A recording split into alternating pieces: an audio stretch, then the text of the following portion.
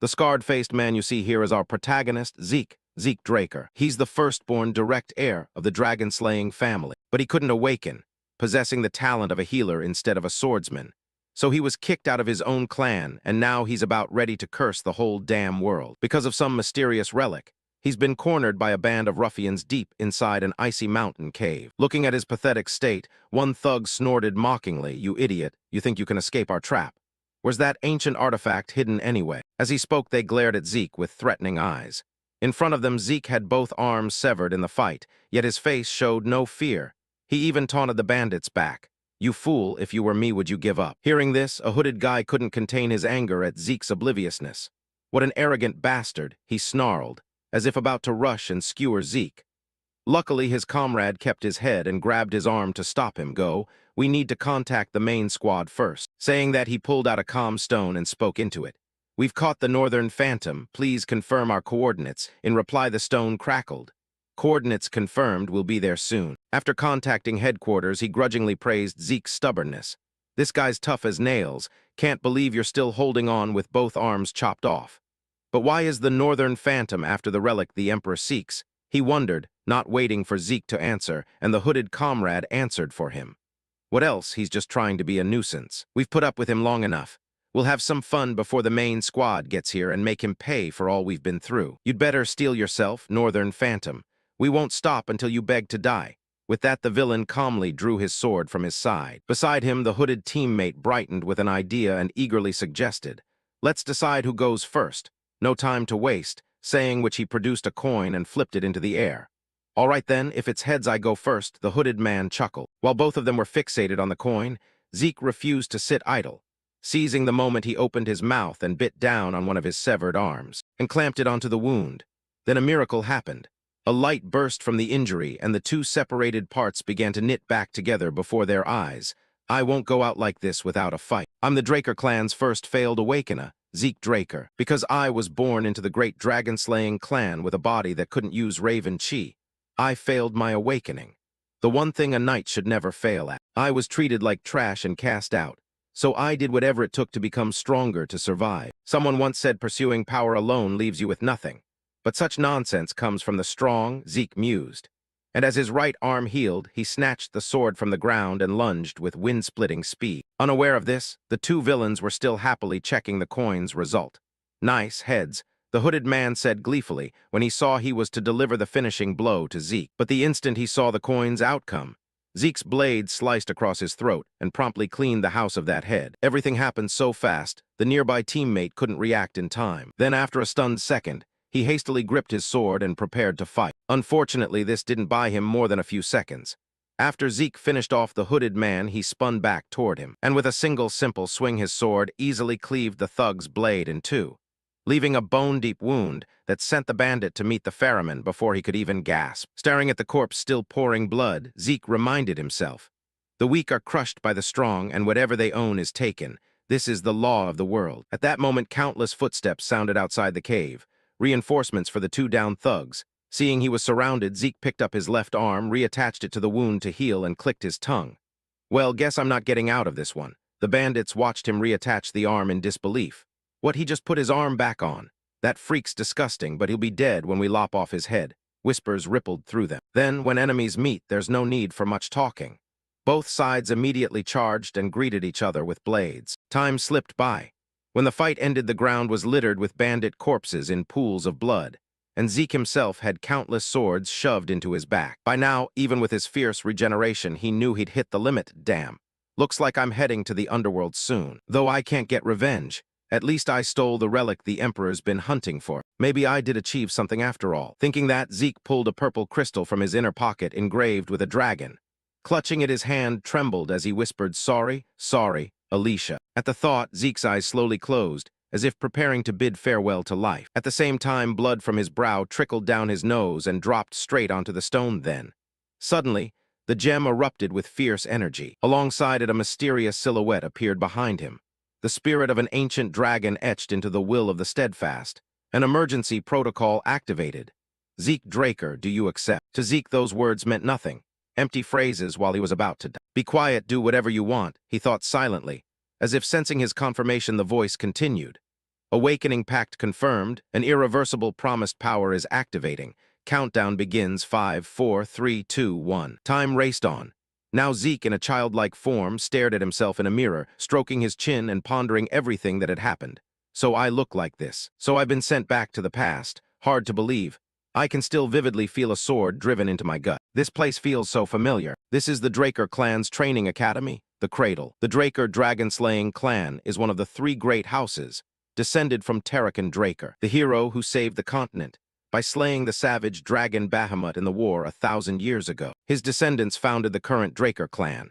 Perhaps because they descend from Terrican Draker, all Draker bloodlines are blessed with radiant chi. They can easily awaken high-level radiant chi and become holy knights. Except me, Zeke quipped to himself, before that mechanical voice rang in his head again.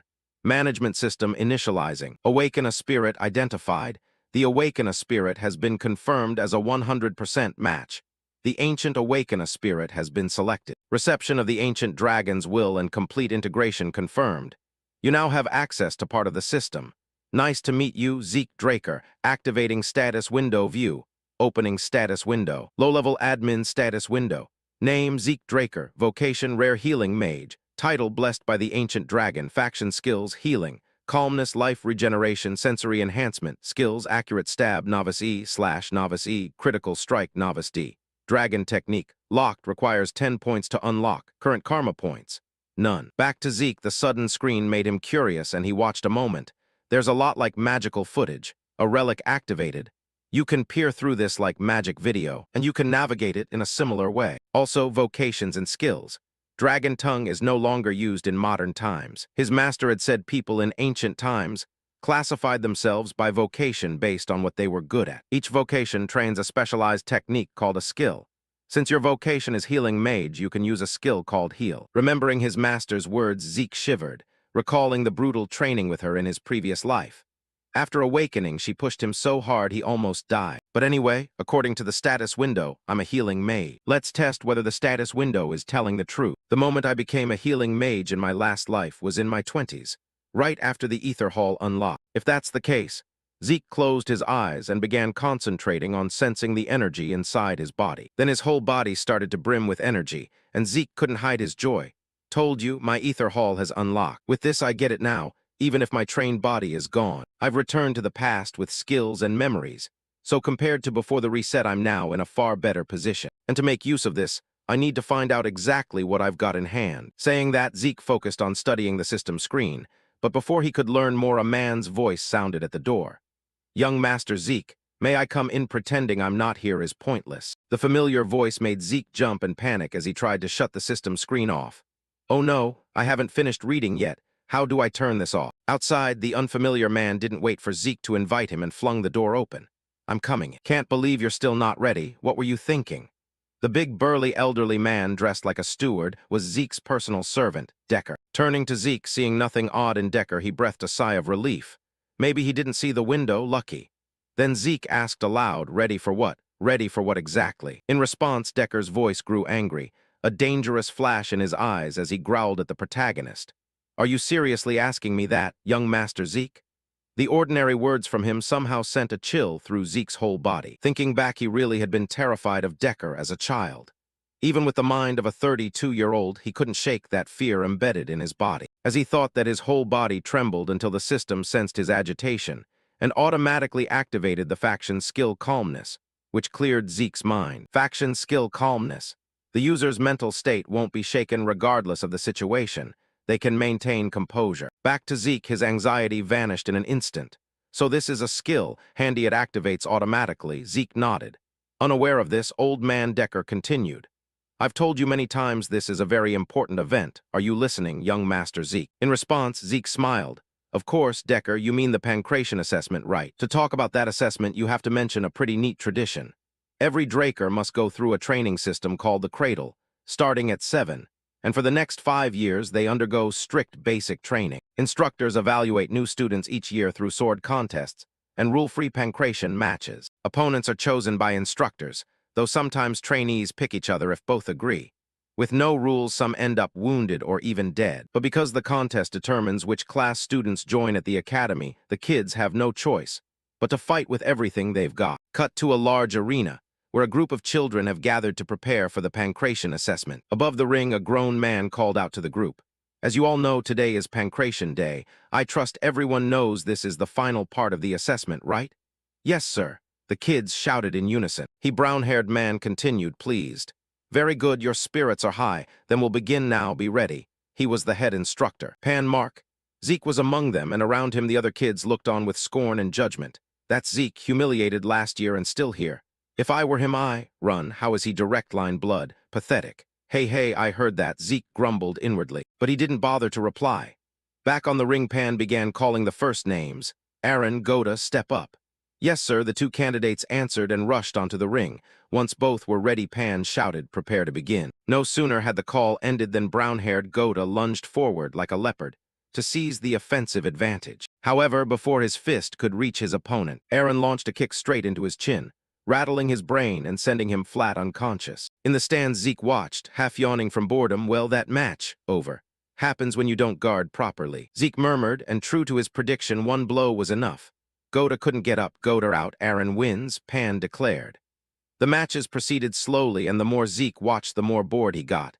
I thought as a kid I'd hoped he'd croak, but these guys are nothing. Saying that, he covered his mouth and yawned loudly again. Unbeknownst to him, in another stand, a freckled kid stared at him with excitement like he was eyeing prey, his hands shaking with anticipation. Very quickly it was Zeke's turn, and as luck would have it, his opponent was that freckled kid.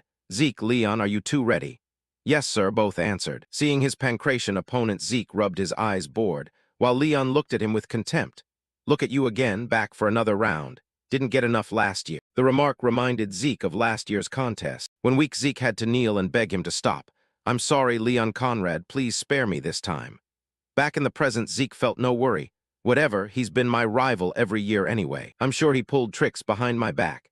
His family will spout nonsense like you must survive dirty tests to become a true dragon slayer. Why is trash like that my cousin? In my last life, the 4 direct-line siblings never had the chance to meet, however. There are literally a dozen cousins, always ready to bully me. Thinking of that, Zeke cracked an indescribable smile. Across from him, unaware of Zeke's thoughts, Leon continued with contempt. I have to admit, Zeke Draker, you're brave to come back here after getting beaten to a pulp last time. Or maybe you didn't learn your lesson because you're just pathetic. As he spoke, the kid smacked his own head, and Zeke felt a flash of anger at the taunt, though his calmness skill immediately wiped it away. Haven't heard his ridiculous insults in a while. Zeke sighed and shot him a warning glare. Hey, I won't be so lenient if you call me that again. In response, Leon walked over to ruffle his hair and mock him. So what are you gonna do, you lowly piece of trash? Upon hearing that, Zeke decided words wouldn't change him. In a blink, he swung and slapped the idiot so hard he flew like a torn sack. And at the same time, the system announced, critical strike activated. D-rank critical strike deals critical damage to enemies, may be countered if the attack fails. Up ahead, Leon starts clutching his face and howling in pain like a little dog. My face, he trembles out. Meanwhile, Zeke himself is a bit stunned by the power in his own punch. I only meant to knock him out, but the skill triggered on a normal hit. I really can't control this ability well. Back to the head instructor, Pan. He sees Zeke strike first and questions him. What are you doing, Zeke Draker? You attacked before I even said begin. In reply, Zeke sighs at the teacher's naivety. Who the hell waits for ready on a real battlefield? The one who strikes first gains the advantage. With that, Zeke flashes a sly, cunning smile. That makes Pan up ahead feel an invisible danger enveloping him. Was that killing intent I just sensed? He asks himself inwardly. Meanwhile, Leon has suppressed his pain enough to speak. I'm fine, sir. Please start the match. I'll take care of that damn shorty bastard, Leon says with a face twisted in rage, while Zeke gives a mocking smile. Looks like you're the one too dumb to learn a lesson. Standing nearby, Pan sees both of them ready to tear into each other and has no reason to stop it. Then prepare to begin. The words no sooner leave his mouth than Leon channels power into his legs and charges like an arrow shot from a bow. However, looking at Zeke's calm face ahead, for some reason fear creeps into his heart. What the? Am I scared because of that punch earlier? But that punch didn't do enough damage. If I stay alert, it's nothing. What I need to watch for is his left hand counterattack. It's way too obvious. Thinking that, Leon smirks inwardly and immediately drops low to dodge Zeke's incoming punch, while grabbing Zeke's thigh with one hand and his waist with the other, then pushing forward to throw him off balance. Die, you pathetic bastard. Leon roars in glee as if he can already see his victory. But a second later, he suddenly realizes his body won't stay upright. When he looks again, Zeke is sitting several meters away. What just happened? Leon asks himself, still not processing it. Unlike him, head instructor Pan watching from the side saw everything, and that's why he's utterly stunned. You've got to be kidding. Is this really the combat sense of a 12-year-old kid? The moment Leon dodged Zeke's counter and tried to take him down. I thought Leon had it in the bag, but Zeke punched Leon's chin and slipped out of his grip. That was Leon's mistake for dropping his guard thinking he'd caught Zeke. But Zeke was way too calm. Despite the failed counter, the focus and precision needed to land such effective, accurate damage. Is this really the Zeke Draker I know? Pan wonders inwardly as he stares at the familiar yet strangely distant figure ahead. Back to Leon, right now dizziness still clouds his head, making it impossible to act steadily. Damn it, like this I can't do anything. First I need to create distance. Thinking that, before Leon can even step back, Zeke charges in fast and delivers a powerful hook kick straight into his thigh, making his whole body buckle slightly. I'm dead. He's so small, how is he this strong? Leon cries out inwardly. Then he regains his stance and throws a punch straight at Zeke's face. You damn shorty, how dare you? As he says it, Leon thinks confidently. All right, this time I've got my power under control. Across from him, Zeke activates his heightened senses skill, temporarily boosting all his senses. Through his eyes, Leon's incoming fist suddenly moves in extreme slow motion. Feels so familiar. Now that I'm used to controlling ether, let's end this match. With that thought, he lightly blocks the punch. But it's not over. Right after, Zeke grabs Leon's arm with both hands and executes a perfect over-the-shoulder throw. The slam is so powerful that Leon's body crashes into the floor and cracks it into countless pieces. Yet Zeke isn't stopping there. He immediately activates his precise strike skill. Precise strike targets the enemy's weak point to deal critical damage. Right now, Zeke's elbow slams right into the idiot's sternum, causing countless cracks to spread through his bone structure. Then Zeke sits upright on top of him and raises his fist. Even an idiot like you can learn a lesson from this, right? You'll only know once you try. Break a little sweat, and your mind clears up a lot. I can finally recognize who's who around here. Stop starring. If you've got something to say, come down here. As he speaks, Zeke scans the weaklings up above with eyes full of provocation. In response to his words, a kid with reddish-brown hair arrogantly declares, Zeke Draker, I choose you as my pancration opponent. Like you said, I've got something to say. Hearing that, the protagonist turns his attention and recognizes him as Jakin Vardek, another cousin. Thinking that, Zeke casually accepts. Fine, but just you alone would be boring. Liam Stone, you join too. As he says it, Zeke stares hard at the big guy right behind Jakin. That's Jakin's servant. I think that makes it fair. With that, Zeke flashes a contemptuous smile, making Jakin grit his teeth audibly. Did you just insult me? He asks through clenched teeth, and Zeke replies with an adorably innocent face. Yup, dummy. He says it in a playful, chirpy tone, but it only makes Liam even angrier. Zeke Draker, I'm definitely going to kill you. Jakin mutters inwardly. Next, both of them step down into the arena, and before the match starts, head instructor Pan worriedly reminds Zeke, don't do anything before I give the signal, Zeke Draker. Yeah, Zeke nods casually. At the same time, he focuses on the big guy in front of him. Interesting running into him here again. The future mercenary king, Liam. Even in my previous life as Jakin's servant, he joined the cradle and the academy. But as distant kin, he got left out of advanced education. He begged to join the higher training at Valhalla Academy, but ended up joining a knight order in a small nation called Baranal. After Baranal fell, he became a mercenary in the chaotic era where people flocked to the strong. After years as a mercenary, he became a Crimson Knight and founded his own mercenary group, the Stone Mercenaries. He unified the three biggest mercenary bands and quickly earned the title Mercenary King. Hired by the Empire, Liam's Stone Mercenaries joined the Continental War, and I, along with the northern forces, faced Liam as an enemy. Zeke thinks to himself. Unaware of these thoughts in Zeke's mind, Pan sees both sides ready and calls out, prepare to begin. The words barely finish when Jakin launches a lightning-fast attack, his punch so powerful it makes the air explode with a boom. However, the punch isn't enough to trouble Zeke. Zeke catches his fist cleanly in his hand. I said come at me together, didn't I? Zeke says with an ice-cold expression while radiating dangerous aura, making Jakin sweat a little in worry.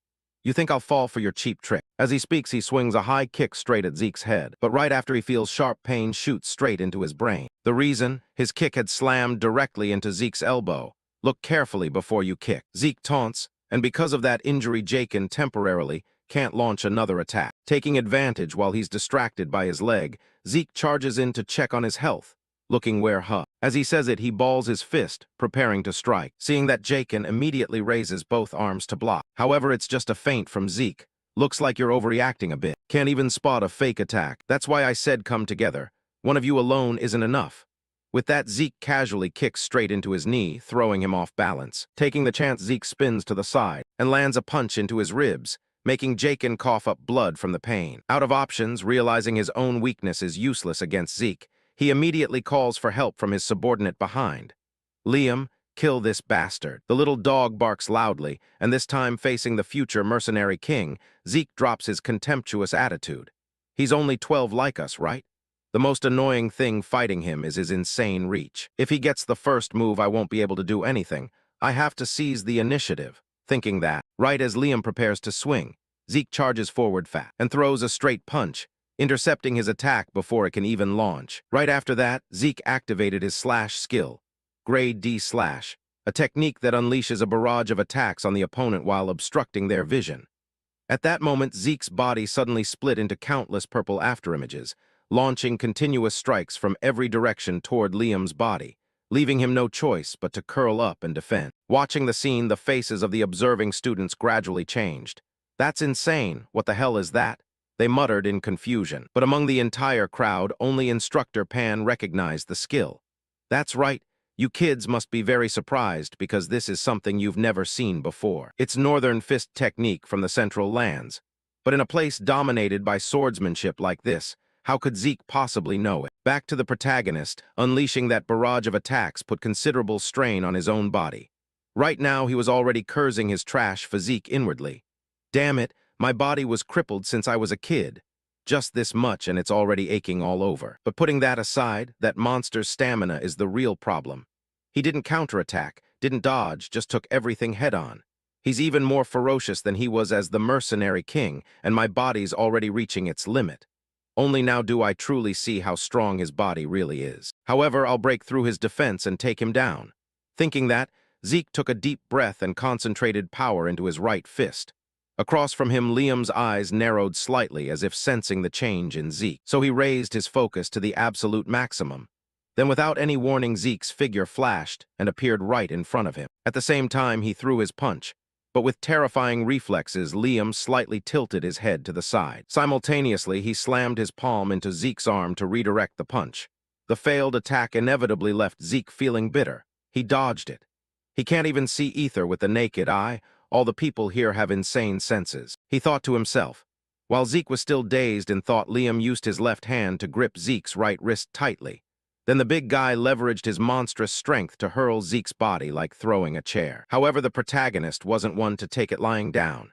The instant his body was thrown forward, Zeke tucked his legs up, using the momentum to drive his knee straight into Liam's head. After that, he activated his heightened senses skill to boost perception speed, and clamped both legs around Liam's neck in a tight hold. No matter how strong the body, if the brain gets no oxygen, it can't do anything. Zeke thought inwardly while tightening his legs even more.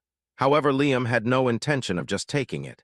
He immediately started hammering his left fist repeatedly into Zeke's ribs, forcing Zeke to cough up blood. This crazy bastard. Fine, let's see who outlasts who. He gritted his teeth and endured. Just like that, the two began a pure test of endurance, and in the end, the one who gave in was Liam. He rolled over unconscious from lack of oxygen. Up in the stands, another kid watched Zeke's victory and broke into a delighted smile. Good, I was expecting at least this much from you. Only then are you worth crushing, Zeke Draker. Time flew by quickly, cut to Zeke's private room. At this moment, old butler Decker was kindly inquiring. I heard you were badly injured during the pancration match. Are you all right, young master? If it's not too rude, may I check your pulse? He asked calmly, but how could that question fool Zeke? He immediately guessed the old man's intention. He must want to check if I've awakened Aura yet. Realizing the purpose, Zeke told him to wait a moment, so he could finish dressing before extending his hand for the check. Seeing that the old man didn't forget to thank him. Thank you, young master. Then Decker gently touched Zeke's hand and slowly sent his own energy into the boy's arm to probe. However, the moment he felt the energy moving through his body, Zeke couldn't help but freeze for a few seconds in shock. Wait, he's a blue knight. When checking if someone has awakened, people usually only examine the Danshan. but he's doing it extremely thoroughly. Just channeling aura into someone else's body is already difficult enough, yet he can control it with such precision. He must be a blue knight. Not all knights are the same. They're classified by martial prowess and mastery of aura manipulation. White swordsmen are the basic level. Most children before the blessing ceremony are white swordsmen, then come yellow swordsmen. That's the level after awakening aura and opening the danshin. All students in the cradle become yellow swordsmen after the blessing ceremony. Once you learn to freely control aura, you're granted the title of knight. Purple knights are the level where you can infuse aura into your sword for enhancement. Blue knights are the level where you can manifest aura blades. And the transcendent realm, the limit reached by the mercenary King Liam back then. And before my reincarnation, I had reached Crimson Knight. There's also Black Knights, but on the entire continent, there are only a handful of such monsters.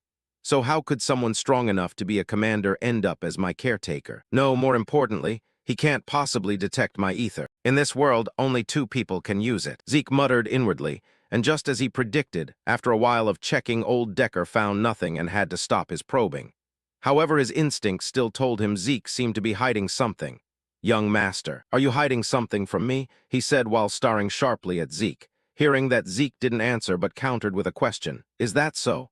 Then what are you hiding from me?" Zeke's sudden question made Decker fall silent for a moment. Then without waiting for an answer, the protagonist waved his hand. "I'm just kidding." Hearing that, old Decker let out a breath and turned to ask, "Why have you changed so suddenly, young master?"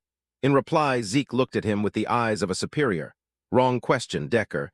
You should be asking why I only changed now. Many things will change from here on. Everything will return to its proper place, so all you need to do is follow me." Across from him, Decker fell silent for 2 seconds after hearing that, as if evaluating the words. Then he nodded and bowed. "Understood, young master, I understand. I've prepared the training room as you requested." "Good.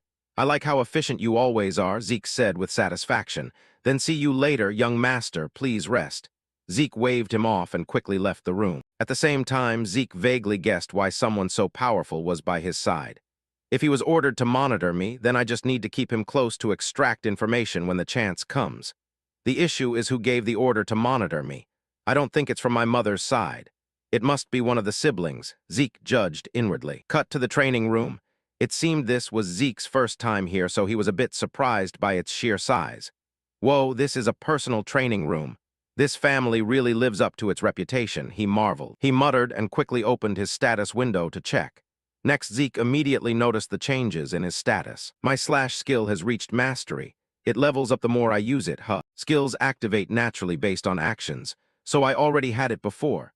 If I learn something new, will it get added here as a skill? What's the difference between regular skills and school faction skills? They activate similarly, and this too, Dragonkin technique. Currently locked and requires 10 points to unlock." Thinking that he tried tapping the karma points button to check, and the system quickly gave an explanation notification. "Karma points, you can earn karma points by killing monsters. Current karma points, 0. After reading the description, Zeke's face showed a thoughtful expression. "Monsters, huh? Dungeons are full of them, but I need to at least become a purple knight to go there. More than that, I'm curious why I reincarnated to the past, and what this system even is. These skills and classes tell me it's definitely related to that ancient treasure. But right now I have too little information." The more he thought, the more curious Zeke became. However, he couldn't figure anything out at the moment, so Zeke tossed the issue to the back of his mind to deal with later. "Phew, whatever. As long as it makes me stronger, I'll use it. Whether it's this system I'm using or being a Draker family member." He muttered and forced himself to raise the sword in front of him, but his whole body trembled non-stop just from its weight. Then, while holding the sword, Zeke reviewed knowledge from his previous life's training. There are 2 known powers in this world: Knight's aura and Mage's mana. Knights strengthen aura in the den, while Mages channel mana through magic circles. These 2 powers are at opposite extremes, so once you awaken one, you can't awaken the other. However, I was so unlucky I couldn't awaken either danshin or magic circle. So the family disowned me, and I wandered until I met my master. He taught me a lot, but the most useful things were healing skills and the ether cavity. Through the ether cavity that my master developed, I was able to use the energy of nature, ether. My master and I were the only 2 users in the world. Thinking that he swung the sword wildly to train. Time passed quickly. 2 hours later, Zeke was dog-tired, huffing and puffing. Just 2 hours of training and I already feel like I'm about to pass out. But it should be fine, right? As he spoke, he propped himself up with the sword to keep from collapsing. And to deal with his fatigue, Zeke activated his healing skill to restore vitality, instantly making his exhausted body feel refreshed like before he got tired. Healing is an extremely rare skill. I didn't even know it existed until I met my master. If I use it in front of others, they'll think I'm some freak. That's why I couldn't use it during the fight with Liam. I have to heal myself quickly once I get back to my room. Now that I'm recovered, let's keep going. With that, he dove back into training once more. Time flew until evening. At this point, Zeke finally stopped because his stomach started growling for food. Dinner time already, huh? Zeke let out a light breath before looking at the floor now covered in countless sword marks, and wondering how to explain this to Decker. Just like that, time passed quickly. 1 week later, cut to the dining hall of the cradle. At this moment, everyone was starting to gossip about Zeke's change. Hey, have you heard about Zeke? He's completely different now. Someone spoke up, making the person next to him surprised. That loser. Maybe he dabbled in black magic. Hope he takes down some of the stronger ones. Yeah, another agreed. Cut to a luxurious dining room. Right now, 4 young masters were eating together. Meanwhile, the kid, Riene Tirun, was devouring his food like a starving demon. On the other side, a handsome boy spoke up to remind Leon, "You might not feel like eating, but eat anyway. You need energy for the swordsmanship duel." This handsome kid's name was Owen Zimmons. In response to the kind words, Leon clenched his fist and jutted his chin. "You trying to piss me off? I was just being friendly. But looks like your inferiority complex is really bad." Owen replied coolly, making Leon unable to hold back his anger. He slammed the table and shouted, "What?" That table slam sent Riene's steak flying off the plate, and Leon started receiving an irritated glare from him. The ice-cold gaze made Leon not even dare meet his eyes. Putting that aside, Jakin spoke up about Zeke. "So what are we going to do?" Zeke Draker. In response, Owen's expression immediately changed. "I'm not sure. The Pancration match was brutal but impressive. However, he'll be pathetic once it switches to swordsmanship. What can he do when he can't even hold a sword?" Hearing that, Leon across from him latched onto the excuse. "Exactly. He's so weak they had to make him a custom sword because normal ones are too heavy for him. Yeah, no way I lost to that shorty for real. Everyone who watched knows. He only beat me in Pancration by sheer luck." Back to Riene. Seeing these weaklings keep making excuses for their failures, he directly stood up from his chair. "Luck. If you really believe that, then none of you deserve to become Draker family knights." With that, he contemptuously left the table, and the group immediately. A sword duel? Not like Pancration. Swordsmanship is used here, and it's the cause of most accidents in the cradle. It's also where the skill gap between students is clearest, and 1 month after the current exam, the blessing ceremony will be held. The event where Draker family members awaken aura. Cut to the arena. At this moment, head instructor Pan called out, "Zeke, step forward." Hearing that Zeke carried a ridiculously long sword forward, the sword in his hand made everyone feel strange. What's with that absurdly long sword? Does he think using a bigger one makes him stronger? Murmurs started rising from the stands. Across from him, Zeke's opponent was that girl Riene. "Zeke Draker, I choose you as my opponent," she said with blazing fighting spirit. While Zeke wasn't afraid of anyone, so he accepted right away. "Sounds good, I accept the challenge." With that, he pointed his sword straight at her face. Hearing those words, Riene calmly drew her own sword while assessing Zeke's strength. He's holding that sword two-handed so easily. Facing him now, I can say, this is no longer the Zeke I knew, the one who could barely hold a sword. Could it be because he's grown up? His aura. The more she thought, the more unsettled Riene felt. Then very quickly, she gritted her teeth and reminded herself, "What am I even saying? I can't let him intimidate me before the fight even starts. I accept with confidence." Back to Zeke, though he had declared it with full confidence earlier. In truth, his heart didn't feel as easy as he made it seem. "Like I've always done, but fighting the Lightning Knight is going to be pretty intense." Riene Tirun. She's also known as the Lightning Knight, one of the knights who built her reputation during the Continental War, and is recognized as one of the strongest in the next generation of the Draker family. Since she's one of those who awakened aura before the blessing ceremony, she must have awakened her aura a few years ago at this point. But she never used it in the cradle. She said she wanted to improve her fundamentals first, Zeke thought to himself. Next, head instructor Pan saw both had steadied themselves and shouted loudly, "Begin." The words barely faded when Riene's body flashed like lightning and thrust her sword straight toward Zeke.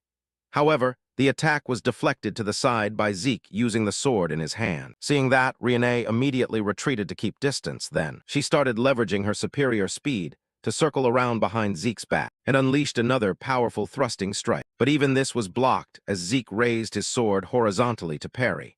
However, the force of the attack couldn't be underestimated at all. Zeke's body was nearly pushed out of the arena after taking the hit. "She's better than I expected," Zeke praised inwardly. Meanwhile, Riene gave him almost no time to think before launching a relentless barrage of attacks. Up in the stands, the idiot Leon, unaware of both their strengths, shouted, "Stop messing around with him. Finish him off in one hit, Riene." Hearing that, Jakin beside him reluctantly tried to explain to the pig-headed fool, "You're so dumb. Does it look like Riene's playing with him at all?" Back to Riene's perspective. While unleashing strikes to pin Zeke down, she was also calculating ways to break through his defense. Though narrow, I can still sense an opening. However, no matter how quickly I try to seize the advantage from it, his sword meets mine, as if nullifying all my efforts, and right after another opening appears. Exactly, it feels like a training spar meant to teach me. The more she thought, the more Riene doubted her own senses. Then after another sword clash, Riene's body was pushed backward, and both sides temporarily paused their attacks, because sweat was beading on Riene's face from the constant assault. While our protagonist hadn't shed a single drop of sweat, he even felt a bit bored. So this is how the Lightning Knight fights back in the cradle. Her sword play is straightforward, just what you'd expect from someone obsessed with fundamentals. But that's exactly what's holding her back. Let's see, why don't I help her break out of her shell? Thinking that, Zeke lowered his stance like a leopard ready to pounce. Across from him, the swordswoman saw Zeke's posture and immediately went on high alert. An extremely low attack stance. He plans to close the distance in one move. My speed isn't ordinary. Come at me, Zeke Draker, Riene muttered inwardly. And right after that, Zeke launched his attack. His body flashed once and he appeared right in front of her. But as long as there's distance between us, reacting to his move isn't impossible to block. Riene thought inwardly and hurriedly dodged the protagonist's downward slash. However, she couldn't predict Zeke's next action. At this moment, he began swinging his sword diagonally, slicing across the arena floor straight toward Riene. The strike pulled up countless stone fragments that flew along with it, and successfully hit her face, leaving Riene's face streaked with blood. However, with no time to dwell on that, Riene hurriedly regained her stance. But Zeke had already seized the moment she lost balance and charged in, swinging his sword straight at the female swordswoman's throat. "I'm done for," Riene thought inwardly. Yet in some miraculous way, her speed and power suddenly surged beyond imagination, and she instantly knocked Zeke's sword flying. Around them, the crowd watching her victory went wild, cheering like mad. Zeke lost? Riene really is something. She didn't even use aura like usual. Unlike them, Pan, who had observed from start to finish, had completely different thoughts. "No, that's wrong." The students didn't notice. But when Zeke's attack approached Riene, she used the smallest possible amount of aura, an amount so tiny it was almost undetectable. Riene, who had sworn never to use aura until officially entering the academy. He forced her to do it, he said while looking at the dazed Riene to the side. Meanwhile, Zeke took advantage of her momentary lapse in guard and charged straight in without the slightest hesitation. What is she doing? The fight isn't over yet. With that, Zeke unleashed a strike straight at Riene's throat, forcing her to immediately bleed and drop to her knees before him. Up in the stands, everyone seeing his action started hurling insults. "This is proper sword combat. We won't tolerate such a cowardly attack." Exactly, a knight throwing away his sword. "This is Riene's victory. You have no quality to become a knight. Truly shameful." Curses began ringing out one after another. However, Zeke didn't pay much attention to the jeers. For him, winning was enough. Across from him, after a few seconds of rest, Riene struggled to prop herself up and stand. Seeing that, Zeke asked, "Want to keep going?" Hearing those words, her inner self struggled a bit. "I haven't lost yet. He only hit because I let my guard down. Let my guard down. If he'd had a dagger instead of bare hands, I wouldn't even have the chance to stand here." Thinking that even though reluctant, Riene still admitted aloud, "I lost." Hearing her admission, the entire stands suddenly fell dead silent, and Pan, as referee, quickly declared the result. "The winner today is Zeke Draker. Zeke Draker, the one called human trash just days ago, has achieved victory over one of the most talented children in the prestigious family." Cut to another place. At a ruined castle, countless soldier corpses lay scattered everywhere. It seemed to have just suffered a monster horde attack. While others were still cleaning up inside one room, two men sat drinking tea together. The black-haired man among them looked at his counterpart with extreme distress. "Abel, in a situation like this you can still drink tea." "Zeke, they say that bastard defeated Riene," he said while glancing at the letter on the table. In response to his question, the man named Abel gently shook his head. "William, you're always so serious. How long until the blessing ceremony? We still have time until the next full moon." William answered. "Then it seems now is the perfect time to visit home," Abel said calmly as he walked toward the door. His words startled William. What, you're going there in person? It's piqued my curiosity. I'm interested to know what kind of awakening my youngest brother has gone through. With that, he turned his cold gaze out the window. Back to Zeke. Though his victory shocked the entire cradle, he simply returned to base and continued training.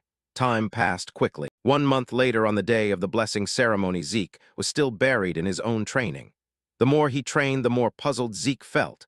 I really don't understand how in my previous life with this body I managed to become a Crimson Knight. Opening the status window, he muttered, and immediately the info screen appeared before him. After a month of non-stop training, Zeke's skills had improved significantly. His precise strike had reached mastery, critical strike advanced to expert, agile footwork to expert. Looking at the descriptions on screen, Zeke felt quite satisfied. As expected, one of my skill mastery levels has surpassed the mastery tier. Skills leveled up and proficiency reset. I even raised the proficiency of agile footwork, a skill I gained during combat. Thinking that, suddenly a knock came from outside. Even without turning, Zeke knew who it was. "Decker, what do you want?" he asked aloud. The old man had come to remind him about the blessing ceremony. "We depart in 2 hours," Decker said calmly. "Got it. I'll join soon, so prepare everything." Zeke nodded in reply. Just like that, after getting ready, Zeke boarded a carriage and headed to the main mansion where the blessing ceremony was held. Sitting in the carriage, Zeke stared blankly ahead and thought, "It's been a long time since I last set foot in the main mansion. It belongs to the Draker family in the territory of Duke Troy. Though the main house is at the center of the continent in the Four Seasons Fortress in the Central Lands, the blessing ceremony must be held at the main mansion." The origin of the Dragon Slayer legend. Cut to the main Draker family mansion, the Dragon's Lair. Inside the grand hall, all the children of age had gathered to prepare for the ritual. While everyone stood solemnly, Zeke glanced left and right, observing and assessing the situation. "I never noticed this before, but all the guests are big names you only hear about through continental news. I'm sure the family sent people to monitor me too. Whatever their intentions, once they see me fail to awaken, I'm sure they'll ignore me." Thinking that, suddenly Zeke felt a gaze fixed on him, making him turn to look. Then when he saw the owner of that gaze, his face immediately filled with rage. "Why the hell is that bastard here?" In another corner of the hall, 2 men shook hands in greeting. "It's been a while, huh?" "Haha, indeed it has," Abel replied, hearing that the other asked curiously, "So what brings you to this blessing ceremony? Did someone in this class catch your eye?" In response, Abel immediately waved it off. "No, I have another reason. It just happens that my cute youngest brother is here too." With that, he glanced down at Zeke below.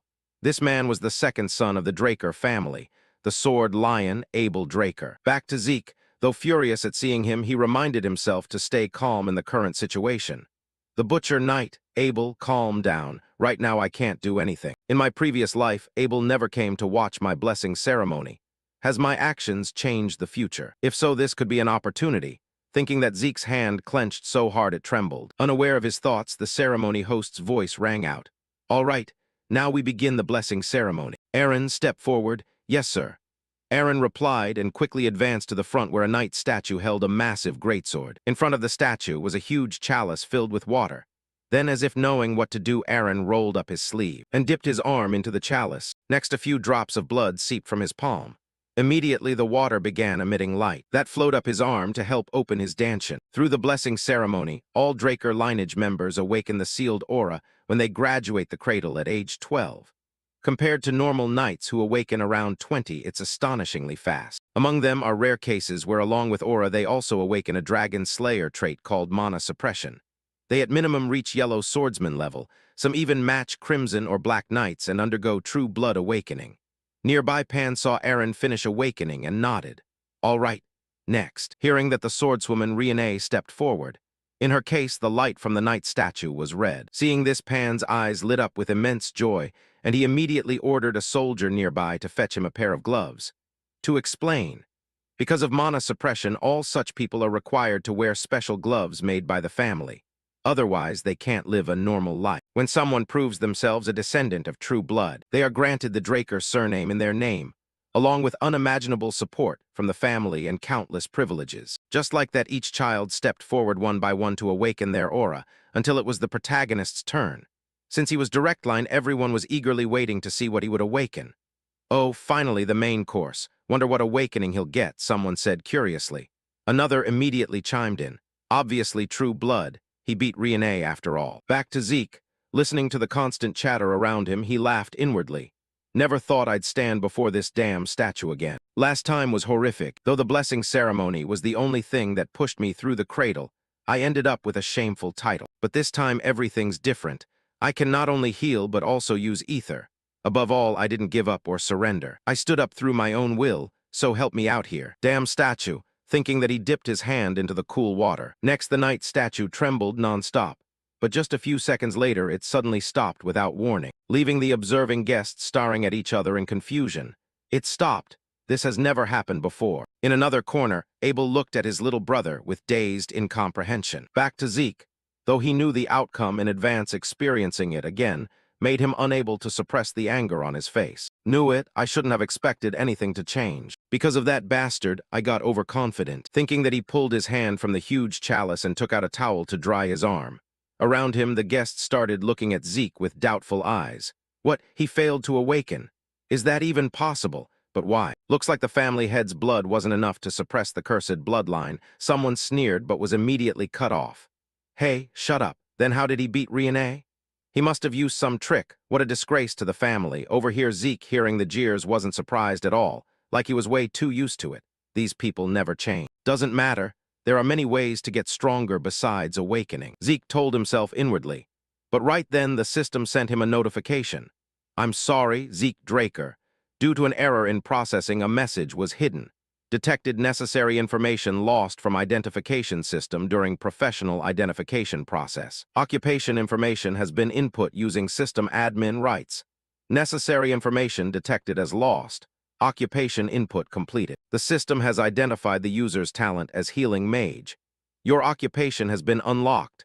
Received occupation determined as rare occupation. A series of notifications poured in, leaving Zeke somewhat confused about the situation. Something's different from my previous life. Necessary information lost. No way. Thinking that, he immediately turned back to the statue. And now it was emitting a red light exactly, like when Renee awakened. This made the guests once again exchange wide-eyed looks. It's red. This is true blood awakening. He started with red. Putting that aside, the system continued with more notifications. The system has created a connection. The blessing of the ancient dragon sealed in the user's soul has been activated. The talent of the fighter bloodline has been awakened. Your awakened talents have combined. Combination of rare talents. A new occupation has been created. Unique occupation, immortal. Back among the observing guests watching from the side, they saw the statue that had been emitting red light suddenly shift to golden light, and their minds truly went into chaos. Golden light. What the hell is this? Is it really true blood awakening or not? Earlier there was red light, so that means it is right, someone said with a somewhat uncertain voice. Nearby, Zeke heard the chatter and wasn't too surprised. It's only natural they'd doubt it, but if I speak up here, it'll backfire on me, Zeke told himself inwardly, while the guests continued murmuring among themselves. But there's no mana light at all, so is the sword statue malfunctioning. No mana suppression, so it can't be true blood awakening. In response to those questions, for some reason, Abel suddenly acted like the kind-hearted one and clapped his hands to draw everyone's attention. Why is everyone looking so serious? We've had 2 true blood awakenings in this batch. Is that something worth celebrating? Hearing his words, the people in the grand hall began exchanging probing glances. Then very quickly they understood his intention. It seems that if a Draker family member fails to awaken aura, it would be an enormous disgrace. So in this unclear situation, the best thing is to claim Zeke has successfully awakened true blood to preserve the family's honor. The surrounding guests caught on and immediately clapped along enthusiastically. That's right, 2 true blood awakenings. What a blessing. They cheered while applauding. Seeing that, Abel nodded in satisfaction and turned to head instructor Pan. What are you waiting for? Hurry and bring the gloves for our newest member. Yes, sir. Pan bowed and quickly had someone fetch a pair of gloves and toss them to Zeke. Looking at the gloves in his hands, the protagonist tested them a bit and muttered, "These feel a little heavy." With that, he quickly stepped away from his spot to make room for the others still waiting to awaken their aura. And even though he'd received Abel's help, Zeke only felt discomfort enveloping him. His intentions are way too obvious, but getting help from Abel feels like stepping in shit. Time passed quickly. After all the family children completed the awakening ritual, Pan stepped forward to announce, "This concludes the blessing ceremony. We'll soon have a celebratory banquet. It's for everyone, so please enjoy it." Around them, the kids, hearing about the feast, started laughing with pure joy. It seemed their harsh life in the cradle had finally lightened up a bit. Only Zeke paid it no mind and turned to leave the grand hall. Stupid banquet. There's gotta be a training room somewhere around here, right? Zeke muttered and quickly moved to find the training room. However, before he could take more than a few steps, his brother Abel's voice rang out. "Hey, Zeke, the banquet just started and you're already wandering off," he said with an extremely gentle face, but the protagonist felt like a venomous snake was staring him down. "I didn't expect him to approach me this fast," he muttered inwardly. Then Abel, playing the perfect older brother, extended his hand in congratulations. "Congrats on awakening true blood, little bro." In response to the gesture, Zeke forced a smile and reached out to shake. Because he knew refusing right now would reveal his hostility, so for the moment he had to play along. Just as their hands were about to meet, Zeke suddenly recalled some painful image from the past, causing the air around him to shift, and Abel immediately noticed. "Haha, this feels kinda awkward, doesn't it, Zeke?" Across from him, Zeke gritted his teeth thinking, "Even to save face, I can't shake hands with this scum." Back to Abel, he seemed oblivious to Zeke's angry expression and waved it off. "Guess we'll have to skip it then. I'll settle for just seeing your face. See you around, Zeke." With that, he gave Zeke a pat on the shoulder and left immediately. Meanwhile, Zeke waited until he was gone, then hurriedly wiped his shoulder clean, as if afraid the guy had dirtied it. "All right, see you," he gritted inwardly. Inside, the banquet people were still gossiping about Zeke. Two true bloods appearing at once? Yeah, Zeke's golden light was pretty shocking. First time that's happened, right? I thought he failed to awaken. So where is he now? Someone wondered aloud. At the same moment, our protagonist was back in his private room, tiredly stripping off his formal attire. Phew, I thought I'd suffocate in there. Putting that aside, how come I'm completely fine? All true blood awakeners are supposed to have mana suppression. It's the ability proving you're an enemy of dragons, the source of mana.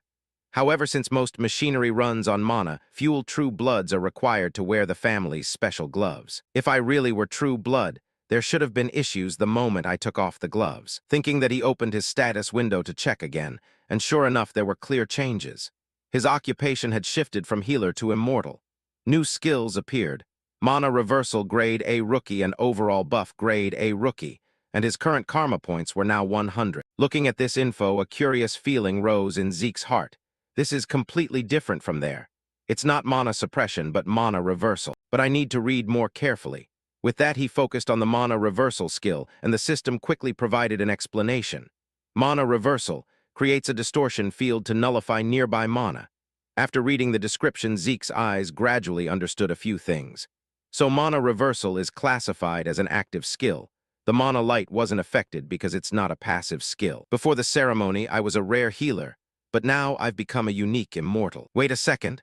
All the graduating students awakened normal blue aura. Only Renee awakened true blood red. Mine started red but shifted to golden. The system said necessary information was lost from the identification system. The identification system meaning that bronze statue. Right when the system input the information, the statue stalled and then emitted red light. Damn it, really? So that's how it is. The bronze statue doesn't confirm whether you awakened or not. It identifies the user's trait and occupation. Red is for rare occupations and golden for unique. The bronze statue is an ancient artifact used even before Terrakin, the founder of the Draker family.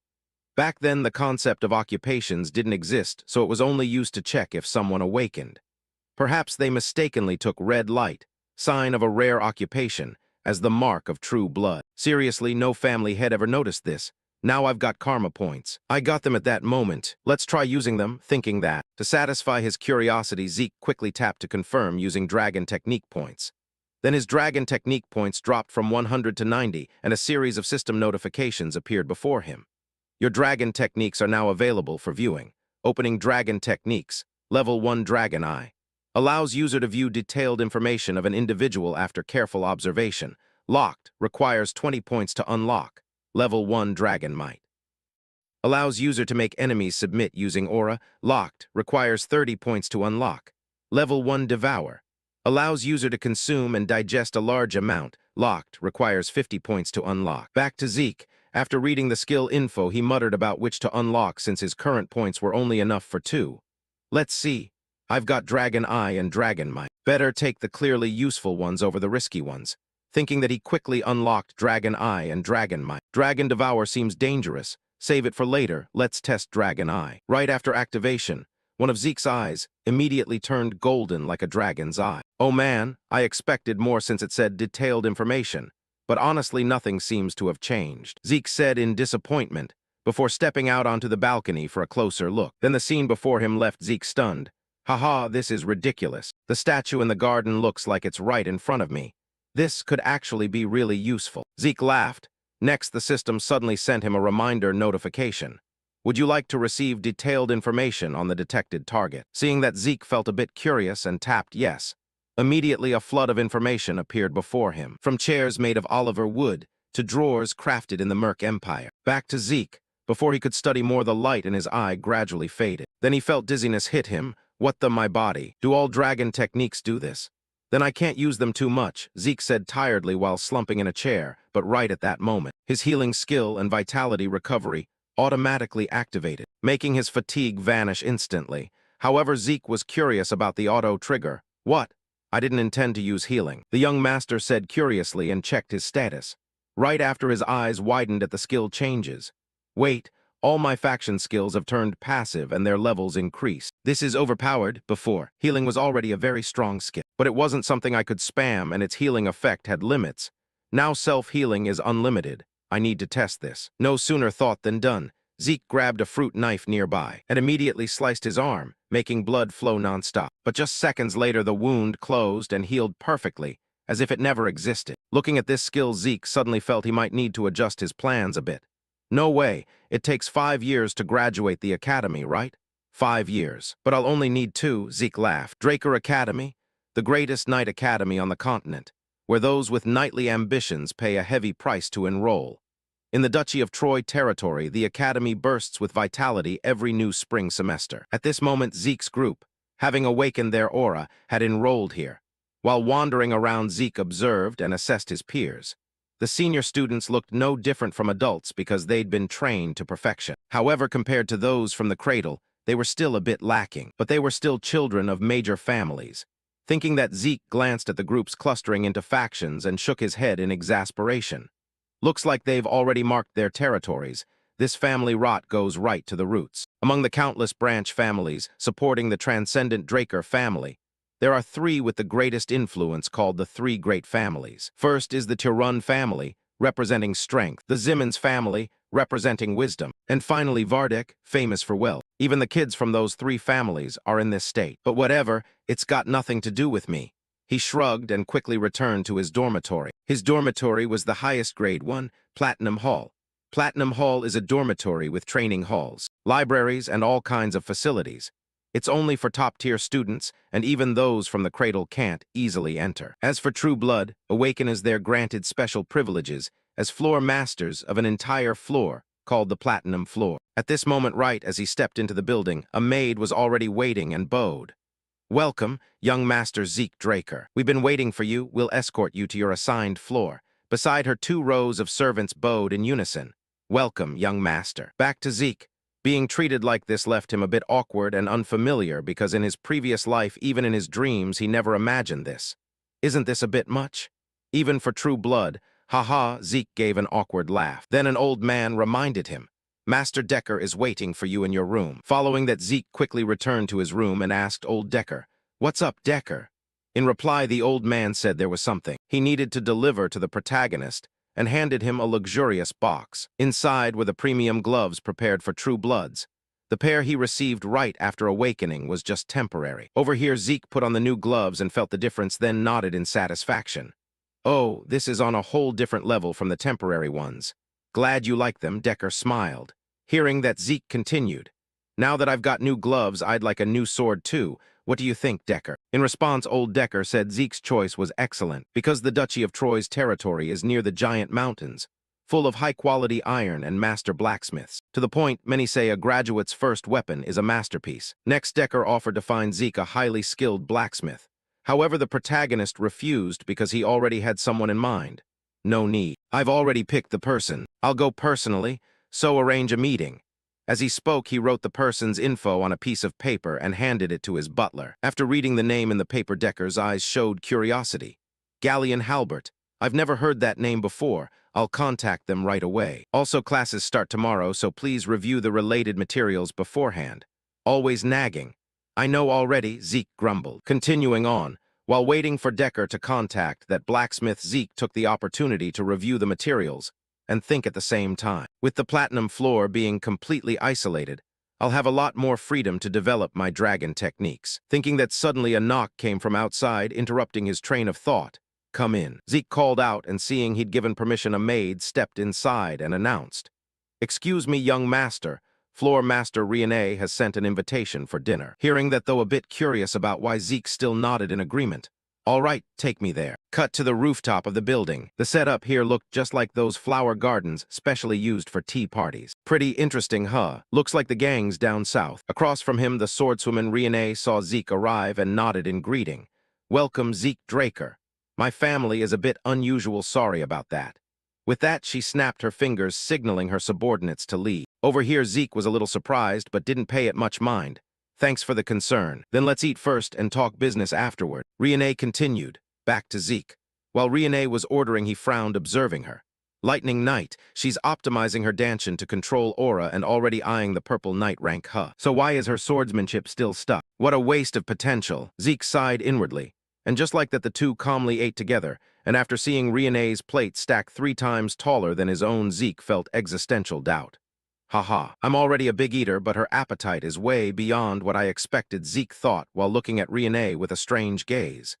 Meanwhile, Riene seemed oblivious to the look and calmly wiped her mouth before getting to the point. "We're done eating, so let's get to business." Accept the support of the Tyron family, Zeke Draker. Across from her, the protagonist's expression immediately changed upon hearing that. Then he reminded her with a note to make her realize the issue. "Seems like you forgot, but both of us are true blood awakeners." In response, Riene almost laughed at Zeke's naivety. "Looks like you've misunderstood true blood awakeners. Yes, we get a lot of privileges. Just this platinum floor alone is proof enough. But when it comes to actual development, we get 0 benefits. Centuries of accumulated academic and practical knowledge in the academy. A personal instructor to efficiently raise strength. Without these things, no matter how rich you are, you'll still fall behind. That's why family support is necessary." Pausing for a beat, Riene gave a living example to help Zeke understand.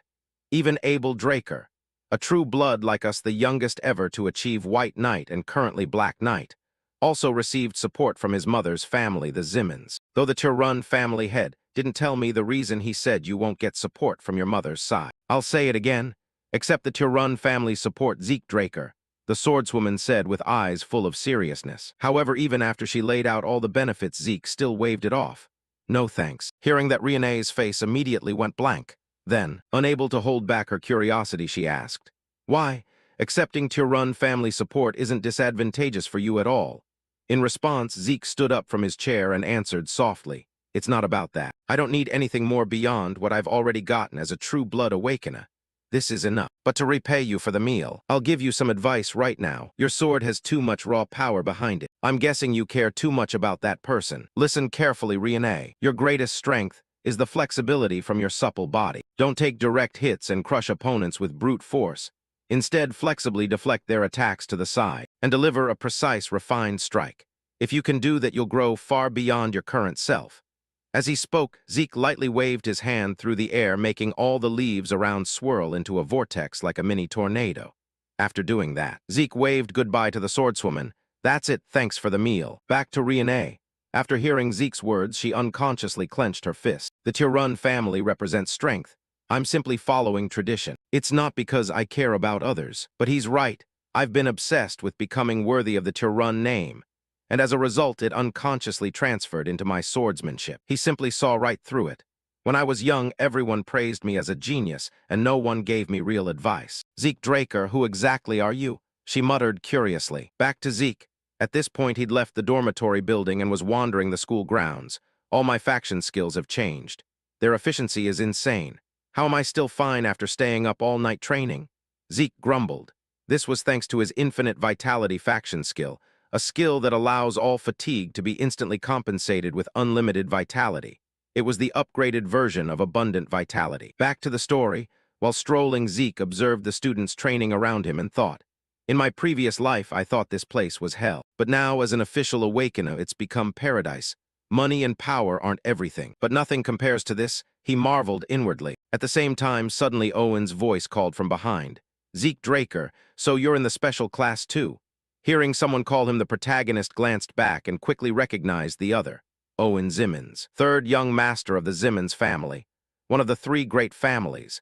With the Zimmons family's specialty in scheming, he used others to bully me while cunningly maintaining a perfect image. But why is he acting friendly now? Across from him, Owen pretended to be kind and spoke. I invited you to dinner earlier, but you didn't reply. Did you not receive the letter? In response to the question, Zeke smirked, remembering the letter in his room, and asked, "Ah, that thing on my table." Seeing Zeke had noticed, Owen continued, "So why didn't you reply?" Hearing that, Zeke let out a short laugh and said with an ice-cold face, "Man, you're hilarious, huh? Why the hell would I reply?" Seeing Zeke's attitude before Owen could even give an order, one of his lackeys stepped forward to show attitude. "You're really rude, even though the young master treated you so kindly." Zeke Draker, the owner of that voice, was a hulking guard-like guy with an arrogant face. However, since he was probably a small fry, Zeke didn't recognize him at all. "Who's this?" he muttered, hearing that the big guy clutched his face and laughed like an idiot. "Haha, how do you not know me? Looks like cradle rejects have no value at all." Back to Zeke. No need to let the guy finish. He already understood the lapdog's purpose. But he had no time to play along, so he turned to leave. "I get it. You want to show off in front of your young master, but remember who you're talking to." Behind him, the big guy seemed done talking with Zeke. So the moment he saw him turn, he launched a sneak attack, throwing a thunderous punch straight at Zeke. Luckily, Zeke reacted in time, so his body was only pushed back without taking damage. And through that strike, he got a decent read on the opponent's strength. Looks like senior students can handle basic aura manipulation. Back to the big guy. Seeing Zeke unharmed after his punch, he loudly introduced himself. "My name is Durbin Roswell. Here they call me Mighty Durbin. On behalf of young Master Owen, I'll teach you a lesson," he declared boldly, unaware danger was enveloping him. "Mighty Durbin, huh? A student who isn't even a knight yet has a nickname." "Ridiculous," the protagonist said mockingly. Then right after, his body flashed, once vanishing on the spot and instantly closing in on Durbin. At the same time, Zeke channeled power into his fist and unleashed a mountain-shattering punch straight into the guy's gut, making the big guy spew blood non-stop from his nose and mouth. Next, his body flew backward like a cannonball. But it wasn't over. To prevent these flies from bothering him, Zeke scanned all of Owen's lackeys and challenged, "After Mighty Durbin, who's next?" And challenged, "After Mighty Durbin, who's next? Hurry up and pick young Master Owen." Across from him, just as Zeke had assessed, the cunning Owen showed no anger even when his subordinate got wrecked. Instead, he calmly led his pack past Zeke and said, "You really love basking in glory, huh, Zeke Draker?" Amusing, Zeke muttered while watching the group walk away. Draker Academy is mainly divided into two classes. The normal class, where they teach that if you lack talent, you overcome it with effort. So they follow a strict regimen from dawn to dusk. The second is the special class, where you can freely choose subjects beyond the basics. Even in an academy gathering the greatest, elites, the special class is where they truly shine. So I had some expectations, but most here are just former cradle students. Special class, my ass. More like cradle class, Zeke mocked inwardly. Glancing around, he saw only familiar faces he was sick of looking at. Then, while the class was still noisily chatting, a loud professor's voice suddenly rang out, reminding everyone, "Order. For today, to encourage our special class freshmen, we have a very special guest." Not only was he the commander-in-chief in the Eastern Empire War 20 years ago, but he's also the hero who single-handedly stopped the Empire's invasion with his sheer tactical brilliance. "Please welcome General Howard Draker." As the professor's voice finished, an old man with a potbelly stepped into the classroom and waved to the students. "Nice to meet you all." Back to Zeke. With his knowledge, of course, he recognized the man. He's the academy principal, Howard Draker. War hero Howard Draker.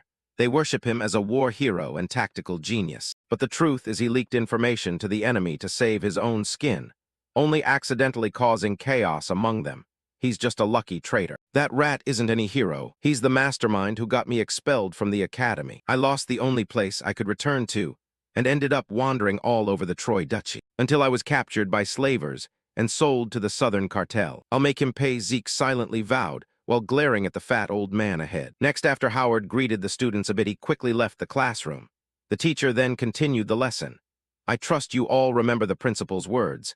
Now we'll start basic class immediately, so grab your swords and head to the arena." "Yes, sir," the group shouted in unison. Cut to the indoor arena of the special class. Though indoors, its area was enormous. Meanwhile, Zeke wore an extremely bored face toward the teacher's lecture. Who'd have thought even the special class has to learn basic dragon-slaying knowledge? In my previous life, Just because I couldn't use aura, I wasted 2 years learning stuff normal people could master in 3 months. Please just make it easy, he thought, while rubbing his face in agony. At this moment in front of them, a young knight spoke. Welcome, students. My name is Andre Draker, and I'll teach you the basics of dragon slaying. This is Rose Knight Andre Draker. However, perhaps because he was too young and hadn't built much fame, yet the students didn't recognize him. Who's that? So young, that's official Draker family uniform. Murmurs started rising among everyone. Only Zeke knew his true identity clearly. Rose Knight Andre. Though not pure-blood awakener, he graduated early from Valhalla as valedictorian. A once-in-a-century genius granted the Draker surname. Even the special class teachers are on another level. He's famous for his uncompromising strictness, Zeke thought inwardly. And just as he mentioned, the moment Andre saw the noisy, disorderly students below, he immediately barked loudly. Order. If you're done chatting, then I'll start the class. Draw your swords. Below, the students, sensing he wasn't someone to mess with, hurriedly complied. Right then, Andre noticed Zeke's sword and frowned. That student, what's with that sword? Hearing that, Zeke casually swung his sword, creating strong gusts of wind around him, and shrugged in reply. Like I said, sir, this is the sword I use. In response, Andre ordered him with an ice-cold face. Step up to the arena. Student, don't you know you should choose a sword that fits your body? Hearing that, Zeke shook his head and sighed inwardly. I knew this would happen, so I deliberately made an impression when drawing the sword, but it still didn't help Huck. Better to show him the skill, thinking that the protagonist calmly said, I can defeat you with this sword, sir. Zeke's calm statement instantly changed the air around Andre. Next, he began emitting mental pressure towards Zeke.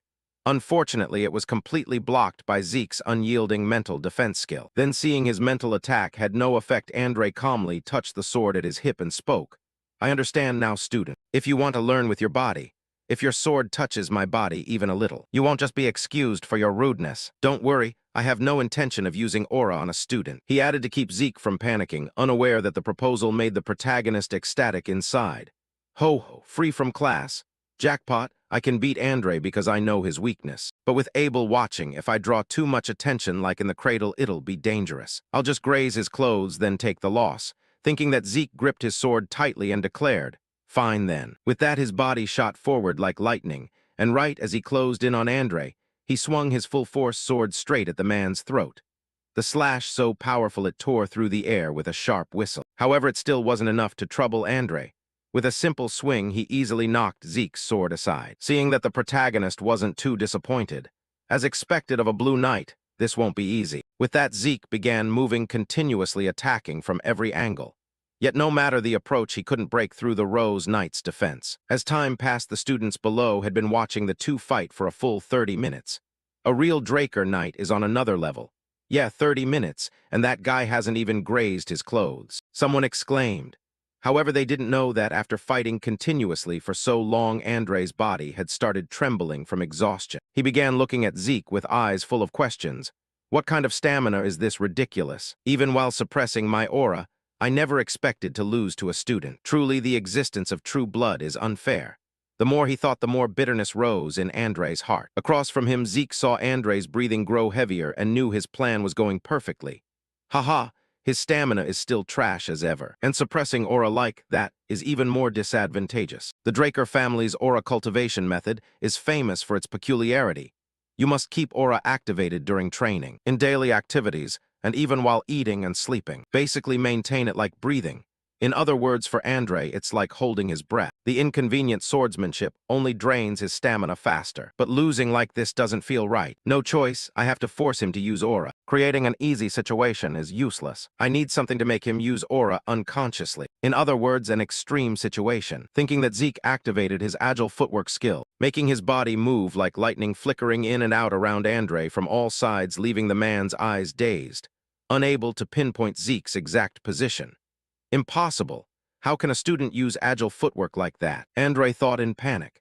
And right when his guard dropped, Zeke's figure instantly appeared behind him, simultaneously activating his critical strike skill. Sensing danger, Andre immediately spun around. No choice, he was forced to use his aura and slowly retreat. At that moment, Andre raised his sword high overhead to unleash his technique.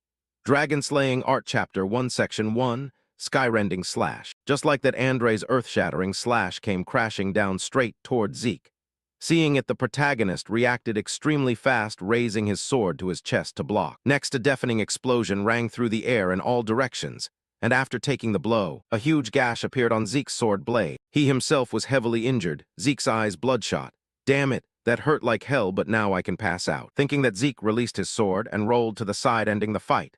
Seeing that Andre slowly sheathed his blade. Though somewhat unwilling, he still had to admit aloud, this student no longer needs to attend remedial classes. Any other students want exemption. Below, witnessing the battle, the entire group fell dead silent, knowing the teacher was furious. Now if any idiot dares raise their hand, they're definitely dead with him. Up top, seeing no one step forward, Andre began venting his anger on the whole group. So I'll take that as no one. Now raise your swords. From here on you'll get a full demonstration. Time passed quickly. Cut to the infirmary. At this moment, the protagonist was leisurely resting, while the rest of the students were dog-tired back at the training ground. Gotta say, that was a pretty good show. Though I didn't graze his clothes, I forced Andre to use aura, which he said he wouldn't, and made him acknowledge my ability. In the end, Andre got schooled and I got free time, so we both win. But that final attack from Andre was the most basic dragon-slaying art. Chapter 1, Section 1, Skyrending Slash. Still, since it came from a blue knight, its power wasn't anything special.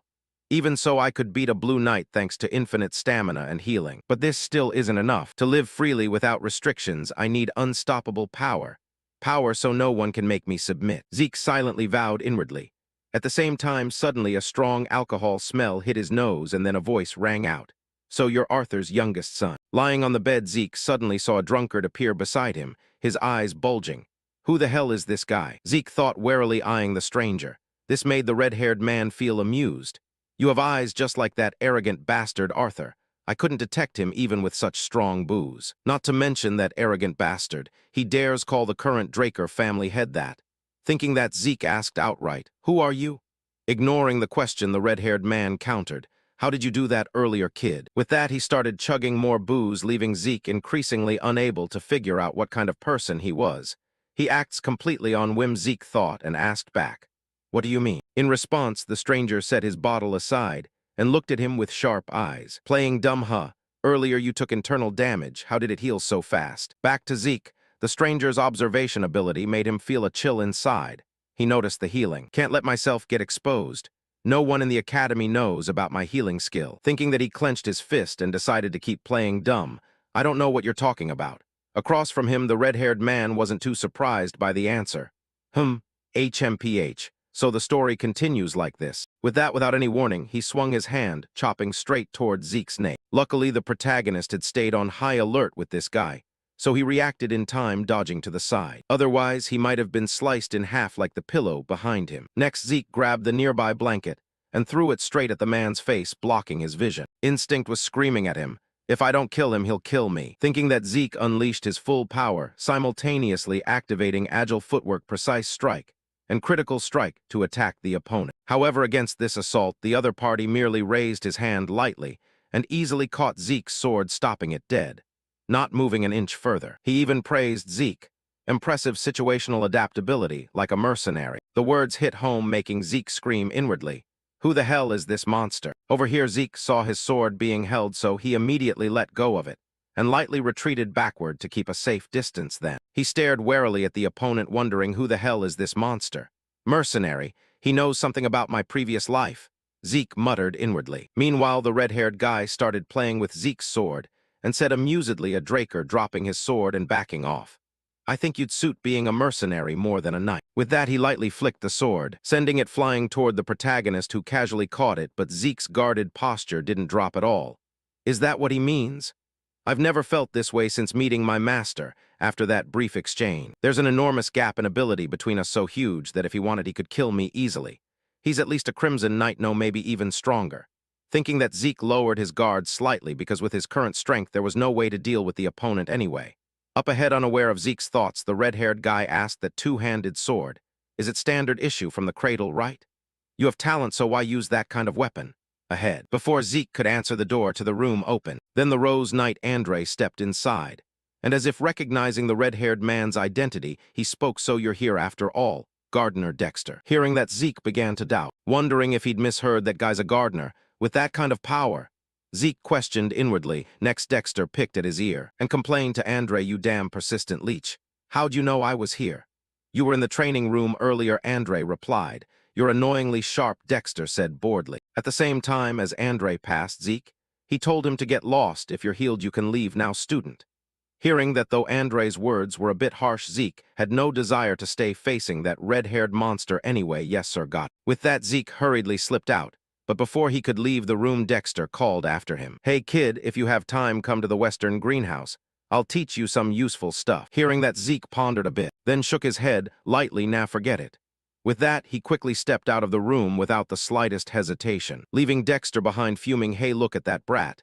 Same damn attitude as Arthur. Back to Zeke. After closing the door, he immediately started racking his brain, thinking, Gardner Dexter.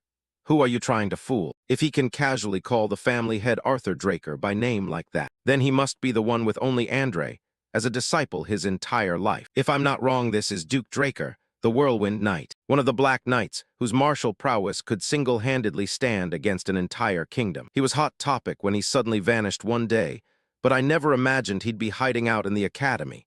Probably why Andre came here too. Duke is known for his terrifying determination. There's even a rumor he got the Black Knight title just because he likes the color black, but that's probably nonsense. Right now, Duke is showing strong interest in me, but accepting ordinary lessons just for pure curiosity isn't something I'm interested in. If I'm going to learn anything, it has to at least be his secret techniques. I'll turn that curiosity into determination. Thinking that, Zeke broke into a sly smile and silently began plotting against Duke in his mind. Time passed quickly. Cut to the magic theory class. At this moment, the Academy's magic theory professor Fanon was trying to lecture. In a situation like this, do you know what happens? No one knows, he said awkwardly, looking at the students sprawled asleep on their desks, showing zero interest in the lesson. Seeing that Fanon had to answer his own question, haha, all right. When you form a mana formula through resistance, you truly get injured.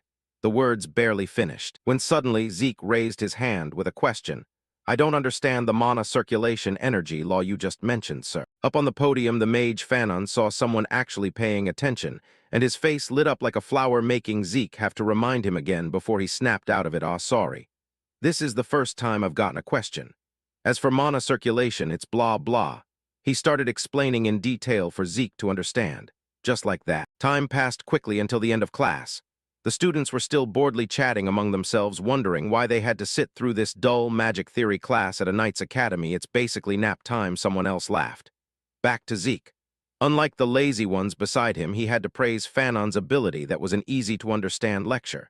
He's no ordinary professor. Thinking that, while packing up his books to leave, suddenly Professor Fanon's voice rang out, wait, Zeke. Hearing the call, Zeke turned back and asked, yes, Professor. In reply, the professor took a breath to steady himself and said shyly, it's nothing much. It's just been a long time since I felt like I was properly teaching a class, so if you have any questions, come to my research lab anytime. I'm a former scholarship student from Delphoa Magic University, so I know a lot. Hearing that Zeke couldn't help but rate him even higher, I thought he wasn't an ordinary mage, but I didn't expect him to be a Delphoa Magic University alumnus, the birthplace of magic. Thinking that since Fanon had offered, Zeke saw no reason to refuse. Got it, Professor. He smiled and inwardly thanked his luck. Getting close to a mage can't be bad. Mages are good at math and usually think flexibly. They make better allies than knights. Fanon, let's see if he's useful, Zeke muttered inwardly, and while still thinking how to best utilize this connection, he noticed Uncle Duke already lounging on a bench, as if waiting for him. He's less patient than I thought. Just 1 week, Zeke shrugged, thinking. Meanwhile, Duke spotted him stepping into the courtyard and glanced over. Done already, kid. Why didn't you come to the greenhouse? You surely understand what I mean by teaching you useful things. In response, Zeke activated his acting mode and sighed dramatically. I told you. I'm not interested. Across from him, Duke, proud Black Knight, couldn't hold back his frustration at being rejected repeatedly. What? Why? He shouted loudly, seeing that. Zeke continued with excuses he'd just come up with. I know you're incredibly skilled, but right now I'm busy with personal training. So that's it. Of course, personal training can't be neglected. You think I'd say that? The words barely finished when Duke's large body suddenly appeared right behind Zeke, making the protagonist's eyes widen.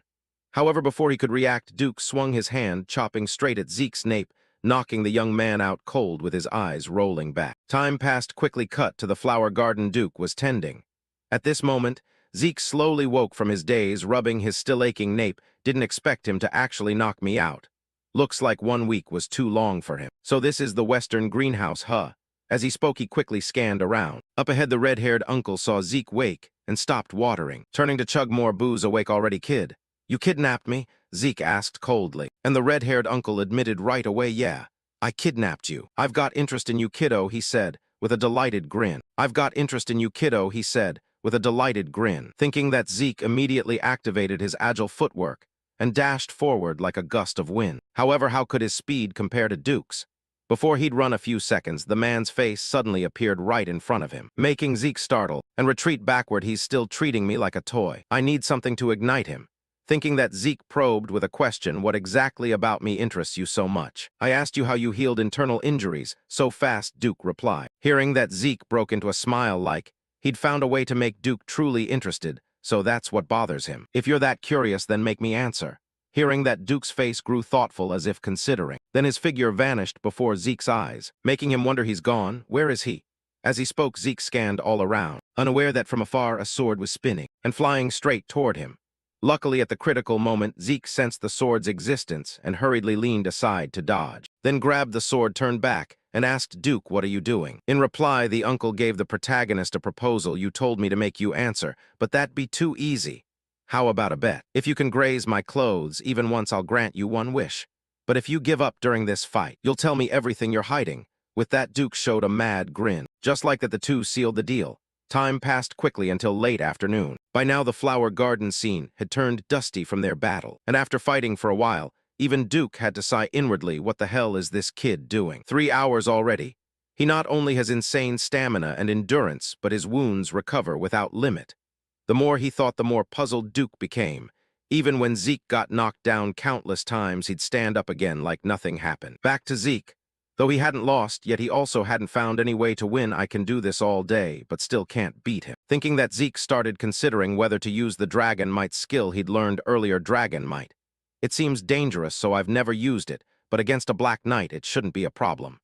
Thinking that, Zeke gripped his sword tightly, and the air around him grew colder than ever. Seeing that look in Zeke's eyes, even Duke had to break into a cold sweat. Good, now that's more like it, he said, exhilarated. Then, right after, Zeke activated his agile footwork, making his body shoot forward like lightning. And right as he closed in on the opponent, Zeke swung his sword without the slightest hesitation. Over here, Uncle Duke saw the sword coming straight at him and felt no fear at all. In fact, he even had time to think he's repeating attacks. He's fast, but compared to that leech and the Tirun girl, he's nothing. But this malice, his malice surpasses persistence. I love it. Guess I'll use a bit of aura, huh? Thinking that, the red-haired uncle got a bit excited and began covering his palm with aura, preparing to block Zeke's sword. At the same moment, the protagonist suddenly unleashed Dragon Might, making Duke feel like something utterly terrifying was staring him down. On instinct, Duke's body swung his arm hard, striking Zeke's sword and snapping it in half. Next, before Duke could even ponder what that feeling was, Zeke ahead executed earth-splitting, making dust clouds rise everywhere, blocking his vision. He's blocked my view. But it'll be hard for him to find me, Duke thought inwardly. But he didn't know that with Dragon Eye, Zeke could easily spot his position and immediately closed in from behind. Then another slash aimed straight at Duke's nape. Just like that, the sword sliced through the uncle's body. However, Zeke immediately realized his sword hadn't hit anything solid. What he'd cut earlier was just an afterimage left by the uncle. As expected, right after that, the man's figure vanished before Zeke's eyes, and now a dust whirlwind surrounded him from all sides. Looking at the scene, the protagonist realized what it was. This is Duke's secret technique. A simple dash creating strong winds. That's why he's called the Whirlwind Knight. Thinking that, though, Zeke still couldn't find a way to break the skill. Then a second later, Duke's voice suddenly rang out right behind Zeke. Hearing that, Zeke immediately swung his sword backward.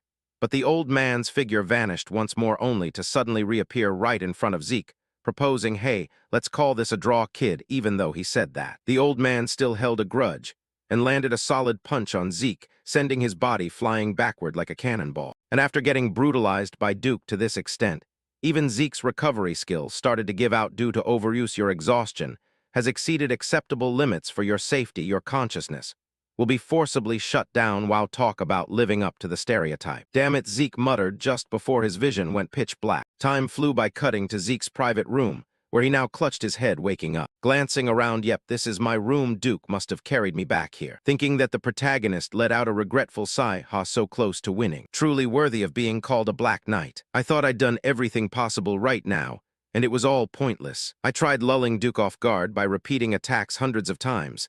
Then at the critical moment, unleashed DR, a GON Chinese letter, to create an opening. On top of that, I used Dragon Eye to strike him, but it still wasn't enough. The skill Duke pulled at the very end has to be his secret technique. Yeah, I lost consciousness from overusing dragon arts, but if I'd held on a bit longer, I could have glimpsed his secret, the absurd high-speed movement technique he uses with his body trained to the absolute limit. That secret move is definitely what let Andre the guy with crap stamina climb to Red Knight rank. Shame I missed my shot at learning his secret, but it was still worth it. DR, a GON Chinese letter with pressure that even staggers a Black Knight for a split-second. Most small fry would drop the moment they touch this skill. Thinking this, Zeke felt pretty satisfied with DR, a GON Chinese letter, S power.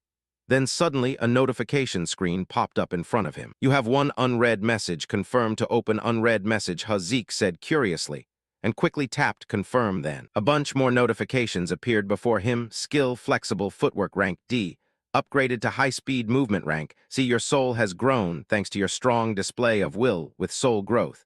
Various system functions have been unlocked. You can activate the next function by spending more karma points. Minimap terrain and geographical features viewable in map form locked. Requires 20 points to unlock storage space store, as many items as capacity allows.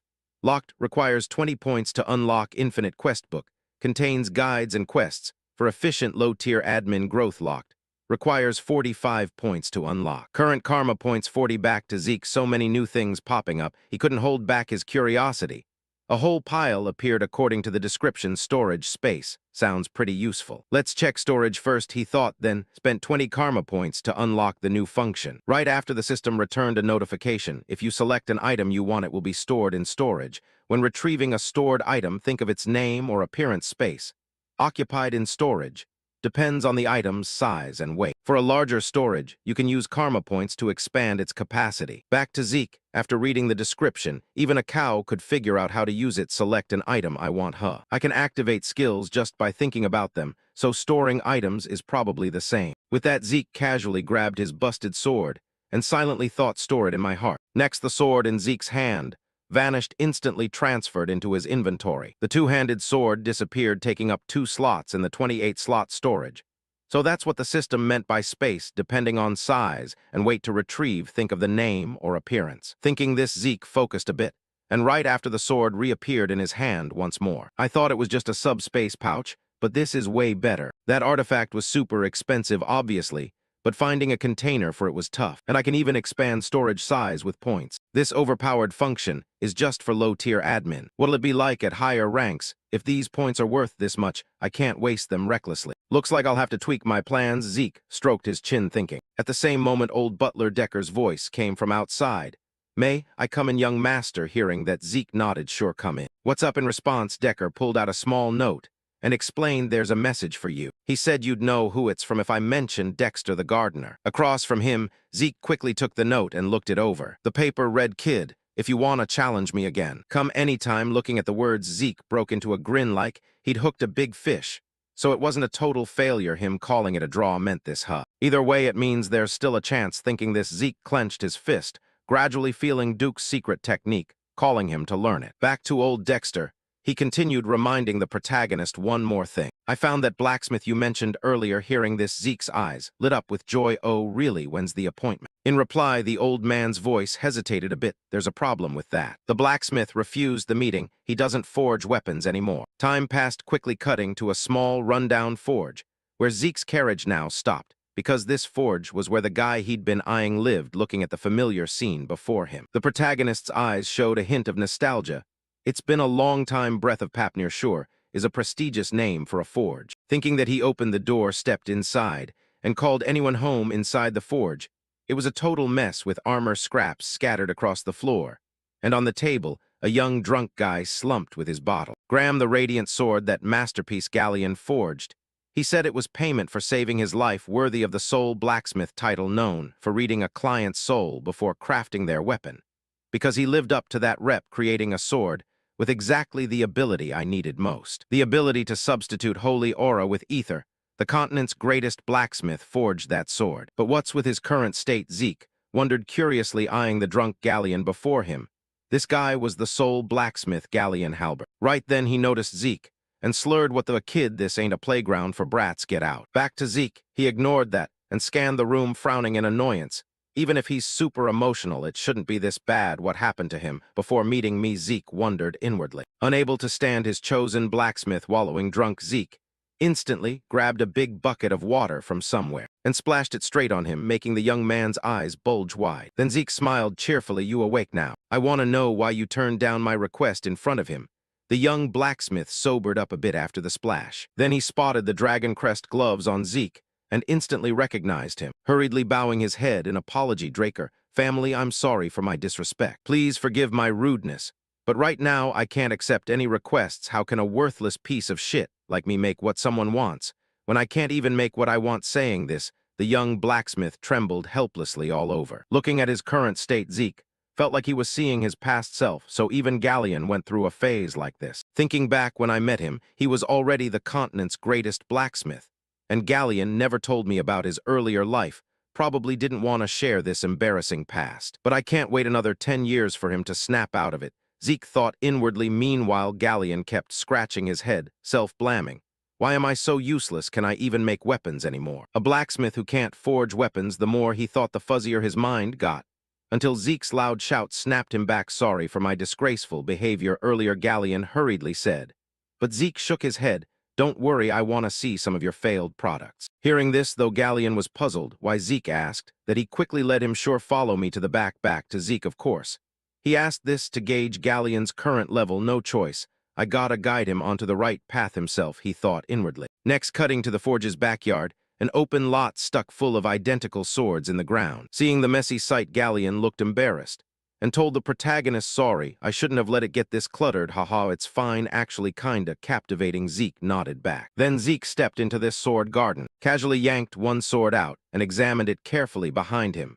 Galleon worriedly warned, "Sir, please be careful. Even failed products, they're still razor sharp." Back to Zeke, of course, Galleon's warning was pointless to him.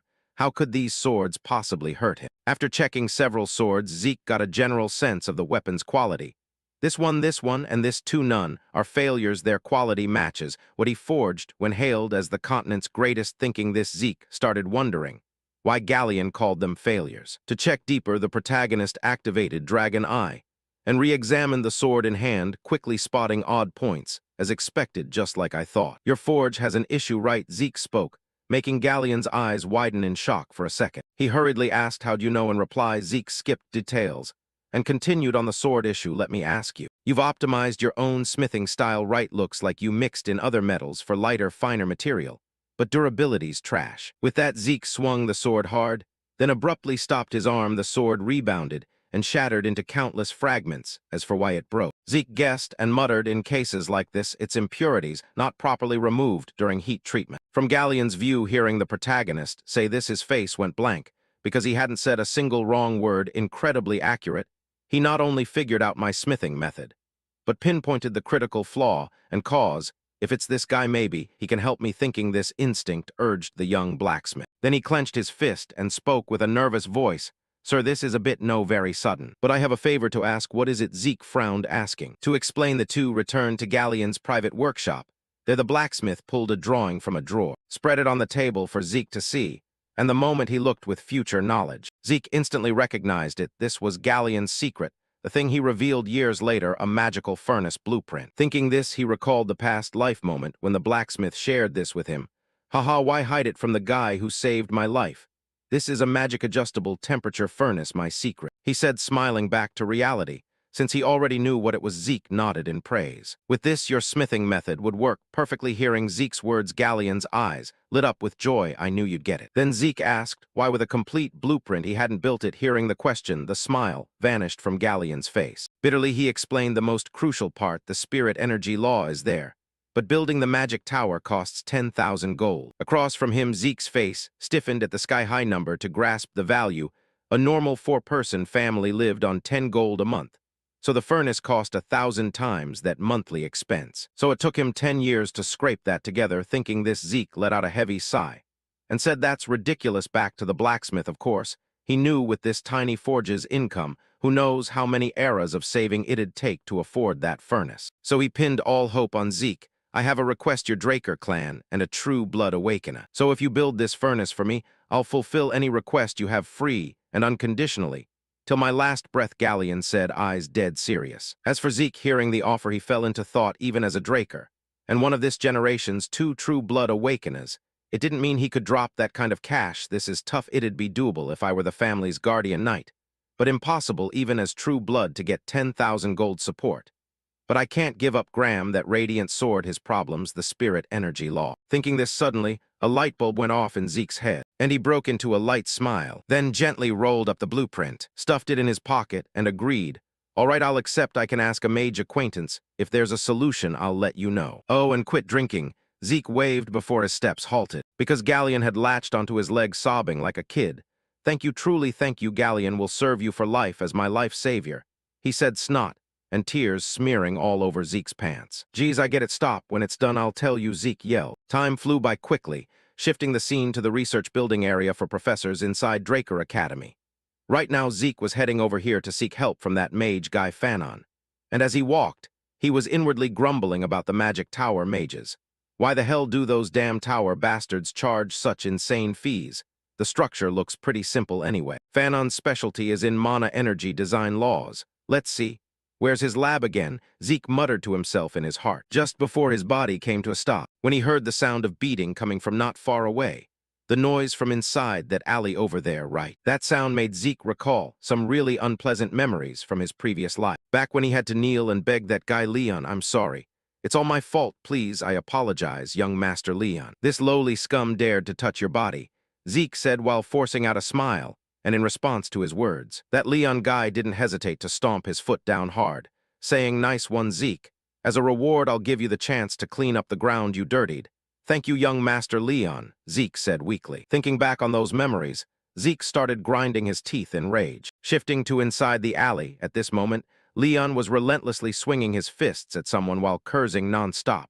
Scum like you only exists to get in other people's way. That damn Zeke was the same, an unprecedented golden light reaction, a true blood awakening surpassing everything, damn it. Thinking of this, an extreme fury surged in his heart, and he stomped straight down on the bullied guy's head. Losing to that lowly bastard was unavoidable because of that surprise attack before the fight even started. But why the hell did that lucky piece of trash who humiliated me end up becoming a true blood awakener? Thinking about it, Leon bit his lip so hard it bled from sheer rage, however. Right at that moment, Zeke's voice rang out from the alley entrance. Wow, Pockface, already found someone to take my place, huh? Zeke said with a grin, but after seeing the face of the person being bullied, Zeke's expression flipped 180 degrees. I give you all 3 seconds. If you're smart, you'll bury your heads in the ground right now. On the opposite side, Leon saw Zeke appear and broke into a cold sweat.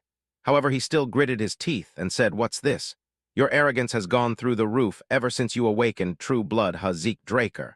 Are you even sure you really awakened true blood? Before he could finish his sentence, Zeke didn't want to waste words on this dog, so he coldly warned, shut your mouth. If you don't bow down, then don't blame me, he said with an icy glare, making Leon's face turn pale as he sucked in a frightened breath. From the protagonist, he began to feel an invisible pressure making sweat pour non-stop from his body. What the hell is this pressure? Just a few months ago, he was still crawling under my crotch. And now I'm actually scared. Thinking of this, a raging fire ignited invisibly in his heart, fueling him to face the protagonist. How dare you talk to me like that, you lowly bastard? What are you waiting for? Beat him up, he shouted at his pack of hounds. And those loyal dogs who didn't know Zeke's real strength grinned and charged at him to take a beating, and facing their attack. Zeke just let out a tired sigh at how stupid these guys were. Ha, now don't blame me for this, okay? After saying that, he leaned to the side to dodge the punch from the bald guy. And while the guy hadn't even realized what was happening, Zeke threw a straight punch right into his ugly face, making the guy spew blood non-stop as he collapsed to the ground.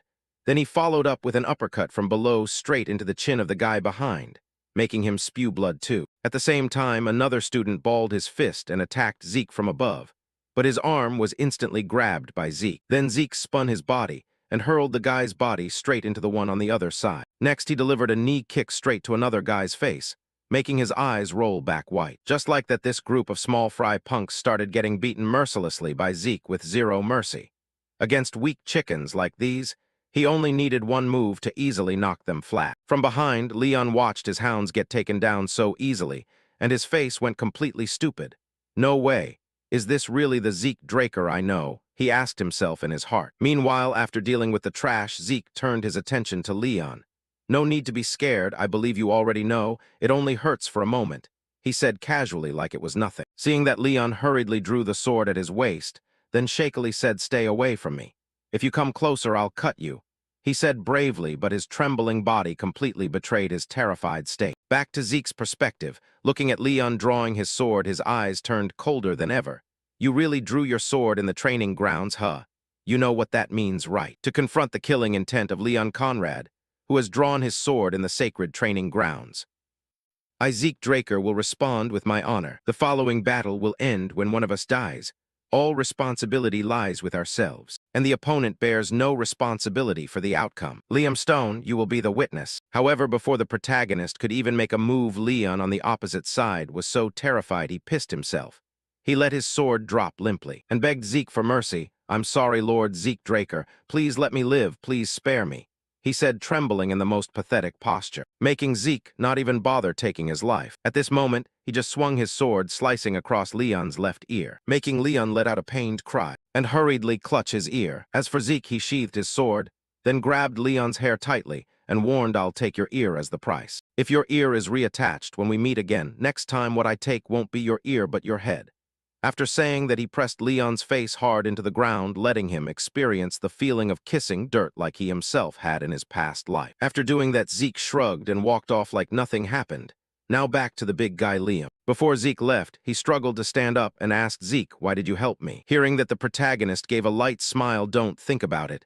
I wasn't helping you. I was helping myself," Zeke whispered, and officially bid farewell to the weak shadow of his past. After that, once he walked out of the alley, Zeke scratched his head and reminded himself, "Damn, was I influenced by Galleon or something? I almost said some super cringy lines." Time passed quickly again, shifting to the lab of that mage buddy Fanon. At this point, Zeke had already met him and showed him Galleon's blueprint. "Is it feasible, Professor?" Zeke asked. And after observing a bit, Fanon replied, "Let me be straight.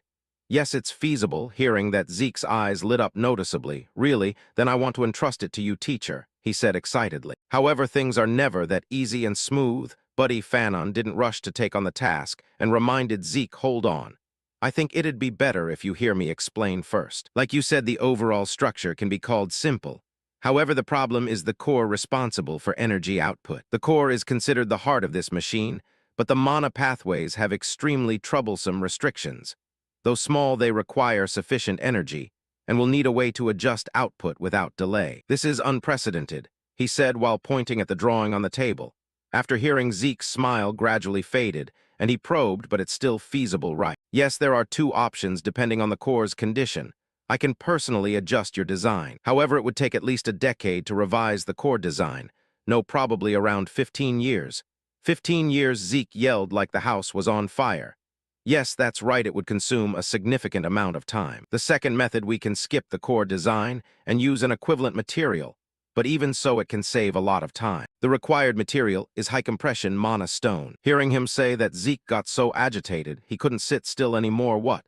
Isn't that an ancient treasure that can't be created with current technology?" "On the opposite side, Professor," Fanon calmly replied, "Yes, that's correct. Ancient treasures are already extremely rare. However, searching for treasures in ruins is even harder.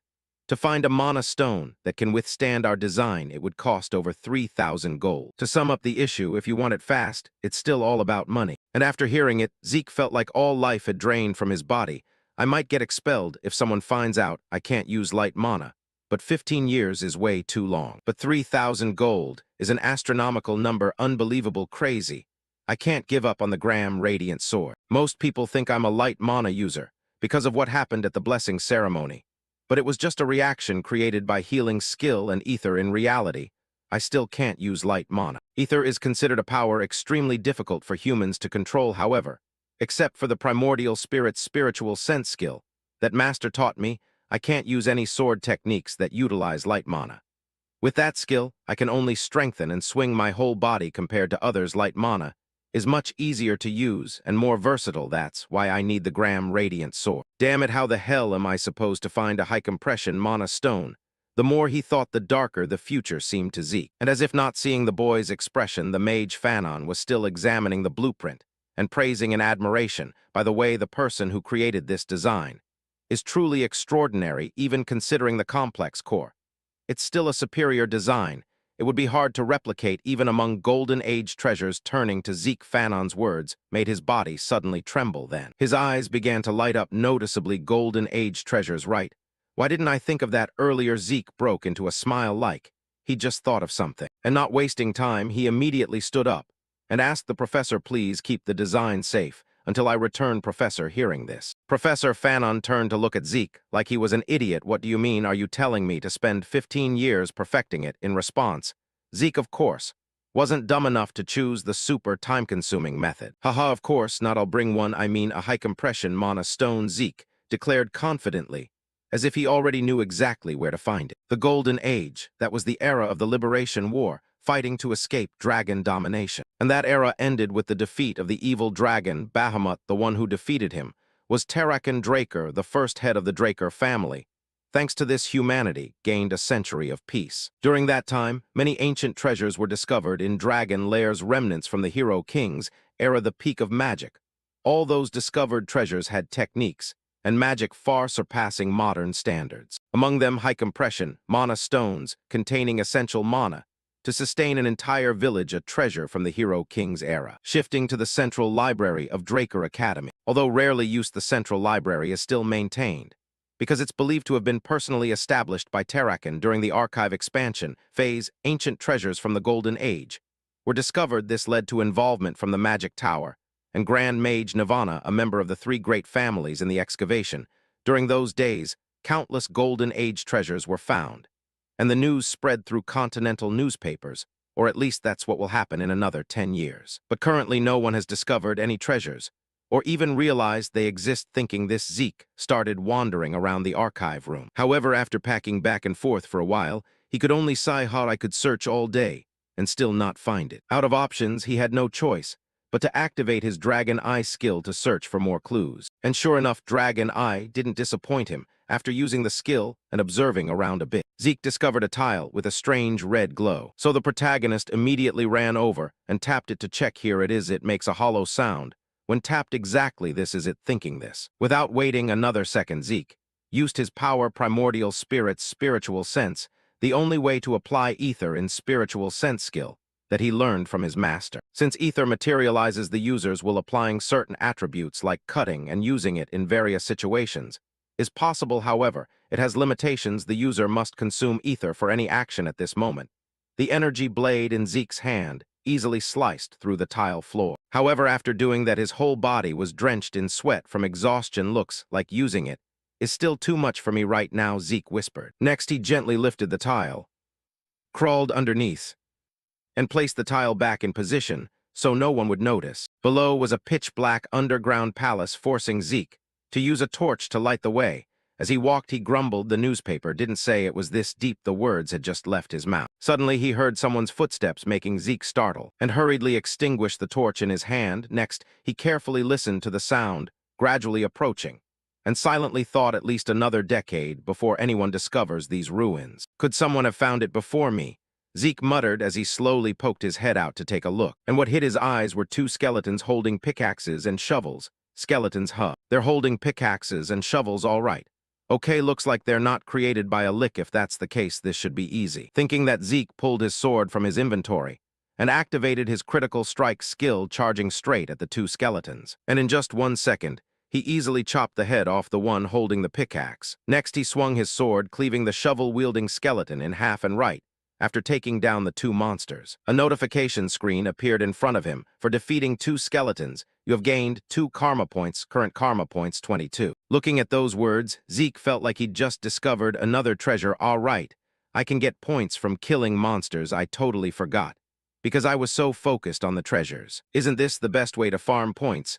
Then come here, my beloved points, Zeke said excitedly as he gripped his sword and went off to find more adorable skeletons to send them to their next reincarnation. What Zeke loved most about these monsters was how ridiculously weak they were. They gave him karma points without posing any real danger at all. Just like that, Zeke comfortably started collecting his karma points. While thinking about how to best use them, this is so easy, gotta think carefully in case I find something to unlock with points. Beginner quest book is 45 karma points. Mini map is 20 karma points. Dragon Eye devouring skill and locked level 2 skills all require 50 points. Looking at current prices, I can only afford the mini-map, thinking that he immediately activated the mini-map function. And right after, a simulated screen displayed a mini-map of the area, looking at the red dot marking his current position. Zeke quickly figured out how to use it. Seems similar to magic maps, thinking that Zeke's eyes showed a bit of surprise. And he noticed an area in the corner of the map. What's this, he asked himself, and reached out to touch that area. Next, the system switched the mini-map from 2D to 3D for easier viewing, looking at how flexibly the system could change like that. Zeke couldn't help but give it a thumbs up. Awesome. This is exactly what I wanted, he shouted excitedly before his eyes turned to a room glowing red. But why is only that room a different color, he said, while reaching out to touch the room. And the system gave a notification. Do you want directions to the selected location? Storage vault.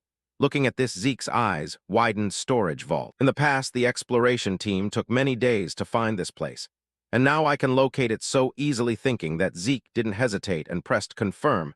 Next, the system replied, we will now provide the fastest route to your designated location. As soon as the notification appeared, the 3D map in front of Zeke automatically drew a path leading to the room, making Zeke unable to hold back a thrilled shout. Haha, unbelievable. With this, how could I ever get lost just like that following the map's guidance? Zeke arrived in front of a massive door. Guess I'm here.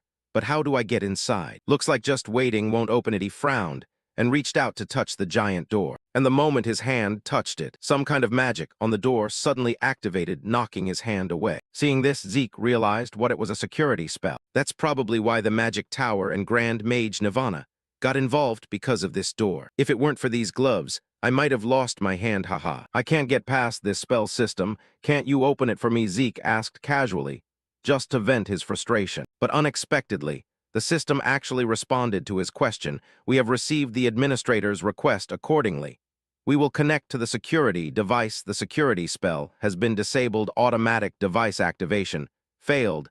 Now switching to manual activation. Not having time to worry about the door, Zeke quickly asked back, wait, you're responding to what I just said? Yes. Do you have any further requests, Administrator Zeke Draker? The confirmation notification made Zeke freeze for a moment. He never expected he could actually talk to the system. Then, after a few seconds to calm down, Zeke asked the question he was most curious about. If that's the case, then why force me to reincarnate? I cannot answer that question, the system replied. Hearing that, Zeke asked another, so what is this, Administrator? System: I cannot answer that question. Then who created you? I cannot answer that question. Do you have any further requests, Administrator Zeke Draker? Turning back to Zeke. The system's constant no's were giving him a headache. Damn it, I didn't get answers to any of the important questions. Zeke sighed and requested the system to open the door. We have confirmed the administrator's request. The Dragon Slayer's tomb storage vault has been opened. As the notification appeared, the massive door rumbled and slowly opened. Behind the door was a huge room filled with countless wooden chests, neatly arranged on wooden shelves. Looking at those wooden chests, Zeke's eyes widened like he'd struck gold. Treasure chests, treasure chests. As the name suggests, these are chests full of valuable treasures and artifacts. Finding even one treasure would already be a miracle. Thinking that to verify, Zeke opened the nearest chest. And sure enough, it didn't disappoint. Inside were various jewels and gems, shining brilliantly, almost blinding Zeke. Haha. So there are hundreds of treasure chests like this. He shouted excitedly and started rushing to open all the remaining chests, quickly gathering all the valuables. I want this one. Oh, this looks pretty good too. I'll give this to Fana. Finally found them, top-grade high-compression mana stones. And there are 4 even better. I'll use 1 point to expand 4 more slots in storage. But I still don't have enough space. Looks like I'll have to come back here often. Until graduation, Zeke muttered, and began stashing all the precious treasures into his inventory. After finishing, he stood up, relaxed, ready to leave. Today should be enough, Zeke muttered. But right at that moment, he sensed an unusual aura appear in the room, making him spin around, startled. What is this creepy feeling? Zeke frowned, thinking, while reaching out to touch the wall to check. Immediately, an anomaly occurred. A complex magic circle suddenly appeared under his feet, and just 1 second later, the formation activated, teleporting him somewhere. Then when he reappeared, Zeke found himself inside another kind of storage room. Seeing he'd been suddenly teleported, Zeke warily scanned around and asked the system, where is this? In response, the system quickly answered, the administrator is currently inside the Dragon Slayer's sanctuary. Back to Zeke, since the room seemed to have nothing dangerous. He lowered his guard and thought back to knowledge from his previous life. The Dragon Slayer's sanctuary, according to my past life. The newspapers never mentioned a room full of chests, saying that he opened the mini-map to check his position again, and silently calculated as expected it's not too far from the old spot. But there's no path leading to the Dragon Slayer's sanctuary. If so, this must be a location undiscovered in my previous life. I can't miss this, Zeke thought excitedly next. He pushed aside the lid of a stone coffin in the room, revealing inside a full-body armor at the same time. The system gave a reminder exclusive equipment of the Dragon Slayer has been discovered. Looking at the notification, Zeke curiously lifted the armor and examined it from all angles. Exclusive equipment of the Dragon Slayer. How it definitely doesn't look like the Golden Age armors, I know, he muttered. Before noticing at the back of the armor's neck, there was a slot that looked like it was meant to insert something. Then a flash of insight hit Zeke, and he took out a compressed mana stone from his inventory. Wait, could it be? But I can't just leave it like that, Zeke guessed aloud, and tried inserting the battery into the slot, and sure enough, his intuition was spot on. At that moment, the battery began emitting intense energy to activate the armor. Mana battery installed into Dragon Slayer exclusive equipment. Activating equipment. The notification appeared. The armor's eyes suddenly lit up brightly. Then its body automatically stood up, startling Zeke to ensure safety. He stepped back a few paces, then somehow the armor suddenly exploded. Equipment malfunction due to overload activation. Failed. Small explosion expected. Please evacuate immediately, the system frantically warned. However, by the time it gave the warning, the armor had already blown up spectacularly. It's already exploded, Zeke complained. Sorry, the system said apologetically. Putting that aside, Zeke couldn't help but be amazed by the armor. So one high-compression mana stone is just the power source for this armor. What functions could possibly require such terrifying energy? I'll ask Fanon later. For now, let's explore this place, saying that Zeke started moving around the storage room. However, he didn't find anything. The other rooms were empty. This is the last room, Zeke muttered. And from his view, it was a spacious room with only a glass case placed right in the center. The whole room had just one glass case. Zeke complained boredly, at least compared to that treasure vault. This room deserves to be called the beggar's room, or that's what Zeke thought, until the system gave him a notification. You have discovered the legacy of Tarakan Draker, the cursed heart of the evil dragon Bahamut. Looking at the notification without any warning, cold sweat poured down Zeke's face from tension. Tarakan Draker, that guy was seriously insane. Leaving the heart of the dragon he defeated as a legacy. So that creepy feeling I sensed earlier in the vault was this. But right now the feeling is completely different, Zeke sighed, not noticing that the strange aura he'd felt was growing thicker than ever and starting to affect him. The cursed heart of the evil dragon Bahamut is reacting to the administrator. Back to Zeke. The black dragon's aura began twisting his thoughts. All right, I hear you, looks like no other choice. Then, I'll just kill them all. A strange thought started creeping into Zeke's mind. But right at that moment, the system activated the unyielding mental defense skill for him, making Zeke's eyes clear up, and immediately realizing a black evil aura was surrounding him. What the hell is this? He shouted loudly, and for the first time the system issued him a quest. Emergency quest, Tarakan Draker's trial. Overcome the powerful curse engraved on Bahamut's heart. Quest, reward ownership of Tarakan's legacy. Back to Zeke at this point. One of his eyes had already turned black from the evil dragon's influence, and even if the system tried activating unyielding mental defense again, it failed. And now Zeke had to fight the aura's influence alone. Countless voices in his head, demanding destruction and devastation, making his head feel like it would split in two. Then to stop it, Zeke slammed his head hard against the glass case in front, shattering the case into pieces. Shut up, so annoying. You call that freedom? Freedom is something you have to take, you idiot, the protagonist sneered with blood streaming down his face. And with that action, the strange aura no longer bothered him. You have overcome the curse of the evil dragon Bahamut's cursed heart. Emergency quest completed. Quest, reward ownership of Tarakan's legacy, obtained. As the system notification appeared, the glass case shattered completely, revealing before Zeke a heart burning in flames, but with no time to care about it. Zeke collapsed to his knees, gasping for breath. Damn it, I almost died. No way, my skill failed just now. What was that? Zeke wondered to himself.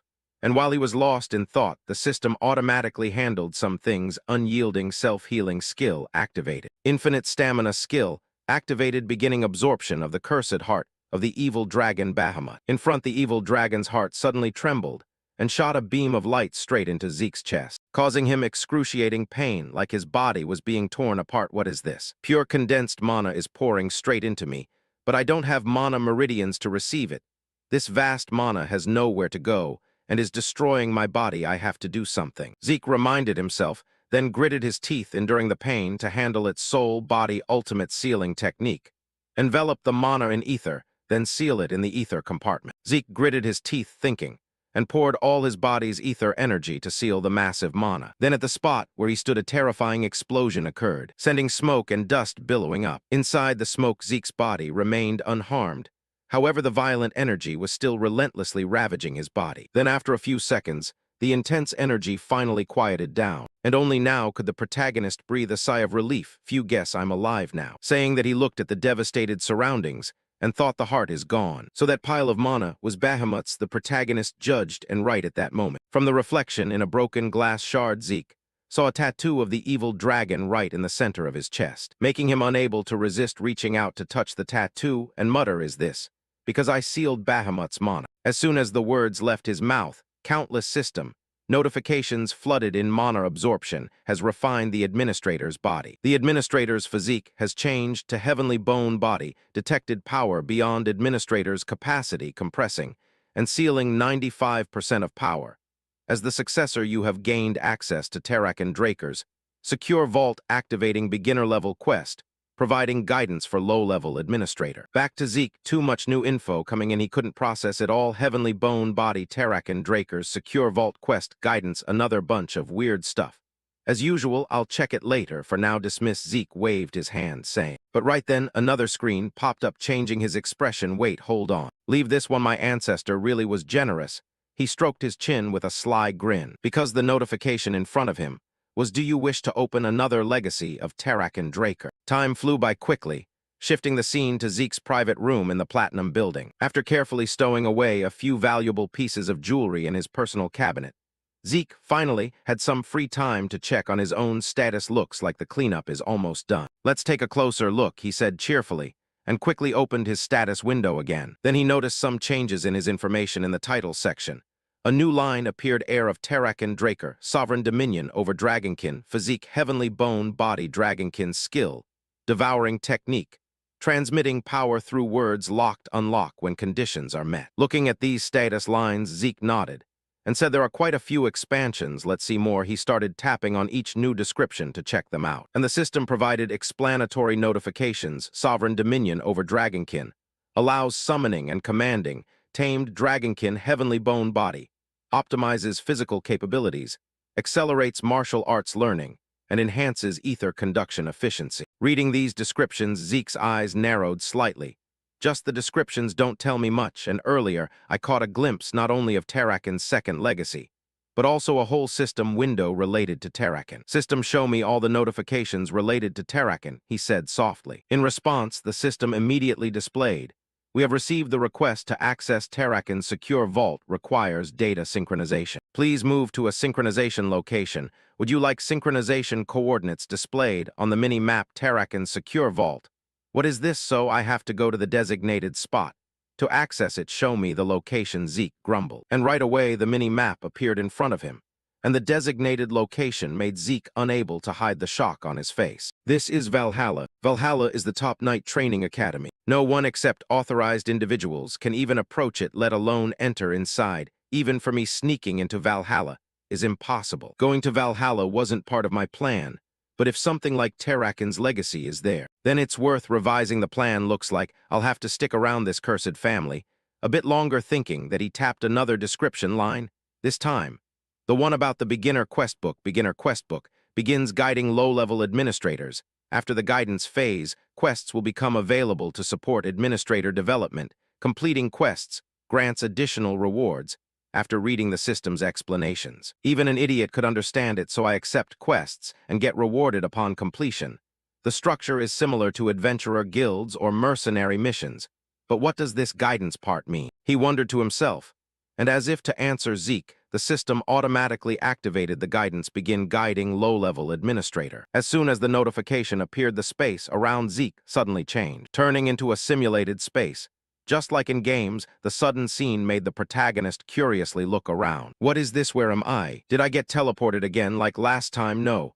This feeling is completely different. It's like the entire space has shifted. Zeke guessed anxiously before a ferocious growl from some monster started rumbling behind him. Hearing that, the protagonist quickly turned to look back and saw a group of huge ferocious orcs slowly being generated by the system. Along with it, a guidance notification appeared: guidance quest, defeat the appearing monsters within the time limit. Using at least 2 skills, reward system shop access points, time limit 60 minutes. Looking at the notification, Zeke's mind immediately raced, and he figured out its purpose: orcs appear out of nowhere, and a matching quest comes with this guidance. It's creating situations where I can actively use the system. This should have been provided way earlier, he complained, while he was still dazed and thought the orcs had already surrounded him, and at the same time swung their massive spiked clubs straight at him. The strike was so powerful it caused a huge explosion on the floor with dust and smoke billowing everywhere. Luckily, even though his mind was on the system quest, Zeke never dropped his guard, knowing he was surrounded by monsters. So the moment they attacked, he simultaneously activated high-speed movement and combo slash to dodge and counter right after. His sword flashed like lightning before the orcs could even react. Their bodies were sliced into countless pieces. Zeke being able to do this so easily was partly thanks to the heavenly bone body, which optimizes physical capabilities, accelerates martial learning, and boosts ether conduction. The sword in his hand felt as light as a feather, so this is the effect of heavenly bone body at this level.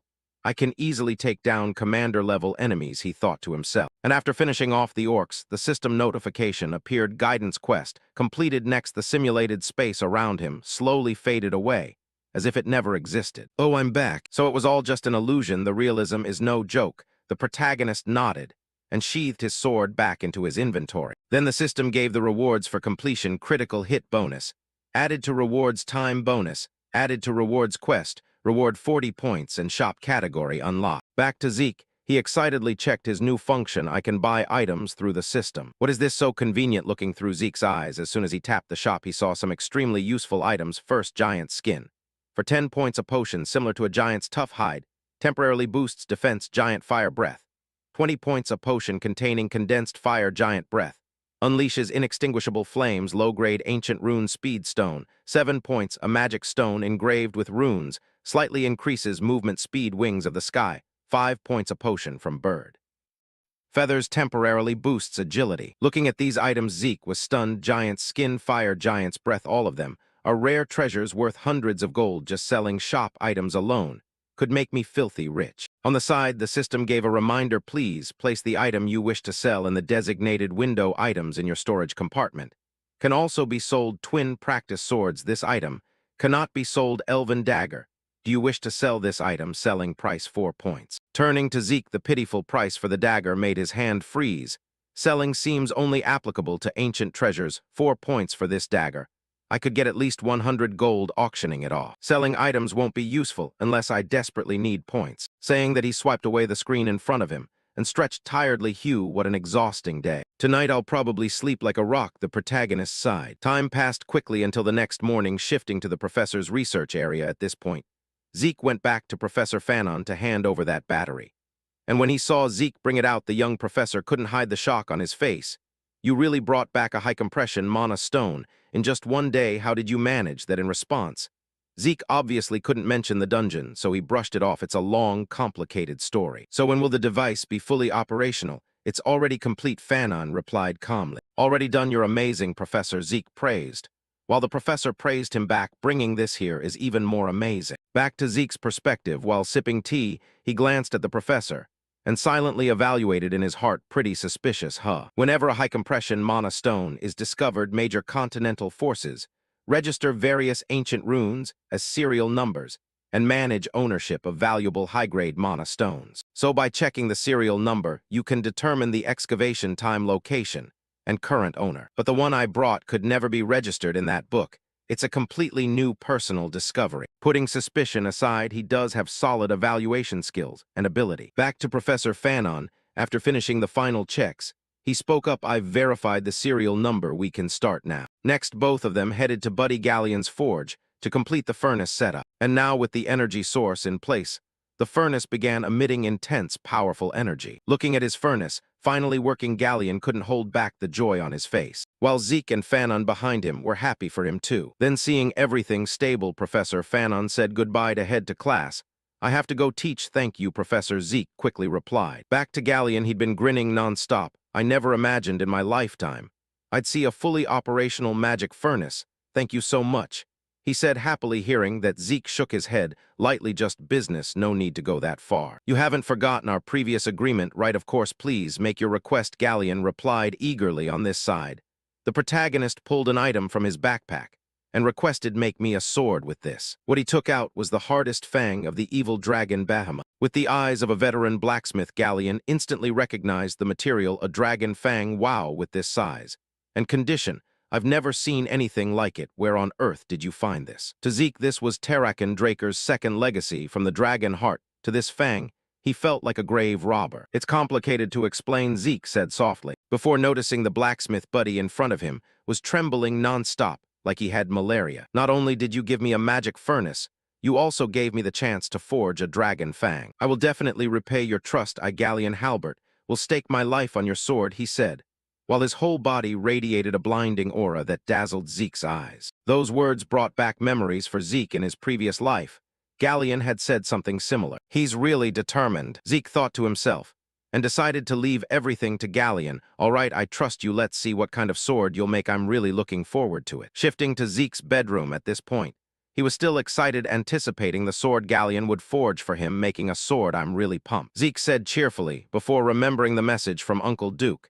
It's been a week since I got the message to come back after the bet with Duke ended. Guess it's time for something to happen, Zeke muttered to himself. And sure enough, right then Uncle Duke's figure suddenly appeared outside on the balcony, staring at him with eyes full of anger. Why didn't you come this time, kid? Answer honestly. Looking at the red-haired uncle's face, Zeke's whole body trembled non-stop. He looks like he wants to kill me, thinking that he tried to calm down, and replied, you said come back if I wanted to challenge. Naturally, since I had no intention of going, I didn't go. In front, Duke seemed unable to accept that answer, so he lunged forward, grabbing Zeke's collar, and demanded I said answer honestly. Next, without giving Zeke a chance to react, he threw him straight out the window, making the protagonist's face go blank for a moment. Too high at this height, I'll die instantly without a chance to heal. Thinking that to save his own life, he twisted in midair and reached out to grab the balcony railing. However, before his hand could reach the railing, Uncle Duke's arm shot out, grabbing his neck tightly, and said coldly, you don't want to challenge me again. I don't think you're dumb enough not to understand me anyway. It's the opposite. You didn't show up after losing. You didn't even go to the infirmary. It's like you're deliberately trying to piss me off. I give you 5 seconds this time. Answer honestly. His words dripped with killing intent, making Zeke realize he'd pushed the joke too far. What he knows, but still went along with it, thinking that he looked at the other with a teasing gaze. Ridiculous. You haven't even revealed your real identity. Am I wrong, Gardner Dexter? Hearing Zeke's words, the uncle suddenly broke into a smile and immediately threw his body back inside like tossing a chair, causing the furniture in the room to shatter into pieces. All right, you got it, kid. I was once a Black Knight of the Draker family. My name is Duke Draker, saying that he reached towards Zeke. And once he introduced himself, Zeke placed his hand over his chest in greeting, esteemed elder of the family and former member of the Black Knights. I sincerely apologize for the disrespect I showed. As a knight, he said calmly. But that completely unsurprised expression made the uncle suspicious. This is the face of someone who already knew what the hell is that. Hearing that, Zeke quickly switched to a dumb expression. Nothing, haha. He laughed awkwardly before turning curious about the last words. But Duke, you said you were once a Black Knight. What do you mean? In response, the uncle shrugged simply. I used to be black, but now I'm red. From behind, Zeke heard that and felt his mind go a little fuzzy. Can something like that even happen? A knight's rank can go up, but I've never heard of it dropping back down. Turning back to Duke, as if he didn't want to dwell on this topic too much, he immediately cut the conversation short. Kid, don't talk about that anymore. As he spoke, both of his hands trembled non-stop, like he was struggling to hold himself back. Seeing that, Zeke quickly realized this might be a taboo subject for Duke, so he wasn't dumb enough to bring it up again. All right, since you've been honest with me, Duke, I'll be honest in return too. Next, Zeke explained his real purpose for deliberately not showing up to meet him. And after listening, the uncle's eyes grew even more intrigued. So, from the very beginning, you already guessed my identity and deliberately pissed me off to become my official disciple, huh? You've got some guts, kid. All right, I'll take you as my disciple, the uncle said, slapping his thigh loudly, making Zeke in front of him widen both eyes, huh, just like that. So before he changes his mind, I gotta act fast. Thinking is doing, Zeke immediately dropped to one knee in front of him and started firing words like a machine gun. I, Zeke Draker, offer my disciple oath to the great Duke Draker, knight among knights. I swear to follow Master's teachings with utmost dedication, cultivating virtues, learning, and striving to uphold and elevate Master's honor. He spoke so fast like a machine making Duke. A bit dumbfounded at this quick turnaround, you even know the disciple oath that's rarely used these days, Duke said in surprise, while Zeke calmly replied, cultural knowledge is a knight's virtue, right, Master? What a sly little brat, I'll take that as a compliment, Zeke said smugly, before remembering something and turning to ask, but Master, may I ask one question? On the opposite side, Duke sighed, calling me Master, so quickly, all right, go ahead. Seeing that Zeke quickly asked his question, what do you find attractive about me that made you decide to take me as your disciple? Saying that, Zeke recalled memories related to Duke from his previous life. Duke was famous for never taking disciples. Even the century's genius Andre had to beg for years to become his only disciple. So why did he accept me so easily? I have a guess he must have seen my potential during the bet, something far surpassing Andre's talent. He's clearly sharp-eyed, thinking this. Zeke unconsciously broke into a smile. Meanwhile, Duke on the opposite side didn't rush to answer, but asked back, what do you think, disciple? Guess. In response, Zeke straightforwardly said his thought, obviously, because I'm the ultimate genius, right? Hearing the answer, Duke laughed so hard his whole body shook. Your confidence is truly admirable. Haha, if that were the reason, I'd have taken Riene as my disciple already. It's because you have determination. Not all so-called geniuses can reach the level of Red Knight or Black Knight. Those who grow up without any setbacks will easily crumble at the smallest challenges. In front, Zeke completely agreed with his master's words. He's right. Many expected geniuses are supposed to at least reach red rank, but end up stuck at yellow or blue. Back to the uncle, after explaining to his disciple, he eagerly wanted to start teaching right away. Enough chit-chat. Follow me, the first lesson starts now. Yes, Master, Zeke replied excitedly. It seemed he was really looking forward to Duke teaching him his secret techniques. Next, the two quickly headed to the training ground in the western greenhouse. Looking at this spacious training area, Zeke was a bit surprised. Who would have thought there was a place like this under the greenhouse? What does he plan to make me do? He said run, so I ran. But it's already been 3 hours. Zeke frowned, guessing at the same time. Duke, standing beside him, looked thoughtful and suddenly told him to stop. Hearing that, Zeke jogged in place and turned to ask, so I can stop running now, right? Yes, but I want to ask something. Duke nodded. Yes, Master, what do you want to know? Zeke continued. Nothing much, Duke said, as his body suddenly appeared behind Zeke. Then he reached out and grabbed Zeke's hand. Then, as if by body instinct, Zeke immediately swung his arm hard, knocking Duke's hand away and stepping back to keep distance. Looking at his slightly reddened palm, Duke sighed. Checking your energy isn't easy, huh? All right, something was off from the start. Back at the infirmary during the talent test, and even in the greenhouse during the bet. And just now, after 500 laps around the training ground, I didn't sense any light mana from you. When I tried to check your meridians, you dodged. Kid, don't tell me you can't use light mana, he guessed aloud, making Zeke's heart skip a beat at those words. Next, without waiting for Zeke to react or explain, Duke continued. The bronze statue reacted right. An unprecedented golden light caused a commotion and brought you here. So why did you stop me from checking your meridians? He said, while looking at Zeke's face with great interest, while Zeke felt a bit uneasy, not daring to meet his eyes. After a few seconds, Zeke calmed down a little and glanced to assess his master's expression. Curiosity, not suspicion. A Draker who can't use light mana is a serious issue, but it seems his interest is the biggest thing. Lucky for me, the one I'm dealing with is Duke. Once I get Graham, no one will suspect my lack of light mana.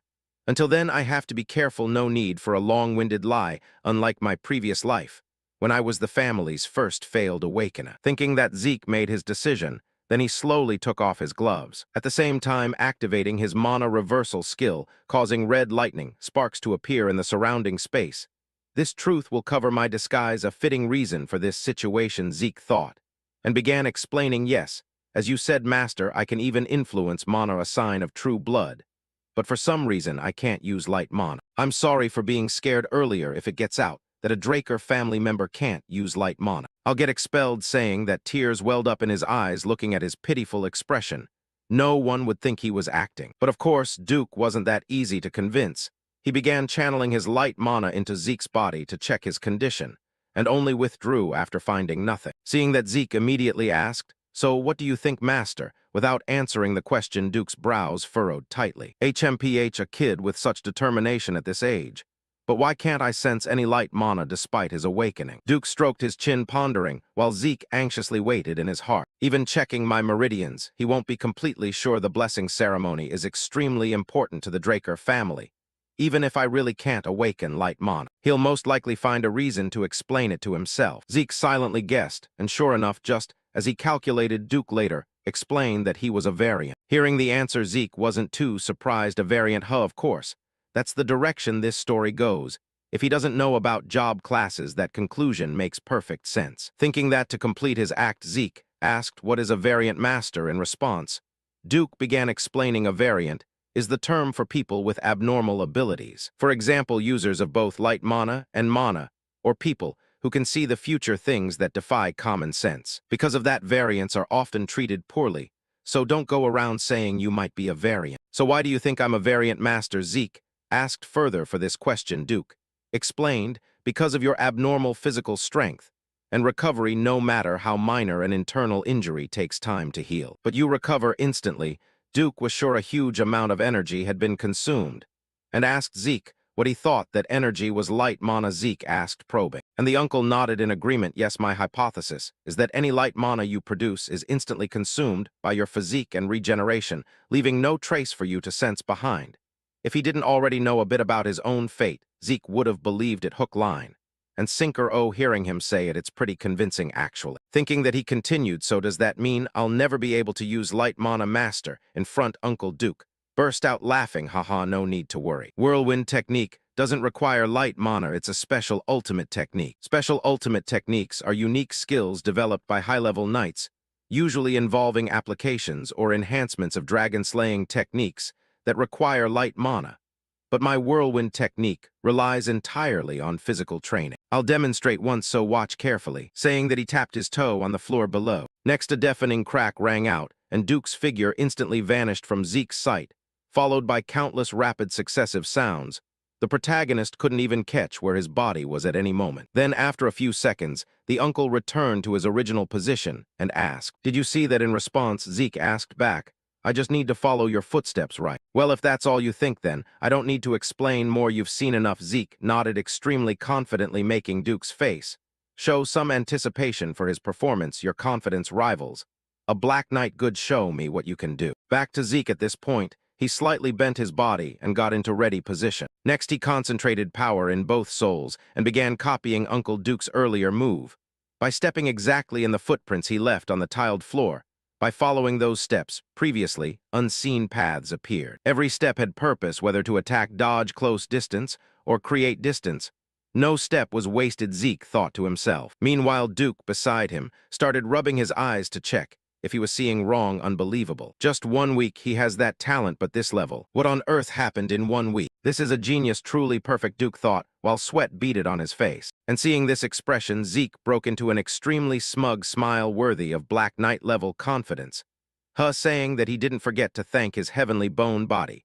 Thanks to it, his martial arts learning ability had reached a whole new level. That's why Duke was so shocked. Back to Uncle Duke, looking at the disciple's smug face, veins popped on his forehead as he muttered to himself, if only this kid could drop that annoying attitude, it'd be perfect. Thinking that, he lunged forward and grabbed his disciple by the neck. This brat was crying just minutes ago, and now he's already cocky. "Master, you're not planning to show off because of me, right?" Zeke said nervously. "That depends on your attitude, you arrogant disciple," Duke replied, making Zeke's head hurt. Former Black Knight, and not discreet at all, he complained. Time passed quickly. Shifting to the Academy's grand dining hall, while munching on food, he was thinking about the recent period. It's been a month since I started training under Duke's guidance. My food portions just keep increasing. Thinking that, before he could finish eating, suddenly the voice of instructor Buddy Andre rang out. "Do you have a moment?" Zeke Draker, hearing that, although the protagonist was a bit curious why this genius came to find him, he shrugged and said, "If it's here, then sure, because I'm busy." Hearing that, Andre nodded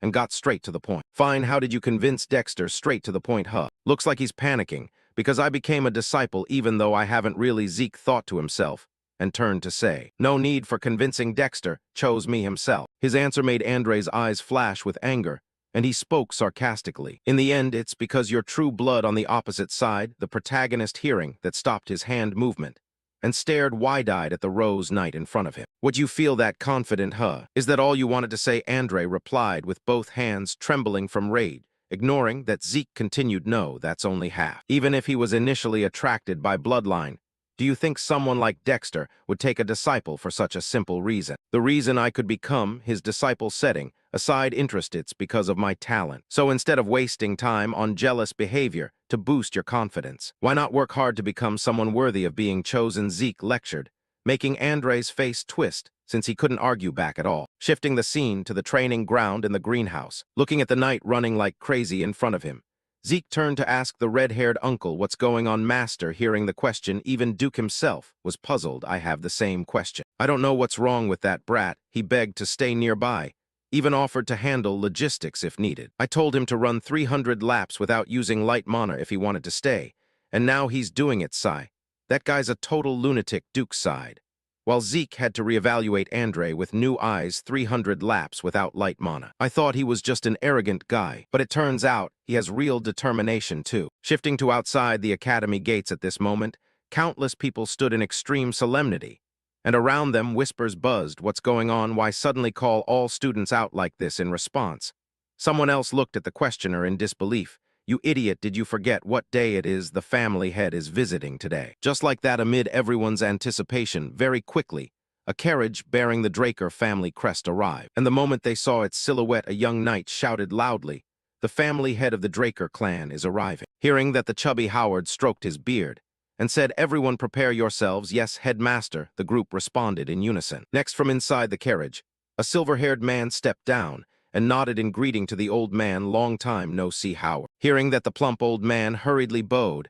I respectfully greet the master of the Draker family. As his words rang out, everyone around simultaneously shouted, we respectfully greet the master of the Draker family. In front, family head Arthur approached, patted Howard's shoulder, and said, you've been through a lot, I can imagine. In response, the plump old man shook his head. My efforts are nothing compared to yours, family head. Then I'll continue to count on you. Back to Howard after the greetings ended.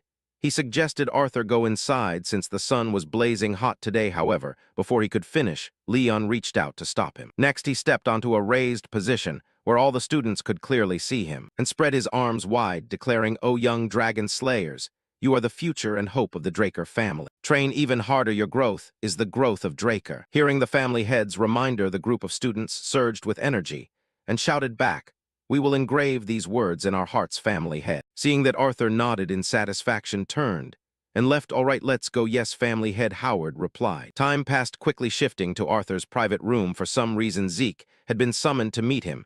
After entering the room, Zeke quickly bowed and said to the master of all knights and guardian of the dragon slayers, honor Arthur Draker. I, Zeke Draker, a member of this family, respectfully offer my respect and greetings. In front, Uncle Leon, seeing his son being so formal, laughed. Haha, even people at the Four Seasons Fortress don't greet like that anymore. Drop the formalities and sit down. I heard you like tea. I brought something exceptional. Hope it suits your taste, saying that he handed the protagonist the freshly poured cup, turning back to Zeke. Being summoned to meet the family head like this put an invisible pressure weighing on his mind. Just as I thought, even my tea preferences got reported back to the family. There's a saying the emperor might not know, but nothing escapes the Draker family now. I'm feeling it firsthand. Thinking that, he prepared to sip the tea in front to ease the pressure. However, the family head's next words made Zeke lose all interest in drinking. The reason I called you here is because I heard surprising news that Duke has taken a disciple. Hearing that, Zeke could only give a wry laugh in his heart. Haha, straight to the point, no beating around the bush. Thinking that, Zeke calmly said, it's simply Duke showing generosity toward me, sir. In front, Arthur knew full well things weren't that simple. However, he didn't dig deeper. If that's what you say, then it must be so. I don't know what your goal is, but as long as you follow Duke's teachings. His words weren't finished when suddenly Zeke cut in and declared, I will become the strongest on the continent. Hearing that, the family head's eyes began to change slightly, and as if not noticing that gaze, the protagonist continued sharing his dream. So I can live freer than anyone else, that's my goal. As the words ended, family head Leon set his teacup down on the table and said coldly, so that includes surpassing me, right? As those words rang out and terrifying pressure poured from him, making Zeke's biological alarm bells ring non-stop. His whole body broke into a cold sweat. A feeling like he could die at any moment overwhelmed his mind. Could this be? Within this range, the life and death of all beings are controlled. Celestial sword, the pinnacle of light mana manipulation, achievable only by black knights. Next, although scared enough to wet himself, Zeke still gritted his teeth and said, of course, looking at the stubborn expression on his face. For some reason, family head Arthur broke into a light smile and slowly released his pressure. Then he spoke. Of everything I've heard lately, that's the most interesting. I came to visit the academy to encourage you. But now seeing you encouragement alone isn't enough, saying that the uncle reached into his pocket as if to take something out. Back to the protagonist, he eyed this unfamiliar father. This is the current master of the Draker family, a true Black Knight. I thought Duke's level was ridiculous. But this is on a completely different plane. Unaware of the thoughts in his heart, Arthur took out a black card and placed it on the table. Consider this a gift for becoming Duke's disciple. This is a black card. Looking at it with knowledge from his previous life, Zeke, of course, knew what it was precisely. Because of that, he was shocked enough to sweat. Father, you're giving me this? Looking at the astonished expression, Arthur didn't need to explain much. Seems like you already know what it is. On this side, Zeke picked up the card, still unable to believe his eyes. This is a black card, issued to very few VVIPs, known for bringing insane benefits, with no spending limit. I never thought I'd see the legendary black card with my own eyes. Beside him, Uncle Arthur smiled. I'll add you as a co-user, so feel free to use it. Hearing that Zeke wasn't dumb enough to refuse. Thank you, Father, I'll definitely use it wisely. Saying that, but Zeke still felt a bit wary in his heart toward this kind gesture. The words are caring, but the intent is obvious. Since this card tracks information, it means my actions will be easier to monitor. Even so, using a casual method instead of forceful coercion means he still doesn't care too much about me. Yet Zeke thought to himself. Meanwhile, Arthur's tone shifted slightly. All right, scram. I can't waste any more of your precious time, Zeke, the one who will become the strongest. You may leave now. Understood. Family head Zeke bowed in farewell and quickly left the room. And not long after he left, his master Duke appeared in the room and grumbled, what a detestable guy. Hearing the familiar voice, Arthur calmly replied, why so heated, Duke? Do I even need to ask? The kid was abandoned in the cradle, and now you're showing up playing the caring father role. His voice dripped with sarcasm. However, as if long accustomed to his best friend's personality, Arthur wasn't angry as family head. I have no other choice, you know that. And your words just now are slandering the family head. Hearing that, Duke slumped into a chair and waved his hand. Ha, fine, whatever, drag me along then. Back to Arthur. Duke's laid-back attitude made him chuckle. Ha. That's why I can only talk freely with you. Shall we drink and talk? Then saying that, Arthur took out a bottle of fine liquor, and just seeing the label, Duke's eyes lit up like car headlights. Dragon's breath. And the red one too. See, you do have taste after all. Next, while sitting and drinking, as if remembering something, Arthur's voice turned serious. You've heard about the strange situation on the continent, right? I'm holed up in the academy. How would I know? Duke sneered. But Arthur didn't believe it one bit. Your eyes and ears are still all over the continent. Hearing that, Duke grumbled a bit. You already know, so why ask, you sly old fox? The emperor, obsessed with immortality, is searching the entire continent like a madman. Yes. Do you think it's possible? Arthur asked back, and for that question, the uncle affirmed with absolute certainty. Of course not. Eternal youth can be achieved through magic, but true immortality is absolutely impossible. On the opposite side, Arthur agreed with that opinion. However, his voice hesitated slightly. I agree. But what if it involves an ancient dragon treasure? Hearing that, Duke seemed to sober up instantly and shouted, what? At the same time, while the two of them were having a serious conversation, they had no idea that all their words were being eavesdropped on by Zeke in a room not far away, using an artifact called the HEALER. Just like that, their voices began to enter Zeke's head. If it's truly an artifact related to the ancient dragon, then maybe. Duke hesitated. Don't tell me you've already pinpointed its location. The uncle probed, and the host Arthur nodded slightly in confirmation. Exactly.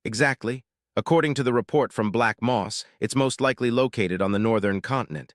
Hearing this, Duke's face turned thoughtful and he asked on, is this info something the Empire hasn't obtained? Yes, that's right, but it's only a matter of time before they find out. It reminds me of old times. The mad emperor who started a war as soon as he ascended the throne, hoping to unite the continent. I thought he'd given up that ridiculous dream as he aged, but obviously not. If that artifact really could grant immortality. Before Duke could finish, Uncle Arthur cut in. Then the continent will be swallowed in a sea of fire once more. Since this is serious, I've decided to go north myself. Hearing this, Duke panicked and hurriedly warned, what? If you abandon your post, that emperor will have even more free reign. In response, Arthur looked at Duke with expectant eyes. That's why I'm coming to see you. You're such a bastard, Duke sighed, having already guessed his friend's motive. Then the two clinked glasses again. As expected, I can't think of anyone but you, Arthur said with a smile, while Duke already felt annoyance creeping up. He always picks the hardest jobs for me. Back in Zeke's room, after hearing their conversation, His head ached as if it would split open. No choice, he had to temporarily deactivate the healer. I've used this thing too long. Even after absorbing Bahamut's heart, I can't escape its side effects. Ancient Dragon, the voice I heard in my head before I died, and the system message I saw right after rebirth. Now it all makes sense. I stole the artifact that the Emperor craved. He even sent hounds to hunt me down. Back then I didn't even care what it was. Still, I found a lead. The admin system that rewound my time is a function of the Ancient Dragon artifact. But who made it and why? In the end, I only have more questions. Thinking this, Zeke leaned back against the wall and exhaled in weary frustration. Meanwhile, Duke and Arthur's conversation had ended. "I'll act right away," Arthur waved and left quickly. "Yes, I'm counting on you," Arthur replied. Then, as they passed through a door, for some reason the host Draker suddenly stopped and stared at it with a suspicious look. Inside the room, unaware his son was standing right outside the door, Zeke was still thinking about the artifact. If that's the relic the Emperor seeks, does rebirth have anything to do with eternal life? He wondered that to himself before hearing footsteps outside. Then the uncle opened the door and suddenly walked in. However, the room was empty at that moment. There was no one inside. This made Arthur curious. Was I mistaken? He whispered, not knowing his son had just leapt out the window to escape. Time passed quickly. Scene shifts to Zeke's private training room. As he was training, a knock from Dexter sounded, forcing him to stop and complain. "Didn't I tell you not to bother me during training, Dexter?" In reply, old Dexter awkwardly explained, "Sorry, young master, but a classmate came looking for you. Should I send them away?" Hearing this, curiosity flickered across Zeke's face. A classmate? I don't have friends at the academy, could it be Riene? Thinking that and curious about the visitor, Zeke agreed, "Fine, let them in." Very quickly, Zeke learned who it was. It turned out to be that hulking friend Liam, of all people, Liam Stone. "Why am I your friend?" Zeke wondered inwardly while Liam knelt before him and bowed his head. "Please, please accept me." Seeing him like that, Zeke silently chided himself. "I should have left back then." "Fine," he sighed and asked, "accept you as what? Like a subordinate?" "Yes, young master, I swear my loyalty to you," Liam blurted out. "What about that Jaken?" Zeke asked next. Thinking of what Jaken had done to him, Liam clenched his fists in anger. "I've given up on him. I need to get into Valhalla," he said, his face pale, as if Zeke were his last hope. This made Zeke even more puzzled. "It's the same in my past life. Why is he so obsessed with Valhalla?" "Please accept me," Liam begged on. In response, Zeke waved a hand. "Are you stupid? You should have chosen Zimin or Tirun instead. I have no family backing, which means I'm useless for getting you into Valhalla. And why should I trust you, to be frank? You could be a spy sent by Jaken." Zeke's words drained Liam's face pale. Then suddenly, he pulled a dagger from his side and raised it directly to his head, cutting off one of his own ears. "Of course you doubt me. I'll prove it any way I can. If you want me silent, I'll cut out my tongue. If you want me maimed, I'll cut my heels. I'll give you my life, young master. Please take me in," Liam said with unwavering determination. These words made the protagonist remember his past life, when he had said similar things to his master. "I want to become stronger than anyone. Please teach me, master." Thinking of that, Zeke decided to give the hulking fellow a chance. He tossed his sword forward and raised one finger. "One move. If you can endure one strike from me, then I'll accept you." Next, Zeke let Liam go treat his wounds before starting the test. But when facing Zeke directly, Liam realized enduring one move wasn't as easy as he thought. "I really thought taking one hit wouldn't be that hard.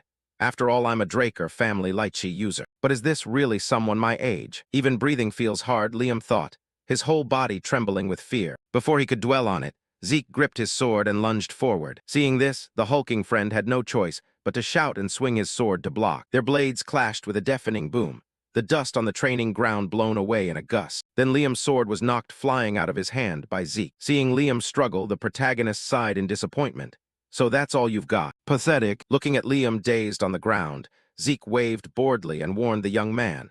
"You might have a lot of determination, but if it's Valhalla you're after, you'd better give up." With that, Zeke turned and left the training ground, despite Liam's frantic attempts to hold him back. As he walked, Zeke confirmed one thought. It seemed likely Jaken had really abandoned Liam. If he weren't Jaken's subordinate, he wouldn't have been able to get into the cradle. He's just lowborn. This is an academy that even someone of proper lineage like me was kicked out of. If Liam gets expelled now, it wouldn't be surprising. It's understandable he's so anxious. Thinking that, Zeke's steps suddenly stopped, or rather because the hulking Liam had dropped to his knees and grabbed Zeke's right leg, begging. This made the protagonist turn back and reconsider everything. Was it worth clinging on like this? In his previous life, Liam had been expelled from the academy, and his mercenary legion collapsed. Yet he still reached the Red Knight rank and was dubbed the King of Mercenaries. Below, Liam couldn't hold back his tears and wailed miserably, "Please give me another chance, Lord Zeke." Seeing him like that, Zeke guessed the young man truly had no intention of giving up. Then, whether moved by pity or amusement, Zeke decided to give him another shot. "All right, I'll give you one more chance, but on one condition. If I want you mute, you'll cut out your tongue. If I want you crippled, you'll have your legs chopped off." "Fair enough. If that's the case, then chop off your right arm," Zeke said, coolly patting the hulking youth on the shoulder. Zeke's command stunned Liam's face into silence. "What's the matter? Regretful?" Zeke's voice dripped with sarcasm, while Liam's eyes brimmed with blood and his lips were bitten raw as he wrestled with himself. This didn't surprise Zeke much. It was a demand that forced him to abandon the life of a swordsman. No ordinary person could accept that. Sensing Liam had let go of his clinging, Zeke stood and said, "I have countless training sessions to run. If you can't handle it, then get lost." Saying that, he slightly bowed his body and slowly drew his sword back as if preparing to train. At the same time, Liam behind him, having seemingly made his decision, also began to move forward slowly. Seeing that the protagonist glanced at him, and thought, "Even though I don't know why he's so desperate. But don't lose heart, Liam. Even if you can't reach Valhalla, you can still achieve an outstanding realm." That's what Zeke thought in his heart. However, Liam's next action made him unable to hide his surprise. At this moment, through his eyes, Liam began grasping the sword that had been knocked away earlier, slowly raising it high, while his right hand extended, his teeth gritted, as if ready to sever his own right arm. Looking at the expression on the big guy's face, the protagonist immediately realized Liam wasn't joking. "This madman," he shouted in his heart, and rushed forward to stop him. At the same moment, Liam's sword swung down hard. However, fortunately for the big guy, in the most dangerous instant, Zeke gripped his own sword, tightly swung it forward with wind-tearing speed. With just one clash, Liam's sword snapped in two, the blade tip flying out of the training ground. Looking at his still intact right arm, Liam panted heavily from the tension. But before he could recover, Zeke stepped forward, grabbed his collar tightly, and demanded, "Hey, you lunatic, what if I changed my mind? You just swung your sword like that." In response to Zeke's words was the big guy's face full of emotions. "That because there's something more precious than this arm that I can't afford to lose to Zeke." After hearing the answer, he looked at Liam like he was looking at an idiot. But then he shrugged, gave Liam a punch to the body, and reminded, "If you pull any more stupid stunts like that, no matter how loyal you are, I'll kick you out, remember that." Turning to Liam's perspective, after hearing that, his eyes lit up with joy as he asked Lord Zeke, "Does that mean?" Without answering the question, the protagonist only reminded, "Hurry up, Liam. If my subordinate only has one ear, what will others think of me?" "Yes, I understand, Lord Zeke," Liam replied excitedly. Time passed quickly, shifting to the protagonist's private room at this point. He was sitting drinking tea together with Liam. Currently, Liam's previously severed ear had been reattached by the medical staff.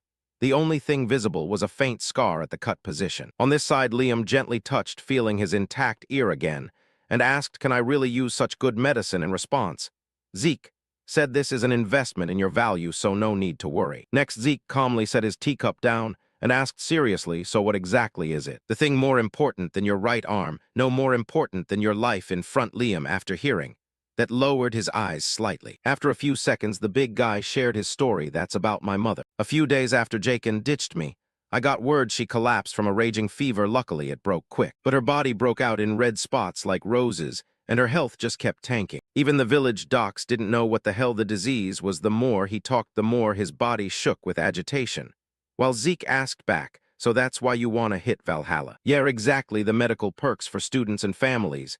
They are the best on the continent," Liam said with a sigh opposite, after hearing Zeke let out a breath too. Next, the protagonist called a servant over for paper and pen, then slowly jotted something down. "Red spots like roses, periodic high fevers, these are symptoms of the plague that'll ravage the central lands in 5 years. Also called Rose Plague, highly contagious with sky-high fatality. Took tons of lives, but a cure got whipped up in time and wiped it out." Thinking that, Zeke handed the freshly written paper to Liam and explained, "This is the recipe for medicine to cure your mom's disease. It's simple enough. Village docs can handle it, no sweat." Liam snatched it up, stammering, "Thanks, but how do you know the fix for a disease even healers can't name?" Hearing the question, two familiar shadows popped in Zeke's mind, the genius alchemist brothers Al and Jeff.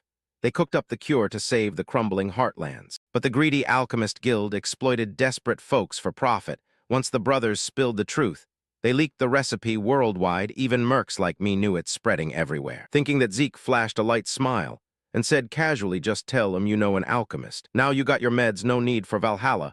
Or slinging for me, Zeke said, savoring his tea. Meanwhile, Liam wasn't ungrateful. Right then he bolted up from his chair, dropped to one knee before Zeke, and swore, I pledge my life to you, Lord Zeke. I swear lifelong loyalty to my master. Those words made Zeke quietly pleased.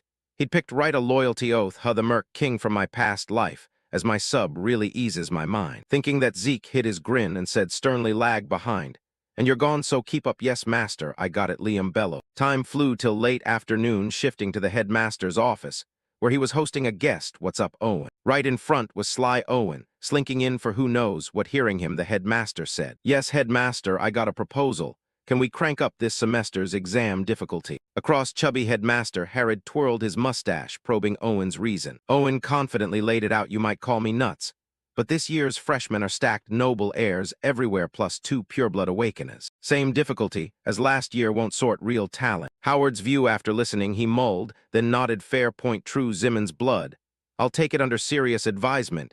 Yes, thanks headmaster, I'll bounce, said the schemer, darting out. If word got out, he lobbied the vice head to amp exam. Hell, other students would rip him limb from limb. Howard watched him go, spun to the window, stared out lost in thought, can't fake bloodlines. Didn't expect to vibe with him, future headaches, best prune threats early. Time zipped by. Today was the dungeon crawl semester exam day. This test, Draker Academy's big one, pairs team up to bust out of a dungeon in time. Each duo gets random difficulty, totally different per hole. In the crowd, Zeke eyed Liam. Are you scared, Liam? Liam owned his nerves, yeah, a bit tense. Zeke chuckled, fair too much, and you screw up too little. And cocky just right dodges, both tensions key. Elsewhere, sword girl Renee steadied her breaths to chill, while others yapped carefree, no sweat. Quick shout next, Zeke, Draker, Liam. Stone hearing it, they hustled to a gate. But pre-entry, a proctor blocked him, pointing aside. Hold up, you two, that way. Protagonist view, sudden block, his eyes drilled in sniffing plot. Proctor blew off Zeke's glare, cold, hurry in or what? Zeke yanked his icy stare, shrugged, yeah, following orders, master-servant duo plunged into their setup dungeon. Inside, endless deep stairs descending. Zeke recap test. Diffs vary, but Draker controlled test. No real killer's goal, escape in time. Each gets countdown, kicks in on entry, 96 hours flat. Basic combat scores, so monster loot haul bonuses. But escapes king miss time, straight fail. Time flew. Zeke, Liam camped post-meal. Zeke to big guy, belly full now, crash Liam. Big guy waved, you did camp grub, all rest first, master. Zeke explained, 4-day no sleep, so chill. Big guy caved, all right, crashing first, yeah, holler if needed. Zeke nodded. Next, while on watch, Zeke pulled out his pocket watch, checked the remaining time, and thought 16 hours since entering the dungeon after 3 straight days of pre-exam training. That makes nearly 90 hours awake. Infinite stamina only restores physical fatigue, not mental, in a dungeon where anything can happen. Best minimize risks as much as possible. When Zeke wakes, I'll switch shifts with him, thinking that Zeke's face grew blank, his eyes showing clear exhaustion. Then at some point, unnoticed, the protagonist slipped into a hazy state, his mind flashing images of a snowy battlefield. There, a beautiful blonde girl, dressed like a noble lady, lay in a pool of blood. At the same moment, a strange bell rang, suddenly snapping Zeke out of the daze. Realizing he'd dozed off on guard, Zeke rubbed his face, cursing himself. Damn that dream again. But right after his eyes sharpened, he'd caught something. Wait, that sound was definitely a bell. Thinking that, as if realizing something, Zeke quickly grabbed the water flask beside him and dumped it all on the fire ahead, snuffing it out. At the same time, he warned his buddy Liam, wake up, Liam, enemies incoming, I'll scout first. No lights, tent. Big guy snapped, awake, yes, master. Back to Zeke, he crept toward the room's entrance where he'd rigged bell wires overhead to alert if monsters breached, but right now, he had no intention of using Dragon Eye immediately. 4-day test. Using it risks too much, better adapt to darkness, the protagonist reminded himself. Next, a strange scent wafted into his nose, and the moment he caught it, Zeke froze. Sulfur, no way. Monsters with sulfur smell, pack hunters, danger rank 3 hellhounds. Even in my past test, Renee only bagged an orc, didn't expect hellhounds here. Realizing his dungeon's difficulty spiked abnormally, Zeke quickly guessed, definitely targeted. He gritted his teeth, gripped his sword, ready for the danger ahead. And fast, countless heavy footsteps thundered closer. But this puzzled Zeke. Wait, something's off. Even a hellhound alpha weighs only a few hundred kilos. This racket sounds tens of tons. Mutant Zeke reflected, slightly extended his sword, using the blade's reflection to peek. Then, Whatever he saw made him curse a loud motherfucker. Just thought that when suddenly, the entrance exploded dust flying Zeke hurled back. But the protagonist calmly landed, stabbed his sword down to break. Seeing that Liam rushed over, "Master, you okay?" Ignoring the question, Zeke scowled ahead, silently cursing 18 generations of the Zimmons clan. What the hell are those Zimmons bastards scheming behind my back? They definitely want me dead. At this moment, through both their eyes, a massive troll lumbered in, clutching a hellhound head. Spotting Zeke and Liam, it hurled the head aside and roared forward, the echoing bellow enough to dizzy and deafen normal people. Troll Danger Rank 1 crushes hellhounds, or even orcs. Its blood prime recovery potion ingredient. Insane region. Just imagining facing a building-sized beast with terrifying healing is pure despair. Yet facing such a foe, Liam showed no fear, stepped forward, and told Zeke, "I'll bait you, escape while you can." Behind Zeke, grinned, stepped up, lightly patted the big guy's shoulder, and shook his head. "What are you saying? How could I abandon my subordinate? Trust your own effort, not me, Liam. You're not weak. I'll back you, do what you want." Hearing Zeke, despite worry, Liam steeled himself. "Yes, master." Then both gripped weapons, charged the giant troll ahead. With lightning speed, they carved countless slashes across its massive body, while the troll barely reacted. But as Zeke noted earlier, huge frame their cuts mere scratches, and with its region in seconds, wounds sealed shut. Yet the protagonist inwardly praised Liam. Not bad cutting troll, thick hide praiseworthy, but targeting joints even more impressive. Did he study monsters in spare time? Right after the troll's huge body buckled slightly. At once it swung its massive spiked club straight at Liam, catching him off guard, no time to react. But right then Zeke blitzed forward. From above, he swung his sword to knock the club aside. Seeing that, Liam said apologetically, "Sorry, master." In response, Zeke advised, "It's fine. For your first real battle, that's already pretty good. Aiming for the weak joints was a smart choice, but you underestimated the troll's regeneration. Remember this, any small wounds on a troll's body heal instantly. With regular attacks, you won't keep up with its regen at all." Across from them, the troll stared at its weapon, now reduced to half, its eyes bulging white and its face flushing red as hot coals in rage. With no other choice, it tossed the remaining chunk of its weapon aside and slammed its massive hand straight at both of them. At the same time, Zeke wanted to finish it off quick. "You still seem to be struggling, so let me end this," Zeke said as he gripped his sword tight. Time flew by, and now the troll's blood-soaked skull lay in a crumpled heap off to the side, with zero signs of life left. With its sacrifice, Zeke gained another 30 karma points. Looking at the system notification, Zeke nodded in agreement and turned to Liam, saying, "This thing probably racks up a ton of bonus points, so hurry up and pack it up, Liam." "Yes, master," the big guy quickly replied and rushed over with his backpack to collect the corpse. Meanwhile, the system suddenly sent Zeke another notification. Sudden quest, 1 shot 2 eagles. Take down 100 monsters of 10 different types in the dungeon. Time limit, 72 hours. Rewards, double karma points from quest completion, 2 random loot boxes. Current progress, 2 types/14 monsters. Only aggressive monsters count. Staring at these lines, Zeke couldn't help but be shocked, like a beggar stumbling on a gold mine. What the hell? Double karma points just like that. 79 hours left until the test ends. Hitting 100 monsters is no sweat, but getting all 10 types is gonna be tough. No matter how big the dungeon is, a normal test would only have 3 or 4 types tops. But if this is a trap set by those Zims assholes, then digging deep should turn up all 10. Gotta finish the quest and escape the dungeon. This is gonna be a rush, Zeke muttered to himself. Not long after, the burly Liam finished up and reported back. "All done, master."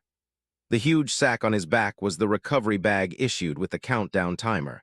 It wasn't as efficient as a space bag, but good enough for hauling loot. Seeing his subordinate had wrapped it up, Zeke nodded. "Good job. Let's move, Liam. No more dawdling."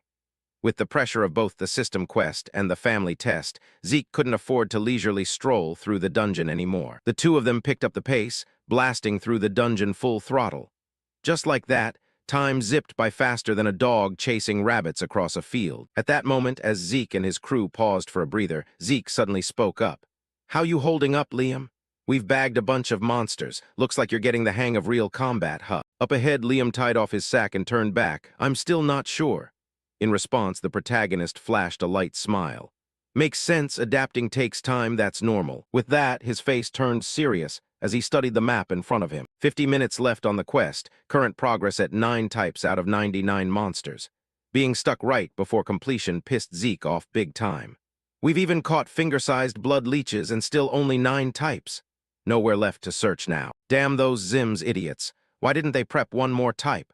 Thinking that, Zeke irritably swiped to close the minimap. And then, like answering his prayers, the ground suddenly started shaking nonstop. Next thing, the earth split right open, catching Zeke off guard and nearly knocking him off balance. He whipped around and yelled at his subordinate, "Liam, quick, ditch that sack." Across from him, the big guy just stood there dazed, not getting it yet. By then, Zeke had dashed forward, slashing the recovery sack in half with his sword. At the same moment, a massive monster burst from underground, sliding past both of them and flinging them aside. Luckily, Liam was unscathed. But once he snapped out of it, he spotted Zeke's left arm soaked in blood. "Zeke, you okay?" In response, Zeke waved his left arm to reassure him. "Relax, don't worry, it's just monster blood. This time, just stand back and watch, Liam. I won't be able to cover you." Right then, following their gazes, the monster that attacked was a gigantic worm with a mouth full of fangs. It radiated a wild, savage aura that put even Zeke on maximum alert. This is a dungeon worm, a high-level danger beast. Takes a dozen veteran purple knights to take one down. Those damn Zims bastards. They really prepped this good. Zeke cursed them silently in his head. Meanwhile, the dungeon worm wasn't giving him time to think. It charged straight at the protagonist, zeroing in on him as the real threat, not Liam. Its massive body slid hard, barreling right at Zeke. Liam watched from the side, worried sick. A helpless feeling spread through him as he saw his master struggling in battle, unable to help at all. Then, like a light bulb went off, he frantically rummaged through his backpack for a way to back up the protagonist. Cut to Zeke's position. He gritted his teeth, using his sword to block the worm's razor-sharp jaws while his body kept getting shoved backward. Getting pushed back like this non-stop was dangerous. So Zeke poured power into his arms and swung his sword hard, flinging the worm's head aside. But the worm seized the chance to burrow back underground again, its movements shaking the whole cave non-stop. Zeke had no clue how to hit it while it was underground. Even a blue knight would hesitate facing a dungeon worm in a spot like this, because of its burrowing mobility.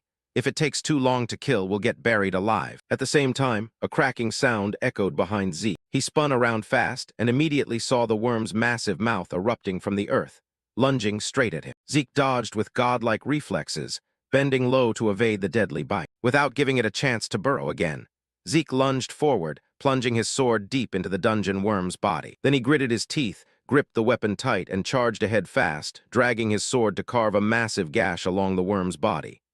"This time I'll split you in half, huh?" Zeke muttered. Meanwhile, the giant worm, hit with such a deep wound, screeched in agony, its body thrashing and rolling wildly. Finally, it sprang forward like a coiled spring, yanking Zeke, who was still holding his sword, up into the air with it. Seeing this, Zeke cursed under his breath. "You damn worm." Before he could react, the giant worm coiled into a spiral and wrapped tight around Zeke's body. Terrifying pressure crushed in from all sides, making Zeke's bones creak non-stop. He spat out blood. Wrapped that tight, even Zeke couldn't find a way out. But luckily, he had his subordinate Liam. Spotting the protagonist in danger, the guy charged in, stabbing his sword into the worm's body, making it shriek in pain. With that, the pressure on Zeke eased up a lot. "Pressure's down big time," Zeke said cheerfully. And seizing the moment while the giant worm writhed in agony, Zeke broke free and leaped down. With his recovery powers, the damage from the worm healed at a crazy speed. Meanwhile, Liam hurriedly asked, "You good, master?" In response, Zeke asked curiously, "What was that move, Liam?" "Oh, I coated the sword with numbing potion," Liam said, showing Zeke the vial in his palm. Hearing that, the protagonist got why the worm reacted so violently. "Got it. The main ingredient in numbing potion is belladonna, which only mildly paralyzes humans, but acts like deadly poison on worms. In that pinch, you remembered belladonna, worm's natural enemy, and used it.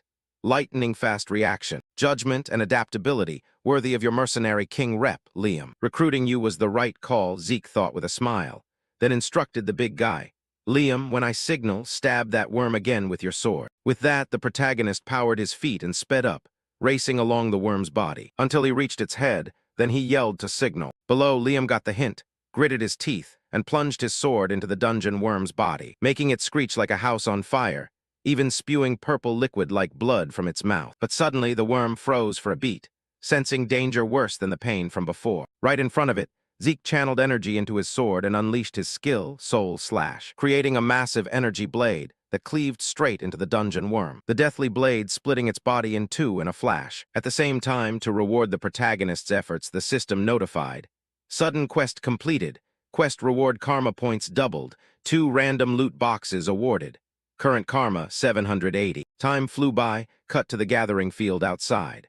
By now, countless trainees had returned from their dungeons, with wooden tables set up ahead to inspect and score the monster kill proofs they'd brought back. Trainees who made it out, come get scored. Once done, you can leave, some instructor called out. Right then, swordswoman Riene brought her kill proofs for checking. The instructor glanced at the stuff on the table and said, "All right, starting the score. Base completion, 30 points. Goblins, 20. Hobgoblins, 2. Orc, 1 total, 180. Hearing her score, the surrounding trainees broke into cold sweats and whispered, "Almost hits the all-time record of 200 set by Sir Abel." Purebloods are on another level. Not just the trainees, even the instructor couldn't hide his delight praising, as expected of Riene, overshot the benchmark by 130 points.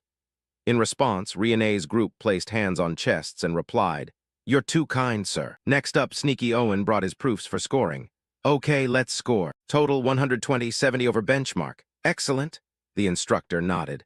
Hearing that, one of Owen's brown-haired teammates beamed like he'd struck gold, but Owen fumed. The result left his face dark as the bottom of a pot. Because compared to Riene, he was 60 points behind. That was half his total. He shot Riene a freezing glare. "Riene, Tyrann, you won't strut around forever. Whatever happens, just handle it like we did Zeke." Thinking that, he smirked evilly, probably figuring Zeke was dead somewhere in that deadly dungeon by now. Weaklings could only resort to dirty tricks to trip others up, but Owen never saw it coming. Zeke's voice suddenly rang out behind him. "Man, how long's it been since I saw sunlight?" Hearing the familiar voice, Owen's face twisted in horror. He whipped around, and sure enough, his worst fear happened. Zeke and Liam had returned to the gathering spot safe and sound, without a scratch. Even Big Liam was dragging the giant worm's head out, since their sack got sliced in half by Zeke earlier. Staring at the head Liam hauled behind him, all the trainees' eyes bugged out. "Am I lagging or what? No way, that's a dungeon worm. Wasn't Orc the highest scorer? How'd that show up? They took down a dungeon worm?" Doubts erupted everywhere. Next, Liam dragged the worm head to the instructor's check station and dropped it with a heavy thud. Meanwhile, Zeke turned to Owen with dripping sarcasm. "You look pretty shocked, Owen. Happy to see me back. Where's that icy poker face from before?" "Hey, this might be even better," Zeke said, grinning as he watched Owen's face. The guy was pissed purple-black, veins bulging, teeth grinding, fists clenched in fury. But without letting Zeke taunt more, Owen spun and stormed off. Zeke felt a twinge of regret and jeered, "Hey, leaving so soon." In response, Owen cursed silently, "Fuck. You damn purebloods, you'll pay for looking down on me." On the side, Owen's hounds saw their boss fume off and scurried after. Watching their backs, Zeke shrugged disdainfully. "Haha, looking real tense there." At the same time, swordsman Andre ahead of Zeke chimed in. "Verbal sparring over trainee?" Zeke quickly turned forward and replied, Yes. Long time no see, Instructor Andre." To the greeting, Andre skipped chit-chat and got to business. "Scoring now." Nearby, Zeke glanced at the giant worm head and explained, "Nothing else besides this one. Do you need to score it separately, sir?" In response, Andre pulled on a pair of gloves and declared, "I'm the judge, so don't think you can half-ass this." His words piqued Zeke's curiosity. "Didn't the worm swallow the recovery sack?" "Yeah, exactly. That's why I'll inspect it real close," Andre nodded. Next, he started examining it with his hands super carefully. Blood splattered everywhere, grossing out the watching trainees who scattered in disgust. From Zeke's view, seeing Andre so dedicated to his job, he couldn't help but silently thank his luck. Lucky break. That damn dungeon worm attacked and swallowed all the heads I'd collected over 3 days. Couldn't afford to fail, so I grabbed its head as a substitute. But besides Instructor Andre, who else would check every scrap of meat stuck in these teeth? Time flew by, and soon Andre finished his inspection. He tossed his gloves aside and announced the results. Confirmed monsters include gremlin, goblin, hobgoblin, hellhound, orc, and finally, troll. What, even a troll? The trainees buzzed with pale faces. The giant worm was already terrifying, but now a troll too. It freaked them out about Zeke's dungeon. Ignoring their reactions, swordsman Andre wiped blood off himself with a handkerchief and continued. "Judging by the blood volume, it's dozens. But counting all that wouldn't be fair to others, so I'll score 1 per type. Plus, even though troll and dungeon worm aren't on the scoring list, intel shows they're equal to a trio of orcs and a half-dozen orcs. So 90 for the troll, 180 for the worm. Total, 368. Congrats, you passed." Nearby, the other 2 instructors heard the score and were floored. "Hey, what we get back when we were trainees?" the left one asked. The note-taking guy confirmed, in our day, they didn't even count hellhounds. Elsewhere, the trainees stared at Zeke like he was a monster. 368 points? No way. In another corner of the gathering field, some dumb black-haired trainee couldn't accept it and yelled, "Cheating! It's just the dungeon worm carcass." Another trainee eyed him like an idiot and schooled him. "Dude, the worm alone scores 180. But what does that mean? Think about it, you guys, worm or troll. Could anyone survive and come back? Zeke Draker's that strong already." The group sighed inwardly. Meanwhile, Zeke eyed the weaklings around him and smirked to himself. "So noisy. Feels way different from before when they mocked me. Not bad, but I just pulled off another big stunt." In this test, the Zims clan rigged the dungeon, cranking up the difficulty to boot him out. But was it just Owen's solo act? Nah, even he wouldn't dare mess with the academy exam. Probably the Zims head honcho. Guess I'm under more scrutiny than I thought. Hiding power too obviously backfires. Better play it moderate and watch the situation. Zeke reminded himself quietly. His face beaded with sweat, feeling the pressure of being targeted. Then, while he fretted about the future, swordswoman Riene and her crew passed by and spoke up. "Zeke Draker, you win this time," she said with a sour face, then quickened away, leaving Zeke behind, kinda stunned and confused. "I win, but win what? What's her deal?" Time zipped by, cut to the familiar training yard where Zeke prepped to test a new skill he'd never used. "Guess we start here, huh?" As he said it, Zeke eyed the system screen. The skill was Dragon Skill Level 1 Devour. It let the user eat more and digest faster. 50 points to unlock, and Zeke had 780 karma now. With this quick riches in days, Zeke decided to unlock it. A useless skill I skipped before, but now 50 points is pocket change. With that, Zeke swiftly unlocked it. After rereading the description, his eyes bulged. Hold up, the skill desk changed. Right then, per Zeke's gaze, the system showed. Dragon Skill Level 1, Devour in Devour state, you can digest anything and convert it to energy. Plus, digesting a monster with bloodline skills lets you absorb their powers. Reading that, Zeke's face dripped sweat as he regretted silently. Absorb monster powers? Shoulda activated this before the exam. Energy conversion? Gotta test it.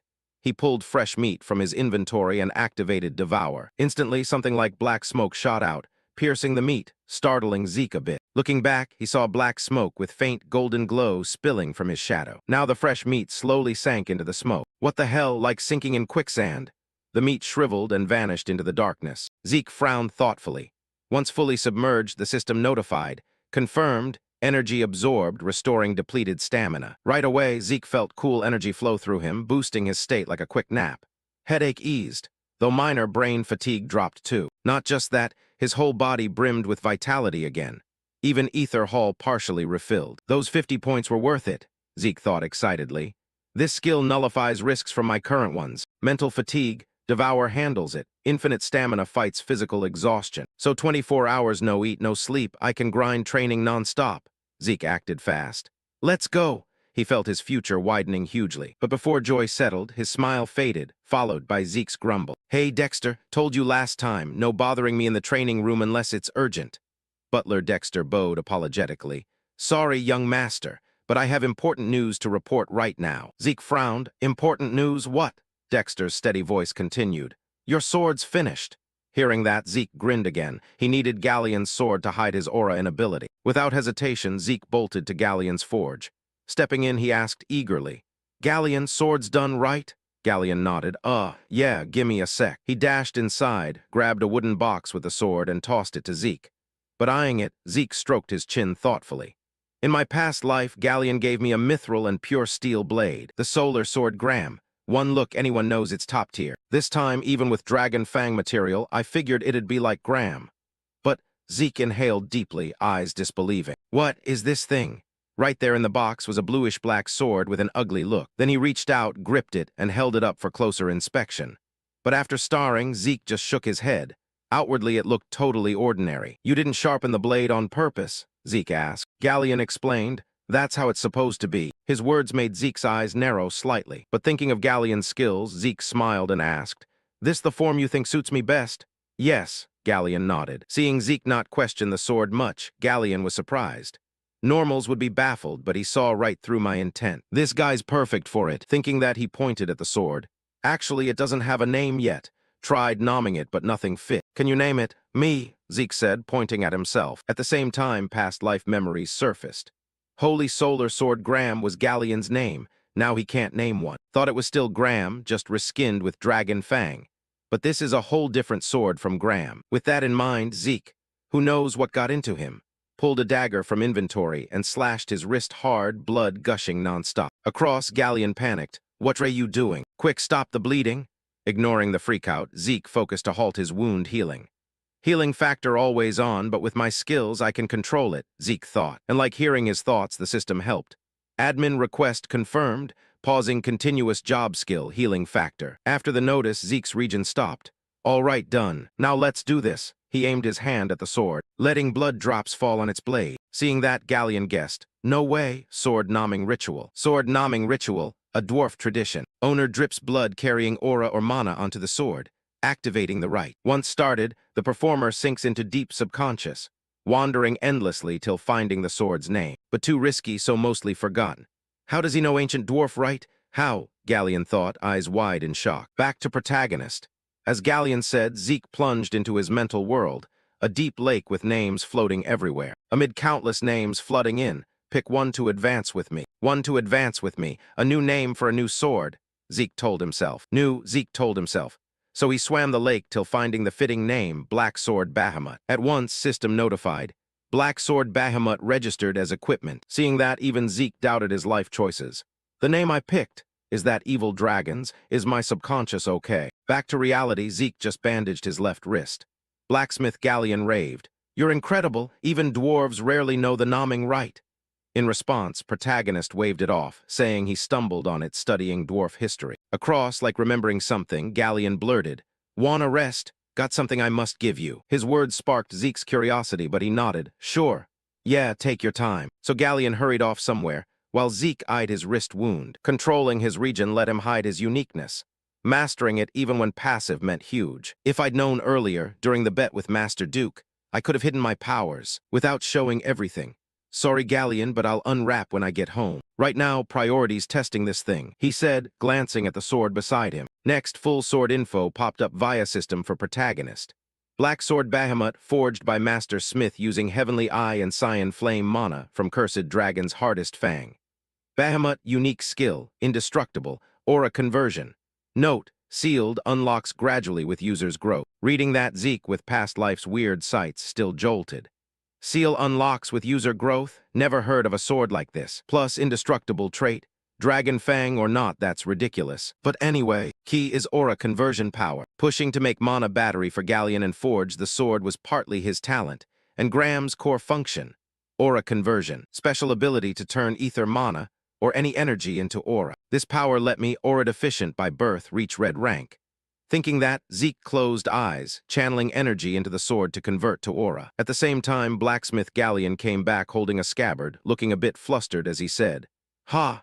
Finally found it. Sorry about that, Zeke. Did I keep you waiting long?" As he spoke, he noticed Zeke's sword enveloped in a faint blue glow and froze in shock. A sharp aura wrapping the blade. Has he already broken through to purple knight level? Up ahead, Zeke saw the blacksmith standing there stunned and grinned, praising him. "You're back. This sword is seriously incredible. You've worked hard, Galleon." In response, Galleon held out the scabbard and replied, "Compared to the forge, this is nothing. But could you take a look at this? This scabbard was made by my master himself." Hearing that, Zeke frowned and stroked his chin thoughtfully. "In my past life, I never heard about Galleon's master. Let's see." The name engraved on the scabbard read, Gollin Jober. Zeke muttered it out loud, but then his eyes widened as he suddenly realized what it meant. What? Gollin Jober, the greatest blacksmith ever praised. Gollin Jober, a legendary dwarf smith hailed as the continent's finest blacksmith right now. His works were flawless masterpieces with unique properties, fetching tens of thousands of gold from collectors. Thinking about it, Zeke's respect for Galleon shot up another notch. "Didn't expect you to be Gollin's disciple." Hearing Zeke say that, Galleon looked surprised.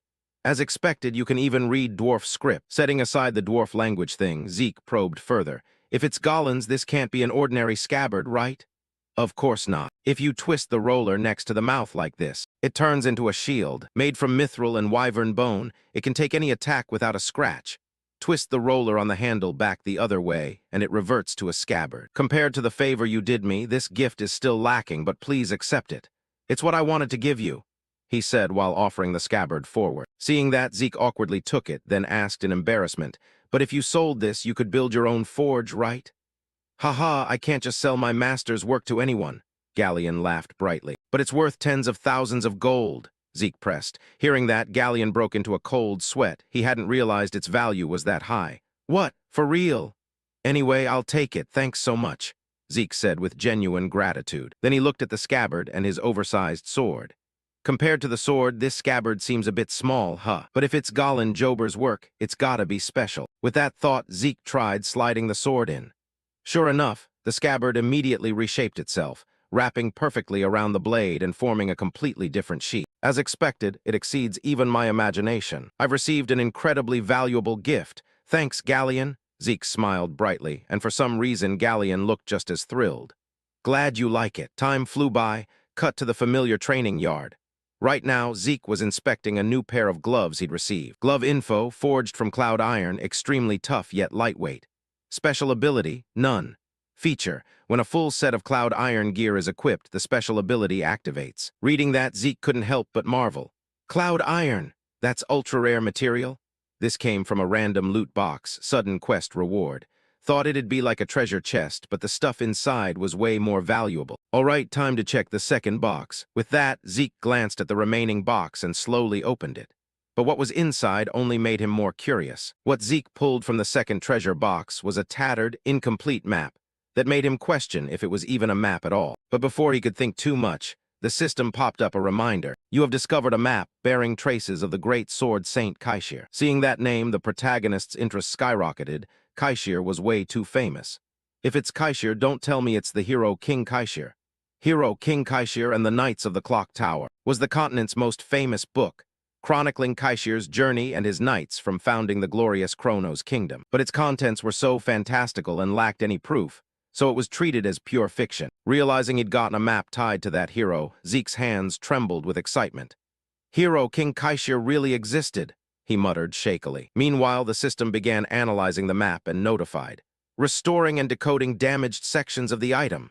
Decode complete.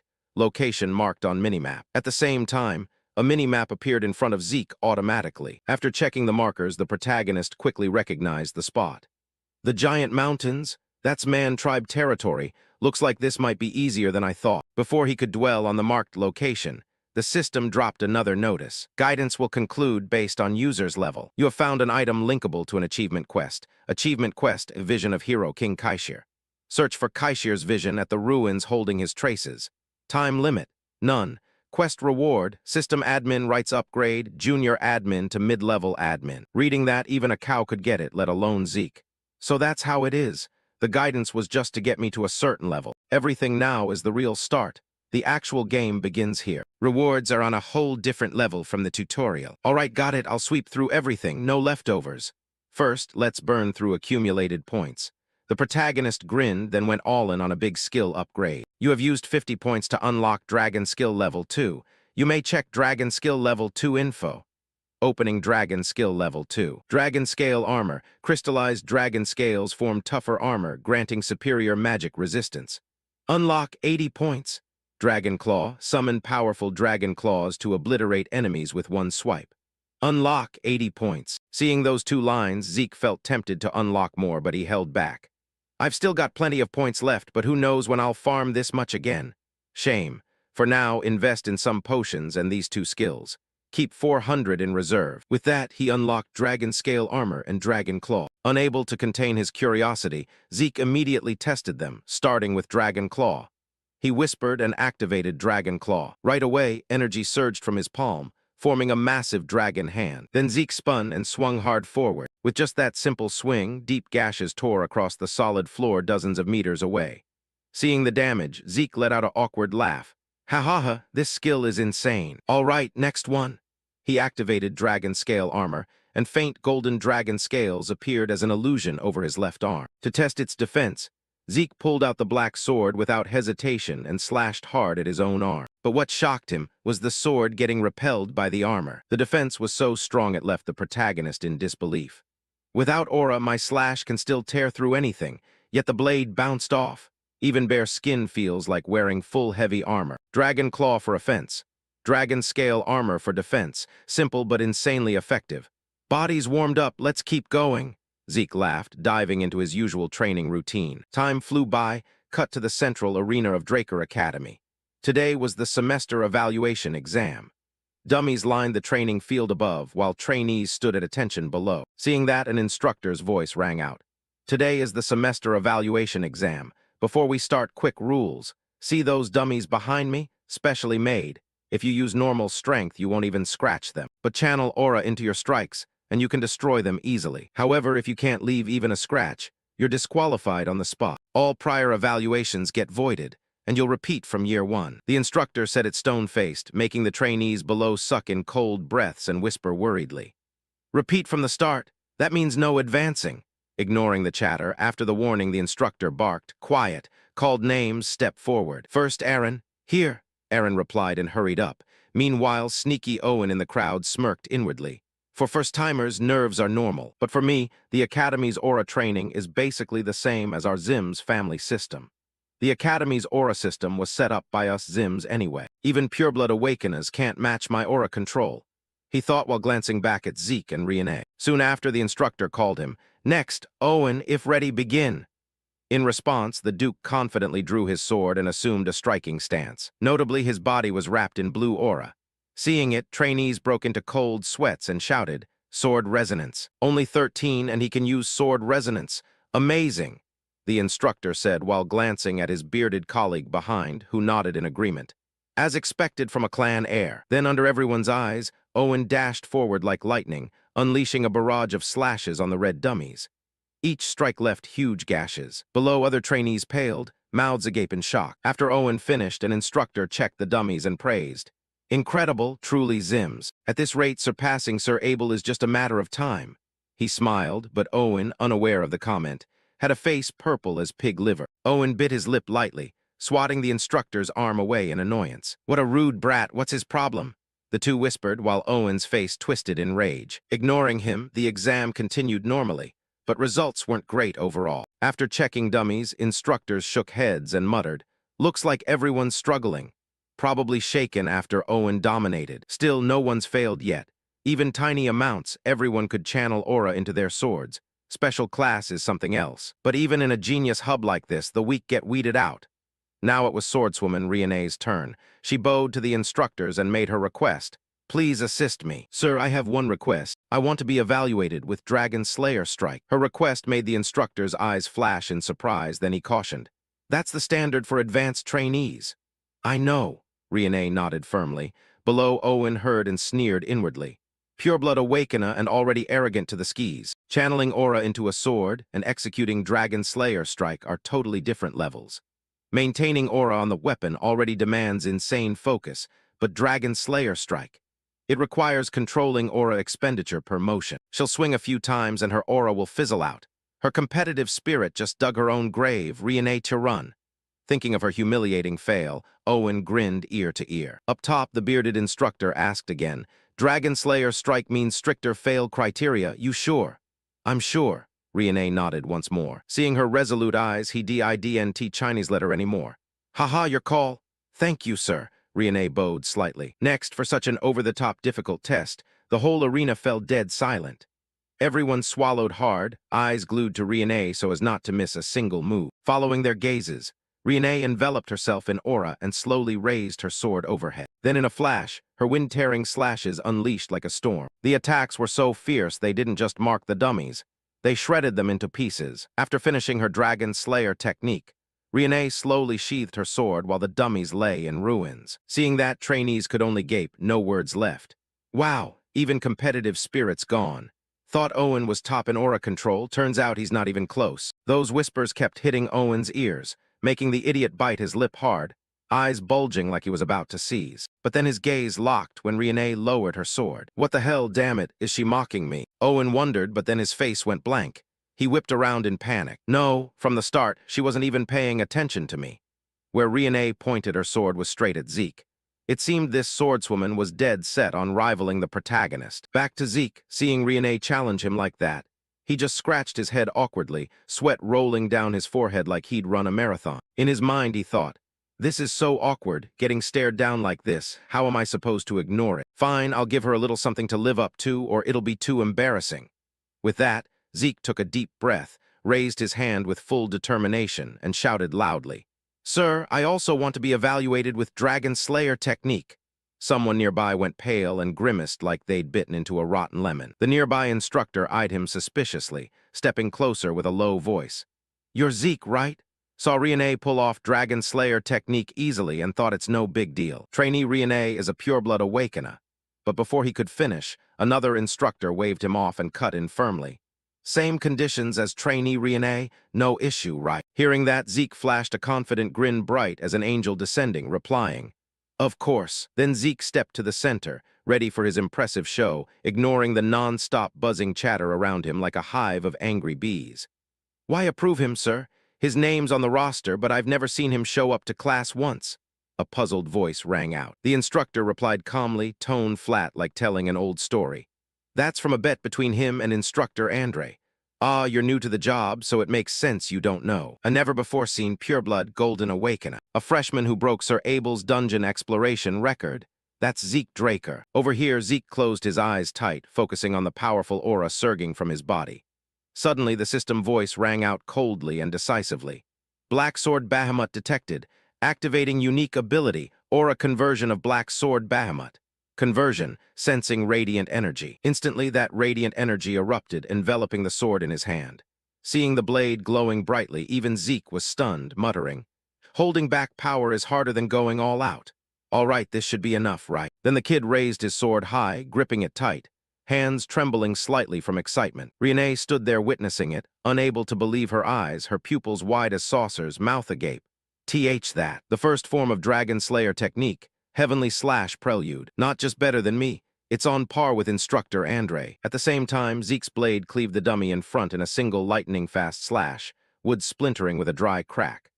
Without stopping, Zeke moved like he was dancing in his own world, each sword stroke smooth and decisive. In his head he thought, "I drilled Dragon Slayer technique for 2 straight years before regressing. Even the sword path, foot placement, even the radiant energy flow, my body reacts automatically without thinking. A sword art I used to hate, but revisiting the basics isn't half bad." After the performance, Zeke stopped, scanned around, and thought to himself, "This should rile Riene up enough, right?" But the crowd started buzzing louder, whispers spreading like waves. "Did he just wrap the sword in radiant energy?" "Yeah, I saw the whole greatsword." So Zeke's reached Purple Night Realm. The protagonist overheard and jolted, sweat dripping down his forehead.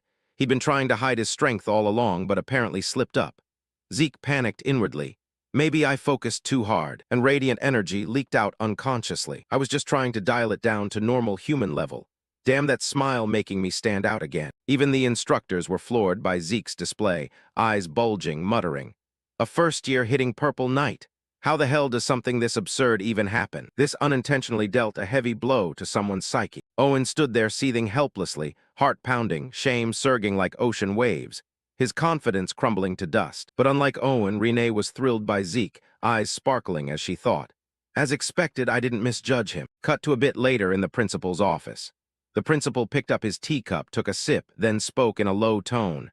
"I've heard about your performance in the semester evaluation. Truly astonishing results."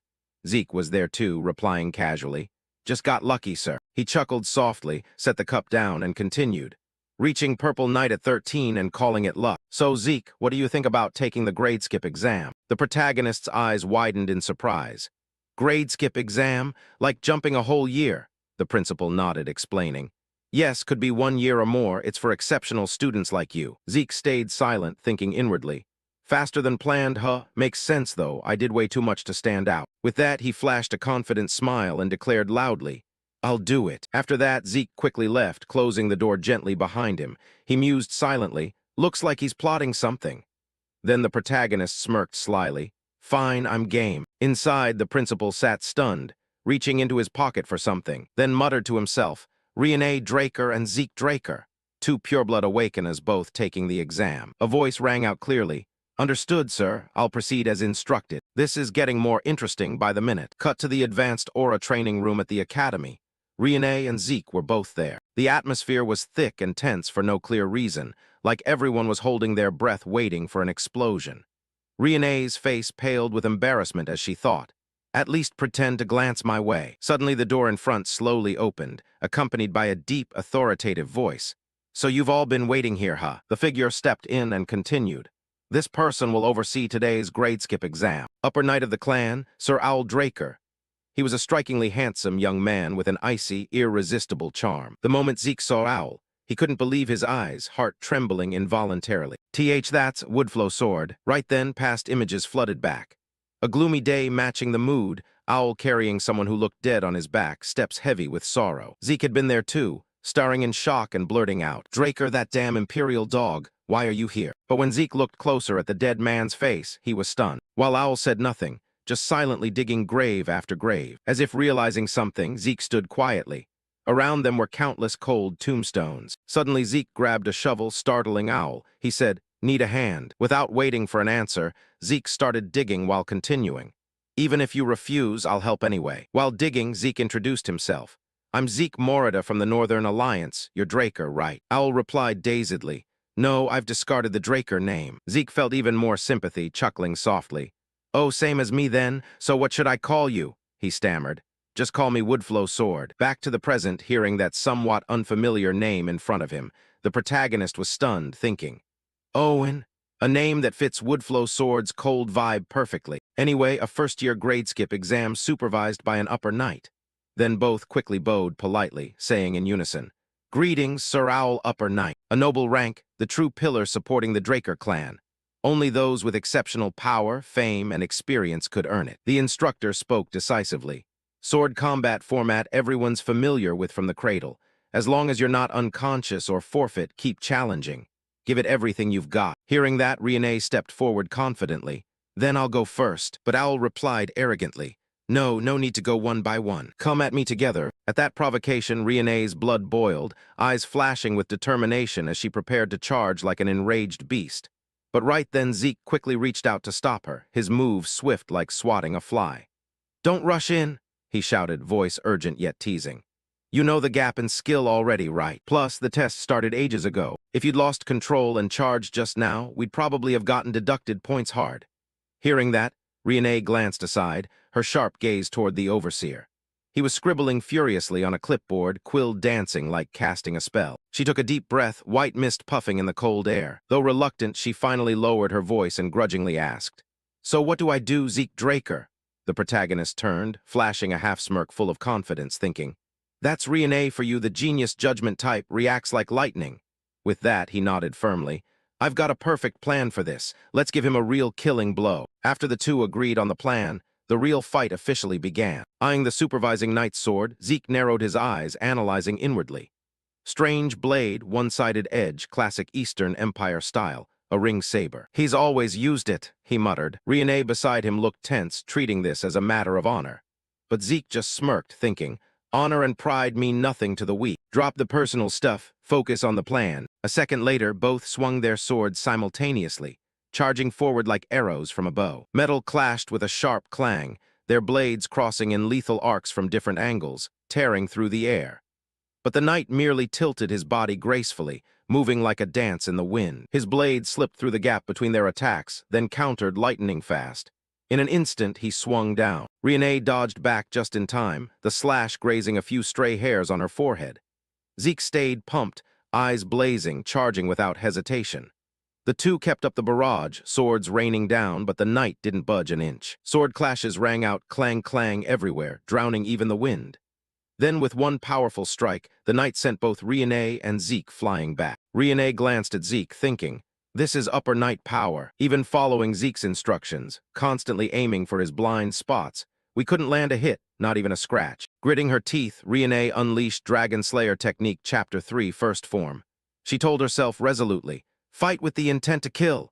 With that, she swung hard at him, blade roaring like a dragon's cry. It seemed like the slash would connect. But at the critical moment, the knight tilted aside smoothly, flowing like water. Off balance, Riene lunged forward. Before she could recover, the knight swung his arm hard. Bam! Riene was flung like a kite with cut string, spinning midair before slamming into a stone wall. Crash! The terrifying force shattered the wall into rubble, dust clouding everywhere. Nearby support staff rushed over, worried. You okay, Riene Draker? Riene coughed harshly, groaning in pain, blood trickling from her lip. Her legs trembled as she tried to stand, arms numb and senseless. She stammered, I'm fine. Dangerous, stay back. In her mind, In a blink, my consciousness got knocked out, creating an opening. With my strength, no chance at all. But can you really pull it off, Zeke Draker? She recalled the moment before the fight. Zeke had laid out his strategy, but Riene protested fiercely. I can't agree to such a dirty tactic. You want to tarnish an honorable duel, Draker. But Zeke just countered calmly. Does honor fill your stomach? He continued. This isn't a knight's duel, it's a test. It evaluates your ability to kill the opponent. After thinking it over, Riene gave in helplessly. Fine, since I asked you first anyway. But you really think this tactic will work? The opponent's an upper knight. While Riene remained skeptical, Zeke was absolutely confident. Then just create a situation where it can work. He added, when we fought at the cradle, why couldn't you dodge that rock? Riene flustered.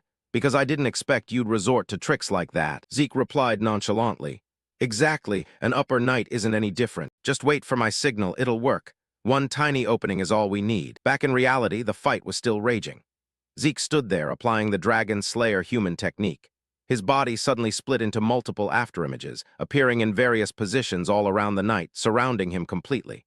Just looking was dizzying. No one could tell which was real and which was fake. An ultimate move he'd never used before finally got its chance to shine today. Swift wind step, phantom shadow technique. But the knight wasn't a rookie. He knew it deep down and quickly recognized it, exclaiming, "That's Duke's technique." He glanced left and right, observing carefully. Suddenly Zeke lunged with his sword, but the knight blocked it instantly. Zeke grinned confidently. From now on, you'd better brace yourself, sir. Right then, the blazing overhead lights shut off abruptly, plunging everything into pitch-black darkness. The knight was surprised.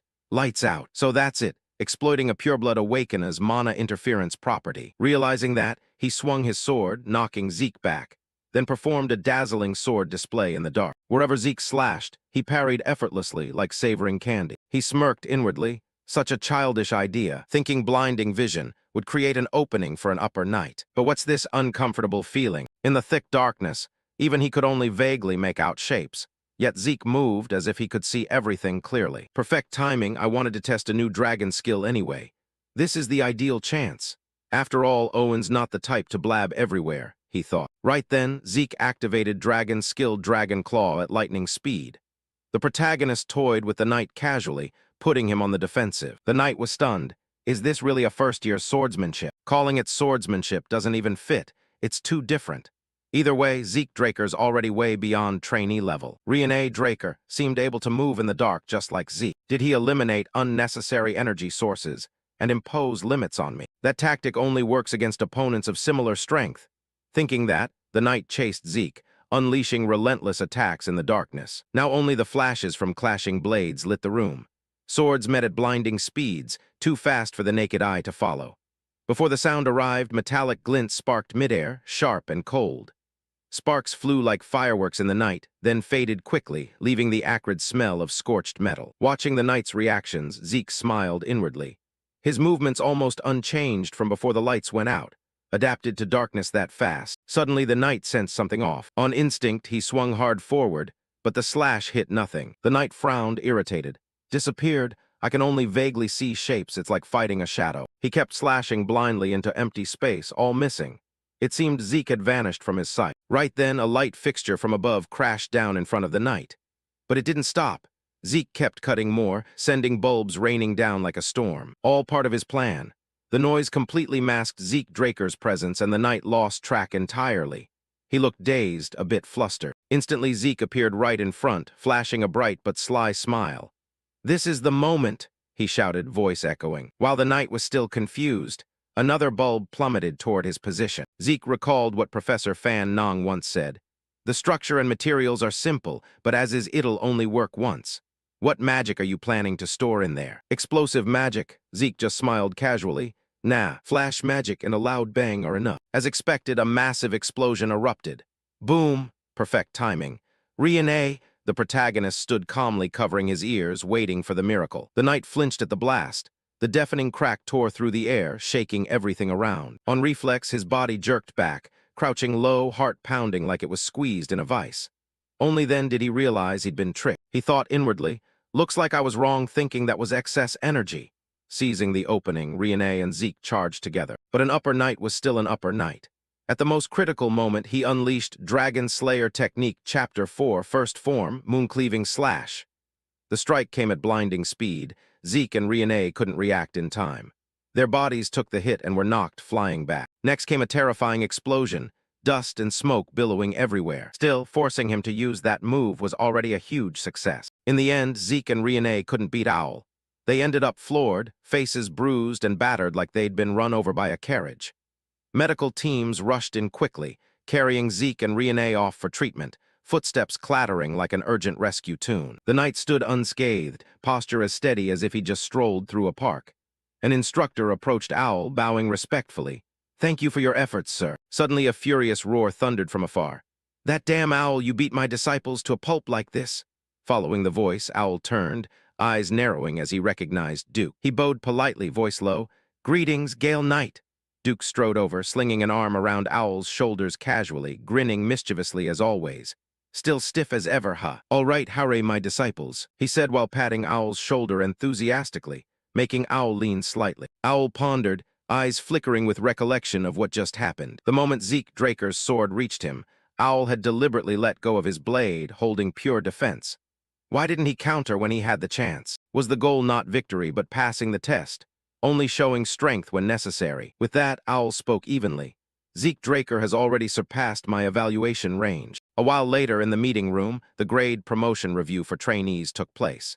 After hearing everyone's opinions, the academy head sat straight and concluded. "So we're all in agreement on this resolution." Everyone responded in unison, voices echoing.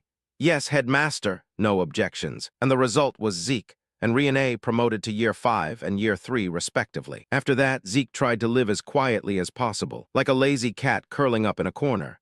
After inheriting all of Duke's secret techniques and style, Andre took over Zeke's position. He still kept a good relationship with Professor Fanon, but gradually drifted apart when Zeke was selected for the Royal Magic Research Institute, donned gloves, and left the academy. From then on, Zeke avoided the children of powerful clans like the plague, steering clear of trouble. But interestingly, Owl still showed up every quarter to request sparring, like a hunting dog refusing to let go of its prey. Then it seemed he had some epiphany, eyes lighting up like he'd found truth. Owl requested leave, packed up, and joined a martial training hall, leaving behind his glorious upper knight title. Time passed. 2 years later, Zeke graduated from the academy. In the dorm, old butler Decker's joyful voice echoed excitedly. "Congratulations, young master, the youngest student admitted to Valhalla. The family head must be so proud." At this point, Zeke was no longer the naive 13-year-old boy. He'd grown taller, more handsome, a full-fledged 15-year-old Zeke Draker in his prime. The headmaster had personally written a recommendation letter for admission, something extremely rare, a true privilege. He sighed inwardly. "But this youngest student title makes my 2 years of peaceful living pointless, huh?" Thinking that, he spoke casually. "About 3 months until enrollment, right?" Decker nodded beside him. Zeke continued. "Decker, head to Atlas ahead of me." Hearing that, Decker's eyes widened like he'd heard the sky was falling, but he reluctantly agreed. "Yes, sir. But what about you, young master?" Before he could finish, Zeke cut in firmly. "I'll rest quietly alone. I don't want anyone disturbing me. You understand?" Decker didn't dare disobey, bowing. "Yes, young master." Then Zeke looked at the map in front of him, mind swirling with private thoughts. Kaishir's ruins are in the giant mountains. Using the rest excuse, I'll go through the Argus Kingdom Adventurers Association for the expedition. No reason to reveal my destination to suspicious people. Suddenly there was a knock at the door. Zeke quickly said, "Come in." Liam entered, bowing deeply. "This humble servant greets Master Zeke Draker." Zeke turned, frowning. "Liam, didn't I tell you that greeting's too formal? Just a simple one is fine." Decker caught on and spoke up. "Then I'll take my leave, young master." Zeke nodded. "Yeah, handle the Valhalla enrollment with the black card." After Decker left, Liam asked curiously, "What is it that you summoned me all the way to the Platinum residence for?" Zeke replied nonchalantly, "Heard you're transferring to the special class this time. As your master, how could I just sit back? I've compiled everything you'll need during your academy time. Predicted exam questions for semester evaluations, training curricula, and essential gear for tests." He handed Liam a stack of papers. While Liam stood stunned, Zeke continued. "Just go to Papnir's Breath, show them this list. They'll deliver everything. Also, when you hit 4th year, you'll probably need a sword that really suits you. Head to Papnir's Breath to commission one. I've already paid in full, no worries. I believe you won't let me down, Liam." Hearing that, Liam was so moved tears welled up, eyes glistening as they threatened to spill. He immediately bowed, voice choked. I will absolutely not betray Master's expectations. Zeke sighed, muttering, I just said not to overdo it a minute ago. Liam smiled awkwardly. I'll fix it right away, sir. The kingdom of Argus sat at the far north of the central continent, alongside Delpoa, Tebia, and Alentia, one of the four central kingdoms. The giant mountains marked the boundary between beast territory and the continent, riddled with countless large and small dungeons that drew hordes of adventurers dreaming of striking it rich. The founding king of Argus, now just a faded name in history, had linked adventurers with dungeons, turning it into the kingdom's core industry. With royal support, they divided the giant mountains into hundreds of zones, set up transport routes and relay points. That was the precursor to the Argus Adventurers Association, now spread across the entire continent. At the registration counter, a monotonous announcement rang out. Next, number 546, number 546. No show for 546. Moving on, number 547. Congratulations. You're now an adventurer, Zeke Murray. Submit these documents to the licensing office for your registration card. Zeke, disguised with a wig and magic glasses, had become a completely different person. He smiled gently, thanks, and walked away. A version of Zeke with fake hair and enchanted glasses looked so unfamiliar he almost didn't recognize himself in the mirror. Heh heh, good luck spotting me now? Looking at the papers in hand, Zeke was extremely satisfied, thinking, if I want to move freely, best to have an adventurer identity. Can't just strut around openly as Draker. Soon, the horse-drawn carriages carrying adventurers set off one after another. Sitting in the carriage, he thought, peak season and I still got a shared seat. Lucky. Suddenly, a friendly voice rang out. Hey buddy, you an adventurer too? Zeke slowly opened his eyes. The guy opposite grinned. You look so tense, first time in a dungeon, right? Another leaned in eagerly. So buddy, wanna join our party? We may not look it, but we're veterans. That area nearby's super dangerous. Soloing makes you easy monster bait. Zeke said nothing, thinking inwardly. No matter where you go, these kinds of trash always show up, huh? They kept pushing. They say the first party you join in a dungeon decides half your fate in the adventurer world. Heard that one before. Zeke sighed wearily inwardly. Classic script from newbie baiters. Use them as monster fodder or sell to slave traders. What a mess. Thinking that, but Zeke stayed silent. No agreement, no refusal. Meanwhile, their eyes all locked on him like starving wolves eyeing fat prey. Helpless, Zeke stood up abruptly and snapped. Shut your mouths! The words stunned them, one stammered. WH what? What's wrong, buddy? Did I say something? But the protagonist said nothing more, just walked forward. He poked his head through a small window and told the driver. 500 meters left rear, monsters, looks like orcs. So this area's a spawn zone. The driver was shocked. What are you saying? This is the safe route. Immediately laughter erupted around. Haha, newbie nerves kicking in hard, buddy. Don't you know the main association route's directly managed by the kingdom? Even wild beasts can't get in, let alone monsters. But Zeke's next words chilled him to the bone. Then what's that right behind you? The driver's eyes bulged in disbelief. Huh! In truth, behind him stood an orc with blood-red eyes and razor fangs, roaring hungrily, craving fresh meat. Right after the carriage was swarmed. As expected, life's full of surprises. Not just one vicious monster, a whole pack of them, axes swinging wildly. Chaos erupted instantly. They were massive, muscles bulging, skin rough like stone scales, eyes glowing red with frenzied bloodlust. They raised heavy axes and rusted hammers, smashing the carriage to splinters.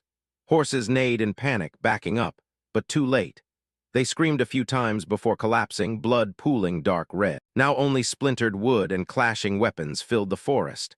The guy who'd been mouthing off about teaming up still didn't get it, stupidly poking his head out of the wreckage. But he never expected an orc had noticed him and was approaching. The moment he realized, the massive shadow loomed right in front, his face drained of color. In his final moments he hoped for mercy, but life isn't that kind. Thud! One swing, his head exploded everywhere, blood splattering the ground. What a bitter end for the poor bastard. Zeke thought silently, quickly jumping out and hiding behind a nearby thick tree, watching the orcs feast on their fresh harvest. They chomped and gnawed greedily, sickening slurping sounds echoing. Seeing that, Zeke mused. Orcs rampaging in the safe zone means the outpost's no longer functioning properly. How much time has passed? The monsters ate their fill and left quickly, leaving a stinking battlefield. Zeke stepped out, surveying the carnage, bodies piled like trash. Looks like Zeke's the only survivor. He stood there, muttering. As predicted, total unimaginable chaos. Even Argus soldiers got taken down. But with this force, normal monsters shouldn't be a match for them, right? But looking closer, Zeke's eyes narrowed in irritation. Across their bodies were long slashing wounds, not something ordinary monsters could inflict. In his mind, the bloody scene from moments ago replayed. Zeke thought, not monsters, this was done by humans. Looking at that, Zeke's face suddenly darkened. He thought to himself, the bodies are heavily mutilated, clearly staged to look like a monster attack. But if monsters really did this, the cuts wouldn't be this clean and precise. Plus, most victims died instantly with no signs of resistance. This was definitely the work of a squad full of purple knights. But then he frowned, muttering, if I linger here any longer, I'll just make things more complicated. Right now, top priority is finding Kaishir's ruins. With that thought, he pressed on with his journey, footsteps filled with determination. After walking a bit, he reached a spot where skulls and crossed bones were piled up like a small mountain. Zeke stopped and scanned the area. He thought, Man-tribe territory marker. According to the minimap, I'm almost at Kaishir's ruins. But he paused, a chill running down his spine. Looks like I'm being tailed from behind. Zeke frowned in confusion, gritting his teeth. How the hell are those Imperial hounds here? Hounds, direct unit under the Emperor, recruiting only the elite among Imperial trainee knights, specialized in tracking and assassination. At this point, the Hound squad was still a mystery. Even inside the Empire, few knew they existed. But soon, when the Empire ignited the Continental War, they'd rise as a core force. I observed their movements closely on the minimap all the way here. I could never forget this signature pursuit technique, Zeke muttered, because before I regressed, these bastards were the ones who killed me. His eyes turned icy cold. Moreover, Duke once said that Emperor obsessed with immortality was scouring the continent for something. Right, even before my regression, the Emperor was already fixated on ancient artifacts. His ambition to unify the continent was mad enough, yet he greedily chased the delusional dream of immortality. Zeke smirked, wondering, so does that mean the Empire's already found Kaishir's ruins here? Guess I'll have to confirm it myself. With that, Zeke vanished in the blink of an eye. So fast the trailing hounds looked around in confusion, exchanging stunned glances. One with a long scar on his face sensed something off and quickly reached into his chest pocket. He pulled out a gun, but before he could pull the trigger, Zeke struck unexpectedly, too fast for him to react. The gun fired a meaningless shot, and right after, a hand said goodbye to its owner. Zeke's clean slash left the guy wide-eyed. Zeke spoke coldly. Yellow flare signals an unexpected situation. As expected, you're the squad leader. Only 3 of you, so this is an outer patrol team. Normally a squad has 12, right? Hearing Zeke, another from afar stepped forward and shouted, Who the hell are you? Who sent you to do this? Zeke didn't bother answering. He sent the squad leader straight to the afterlife in one swift motion. Head separated from body in an instant. Done, he said. Still don't get the situation. I'm the one asking questions here. Think carefully, you've got 2 mouths left. If one goes silent forever, the other won't last long either. Make the smart choice. And in the end, they were all dispatched cleanly by Zeke. From then on, they never saw sunlight again. After the slaughter, Zeke pulled out the map to check, muttering, This is their temporary base, packed tight. They're the ones who turned the outpost into that pile of mangled corpses. Daring to touch Kingdom soldiers too. Did they really find the ruins? He smirked. Whatever. I'll go see for myself. Anyone who dares raise a sword against me won't leave in peace. Over at their once peaceful base, a guard yawned hugely, eyes watering like he'd just cried. But then he looked down and sighed. No way, right? What lunatic would charge into man-tribe territory with guards this lax? The one beside him nodded. Yeah, super weird. But before they could figure it out, one was ambushed out of nowhere. The other met the same fate. In less than a minute, both guards were down, dead before they could even finish yawning. Someone had swept past like a gust of wind. Inside, a black-cloaked man just noticed something wrong. Another saw him standing frozen and snapped. What are you standing there for? Get in, he replied. Hold on, didn't you hear that noise from the gate just now? The other glanced toward the gate. I didn't hear anything. But he didn't know his comrade had already been taken out. Suddenly blood sprayed, the sound drawing his attention. But he only got a glimpse, watching his comrade's head get cleaved off by a stranger. He freaked out and yelled, Intruder! But before another word, Zeke flashed forward and punched him square in the mouth, silencing him instantly. Without pause, Zeke sent him to join his ancestors. In moments, blood drenched the blade red. He muttered to himself, Seeing them reminds me of back then, when I got orders from the boss, exhausted after 5 years of faction wars and raided Pavla cartel. The feeling was exactly like now. By then, Zeke was surrounded. From above, a leader spoke. Southern assassin dagger techniques. Mecking or Pavla doesn't matter.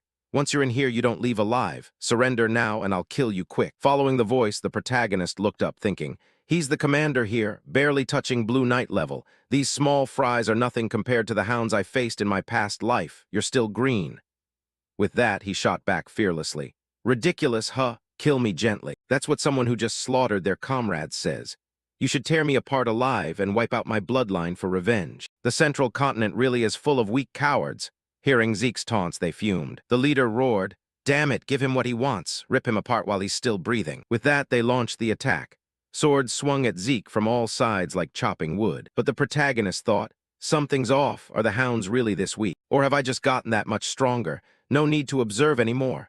Instantly, he activated Mana Reflex skill. The surrounding light snuffed out, plunging the cave into pitch darkness. The leader above looked dazed. Power outage right now. Is this Dragon Slayer human's mana interference? Wait, he's been fighting bare-handed from the start. No aura at all. The sword style is Southern Ring Saber. Definitely an assassin, so just a technical glitch. After thinking, he shouted to calm his men. Don't panic. It'll come back soon. Focus on defense until then. But surprise, motherfucker. When the lights flickered back on, horror unfolded. In mere seconds, all the hounds below had been dispatched by Zeke. Bodies littered the cold ground, blood pooling dark red. He couldn't believe his eyes, sweat pouring like rain, utterly shocked, muttering, what the hell is this? Zeke had appeared behind him at some point, speaking. The Emperor's got some guts, daring to target Hero King Kaishir's ruins, huh? He trembled all over, stammering, Kaishir's ruins. What the hell are you talking about? But as he turned, Zeke had vanished. Only his ghostly voice echoed. Don't worry, even if you don't spill, I'll find out myself. In the darkness, a murderous hand pressed a razor-sharp blade to his throat. Only then did he realize death was imminent, panicking. Wait, we really don't know anything. Zeke smirked. Yeah, you don't know. Blood sprayed. The commander's miserable end couldn't be avoided. After finishing, Zeke quietly headed toward the cave exit where blinding light poured out. He left a sword behind, thinking, what happened here will be framed as Meckin's doing. Meckin Cartel, the Southern Continent crime syndicate I was part of in my past life. A gang that does anything for money. After the Gusco Kingdom in the south collapsed from civil war, the lawless wasteland split between Meckin and Pavla Cartel. I could have just used dragon skills to hide my identity, but I deliberately used Southern Ring Saber techniques, and even left Meckin's signature warning. Giving them a clear target is the safer choice. He smirked. The Empire will definitely think it's Southern gang work. Even if they act on it, it'll just help me wipe out Meckin. Win-win for me. Based on the letter found inside, the Emperor was even crazier than he imagined. The Emperor's orders were basically to search for ancient ruins. But the shocking part was the attached campaign map. Not just the central continent, also the east where the truce still held, even the mysterious Black Sea. He'd sent hounds anywhere suspected of holding ancient ruins. That means their forces are already at past life scale. But looks like they haven't found Kaishir's yet. Best to move fast. Suddenly, from the hound base, a red flare shot into the sky. Zeke had already left the area, smiling as he said, red flare. So that's the signal for heaven and earth net. Time flew by. After spotting the signal in the sky, Zeke picked up his pace, sensing the Emperor's hounds seemed to have pinpointed Kaishir's ruins location. But he hadn't gone far when he suddenly felt presences appearing behind him. He glanced back, thinking, caught up already. The red flare splits into 5 branches. That's heaven and earth net, meaning eliminate the threat at all costs. Using the flare as center, they sweep the area to locate the target, then tighten the encirclement. Pursuit order for the hunters. Every hunter in the zone maintains the net until the issuer recalls it. Basically a death sentence. Last time, even when I stole the artifact the Emperor wanted in the northern continent, I died under heaven and earth net. But now I have the system. With that thought, Zeke immediately pulled 2 short swords from his inventory and gripped them tight. But now I have the system. With that thought, Zeke immediately pulled 2 short swords from his inventory and gripped them tight. Their blades slashed toward Zeke at wind-tearing speeds. But instead of fear, the protagonist felt a thrill inside. He thought, worth a good fight, huh? With that, Zeke's hands blurred like machines, leaving afterimages in the air as he deflected every incoming strike. Right after, the protagonist leaped back, breaking out of the assassin's encirclement and keeping safe distance. Then, after carefully observing their appearances, Zeke confirmed his suspicion. As expected, these guys are on a whole different level from the ones in the cave. Just as that thought crossed his mind, countless footsteps echoed behind Zeke. More assassins had just arrived. In seconds, countless black-cloaked figures surrounded Zeke. Looking at this, even Zeke felt a headache coming on. This is really troublesome. He let out a sigh and scanned the system map in front of him, where countless red dots had completely surrounded the area and more kept rushing in non-stop. He muttered under his breath, "If I really use it, I could still get out of here, but doing that would basically mean throwing away the mech in disguise I worked so hard to build. Is there really no other way? I wasn't planning to use it in a situation like this." With no other choice, Zeke pulled out a small whistle. Under the curious stares of the assassins, he took a deep breath, then poured all his strength into blowing the whistle, unleashing a piercing, ear-splitting sound that echoed in every direction. Hearing it, the assassins grew wary and started scanning around. What the hell? Is he calling for backup or something? On the other side, the scarred assassin spotted Zeke, suddenly pulling out several small orbs in his hand, and immediately shouted, "Smoke grenades. That sound was just a decoy. Grab him right now." At the command, the pack of hounds charged in to block him, but unfortunately they were still a bit too slow. Right at that moment, Zeke hurled the orbs hard to the ground, making them explode and unleash thick clouds of black smoke that blanketed everything around. Taking advantage of the chaos, Zeke's figure vanished instantly. Seeing this, although the assassin team leader was annoyed, he still calmly gave orders. "Don't panic. Once the heavenly net earth web is set up, no one can escape. Stay in position and watch for any unusual movements in the smoke or shadows." After saying that, he also scanned the surroundings, but all he saw were the figures of his own teammates. This made his eyes fill with confusion as he thought, "Not a single trace. Does he really think just blocking our view will make us back off? Or does it have something to do with that whistle earlier?" That was what the team leader was wondering. And as if answering his question, right after that a sudden scream from one of the assassins echoed everywhere. His body was sent flying into the air like a torn sack, leaving even the team leader stunned. "What the hell is going on?"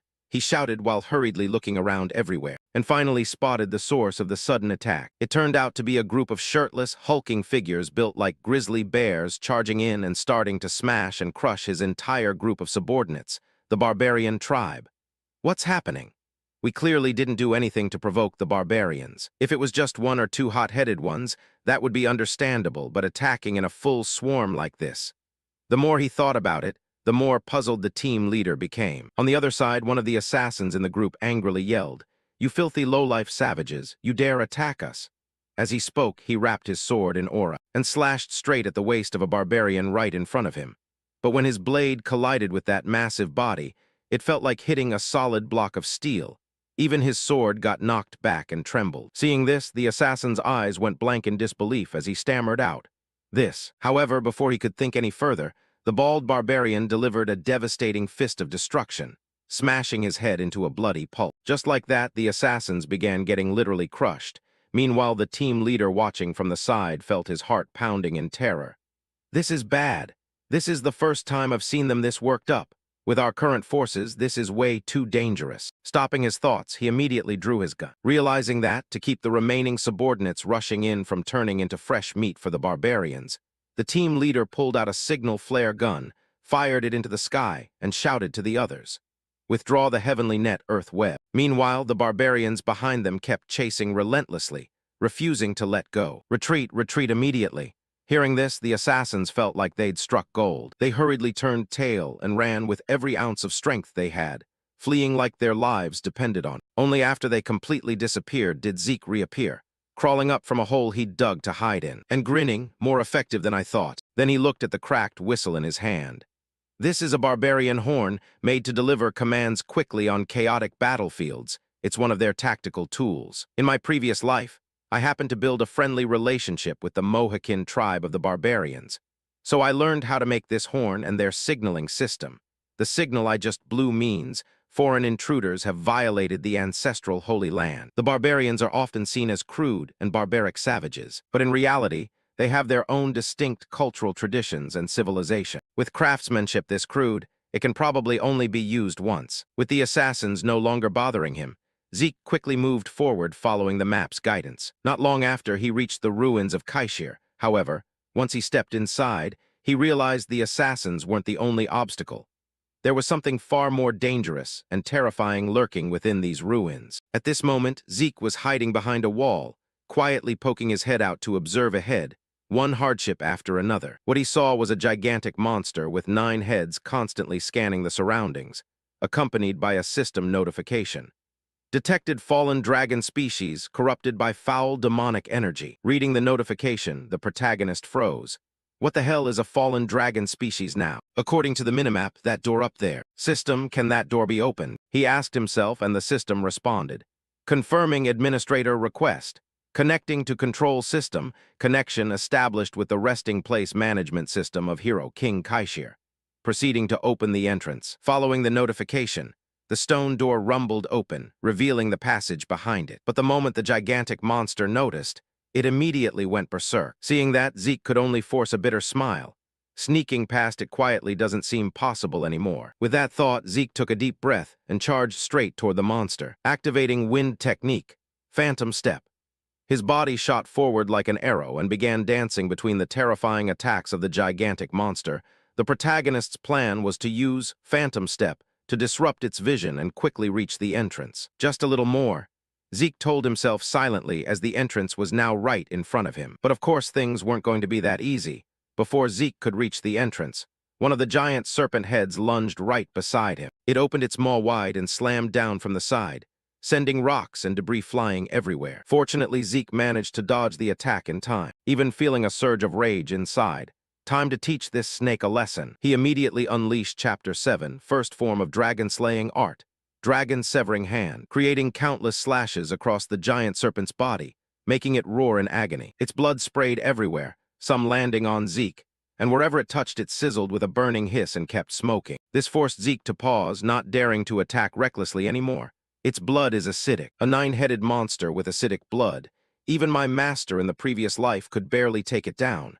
9-headed Hydra. All right, let's give it a shot, Zeke thought as he gripped his sword tightly, while on the opposite side, the 9 heads of the dragon stared at him with dangerous eyes. The moment the 9-headed Hydra opened its venomous jaws and lunged straight at Zeke, he could only grit his teeth and swing his sword to block. Kang. Steel clashed against fangs, the piercing ring echoing like a death knell. Before he could catch his breath, another head roared, its green eyes glowing like cursed gems, exhaling killing intent that made the air feel thick and suffocating like sludge. He skillfully stepped back a few paces, regained his footing, and muttered like he was arguing with fate. Damn it! What's so great about this dragon-slaying skill anyway? Dragons are extinct, and the closest thing now is some corrupted dragon species monster. But it doesn't do jack against them. No matter how much I slash, it just regenerates instantly. This is so freaking annoying. Zeke bitterly admitted that his current strength still wasn't enough to take down this monster. Right in front of him, the gate to the sanctuary loomed, only about 30 meters away. Deciding on the spot, he shouted loudly, "System, close the gate." The system replied in its flat, bored office worker tone, confirming administrator request, closing the gate to hero King Kaishir's sanctuary. Boom, the gate slammed shut, shaking the entire cavern like the sky was collapsing. Zeke slammed his sword into the ground, cracking the stone like a divine hammer strike. A burst of energy exploded outward like a tsunami, applying dragon-slaying aura and making the snake heads freeze, their eyes flashing with fear. He roared, "Martial secret technique, wind sever." A blinding sword beam tore through and slashed into the cluster of snake heads like the Reaper's scythe. Fap. One head flew skyward, purple blood spraying like dazzling fireworks. The Hydra's agonized roar echoed as if the whole cavern was crying in pain. Not wasting the chance, Zeke dashed like lightning toward the gate, thinking to himself, "Good, it's disoriented from losing a head. Time to bolt, killing can wait." But the Hydra wasn't stupid. Its eyes flashed like monster spotlights in a sci-fi flick and instantly saw through Zeke's plan. One head shot forward, neck stretching like rubber, razor-sharp fangs snapping from every angle, trying to turn him into living sandwich meat. Zeke was only a few steps from the gate, thinking he'd made it, when suddenly he panicked. What the? Boom! A lightning-fast bite tore through his left arm, red blood gushing like a fountain and splattering across the now-closed gate. He staggered inside, face twisted in pain, but still hissed through gritted teeth. "Motherfucker, you damn snake. You chased me all the way here." Rage erupted like a volcano. Zeke roared with bloodshot eyes, pointing his sword straight at the Hydra. "You want my arm that bad? Then take it all." He leaped up, charging the nearest head and slashing wildly like a steel storm. Blood poured from the wounds, soaking his clothes like he'd bathed in a pool of gore. But his immortal body began regenerating, a new arm growing back as bones and joints condensed like living magic. The Hydra roared in madness, not just from pain but from pure fury. It spewed a thick green poisonous mist like the fog of death, choking the air like hell itself. Zeke frowned and muttered, Poison gas now, you out of tricks yet, buddy? The system coldly announced. You have been poisoned by Hydra venom. Without hesitation, Zeke poured everything into a lethal strike. His sword blazed like a torch and sliced through the air in a flash of lightning, cutting across the Hydra's body. Slash, another head flew off, purple blood raining down like toxic downpour. The monster's eyes stared wide, helpless, almost regretting ever crossing paths with an immortal. Zeke was drenched in sweat, face pale and lips white from the poison, but his grip on the sword stayed iron-tight, eyes burning with unyielding will. Not done yet. The last head roared and charged at terrifying speed. As if trying to drag them both to hell, one life left, one chance, Zeke gritted his teeth. All or nothing, I'm not dying here. At the critical moment, he activated Dragon Might. An overwhelming pressure exploded like a meteor strike, crushing down on the Hydra and shaking the air violently as if the cavern was about to collapse. He glared and said coldly, I'm not playing around. Get lost unless you want to be chopped up and turned into sausage. The Hydra growled, but a second later it was trembling violently, sweat pouring like beans, its whole body convulsing, eyes filled with panic. Then whoosh, it bolted straight away like a dog running from its creditor, not daring to look back. Zeke let out a long sigh of relief, plopped down on his butt, panting like an old man after a full day of hard labor. Didn't expect Dragon Might to actually work on a fallen dragon species. Should have used it earlier and saved myself the hassle. But before he could even celebrate, his body suddenly felt heavy as hell, like someone had strapped boulders to his legs. Wait, why am I still exhausted? Didn't I have infinite stamina? The system popped up right on cue, almost like it was trolling him extra hard. You have successfully imprinted fear into the fallen dragon species, but you have been contaminated by its corrupted energy. Would you like to activate dragon species dominion authority to subjugate the target? He recalled the scene from moments ago, how he'd terrified it so badly, probably thanks to that last-second burst of draconic majesty. Whatever the reason was, could he really tame that absurd monster? Screw it, let's give it a shot. He opened the interface, but the moment he saw the notification, his whole body froze like he'd been struck by lightning. Insufficient administrator privileges to subjugate the fallen dragon species. Subjugation of target has failed. He choked, then roared. Insufficient privileges? For real? You got me hyped thinking I was about to get a free op pet. Whatever, from the beginning, it's always been weird for a top-tier skill to have literally zero restrictions. Zeke was about to curse some more when a splitting headache slammed into him like a dragon kicked him straight in the skull. Pain, so bad he wanted to roll on the ground, crying. His face turned purple. Clutching his head, his whole body trembled like a wet puppy in the rain. The system coldly announced, Warning, Hydra dragon venom toxicity has exceeded critical levels. Zeke hissed through gritted teeth. Damn it, this monster's poison is insane. Healing doesn't work on this venom. There's gotta be some other way. Suddenly, in the midst of the dizzying pain, a flash of inspiration hit him. That's it. Dragon skill Devour at level 1. In Devour state, anything can be digested and converted into energy. If I swallow this thing whole, I'll definitely absorb some kind of poison resistance. A monster carrying venom, this potent has to have some bloodline ability tied to poison immunity. Without hesitation, Zeke activated Dragon Skill Devour. The Hydra's corpse began to melt, steaming violently like it had been tossed into the forges of hell. The system updated non-stop. The head of the corrupted dragon species has been invaded and digested by foul energy in a state of violent consumption. Upon fully absorbing an already destroyed target, Gluttony skill has been upgraded from beginner to proficient, recovering depleted energy using absorbed power. The system kept going, has absorbed a portion of the digested creature's bloodline power. Partial absorption results in an incomplete physique, 100 poisons immunity. In an instant, Zeke felt his body lighten up like he just soaked in a divine, cool spring. Every trace of poison vanished as if swept away by mountain winds. His muscles tightened back up, eyes sparkling like stars, skin smoother than a high-end skincare model. The system confirmed, detected 9-headed Hydra venom. 100 poisons immunity physique has neutralized the detected toxin. The status window flashed brilliantly like an honor roll award plaque. Low-level administrator, one name. Zeke Faction, Immortal Supreme Poison Rank title. One blessed by the ancient dragon, heir of Terracan physique. Heavenly bone body, complete poison immunity authority. Dragon species dominion system functions. 100 slot inventory minimap beginner quest log breaking skills. Auto heal, strong mental defense, infinite stamina, combat sense normal skills. Martial strike A proficient, spirit rebound A rookie, wide north face A rookie, dragon skills level 1. Dragon Eye proficient, Dragon Might proficient, Devour proficient, Dragon Language locked, Dragon Skills level 2.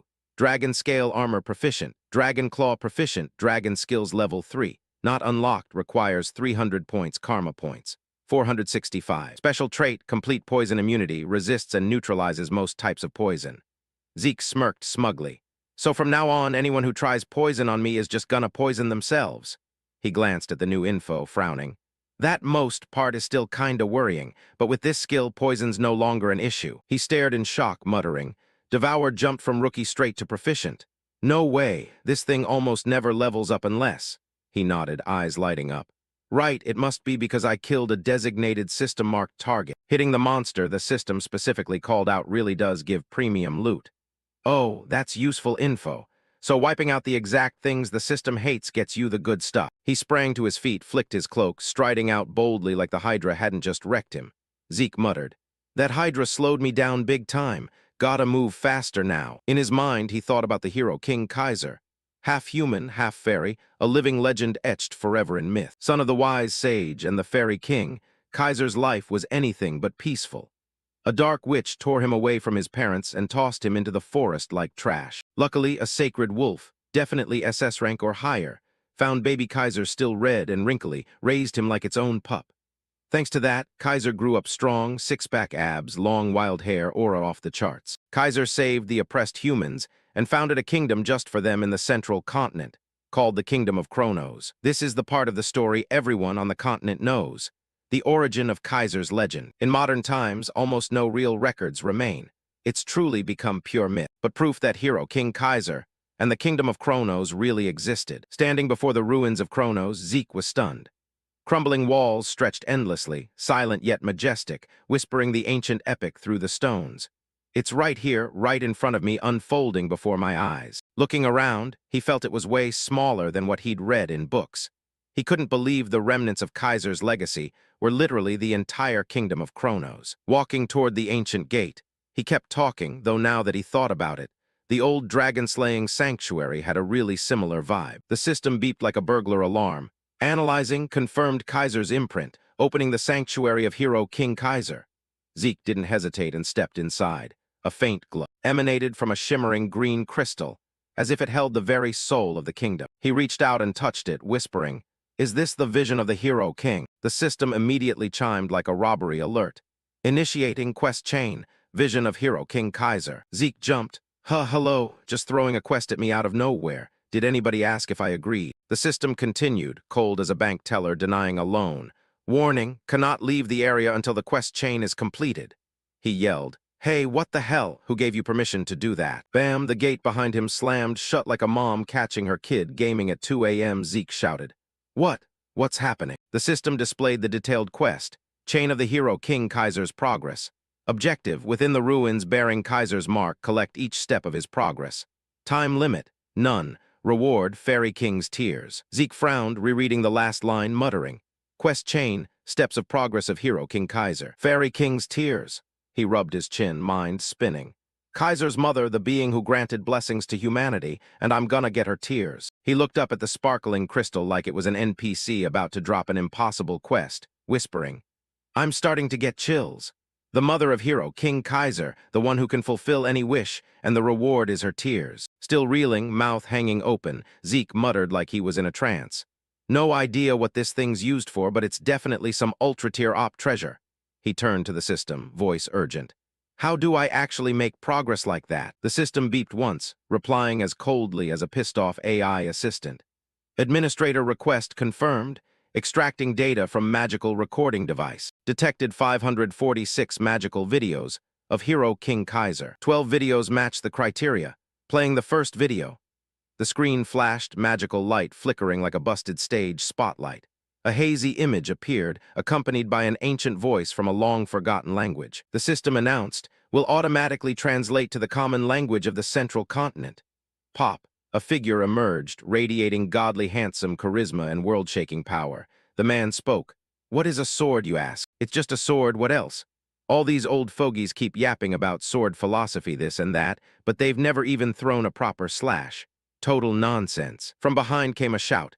Hey, Satin, focus on filming. The screen shook violently like someone kicked it. Zeke held his breath, eyes wide. No way! The one speaking was none other than the legendary hero King Kaiser and Satin, his loyal guard from the old tailies. Seeing that, he suddenly thought, so this isn't fake, this is real footage. The voice in the video kept going. To use a sword masterfully, what do you do? Nothing grand, just swing the sword diligently, over and over. The footage continued. Kaiser raised his sword in the darkness. The blade gleamed with cold light, slicing through the shadows. Just watching through the screen, Zeke felt his heart stabbed, body trembling, collapsing backward, limbs limp, sweat pouring like he'd showered. One thought dominated his mind. That aura, that pressure, even through a screen, it's enough to make me pass out. So this is the true progress of the hero king. Zeke's eyes blazed like a kid with a new toy. He burst out laughing. I'm hooked. System, replay that video from the beginning. The system replied, Administrator request confirmed. Time passed quietly. It had already been 4 days since Zeke got locked in this place. Before him were 3 doors. The first room packed with food enough for a whole month. The second room luxurious like a 5-star hotel. Bed soft as clouds. The third room filled with military documents, books, weapons, and training equipment. On the surface, it looked like a dungeon. But in reality, it was a personal training chamber built for Kaiser's successor. Thanks to that, he could focus solely on practice and swinging his sword tens of thousands of times. Zeke spent whole days swinging his sword, repeating the motion tens of thousands of times, desperately trying to mimic Kaiser's movements. But that heaven-collapsing aura of his, he still couldn't recreate it. Suddenly the system chimed. Acquired hero King Kaiser's progress, basic elemental sword. Zeke jolted, elemental sword. Instantly a barrage of notifications hit like a storm. Basic phase completed. Entering application phase. The magic stone behind him began glowing brilliantly. He was a bit confused. Application phase already. The notification panel appeared, summoning the soul of hero King Kaiser. From the light, a hazy but immensely dignified figure emerged. The man stepped forward, as if resurrected from ancient times. Hero King Kaiser, the immortal king of Chronos. Zeke went pale, muttering, What is this? Don't tell me hero King Kaiser is seriously standing right in front of me. Before he could recover, Kaiser suddenly gripped his sword tightly, eyes ice cold, as if ready to cleave him in two. Zeke hadn't even figured out what he did wrong. When whoosh, Kaiser charged like lightning, sword swinging down. Pure reflex, Zeke drew his blade to block. Clang, the metal clash shook the entire space. Grinding his teeth, he yelled, What the hell? Suddenly attacking like that? What the actual hell? A second later, boom. Kaiser's storm-like power sent Zeke flying like dry leaves, tumbling across the ground like burnt rice paper. Covered in scratches, he panted like a beached fish. Kaiser's voice rang out majestic. Get up quickly, you think sword training is just playing whack-a-mole? Zeke struggled to his feet, thinking, so he's teaching me by beating the crap out of me. This feeling was way too familiar, like meeting his master from his past life all over again. Kaiser walked while speaking. Back when I was lectured, they told me you have to train the sword with your own strength. If the old knights saw you like this, they'd probably have heart attacks and rise from their graves. The pressure from Kaiser pressed down like a mountain, but Zeke was still confused. What does he even want? Testing me or just enjoying beating me up? Not giving him time to think, Kaiser suddenly appeared right in front of him. Kaiser swung his sword. A powerful slash tore the ground apart, rushing straight at Zeke. He screamed like a bull was chasing him. What the fuck is this? You're seriously trying to kill me. Sweat pouring, Zeke rolled aside at the last second, thinking, shit, can I even block this guy? This dude is a straight-up monster in human skin. Kaiser's face showed a faint smile, eyes almost like a pervert's. Zeke wanted to punch him just looking at it, but he just swallowed hard, telling himself, don't overthink, just go all out like always. Radiant energy exploded like a bursting forge. Zeke took a deep breath. Let's go. Kaiser blinked, muttering, Are you Satin's disciple? Finally made it. What's that power? Aurora? Zeke didn't answer, charging straight in, sword ripping through the air like thunder. But Kaiser casually swung to block, like swatting grass, sending him flying far away. He tilted his head. Still not quite the right style. Zeke tensed up, face red as a tomato, thinking, that hit just now drained me completely, literally and figuratively. Kaiser smirked, counterattacking lightning fast. Doesn't matter, as long as it's fun. Come on, show me how stubborn you can get. Boom, boom, the two clashed in an earth-shaking duel. Swords met, light flashing like New Year fireworks. But gradually Zeke ran out of steam, sweat dripping, limbs shaking. He knew he was going to lose, but he didn't expect to get crushed this badly. He cracked a grin, so this is the real power of the hero king. But I'm not going down easy either. Click, Zeke activated a string of skills. The system rang out like a fire alarm. Activating Dragon Skill 1 Strike. Activating Dragon Skill Swift Movement. Activating Dragon Skill Chain Slash. Activating Dragon Skill Dragon Claw. In the blink of an eye, Zeke transformed into a raging dragon whirlwind, his entire body wrapped in radiant energy as his swordsmanship erupted like a volcano. He charged straight at Kaiser, the sheer heat of the clash making the space tremble as if it were about to shatter. But Kaiser refused to fall behind, summoning a massive clawed hand and unleashing a deadly strike. Boom! Rocks and dirt flew everywhere in a blinding cloud. Kaiser stood amid the dust, clicking his tongue. HMPH, not a dragonkin, yet somehow wielding dragon techniques. Interesting. But Zeke had already slipped behind him at some point, a flash of light sparking in Kaiser's eyes. He glanced over his shoulder, muttering, HMPH, Elemental Power 2, huh? Zeke unleashed his soul spirit technique, his body splitting into countless afterimages as he moved like a storm rushing toward Kaiser. Bam! Bam! Two colossal forces collided, exploding into a chaotic wave of energy that tore through the space. Sword chi, killing intent, and dragon aura all blending into a wild symphony of destruction. But after a fierce back and forth, the result was still defeat. No dramatic comeback, no miracle. Zeke lay flattened on the ground like a pancake that never got flipped. After a while, he cracked his eyes open, staring wide in a dazed expression like he'd just woken up in the middle of a battlefield. Who am I? Where am I? Why the hell am I sprawled out in this pile of broken rocks? Beside him, Kaiser sat cross-legged, lounging casually like he was enjoying afternoon tea. Seeing Zeke stir, he smirked. So the weakling finally woke up, huh? He continued leisurely. Still, you've got some talent. Satin's gifts, dragon tribe power plus elemental power, quite an interesting combo. Kaiser furrowed his brow as if he'd just noticed something even more intriguing, stepping closer and leaning down to stare intently. Wait a second, your soul, it's resonating with the spirit realm. Zeke grimaced. What the hell is the spirit realm supposed to be? Kaiser went on like he was giving a university lecture. You've crossed the boundary between life and death more than once. For a mere human body to pull that off, it's no wonder you can wield elemental power too. Zeke's eyes widened as he thought to himself. Another round of mystical logic slamming into my ears. He sighed and winced. From the start, you've been throwing around words like Satin, spirit realm, elemental power, and I don't understand a single damn thing. Can you just explain it clearly for once? Kaiser gave a crooked grin, eyes sharp as blades. HMPH, pretending not to get it, are we? Aren't you chasing something way bigger than these petty little things? Making you look all confused. Huh, what's that supposed to mean? Kaiser pointed straight at him. You're pretending not to understand, but the real progress is mine. He paused, eyes blazing as he gestured with his hand.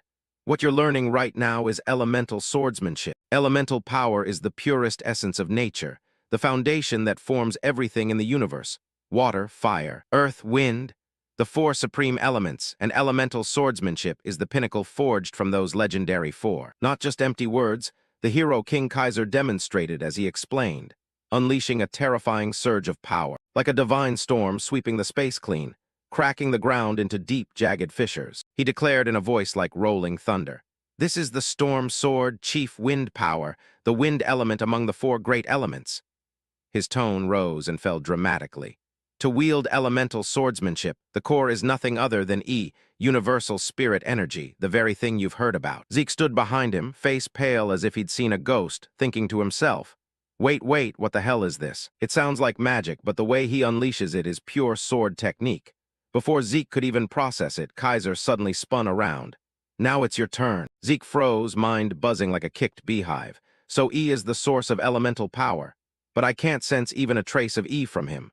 Or is the secret in how it's converted? He hesitated, then took a deep breath and spoke. In that case, could you show me how to convert into elemental power?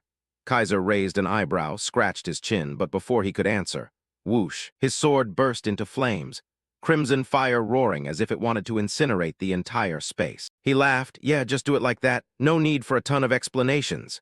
Zeke stood stunned, eyes wide and lost like a puppy separated from its mom. Why do all these future mentors have to be like this? He muttered to himself. It's not that I can't sense at all, it's just that I sense way too little. Right now channeling it is like trying to catch a weak Wi-Fi signal. I have to focus everything I've got just to grasp the tiniest hint. But he still nodded. Yes, I'll give it a try, Kaiser smirked. Pretty cocky tone you've got there. In another corner of his mind, Zeke racked his brain. Don't believe everything you see. He clearly called my soul spirit technique elemental power, which means, gripping the sword tightly, he grinned confidently. Soul's spirit technique is also a form of power that uses elemental power. At that moment, Kaiser watched Zeke's display with a puzzled look. No sooner thought than done. He summoned his wind element soul's spirit technique, but barely 3 seconds in, smack. A heavenly smack from above nearly blew his brains out. The culprit was none other than Kaiser, now sitting there shaking his leg and glaring in dissatisfaction. I told you to use elemental power. Who gave you permission to dance around with that clumsy, heretical nonsense? Zeke clutched his head, eyes watering from pain and confusion. Heretical? You mean spirit language technique? Kaiser snorted coldly. Exactly. Spirit language technique is a secret art only the dragon tribe can use. If you were a dragon slayer, it might be barely acceptable, but for a human, it's absolutely impossible. Every time you use that power, your body takes serious damage, right? The souls of humans and dragons are worlds apart. You can mimic it superficially, but the effectiveness can never come close. Whoever came up with that heretical knockoff deserves ridicule. Daring to turn spirit language technique into some cheap imitation like that. All right, now that you understand, do it again. In his mind, Zeke kept thinking. I already encountered spirit language technique when I absorbed Bahamut's heart at the Dragon Slayer's resting place. Back then, I learned spirit language technique, but I also saw the notification that I still couldn't perform it. Dragon technique, spirit language technique, words that carry power, locked.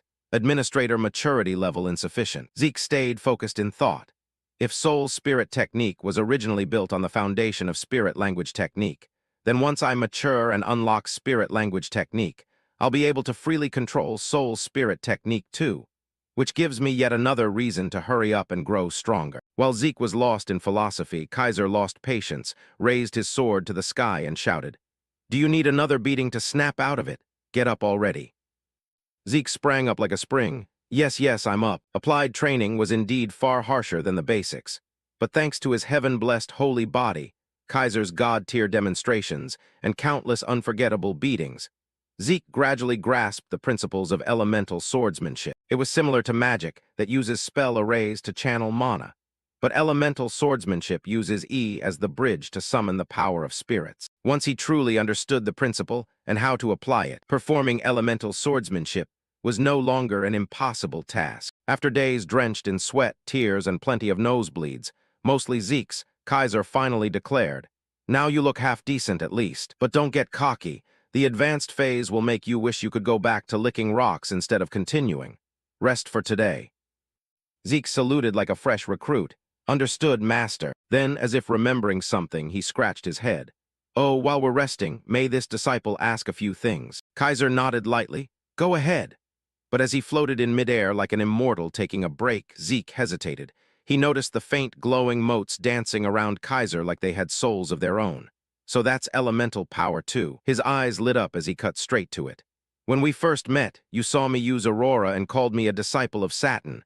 What does that actually mean?" Kaiser raised an eyebrow, slightly surprised, then answered slowly in a deep, dramatic tone like recounting an epic legend. "Aurora, yes, that name.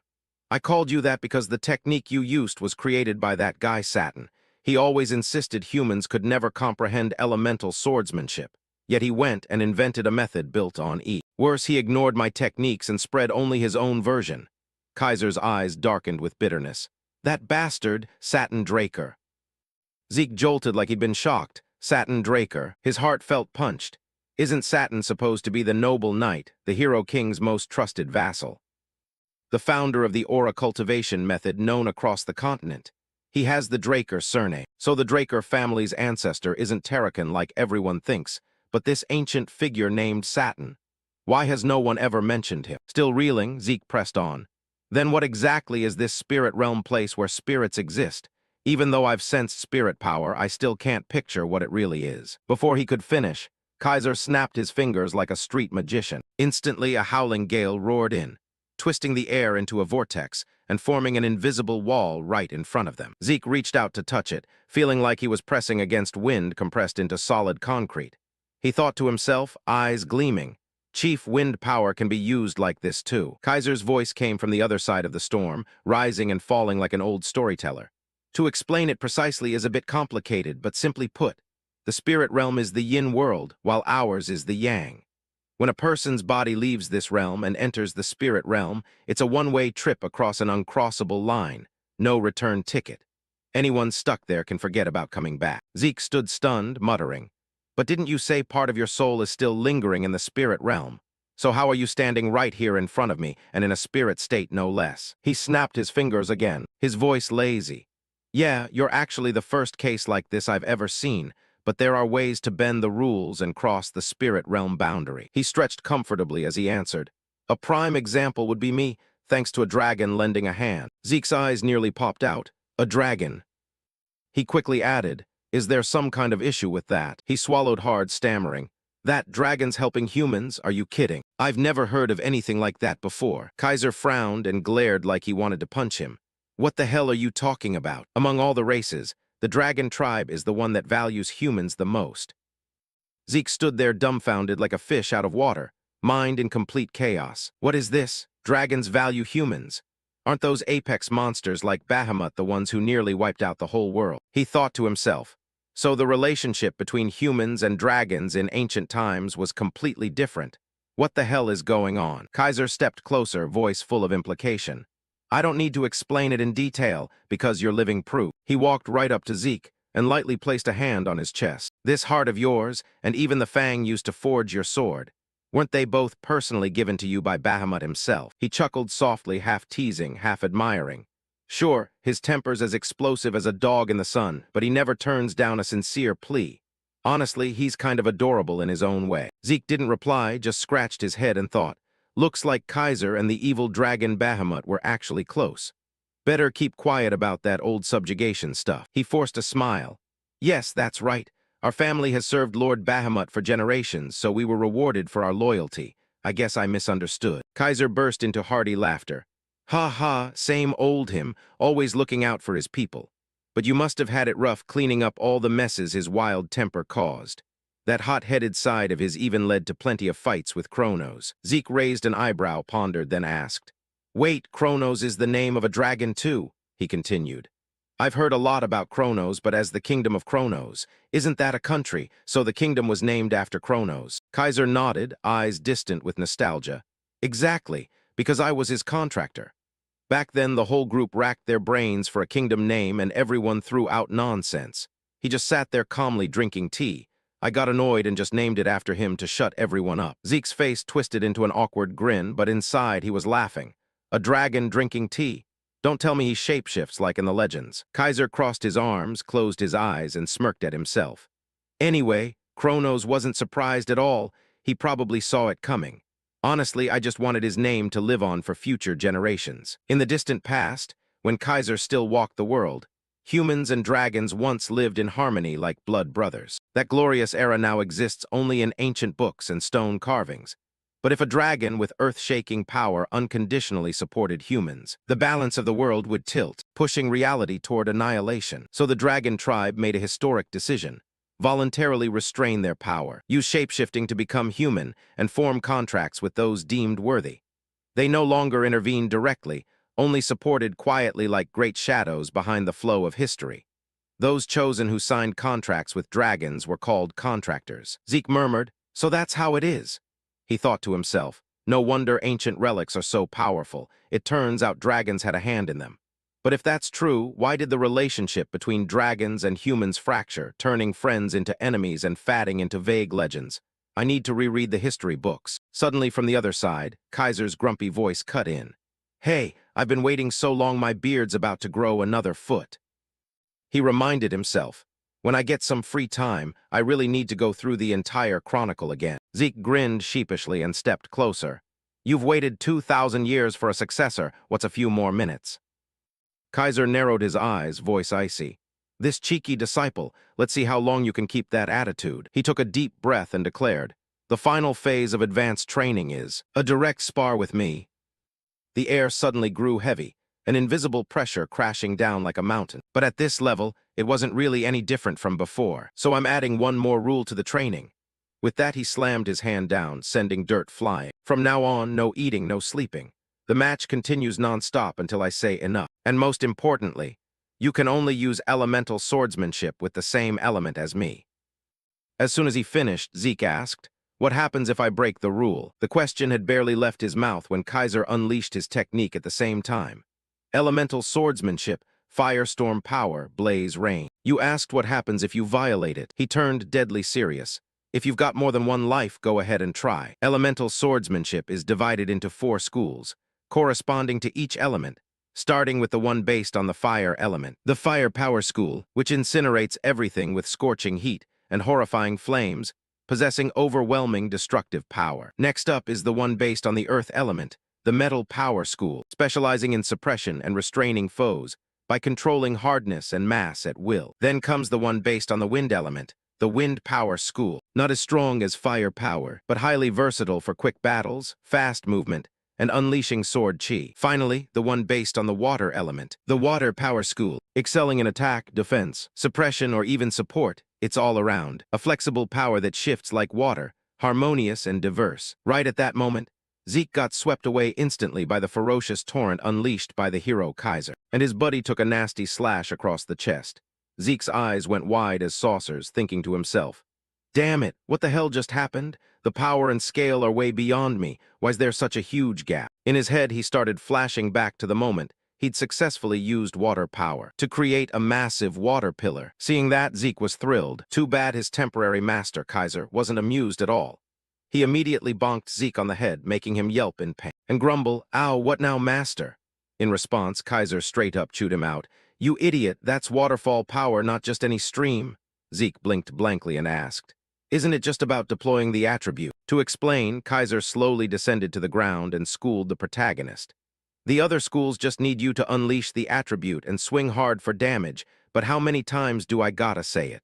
Water power is all about softness, using yield to conquer the rigid. Don't you get it? Now do it again." At the hero's explanation, Zeke silently cursed in his heart. "Damn it, yielding to conquer, what kind of bullshit logic is that? Because I lacked the power to resist, I had to submit. Because I lacked the power to protect, I lost it all. To survive, to hold on to trust, to repay what's precious. My whole life I've chased that power. So how the hell is yielding to conquer supposed to convince me?" He just thought that far when, not giving Zeke time to dwell, Kaiser enveloped his sword in a water flow and charged straight in, forcing Zeke to hastily raise his blade to block. In his mind, "Is this old geezer sleepwalking mid-spar?" Next thing, of course, Zeke couldn't withstand the pressure from Kaiser's sword and got flung backward. By now his whole body was trembling, unable to hold back the pain. That's right. After day 15, I gave that up too. It's been over a month since this insane training started. No eating, no resting, just non-stop sword fights. That's how I learned infinite stamina isn't everything. In front of me is a monster way superior in ability. Damn it, my arms have 0 strength left, and the ground's all slippery. Right after that thought, as if to prove the protagonist right, his feet suddenly slipped on the ground, sending his body tilting backward. At the same instant, a massive explosion from Kaiser's sword sent rock shards flying everywhere. Luckily, Zeke managed to endure the attack, but his face broke into a thrilled grin. That heavy blow, I slipped right past it. Yielding to conquer. Now I get it. From the strength to grip the sword, to the strength to stand firm. Only by letting it all go did I finally understand Kaiser's words. In the way I'd learned, controlling the sword's path and chaining moves is what binds the sword's freedom. Cut those unnecessary chains. Pour down from above like flowing water. Let the sword find its own path. That's right. Clearly in his past life, he'd felt this too. The moment the boundary between himself and the sword dissolved, the sensation of becoming one with all things, sometimes fierce, sometimes soft and fluid. Right then, the protagonist began enveloping his entire sword in the water element. Around him, torrents of water started surging violently, and on the opposite side, the hero Kaiser did the same. And so both broke into excited grins and unleashed elemental swordsmanship water power school. Water flatline. A flash of light streaked across the battlefield. The clash of the two attacks was so intense it shook the air outward. Back in the training room, of course, how could Zeke possibly beat Kaiser? His body collapsed completely from passing out. Standing before him, the hero flashed a satisfied smile and nodded. "Well done. The successor has carried on my progress, Zeke Draker." Who knows how much time passed before our protagonist Zeke finally woke up. His head was a bit dizzy, still piecing things together. Did I pass out? How many times has it been? First time was sparring with the Duke. Notification popped up. Overused skill exhaustion for user safety, consciousness temporarily suspended. But back then, I'd overused Dragon Spear, and the system forced me unconscious. This is the first time since regressing that I blacked out purely from physical limits. Thinking that, he glanced around and called out to his master, Kaiser. But there was no sign of the hero anywhere. making Zeke guess he'd returned to the spirit realm. What intrigued Zeke, though, was wondering about that quest now. Pretty sure I nailed the water power at the end. And then, to satisfy his curiosity, a system screen appeared before him. At the same time, a bunch of other system screens popped up simultaneously, leaving him a bit dazed. Linked quest completed. Bonus time added to rewards. Quest rewards: Fairy King's Tears, 500 karma points, 3 random skill tomes. Hearing that, he beamed. After that, hell, success is mine. Achievement quest completed. Bonus time added to rewards. Quest rewards: System Admin rank upgrade, 500 karma points, 3 random loot boxes. System Authority upgraded to mid-level admin, new system features unlocked. Rookie quest log upgraded to mid-level quest log. Equipment slot expansion enabled. Teleport gate feature minimap enabled. Admin soul matured, soul growth partially unlocked. Bahamut's heart, current seal level 90%. Staring at the swarm of system screens suddenly in front of him, Zeke couldn't hide his surprised expression and muttered, "A ton of 'em. Checking all this'll take a minute. First up, check the seal level. It hit 95% after absorbing the dragon heart. I tried unlocking it right away back then, but the system locked it down. Of course, from experience, I know exactly what power beyond limits feels like. Right now, I can probably handle about 10%. Even Dragon Tongue can't be unlocked with karma points. And Dragon Lord Domination too. Probably all tied to the seal level. For now, I'll keep an eye on it. Next, the random loot boxes. With that in mind, Zeke quickly opened the 3 boxes and all were gear. First, boots made from meteorite iron. Strong yet light, no unique ability. Special note: set bonus. Activates when full meteorite iron set equipped. Second, rewards personalized too. Meteorite iron greaves matching the boots. The final reward was a pair of earrings, delicately carved from crystal, unique ability boosts, whereas spirit energy recovery by 15%. Special note: pairs well with red dress. Of the 3 gifts, Zeke was most pleased with the earrings. He grinned. Sell these to a mage and I'd make a fortune. Plus now I've got boots and greaves to match the gloves. Full set complete. And then he hesitated over the random skill tomes too. As the name implies, these gotta be, could it be? So Zeke didn't waste another second and immediately rolled the skill gacha. The system promptly notified, C-rank static shock skill registered. Static shock generates electricity to zap the target. Registered as skill. Static shock generates electricity to zap the target. C-rank flashbang registered as skill. Flashbang fires compressed energy upward, exploding into blinding light that causes blindness and obscures vision. C-rank sonic burst registered as skill. Sonic burst emits irritating sound, disrupting the target's hearing. At these 3 skills, Zeke's face darkened with disappointment. All C-rank. Man, if they handed out high-rank skills for free, all my suffering would have been pointless. Next, he started testing out the C-rank static shock skill. And instantly his dagger was enveloped in crackling streams of electricity. Seeing that, a flood of ideas suddenly popped into Zeke's head for how to apply it.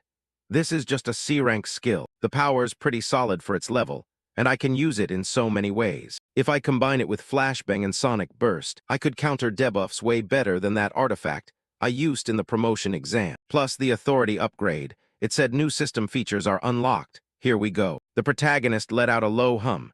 The new system feature is toggleable equipment slots. You can use equipped items like skills. Faced with this feature, Zeke fell into deep thought, pondering the best way to utilize it. Treating gear as skills could be a lifesaver in a pinch. Since I've got infinite stamina and self-healing, I should reserve these slots for stuff other than spirit potions. That's what the protagonist was calculating. But just a second later, his eyes shifted and he shook his head. No, hold on, even the so-called perfect abilities have weaknesses. Nothing guarantees I won't run into another Kaiser, someone my endless stamina can't handle. I still don't know the true limits of self-healing. There's always the what-if scenario. Next, to ensure his own safety, Zeke bought a few life-saving items. Purchased A-rank healing spirit potion, remaining karma points, 1,465. High-grade healing spirit potion registered to toggleable equipment slot. This is a masterpiece by Jabba bin Hassan. Instantly heals severe wounds and restores vitality. Special note: due to its exceptional performance, it won't affect the same target a second time and has undetermined side effects. Reading those descriptions, Zeke felt pretty satisfied. More expensive than expected, but at this level it's worth it.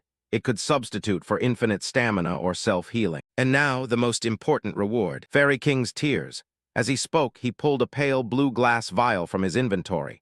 Fairy King's Tears, the tear shed when hero King Kaiser fell to the dark sorcerer's scheme. can summon the Fairy King from the spirit realm once, using this tier as a medium. After reading the description, instead of joy, Zeke's face turned deathly pale. He'd personally witnessed just how monstrously strong hero King Kaiser was. Summon the Fairy King. According to legend, the Fairy King grants wishes to humanity. If all the myths about Kaiser are true, could I summon the Fairy King and get one wish? But it's a one-shot deal. No way I can use it carelessly. Right then he kept staring intently at the glass vial. All right, for now I'll hold on to it. There'll definitely come a time when I need it. With that, he tossed the vial back into his inventory and quickly left the ruins. Time flew by, scene shift to some corner of the forest, when suddenly a red magic circle appeared on the ground. Next, Zeke's figure materialized inside the formation. After a quick glance around, he immediately assessed. This is the Adventurer Outpost, so I really teleported here. The system's new teleport gate feature is seriously convenient. Just pick a spot on the minimap, and you're there instantly. Aside from longer distances costing extra points, there are basically no restrictions. With enough points, I could even hop between continents. It's not just handy, it could help shake off anyone trying to track me. This'll be huge for future plans. The protagonist nodded to himself before scanning the area and noticing branches loaded with vibrant, blooming flowers. That instantly sparked a terrifying guess in Zeke's mind. Flowers in winter? Don't tell me no way. Time flew by again. Scene shift to Valhalla, the continent's top knight training academy in the central region. Inside the principal's office, the headmaster's voice rang out in exasperation. Good grief, in 10 years as principal, I've never seen a case like this, a new student showing up a whole month after enrollment started. He spoke while trimming a small bonsai in front of him. Meanwhile, Zeke could only cry inwardly. I didn't want this either. I was stuck in there for 4 months, sir. The messenger who recommended me said missing the entrance ceremony could lead to rejection at the principal's discretion. Waiting another year would kill me. I need access to Tarek Draker's secure archives, so I have to convince the principal no matter what. Thinking that, he bowed and explained. Principal, the truth is I fell into a trance state during solo training to make up for my shortcomings and lost consciousness for a long time. At those words, Valhalla's principal, Flaubert Borgs, turned with a piercing gaze. I don't see any trance. Is that the excuse you cooked up after missing the entrance ceremony? Switching to Zeke's perspective, he started digging up info on this principal. Flaubert Borgs, former longest-serving captain of the Tebi Kingdom's Royal Guard, a knight respected across the continent. The story of current family head Arthur Draker personally inviting him 3 times to become principal is still legendary. This is a man who values honor and principles. Showing emotion would be distasteful. With that in mind, he bowed deeper and continued. I have no excuse for missing the entrance ceremony, no matter how many mouths I had to speak with, but it is the truth, principal. On the other side, Flaubert's brows furrowed tightly, as if weighing whether Zeke's words rang true. After a few seconds, he spoke. Achieving a trance state isn't easy. For any other student, I'd call bullshit right away because it's absurd. But you're the one recommended by the Academy's patron. I'll arrange a spot for you. If I judge your training results worth more than a month at Valhalla, I'll allow enrollment. At that condition, Zeke actually felt a twinge of annoyance inside. Sure, he hated that bastard Howard pulling strings for him, but now wasn't the time to be picky. Thinking that, he quickly said, Thank you, Principal. Then Flaubert lightly pressed the bell on his desk. Instantly, a servant rushed in to receive orders. Flaubert instructed, I want an empty training room prepared immediately. Gather the professors from all departments for a supplementary enrollment evaluation right now. The staff nodded and hurried off to notify everyone. Scene shift to a private training hall at Valhalla Academy. Right then, the professors had all assembled. Just looking at their auras made Zeke break into a cold sweat. He thought to himself, Valhalla really lives up to the name. Every professor here is a renowned knight I've seen at least once in continental reports. Knowing that, Zeke turned toward Principal Flaubert. Seeing everyone present, he got straight to the point. Everyone's here. Show us the results of the training you've been doing. Up front, Zeke drew the sword from his back, pondering just how much power to reveal. Let's see, what should I show them? I can't casually flaunt elemental swordsmanship here. The pressure's insane. After all, these are the people who train the continent's strongest knights. Half-baked skills probably wouldn't even get a reaction. In that case, maybe I should get a little serious. With that thought in mind, Zeke began shrouding his sword in a layer of pale blue mana. But the moment they saw it, one professor blurted out in disbelief, his face utterly stunned, and involuntarily exclaimed, Wait, isn't that or a sword? Beside him, the others exchanged incredulous looks. At just 15 years old, he's already reached Blue Knight realm. Before this, The youngest on the continent was Lord Abel at 19, right? Truly befitting a golden awakening family. Their words made Zeke startle and inwardly scold himself. Oh crap, I forgot. After months clashing with Kaiser, I completely forgot to rein in my aura. Good thing they still think I'm only at Blue Knight level. Before meeting Kaiser, his aura had indeed only reached Blue Knight level. But ever since comprehending water power school and elemental swordsmanship, he'd shattered his own limits and stepped into the next realm. Red Knight. The clearest difference between Blue Knight and Red Knight is aura sword mastery. Aura sword is the technique of hunting the blade with aura to razor sharpness, amplifying the power of imagination. While Blue Knights can only maintain the original form, Red Knights excel further, freely sustaining and morphing the shape according to their will and visualization. Good thing I stopped at aura sword level, otherwise it'd be way more exhausting right now. Zeke sighed inwardly in relief. Meanwhile, Principal Flaubert now wore a beaming smile as he approached to congratulate him. Outstanding! Compared to a month at Valhalla, these results are beyond comparison. An enlightenment this precious, whether a few months late or even years, it's worth it. His unexpectedly enthusiastic attitude made Zeke's scalp tingle, he thought. He looks like a completely different person. Of course, Zeke didn't dare voice that, so he bowed humbly. No, Principal, allow me to apologize once more for missing the entrance ceremony due to an unforeseen family matter. The clearest difference between Blue Knight and Red Knight is aura sword mastery. His modest demeanor only made the principal feel more refreshed. Haha, I already said it's fine. What about the rest of you? Anyone object to Zeke's enrollment? Not to mention Zeke, the other professors looked a bit flustered at Flaubert's beaming face. They all thought, whenever a prodigy with exceptional talent shows up, he's always this generous. And so the professors fully agreed with the principal's decision. We have no objections. That aura sword is so sharp and clear, it's rare even among genius knights. Exactly, no need for further testing. Hearing that, Principal Flaubert smiled brightly and nodded. Then it's settled. Congratulations on your enrollment, Zeke Draker. Midland Atlas, a megacity on the scale of a kingdom, sits right at the heart of the Midland continent. Home to Valhalla, the continent's premier knight academy, and the Draker family's four-season citadel.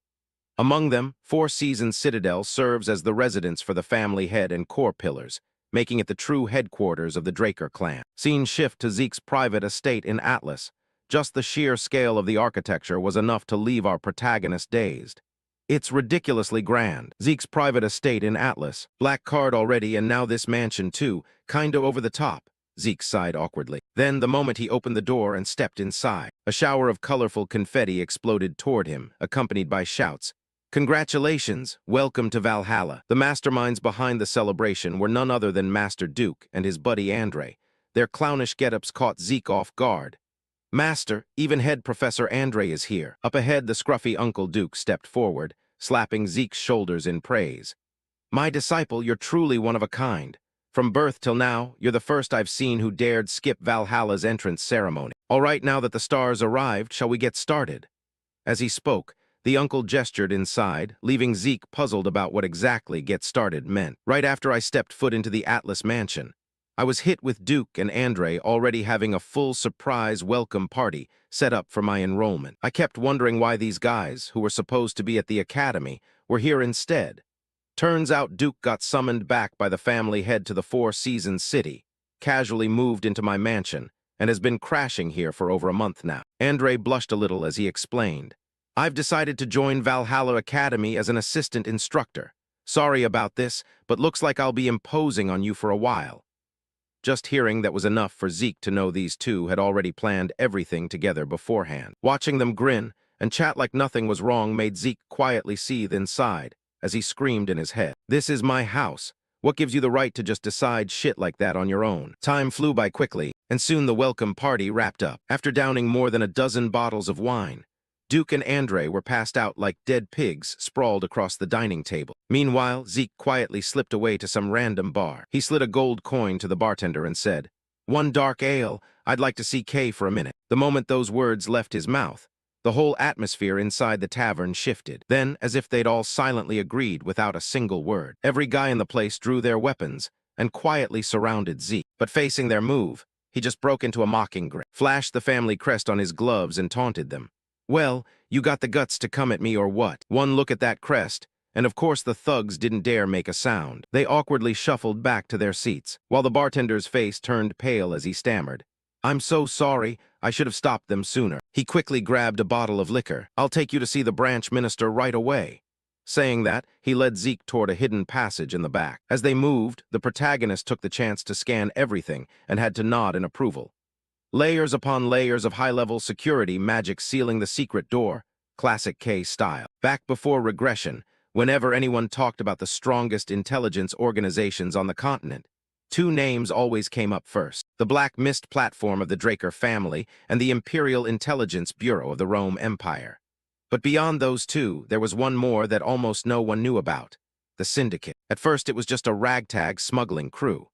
Then a lowlife errand boy named K used that very smuggling network to build an entire intelligence empire. Before regression, after getting expelled from the academy and drifting into the Meccan cartel criminal organization, I scraped by until I climbed to the rank of assassin. That's when K, the branch minister back then, approached me and assigned me to clear out the key transport routes. Using those cleaned-up routes, K expanded the network and turned Syndicate into an intelligence powerhouse that rivaled Black Mist Platform and the Imperial Bureau. Through sheer will and talent, he completely took over Syndicate and made it his personal force. And then, when I lost everything at the hands of the Empire, the man shrouded head to toe handed me a sheet of paper and said, "This is intel on the relic the Emperor's targeting. Be careful, it won't be easy." Hearing that, I figured the one who actively helped me on my path of revenge was K, even if you call it the price I paid for helping Syndicate grow so massive. Without K, I probably never would have touched that relic and definitely wouldn't be standing here now. Information is a weapon. Just like when Abel attended the blessing ceremony, no one knows how the future will twist. The guy's insanely capable.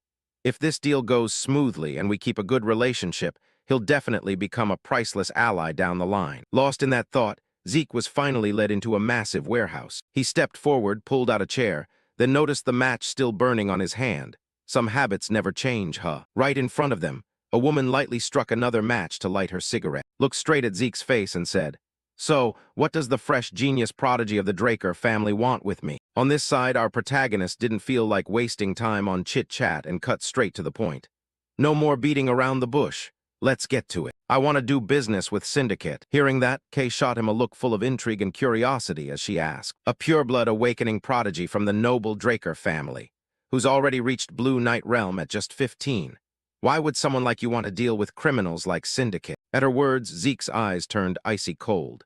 In his mind, he silently guessed. Looks like she already knows what happened at Valhalla Academy today. Damn, her info network really is fast. With that, he reached into his coat pocket, pulled something out, and replied, "The way you're trying to argue pointlessly like this tells me you're not interested.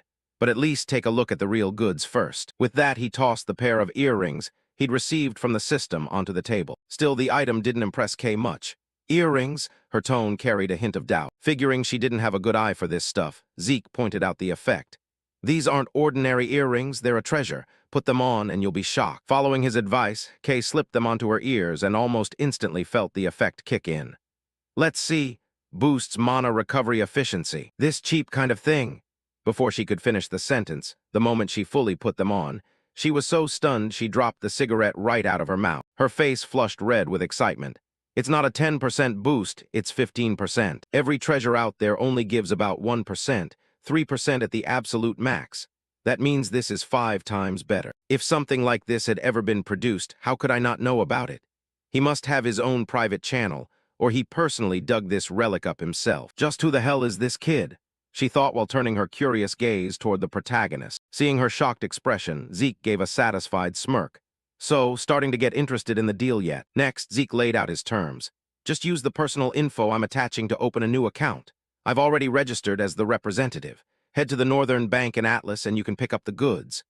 From the red-haired woman's perspective, just hearing the kid's request made her piece a few things together. One look at those earrings and I already guessed. It's another consignment sale of an untraceable relic origin, huh? Commission is 10% per item. If total profit exceeds 10,000 gold, there's a bonus on top. That's exactly my ceiling price for a single transaction. And this guy even knows I'm a mage. He definitely has some serious intelligence network behind him. Thinking that, she quickly bundled up the documents in front of her and smiled brightly. "Contract established. Looking forward to working with you, young master." Hearing that, the male protagonist smiled back. "Same here. Oh, and there's one thing I'm a bit curious about. Your ghost ship still running smooth. For some reason, the instant Zeke said those words, the air inside the warehouse turned deathly tense. Kay stared at him with razor-sharp eyes while shadows of guards appeared all around, weapons already drawn, eyes glowing red like they'd tear Zeke apart the second she gave the order. Luckily, she kept her cool and asked slowly, "Where exactly did you hear about that?" Zeke answered without a trace of fear, completely calm. "I'm just asking, why so tense? The intimidation's cute and all, but you really think that's enough to drag me down?" With that, he activated his Dragon's Might skill, unleashing his presence and pressure to the absolute maximum. Just meeting that gaze was enough to make everyone around break out in cold sweat, especially Kay. Even the guards instantly felt the crushing aura pressing down on them. She finally realized Zeke wasn't someone to mess with. Shit, I'm missing intel. Zeke Draker, youngest Blue Knight? No way in hell. Even if the entire Atlas branch, no, the whole syndicate, rushed him, they still couldn't win. Ignoring her racing thoughts, Zeke saw them calming down a bit and continued.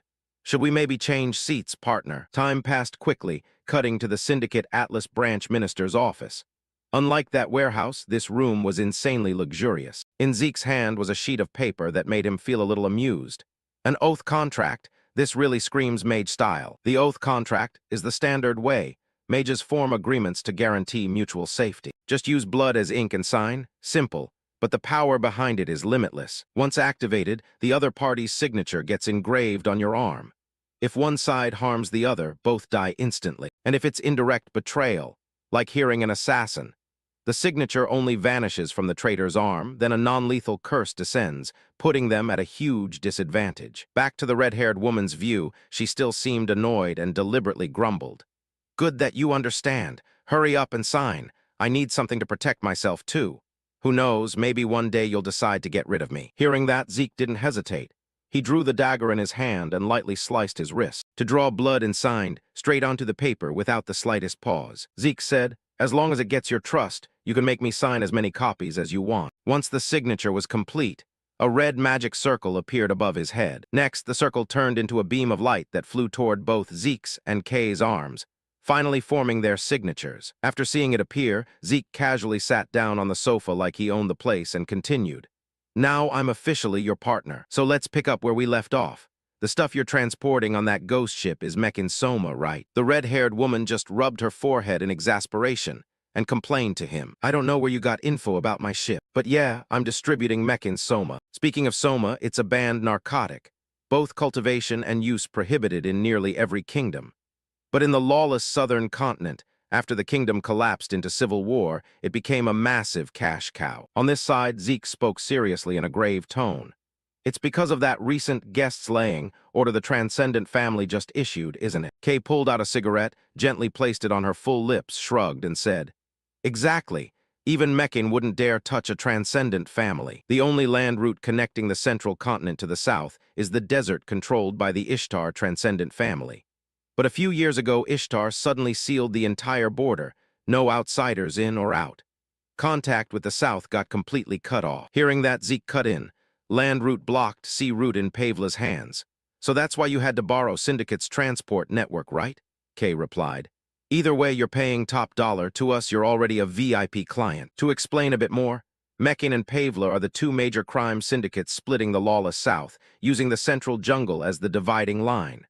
North is Mechin, south is Pavla. Mechin made their profit hauling Soma overland, but since they monopolized the route, Pavla had no choice but to switch to sea. Then when Ishtar closed the border, Mechin lost the land path and desperately turned to sea. But by then, Pavla had already taken control of it. Back to Kay, she asked curiously, "By the way, how did you even know about my ghost ship?" Her question made Zeke pause for a second in thought. The Syndicate ghost ship was Kay's brainchild. Entire vessel cloaked in invisibility magic. That way it slips past both pirates and naval forces. It becomes Syndicate's single biggest revenue source, kept so secret it's never leaked to the outside world. Of course, he couldn't say she herself revealed it in his previous life. Zeke smirked teasingly. "An information broker asking about my sources. Now's not the time for that. Shouldn't you focus on Pavla's offer first?" "Yeah, Pavla did approach me recently. They said they'd pay double as long as I cut ties with Mechin. The higher-ups are still thinking it over." Before she could finish, Zeke advised, "Reject it. Don't think Pavla's just playing games to choke Mechin. If you guys give in, Mekin loses all smuggling routes for Soma. But what if Pavlo is actually the same pirate crew the Silver Knights wiped out back then? Zeke didn't know who exactly the Silver Knights group he mentioned was, but just hearing that intel made Kay's face pale slightly. She shouted back, "Impossible! Pavla values rules, they're nothing like those bloodthirsty pirate scum."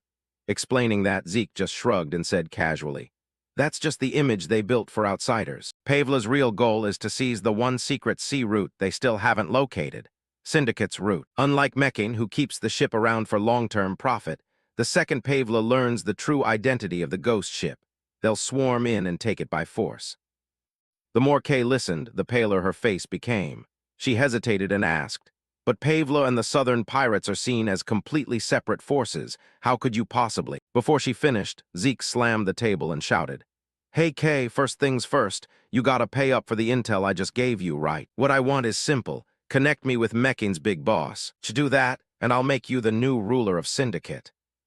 Zeke's proposal made the red-haired woman's body twitch for a second. Time flew by until evening, and now Zeke was wandering down a street. In his mind, he thought, even though Kay has a pretty strong info network, it's still not enough. Before regression, the fastest way to take over Syndicate's entire intelligence web was to pacify the whole southern continent and swallow their power whole. Just wait, the little spark I just lit is gonna turn into a blazing inferno that burns your whole empire to ashes. A few Valhalla Night Academy riders strolled by, sunning themselves on the academy grounds. Zeke looked up at the sky, hands in his pockets. The vibe here was definitely freer than at the training cradle or the academy. He lingered and glanced around. The headmaster had said someone would come by to guide him soon. A teasing voice from behind caught Zeke's attention. When he turned, he saw a tan man approaching. Could this be the Zeke the headmaster mentioned? The man, sporting a streak-like tattoo around his left eye, eagerly reached out his hand. Zeke pouted, hands still in his pockets, ignoring the outstretched arm and making the man awkward. He winked, came over, and slapped Zeke on the shoulder. Our buddy Zeke probably won't lose that academy vibe anytime soon. Zeke coldly shrugged off the hand on his shoulder. "So you're the guide the headmaster sent." The man didn't seem offended. He glanced around and mimicked him.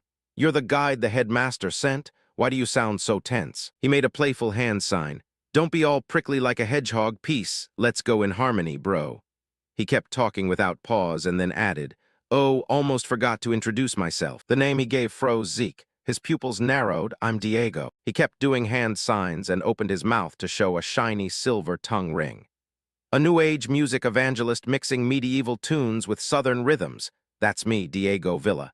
Pleasure to have your help, bro." Zeke spun on his heel and walked off. "Yeah, nice to meet you too, Diego." Diego hurried after him.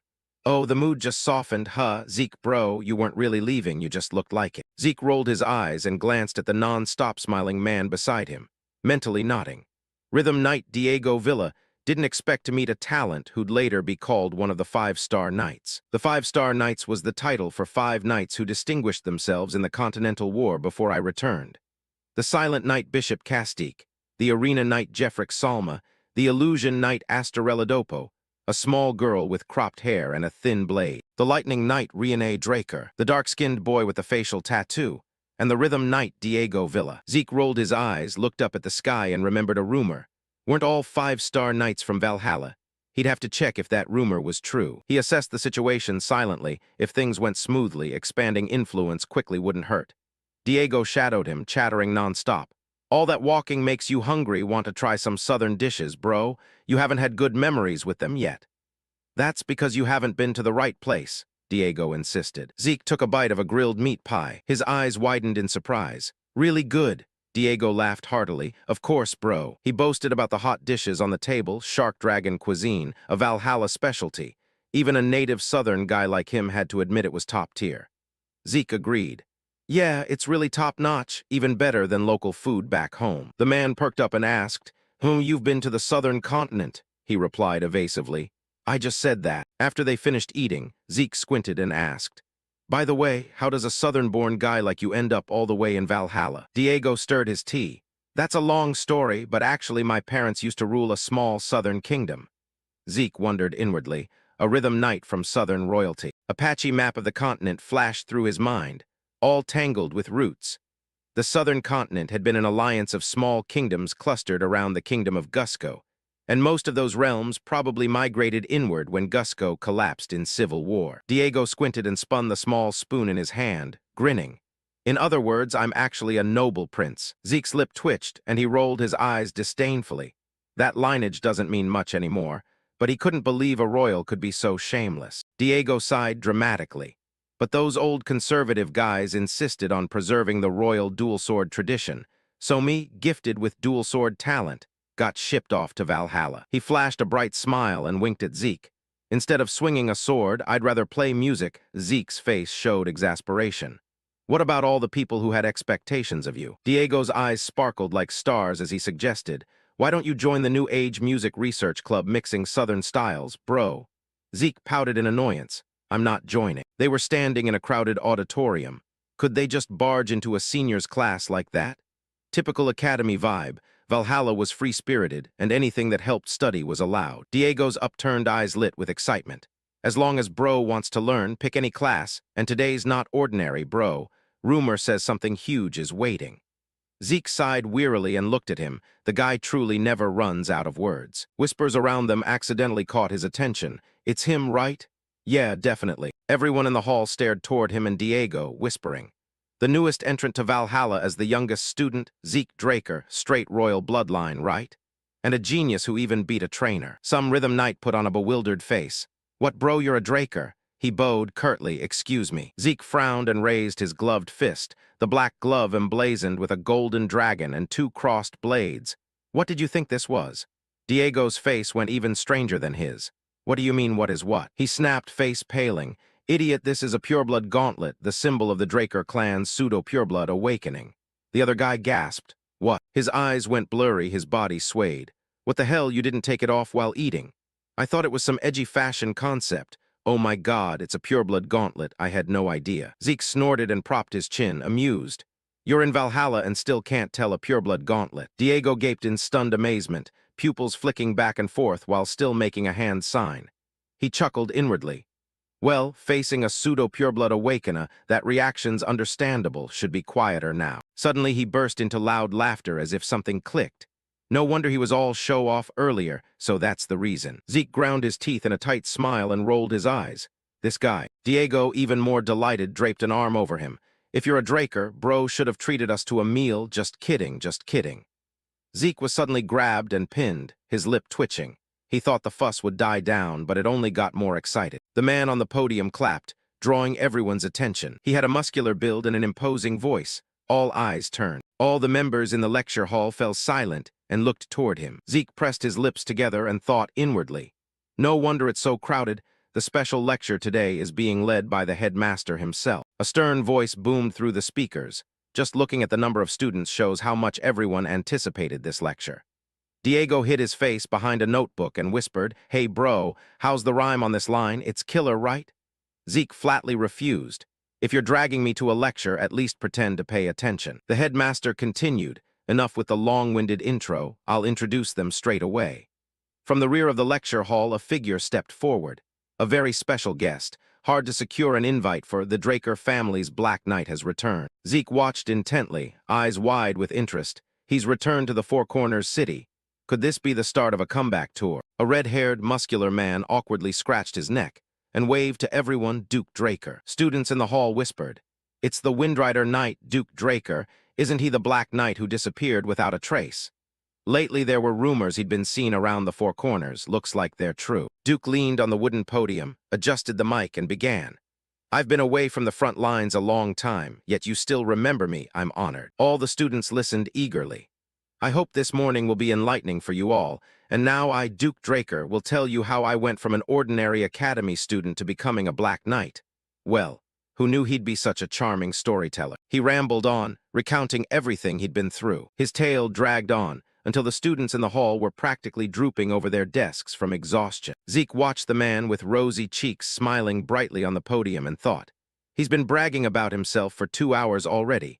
When will he ever stop? He kept on, I told you to reconsider, but Arthur, before he could finish, the headmaster rushed up and snatched the mic, pushing him aside. Yes, it's a shame for the attentive students, but time's up, excellent headmaster. He delivered his final words and released the mic. The second speaker is someone everyone knows, so no long introduction is needed. Despite being busy as a guardian knight, they still made time to be here today. Zeke's pupils constricted. The Draker clan ranks knights into 4 tiers: novice, intermediate, advanced, and guardian knights. The hierarchy is like a 4-tier pyramid, with guardian knights at the top. They hold influence equal to the elder council of the clan. He leaned forward anxiously to follow the situation. Since there are fewer than 10 guardian knights, the second speaker must be a big deal. The headmaster cast a glance. He clenched his hands in concern, as the clock's hands ticked slowly. Long platinum hair gleamed under the light. Steel-heeled boots struck the mosaic floor with a crisp sound. Zeke propped his chin and watched. He glanced and appraised. Platinum hair and an all-white suit of armor certainly striking, but he couldn't place who it was. The people around resumed non-stop chatter. Lucky to be at Valhalla, truly. One of their remarks left him stunned. They actually had the chance to see the Silver Knight in person. He spun to look back. What? Long platinum hair cascaded down. So that person is. The figure smiled faintly and rubbed their neck. The loose hair revealed narrow mint-green eyes. The Draker clan's heir, the Silver Knight, Carly Draker. The port city of Asen, the maritime trade hub of the central continent. Asen of the Dorda Republic. Today, Asen's geography is so valuable it controls trade routes not just with the Dorda Trading Republic, but with the southern continent and even routes to the eastern continent. Yet just over 10 years ago, the situation was entirely different. Back then, Asen was seized by southern pirates and became a lawless land where all manner of crimes ran rampant. Soon after becoming an official knight of the clan, Carly Draker launched a campaign to eradicate the pirates. And by the 5th year of her sweep, not a single pirate dared show up in Asen anymore. Since then, under Carly Draker's protection, Asen was reborn and grew into the region's greatest port city. The surviving pirates were pushed south of Dorda, hiding out in the Dead Sea. Thanks to the victory of reclaiming Asen, Carly was knighted as the youngest guardian knight in history. A feat so grand that even Abel, who once had everything before the rewind, never achieved it. Carly stood proudly before all the students in the lecture hall. Zeke blinked in surprise. He expected a big name, but he didn't expect it to be his own eldest sister. He watched his sister at the podium intently, and of course, she was a direct heir standing opposite Abel Draker in the succession struggle. Zeke propped his chin, muttering to himself that it made sense he hadn't recognized her face, because before his rewind, Carly Draker had. Carly closed her eyes and drew a breath. Her finger tapped on the wooden lectern. In a commanding voice, she shouted, "Order." The students in the hall couldn't help but tremble in fear. Zeke eyed Diego, who was trembling beside him. Everyone had been so hyped a moment ago, but a guardian knight yelling like that. Not exactly dignified. Carly cleared her throat. Even though the lecturer has entered the class, the atmosphere and attitude haven't softened.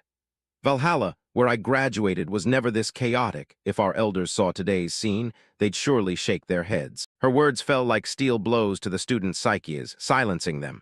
Do you think the peace you enjoy fell from the sky? No, it's the result paid for with our ancestors' blood and sweat. She spoke sternly. Mere intellectual understanding means nothing. Only through action does that knowledge gain value. Zeke squinted helplessly at his sister. Ah, so that's it. Carly slammed the lectern in irritation. Only after bone-deep hardship and strict training can one be worthy of a true knight. He thought to himself, yep, very wordy. After leaving the hall, the students couldn't stop gossiping, truly terrifying. Told you so, suddenly I missed Duke's lectures. Zeke rolled his eyes, hands in pockets as he swaggered off.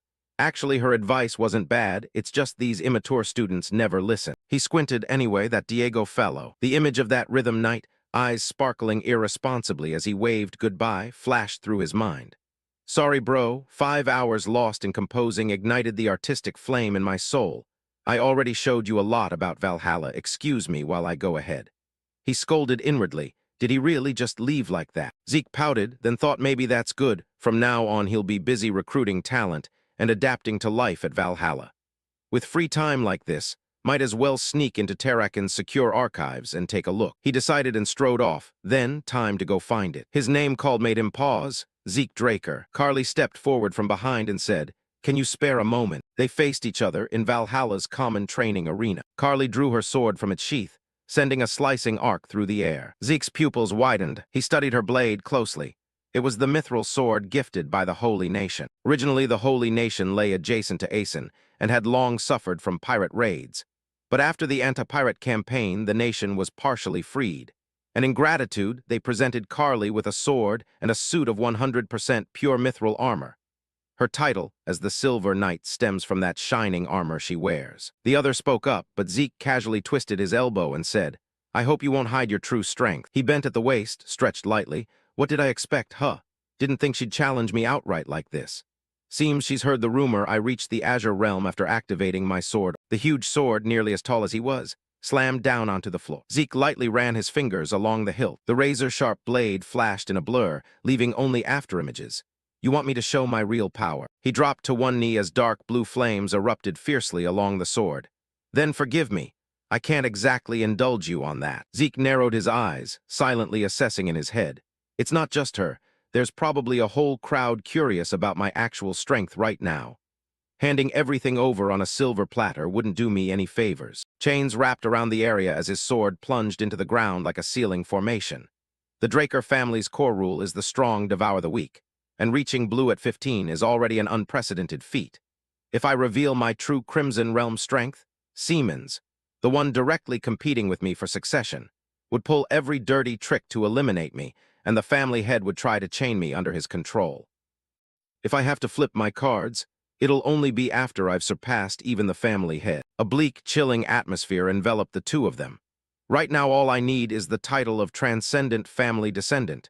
Don't expect me to just sit pretty and let the clan do whatever they want. Both charged forward at the same instant. Their blades clashed, sparks flying with sharp cracks. Carly powered through with a horizontal slash across his sword. She closed the distance in a flash, pinning Zeke's blade hard against the ground with one strike. Her sword whipped upward, so fast it caught him off guard. The sharp edge grazed past his eye, blood spraying outward. He'd already confirmed the admin request to temporarily disable continuous class skill activation. Healing factor. Zeke's eyes darkened with killing intent. Against a guardian knight, it's entirely possible she could detect the healing factor. He recalled the red-haired guy's gaze and his arrogant words. How the hell are you recovering that fast? Zeke's pupils widened. I won't repeat the same mistake I made with Duke. The two traded blows relentlessly, one blocking, one parrying. Zeke launched himself into the air. His eyes narrowed as he dove downward. Carly swung at the same time, the impact shockwave roaring like a tidal wave crashing around Zeke. He glanced aside, one shoulder already wounded, blood spraying back in arcs. Sure enough, holding back at blue while fighting a crimson opponent makes countering a real pain. Carly stomped down so hard the ground cracked beneath her feet. She leaped skyward, soaring straight over Zeke's head. Both hovered midair, Carly raising her sword in attack stance. A merciless, icy slash cut through the air like wind. Zeke raised his sword defensively across his chest to block the incoming holy blade. A surge of cold pressure exploded violently, triggering a massive blast. Thick black smoke and dust choked the entire arena. Their two swords still ground directly against each other. With a normal blade, it would have snapped in half by now. Carly narrowed one eye, smirking in faint praise. Your swordsmanship is impressive. Zeke sneered back, gritting his teeth as he strained to hold her blade at bay. A flash of light sparked when their swords collided again. Zeke kicked backward.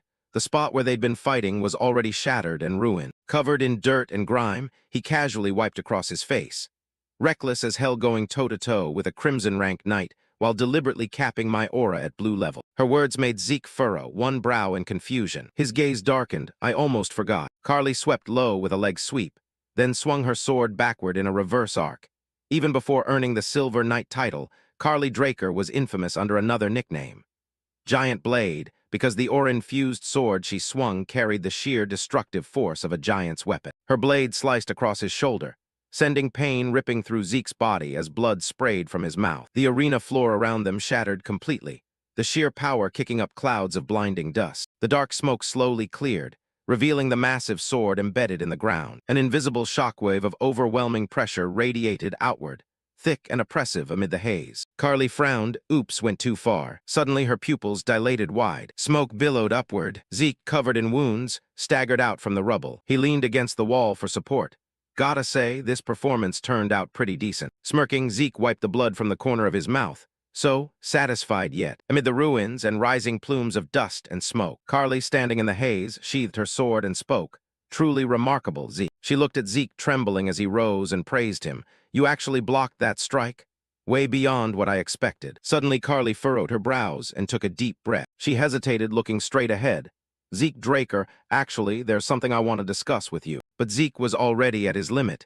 He collapsed forward, startling her. Carly rushed over, shouting in worry, Zeke, Are you okay? She supported him up, examining him while thinking. Serious internal injuries. Did he overuse his aura that badly? With that thought, Carly reached into her belt pouch. She pulled out a vial of elixir and popped the cap. Slowly pouring it into Zeke's mouth, she soothed him. This is a top-grade family recovery elixir. Drink it slowly, easy now. After swallowing it, a red glow enveloped his body, and his complexion quickly returned to healthy color. Suddenly the system chimed.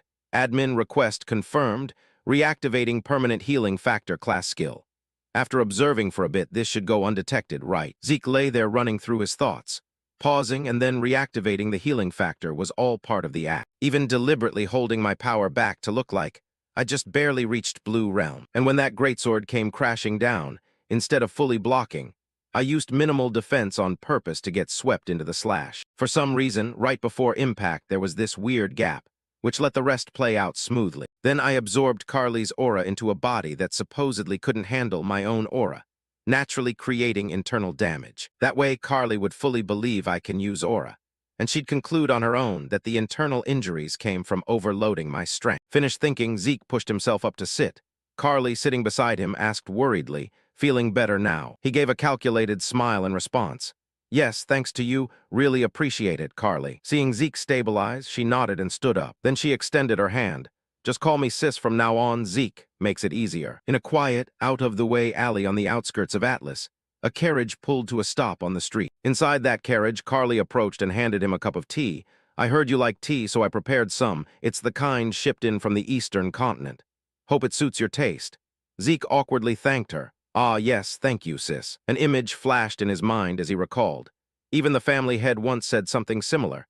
How far has this Zeke likes tea rumor spread exactly? Looking out at the city beyond, Zeke asked curiously, this is inside the carriage. From the outside, no one would ever guess it's like this in here. Carly quickly explained. Camouflage magic. The Guardian Knight's carriage draws way too much attention otherwise. Hearing that, he thought to himself. She dragged me to the training grounds earlier, and now she's whisking me out of the city in this thing. He lifted the teacup and asked, so, is there something you need to say that's so sensitive it can't be overheard? The moment Carly uttered the name Slaughter Knight, Abel Draker, Zeke froze with the cup halfway to his lips. The image of the man appeared as her firm voice rang out. I need your help to stop him. Carly looked straight at him with resolute eyes, making a serious request. Zeke asked back in confusion, what did you just say? Isn't Lord Abel the second son of the Draker family? She lowered her gaze to her teacup. Sorry if this is abrupt, I'll explain slowly. He took a sip of tea as Carly's steady voice continued.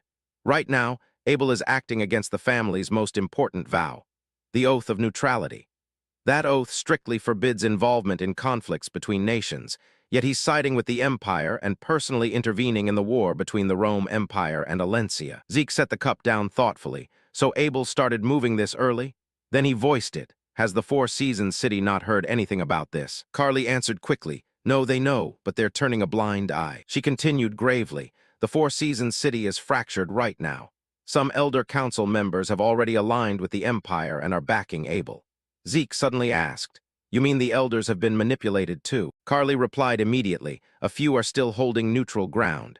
Zeke followed up. For such a conservative Elder Council to not outright oppose, just stay neutral.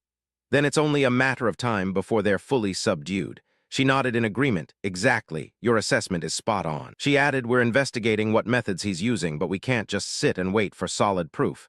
If we let Abel keep acting freely, war will break out soon. It's unavoidable. Zeke furrowed his brows, silently impressed. Her prediction was completely accurate. Old memories flooded back as he realized. It's already been 3 years since my regression, and in another 7, when Draker falls into Abel's hands and he allies with the Rome Empire, a massive continental war will swallow everything. Countless dead and wounded, skies scorched black, earth stained red with blood and ash. Carly continued, that's why I've made up my mind. She reached out her hand, eyes burning with determination as she emphasized. We need to build a force strong enough to stop Abel. Carly continued explaining the current situation. Right now, Abel is steadily taking control of the upper echelons of the Draker family. He believes that once he dominates the leadership, everyone below will automatically submit. But a true knight will never bow to mere power. They only kneel before ideals and justice. She concluded firmly, That's why I'll act on my own convictions, gather the common knights, the real backbone of Four Seasons City, and rise up for the sake of true ideals. That said, I won't force you to join my side. You're still young, a pureblood awakener with a bright future and countless paths ahead. Zeke took a slow sip of tea, eyes thoughtful and calculating. Now I finally get a clearer picture of who Carly Draker really is. He silently observed her, assessing. A woman with an iron will, yet soft enough to bow for the sake of righteousness. A truly upright and pure soul. Zeke recalled the earlier moment. That gap in her giant blade strike probably came from her holding back out of concern for me. It's like she has two completely opposing sides. Outwardly tough and righteous, true to Draker blood, but deep down unbelievably gentle and fragile. She lifted her teacup and continued. If things go south, it could be branded as rebellion, so think it over carefully. Zeke responded gratefully. Thank you for worrying about me. The horse's hooves kept clopping steadily outside. Inside the carriage, a heavy tension filled the air. Then Zeke's voice rang out clearly, but I've already made up my mind. Carly listened intently as he poured out his thoughts. Even though I'm still young and full of flaws, please let me stand by your side and fight alongside your knightly spirit. Hearing that, the corner of her mouth curved up slightly as she spoke with genuine warmth. Thank you, Zeke. Right after that, Zeke headed to Valhalla's research district, walking while staring at the system interface in front of him and thinking. Even in my previous life, I kept up with the latest family news through K. But I never imagined the rot had already started long before the Continental War even broke out. He remembered back, then he'd planned early to leave the Draker family, to escape Abel's control and quietly build his own power base in preparation for the Continental War. But now, with someone sharing the same ideals, there's no reason left to walk away. Zeke kept his steady pace, sinking deeper into thought. On the contrary, this is the perfect opportunity. Staying in the family lets me monitor Abel's moves up close, and if I put Carly forward as the figurehead, suspicion aimed at me will ease off somewhat. The prerequisite, though, is becoming an official knight first. That way I can swing public opinion toward Carly. She and I are like weights on the same scale. Even though Carly is the eldest daughter and a guardian knight, since she's not a pureblood awakener or direct line from the power core. In my previous life, she couldn't stand against Abel's forces and ultimately failed to reform the Draker family. But if I, a pureblood awakener, become an official knight and publicly declare support for her, it might just tip the scales back against Abel. Thinking that far, Zeke clicked his tongue in annoyance. And that's exactly why I have to go do that stupid knight exam. Glancing at the map on the screen, Zeke muttered aloud. Whatever, looks like I'm almost there. Arriving at the Central Grand Library in Valhalla's research district, he eyed the ancient building ahead and confirmed to himself. My main goal in coming all the way to Valhalla is inside Terrakin's ultra-secure archive. Once he stepped inside, a warm, cozy atmosphere enveloped the entire place. The system pinged, "You have arrived at the secure archive." Zeke looked around for a moment, puzzled. This place. He touched the books in disappointment and grumbled. What a letdown. It's basically just a rundown storage room. Nothing but useless old books with zero value. This is clearly the spot the system marked. I was expecting something insane like Bahamut's heart or dragon fangs hidden here. With that thought, Zeke scratched his neck in frustration. Damn it, did I really waste my time coming here? Suddenly his foot stepped on some kind of switch, and the system chimed. Data access point detected. A burst of light exploded, startling Zeke. Staring ahead in confusion, he muttered, "What the?" Then another system notification caught his eye, linking and synchronizing with the secure archive of another administrator, Terrakin Draker. Zeke thought to himself, another administrator. So Terrakin used the system just like me. Looking at the bookshelf that had just materialized in front of him, Zeke murmured, "If this shelf only activates with system intervention, it's no wonder no one discovered it until now." System notifications started pouring in one after another. Secure archive data from Terrakin Draker has been linked and synchronized with Administrator Zeke Draker's system. From now on, you may access Terrakin's secure data anytime via the system. For more convenient queries, the system suggests the following new categories. Organizational Emotion Management, 2 Dragon Extermination Guide Ver 5.21, 3. Reference Materials, 4. Aphorism Collection for Growth Support. Zeke skimmed the titles and sighed. Whatever, those random categories can wait. None of them look particularly special anyway. Zeke immediately commanded, "System, find me the best brain-boosting scroll for growth right now." The system responded quickly. Administrator request confirmed, located the most suitable document matching your query. Spotting a glowing book in the corner of the shelf, he exclaimed, Ah, there it is. Picking up the ancient tome, Zeke read the title aloud. Secret Dragon-Slaying Sword Art. He flipped through it and commented, "Never heard of this technique before. Let's see, author is." After reading, Zeke's expression changed dramatically, eyes widening in shock. The author of this book is none other than Shatten Draker, the most trusted confidant of the hero, King Kaishir. A bead of sweat dripped down Zeke's forehead as he stared in disbelief, mouth agape. Moonlight streamed through the window into an ancient room. In that room, light spilled from the crack under the door before passing on the dragon-slaying sword art. I, Shatten Draker, wish to recount the reason I set out to create the dragon-slaying sword art. The bond between dragons and humanity began with the great hero king. Thanks to him, weak humans could form contracts with the supreme beings known as dragons. However, dragons did not aid humanity out of any noble cause. They simply pitied us because compared to other races, humans were always frail and lacking in every way. From then on, the number of contractors exploded rapidly, and around them an independent civilization flourished across the continent. But that explosive growth filled me with unending unease. I feared the dragons. If a transcendent species like them helped humanity merely out of pity, they could just as easily turn on us and wipe out mankind in an instant whenever they chose. And if that fear ever became reality, humanity would surely face extinction overnight, with no chance to resist. That is why I began searching for a way to oppose dragons. The first thing I considered was magic. But magic was the very first gift dragons gave humanity. Human hearts originally couldn't generate mana, yet dragons engraved magic circles into them, enabling us to use it. So fighting dragons with magic would just be using their own power against them, which is utterly absurd. Next, I thought of the hero king's elemental sword, the power even dragons feared. But that strength was only granted to those with royal fairy bloodline. Therefore, I poured everything into seeking an entirely new power belonging solely to humans. I tried every method to surpass human limits, from primitive northern swordsmanship to the mystical abilities of the East. Ironically, the one who assisted me most eagerly in this research was Kronos, the hero king's contracted dragon. When asked why, Kronos simply said, "For fun." But in his eyes, I saw it wasn't mere amusement. It was profound determination. The research dragged on, and finally Kronos and I discovered a new power called aura. Not an element, not mana, but a strength only humans could awaken and wield. With that lead, after the hero king departed this world, I devoted myself fully to studying aura. Soon the work bore fruit, and I systematized all knowledge of aura from its concept and application to sword techniques that utilize it. Then I compiled it into the secret dragon-slaying sword art, and distributed it to kingdoms across the land. Yet in a world where one can grow strong easily using dragon-granted artifacts, the dragon-slaying sword art, which demands grueling self-training, went completely ignored.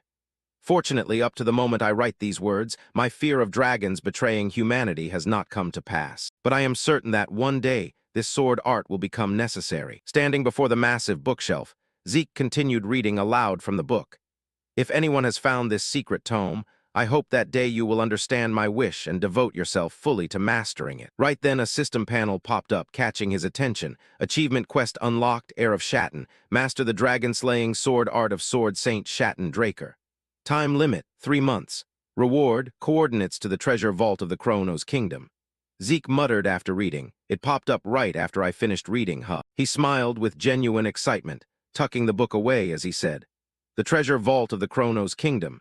It's bound to be packed with artifacts far beyond anything I've seen so far." Zeke rubbed his chin thoughtfully. "The problem is the 3-month deadline. Does that mean it's even harder to learn than the elemental sword? Looks like for the foreseeable future, I'll have to focus entirely on mastering the dragon-slaying sword art." He propped his hand up and spoke. "Gotta say, though, in the end, Shatten was right." Recalling that historic moment, Zeke thought to himself, "No idea how much time has passed since the hero king's era, but everything unfolded exactly as he feared, and the result was the Liberation War." With that, he looked up and asked, "System, is there any other useful info in this ultra-secure library, like Terrakin's diary, for example?" The system immediately replied, "Administrator request confirmed, suitable material detected. Playing back magical image record, Terrakin's diary." The notification vanished, and the surrounding space suddenly shifted, leaving Zeke stunned. Zeke scanned everything warily and realized, the space around me is changing with me. Just like when the beginner tutorial started, everything warped abruptly. A burst of light exploded right after. Zeke found himself transported to a vast, barren desert wasteland. He wondered aloud, Where the hell is this? He activated his ability, eyes flashing with sparks as he thought.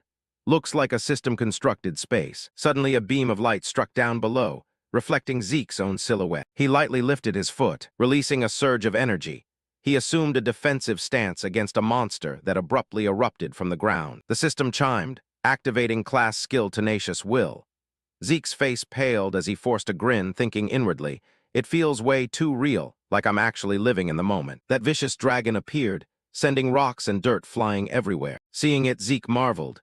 No wonder they were called the apex of all creatures back then, dragons. A voice suddenly rang out, startling Zeke. Bahamut. He looked up at the massive evil dragon before him and understood. So that's it. He's the evil dragon Bahamut. A figure approaching from behind caught Zeke's attention. And moreover, a bead of sweat dripped as he glanced at the newcomer and thought. Someone I couldn't sense at all until he spoke right behind me. Staring at the hazy face, Zeke silently assessed. This guy is a monster in a completely different sense from Bahamut. Suddenly the figure passed straight through Zeke, making him flinch. Zeke watched warily, feeling strange. He just phased through me. So this time I'm really just stepping into a recorded memory presented as images. And now the scene unfolding before my eyes, recorded under the name Terrakin's Diary, is none other than the legendary decisive battle between the dragon slayer Terrakin Draker and Bahamut. The evil dragon raised its claws high, while Terrakin simultaneously shifted to dodge. Zeke brimmed with excitement, watching eagerly. It's starting. The fabled showdown passed down only in legends is happening right in front of me. In the blink of an eye, the evil dragon stomped its foot down hard, sending earth and stone exploding outward. But Terrakin didn't budge an inch. He stared forward emotionlessly. The evil dragon closed in, its voice dripping with mockery. "What are you still hesitating for, Terrakin?" Yet he gave no reply, simply lowering his head in silence before the dragon. It continued, "How disappointing, the one I once chose to become my contractor." Zeke froze in shock. What? Confusion flooded him as his eyes widened. Terrakin was Bahamut's contractor, just like Kaishir and Kronos. If that's the case, then the legend of Dragon Slayer Terrakin killing Bahamut.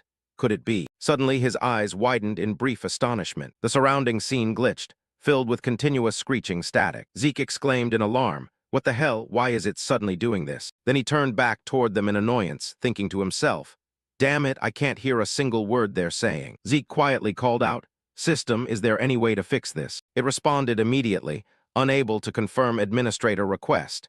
Hearing that, Zeke gritted his teeth as a bead of sweat dripped down. Suddenly some kind of noise rang out, startling him. Zeke's face filled with killing intent as he whipped his head toward the source. Then he spotted a hazy, shadowy figure standing right behind him. Memories flooded back.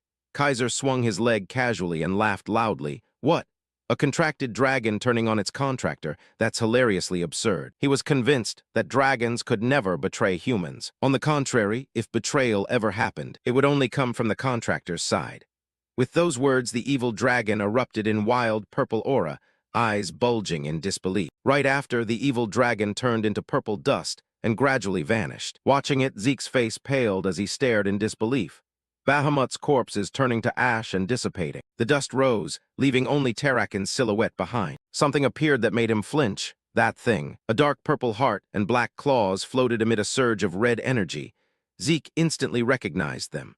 The heart and claws of Bahamut that I obtained from the Dragon Slayer sanctuary. He felt strange and wondered. But when a dragon dies, normally it only leaves behind a bit of residue before turning to ash and vanishing completely. Zeke raised his own hand to examine it, thinking, so if pureblood armor is made from dragon hide, Bahamut might just be a special case. Suddenly the surrounding space vanished, leaving only pitch blackness that left him puzzled. The scene turned pure white, with fleeting black streaks drifting away. Back in the room, Zeke asked in surprise, "The video ends here." He sat down on the floor, head bowed as he sighed heavily. "I really don't understand what's going on." Looking at the system panel, he suddenly remembered. After visiting Valhalla's research district, I linked the system to Terrakin's secure archive, so I can check any record from anywhere. I immediately replayed Terrakin's diary, but it glitched at the exact same final part as before, so there's no way to know what the two of them said in that last moment. Naturally, I didn't gain anything from it, but while scanning the secure archive data, I discovered something new. The true dragon sword art is the original source of dragon-slaying technique. Terrakin simplified the true dragon sword art and recreated it as dragon-slaying technique to make it easier to learn. But because it's easier, its power is significantly reduced. to the point that the skill barely inflicts serious wounds on true dragon species, making the name dragon-slaying technique feel undeserved. However, when combined with personal traits to create applied moves, it can still deliver effective strikes.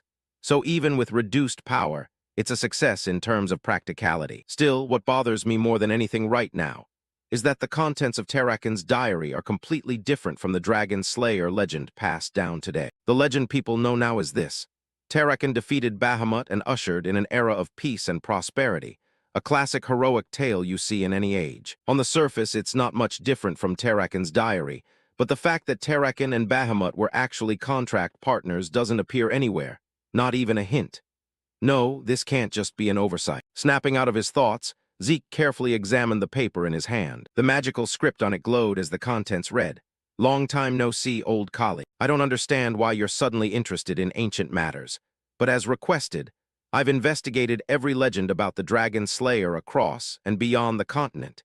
Even the raw versions never translated into common tongue. And just as expected, stories of humans forming contracts with dragonkind and legendary figures like Kaishir or Terrakin signing pacts with dragons. Not a single book mentions it. But strangely, when I dug deeper, I realized all sources seem to speak in the exact same tone, as if orchestrated in advance. And right when I was about to probe further, the noble Draker family personally sent a warning letter. Zeke's face changed color as he read on. For that reason, our society has decided to withdraw from this investigation. Clashing with the Draker family was never part of the plan. Once finished, the letter immediately burst into flames and burned completely in midair. He stuffed his hands in his pockets and walked away, lost in thought. It's crystal clear now. The Draker family is censoring information about Terrakin. But why? Their prestige was built by honoring and elevating the name of the dragon-slaying pioneer Terrakin to the world. That very act helped establish the Draker family as one of today's 3 transcendent houses. Yet the Draker family itself is controlling all information related to Terrakin and Bahamut. Whatever the reason, this runs far deeper than I thought. Maybe I missed something. I should check the secure room again. With that thought, Zeke pushed open the door and stepped inside. He glanced to one side and called out, "System." Suddenly, Zeke's eyes filled with killing intent. He scanned the surroundings carefully, waiting to see what was happening. But everywhere was empty, nothing at all. He snapped alert. Zeke strode down the hallway, deep in thought. Today is clearly Decker's day off, and all staff are absent. Duke and Andre reported they'd be late due to a mission. So who the hell was that? Thinking that, he silently commanded, "System, pull up the mini-map for me." The system chimed. Administrator request confirmed. A map appeared before Zeke. He studied it carefully, one inside, one outside, 2 targets detected for now. An image flashed in Zeke's mind. Could it be? A bead of sweat dripped as he wondered. Did the hunters from the Great Mountains track me here? No, that time I didn't even use the greatsword, let alone dragon-slaying technique. Even if they're hounds, they couldn't have traced me from there. Hands in pockets, Zeke climbed the stairs. So the key issue now isn't them, it's who ordered the hit on me. After thinking it over, the most likely culprit is. He pushed open the room door on the wall side. A masked figure lay in ambush. Zeke acted like he noticed nothing and slammed the door shut. The masked man slowly revealed himself to observe. Suddenly, the window behind him burst open, moonlight casting Zeke's shadow as he asked calmly, "Abel sent you." Not expecting to be discovered, the masked man jerked around toward the window. Zeke dropped to the floor, hands in pockets as he approached, thinking. He figured out my alliance with Carly and sent assassins. If that's the case, the timing lines up perfectly. He pulled a dagger from his coat and said, "Not gonna answer? Fine." Then a sharp cry echoed through the room. The masked man startled and drew his blade to block Zeke's sudden attack. His long, scarred eyes widened in shock as Zeke faced him, eyes blazing with killing intent. But when it comes to extracting information, I've got plenty of ways. From outside the house, the continuous clash of metal rang out. The 2 traded blows, each contact sparking bright flashes. Zeke twisted and weaved fluidly, attacking relentlessly until the other could only defend. When Zeke struck down, the man blocked. Each clash sent sparks flying from grinding metal. The masked man swung hard to knock Zeke back. He spun midair, kicked off the wall for momentum, and landed gracefully. Zeke stood up straight, arms loose at his sides, exhaling slowly. His eyes burned with killing intent as he thought inwardly. After crossing blades directly, I figured out his identity. Sweat poured down the masked man's forehead as he eyed Zeke warily. Zeke silently assessed. Appearance can be hidden, but fighting style is hard to fake. His gaze dropped to the dagger at the man's hip. That's the signature short, curved blade of the northern continent's Gorma kingdom. Gorma's assassins are the elite among northern escorts, renowned for wielding kukri curved daggers in combat. With superior skills, they're often hired at high prices in the central continent for special missions. Zeke turned his back to the masked man, sword flicking behind him as he tilted his head in thought. Either way, if he's a Gorma assassin, it's probably not Abel who hired him. They don't take assassination jobs that create long-term grudges. The dagger flew straight toward the masked man as Zeke continued thinking. Plus, this guy's defending way too much. Not typical assassin style at all. I deliberately left openings during the fight, but he never went for a direct kill. He clearly could react but held back, so their goal isn't to eliminate me, it's to capture me alive. With that thought, a noise came from outside the window. Zeke shot a deadly glare in that direction. Suddenly, a large projectile shot toward him in surprise.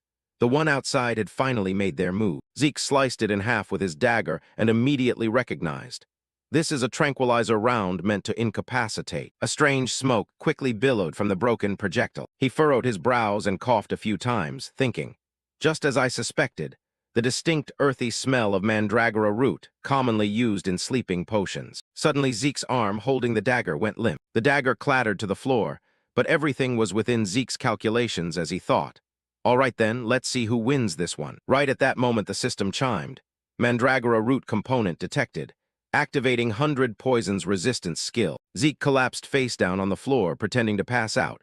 The masked man quickly approached. He hoisted Zeke's body over his shoulder and headed toward the window where another figure waited. Zeke cracked his eyes open slightly to observe. Scanning everything around him, he thought firmly. If not Abel, then who, and why kidnap me? Gotta stay sharp and ready. Dawn was just breaking, soft sunlight filtering through reddish-brown rooftops, and a slowly turning windmill on the outskirts farm of Atlas. Thick iron chains wrapped tightly around him, reinforced with an extra sturdy lock as a voice rang out. Well, well. Zeke, bound to the chair, gave a cold smirk. Never thought the commissioner would be you. Cleef leaned on the wooden table with guards on both sides, his expression deadly serious as he faced him. Cleef Reinhardt, head of the Reinhardt Trading Guild. If you already know who I am, this'll go faster. Zeke furrowed his brow slightly, eyes sharpening as his expression darkened with thought. We had some unfinished business from the previous life, after all. The Reinhardt Trading Guild, one of the top 10 major merchant guilds, primarily operating in the Kingdom of Arentia. Of course, if things kept going the way they did, the Continental War sparked by Abel and the Empire would lead to Arentia's total destruction, along with that guild. Back then, Cleef Reinhardt had fiercely opposed the Empire just like me. But for some unknown reason, after handing over critical intel that could have defeated them, he chose to return alone to his crumbling kingdom and met his end there. Zeke's sharp-featured face silently mused. Even after barely escaping, whether it was patriotism or something else, to me it was just a foolish choice. Cleef spoke up, raising one finger in a placating gesture. Anyway, sorry for resorting to such rough measures. One of the guards beside him stepped forward and unlocked the iron chains around Zeke. Cleef continued. On behalf of the guild, we'll send a formal apology for this discourtesy. Cleef's tone softened, sounding genuinely conciliatory. So please, take your time and let's talk. Zeke lightly rotated his wrists, cutting him off before he could finish. Save the formalities for later, get to the point. Zeke looked up with eyes as cold and cutting as a blade, fingers clenching slightly as a terrifying killing aura radiated outward.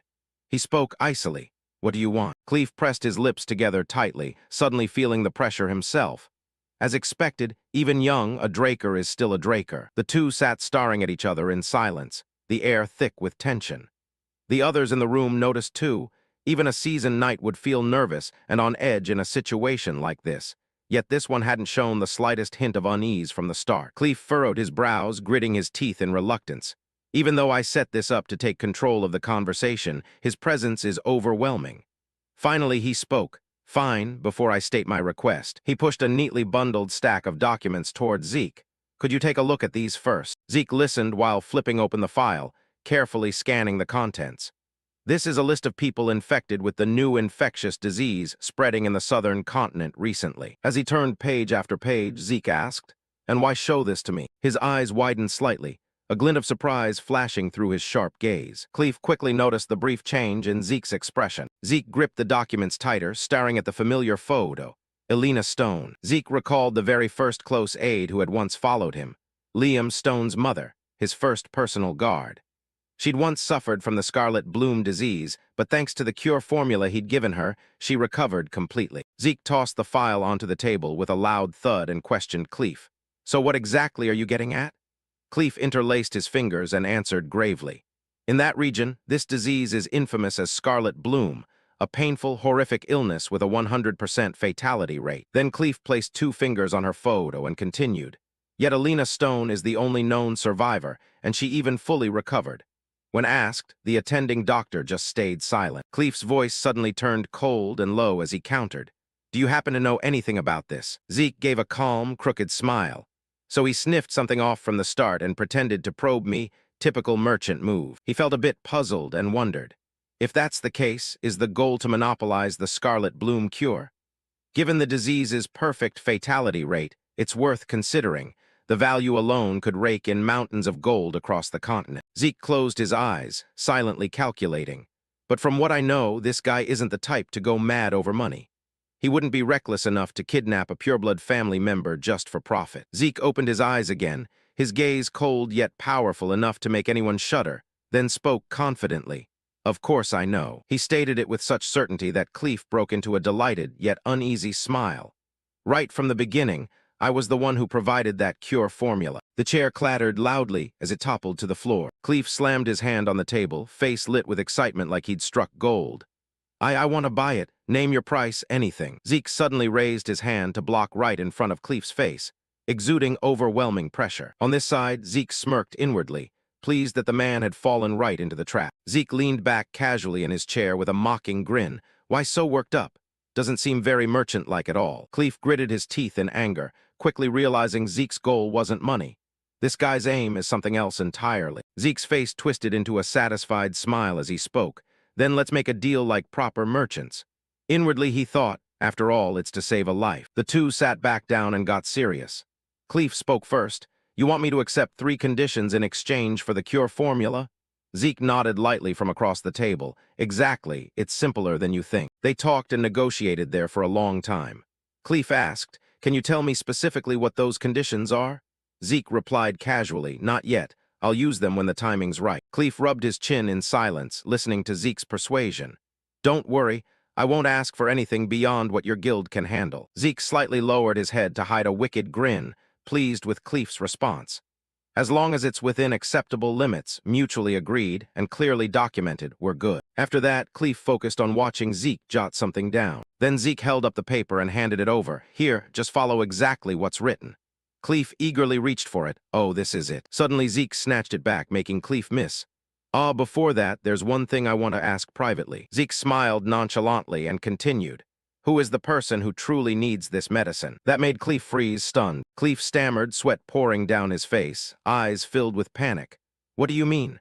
The guild is just trying to secure a highly valuable commodity. Zeke laid it all out calmly without missing a detail. You mobilized Northern Rangers to kidnap someone from a pureblood family, and your reaction was extremely agitated. No trace of composure left. That's not the Reinhardt Trading Guild I know. Clef braced himself on the table and buried his face, falling into heavy silence. Then he slumped back into his chair, his fists clenched tightly on the table as he gritted out, it's the royal family of the Kingdom of Arentia. Zeke feigned surprise with an "oh" and asked, specifically, who among them? Clef hesitated a moment before answering, I can't tell you that.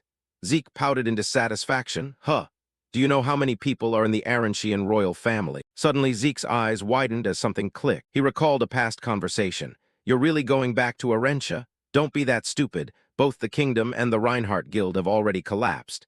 Going back means death. Seeking asylum in the northern continent is the smartest choice. Thank you for the advice, but I'm tired. I want to spend whatever time I have left in Arentia. The image of Clef from his previous life flashed through Zeke's mind. So different from the man now. Sorry, I can't say anything more. Zeke furrowed his brows seriously, thinking. The look in his eyes now is completely different from that hollow, lifeless gaze back then. This person must be extremely important to him. He continued recalling what Carly had said during their earlier talk. Anyway, the Kingdom of Arentia is currently clashing with the Empire. The conflict between the Rome Empire and Arentia is escalating, and the Empire is actively intervening. Not to mention the power struggle over the joined tribes' settlement area has made things even more chaotic. Arentia, a kingdom with a weak monarchy, is surely in turmoil from internal power struggles. Zeke gave a faint smile and slid the paper back forward. There's still some time before the Continental War erupts. If I can build a connection with the Aranshian royal family now, it'll definitely pay off later. Cleve took the paper as Zeke spoke casually. Fine, if you don't want to say, then don't. Zeke said calmly, surprising the man across from him into silence. Good contract established. Cleve's hand trembled as he gripped the paper tightly. He clutched it to his chest and let out a relieved breath. Suddenly, Zeke's voice cut in, making Cleve's eyes widen in shock. Sorry to interrupt this touching moment, but can I make my first request right now? Cleve hurriedly tucked the paper into his coat and stammered. Oh, of course, anything within the guild's power. Zeke clenched his fist with a delighted grin. Excellent. Then first off, let me join your trading guild and work there. A peaceful village scene unfolded under soft sunlight as a familiar voice rang out. Looking for a job or planning to do some trading? Zeke's voice replied right away. More precisely, I need a temporary identity to use for a while. In the sunlit wooden room, Cleve sat with arms crossed, eyeing him skeptically. If that's all, why bother going through us?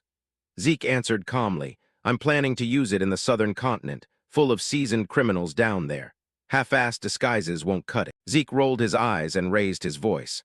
But the Reinhardt Trading Guild is the one even the cartels trust and use, right? Cleve nodded slowly, his tone drawn out like he was reluctant. Yeah, though not exactly thrilled about it. Cleve furrowed his brows, lowering his gaze as he rubbed his chin thoughtfully. Fine, I get what you're saying. If that's it, just use my cousin's name. Those guys probably won't dare question it. Zeke's face lit up with joy as he smiled brightly. Perfect. Also, I need regular transport back and forth to the south, plus a house, big enough since I'll be using it to store goods. Zeke rattled off casually in one long breath. That's my first request. Oh, and since you guys kidnapped me here, you've probably already prepared a way to get me back, right? Cleve tried to keep smiling, but 3 veins popped on his forehead and his neck cords bulged. This thick-skinned brat. Cleve let out a short laugh, ultimately giving in. All right, once everything's ready, I'll contact you. The Rangers will handle escorting you back. Cleve slowly stood up while Zeke stayed seated with arms crossed, glancing around as he thought to himself. Didn't expect the Reinhardt Guild to accept the deal so easily. Looks like that person must be really important to them. Then Cleve and the group in mysterious black cloaks stepped out one by one and left through the door. A voice called back toward Zeke, making him turn. Hey. 2 burly guards stood in front of Zeke, pointing behind them. Follow this way. Stepping outside, a horse was already waiting, snorting powerfully, looking very imposing. Zeke smiled as he walked toward the horse the guards led over. Oh, this warhorse looks pretty solid, huh? Zeke flashed a scheming grin, stepping between the 2 guards, lightly patting the back of the one beside him before saying confidently, I'll make good use of it. In one smooth motion, he lightly leaped onto the horse's back. The 2 guards started walking away, one turning slightly with a cold tone. That's it, we're heading out first. Zeke called out loudly, making the 2 guards freeze mid-step, their faces darkening. So that means the contract with Reinhardt is officially done, right? One of them turned around, frowning slightly. You speak Gorka too? You Drakers even learned that. Zeke smirked, his words carrying hidden meaning. Just call it a hobby. Anyway, back to business. This time I have a job I want to hire you guys for. The brown-haired guard frowned seriously, arms crossed over his chest, repeating slowly in disbelief. Rescue a Meccan figure who's being held captive. Then he fell into deep thought, his face showing clear hesitation. Zeke, still on horseback, tilted his head slightly. What's wrong? Not tempted by the price I offered. The guard quickly shook his head in denial and continued. No, the price isn't an issue. If the conditions are similar to Reinhardt's, we'd actually come out ahead. The guard furrowed his brows in worry. The problem is your identity. Our king doesn't like dealing with transcendent families. Zeke raised an eyebrow in confusion, giving them a dead fish stare before clicking his tongue. What? You're hesitating over something that trivial. Zeke's face turned serious again as he spoke in a low voice. I already have the fake identity Reinhardt prepared. Just use that to forge an authorization letter and send it to Gorka. That should ease your concerns a bit. The guard hesitated a moment longer before replying, Fine, as long as it doesn't get discovered. Zeke let out a short exclamation, then spoke in a tone that made the guard tilt his head in confusion. First things first, we still have some unfinished business to settle, don't we? Zeke, still mounted, gave a triumphant grin and tossed 2 daggers, stabbing them straight into the ground right in front of the 2 men. Their calm expressions instantly turned to sheer shock and horror. The 2 razor-sharp daggers embedded deeply in the dirt. For Gorka Kingdom Rangers, kukri weren't just weapons. They were bestowed only upon those recognized as true warriors. At some point, they had slipped free from the two men's belts and ended up in Zeke's hands. To Rangers, these were soul companions, as precious as their very lives. That was because when Zeke had brushed past the two guards earlier, he'd casually drawn the daggers and kept them until now. The fact that I could take these without the owners noticing means I could take their lives any time I wanted. The air between the three grew thick with tension. Zeke's words carried an invisible weight, low and terrifying. Consider this a little thank you gift for daring to kidnap me. An absolute gap in strength. One guard clenched his teeth hard, sweat beading on his forehead. What kind of monster is this guy? Zeke narrowed his eyes, glancing at them with a mocking tone. Your continental common tongue is pretty fluent too.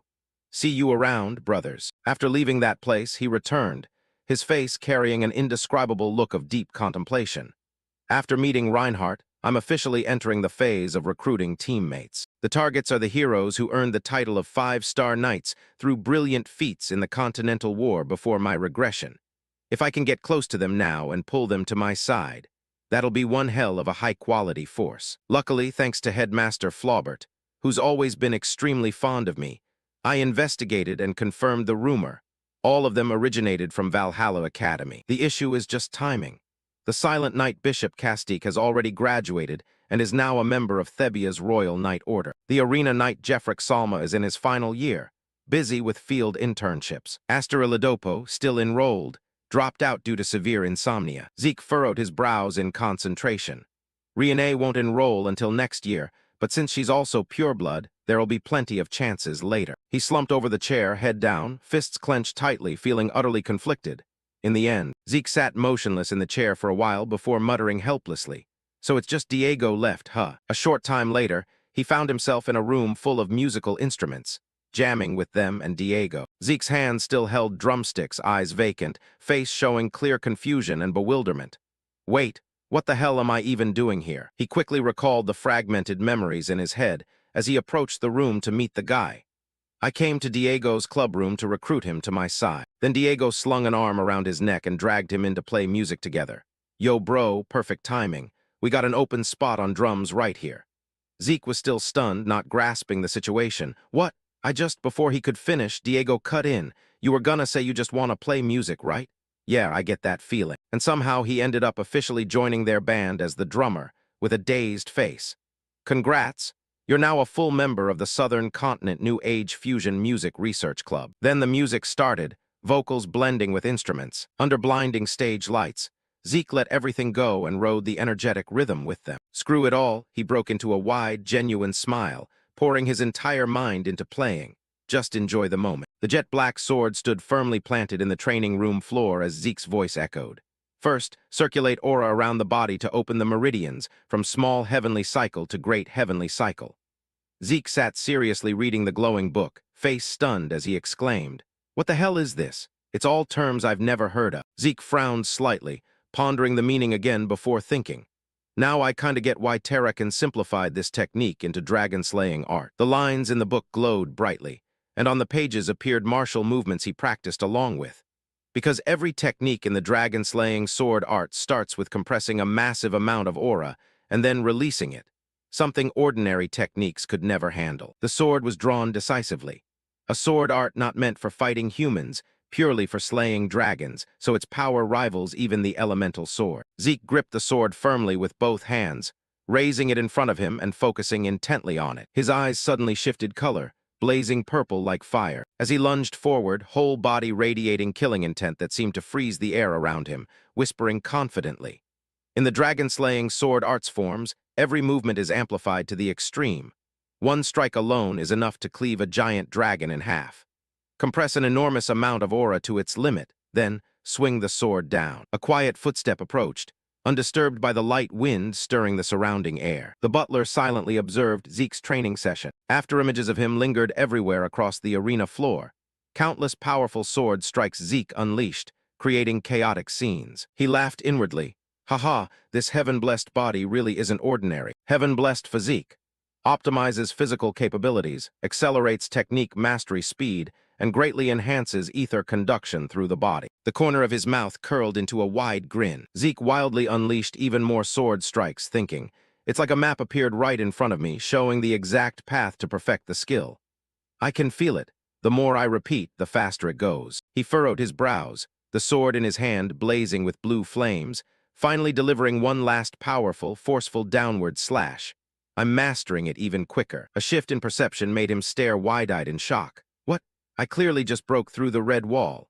In front of Zeke stood a massive stone wall. He'd stepped into a new realm, yet now he'd already reached the black wall. He clenched his arm muscles, readying his stance.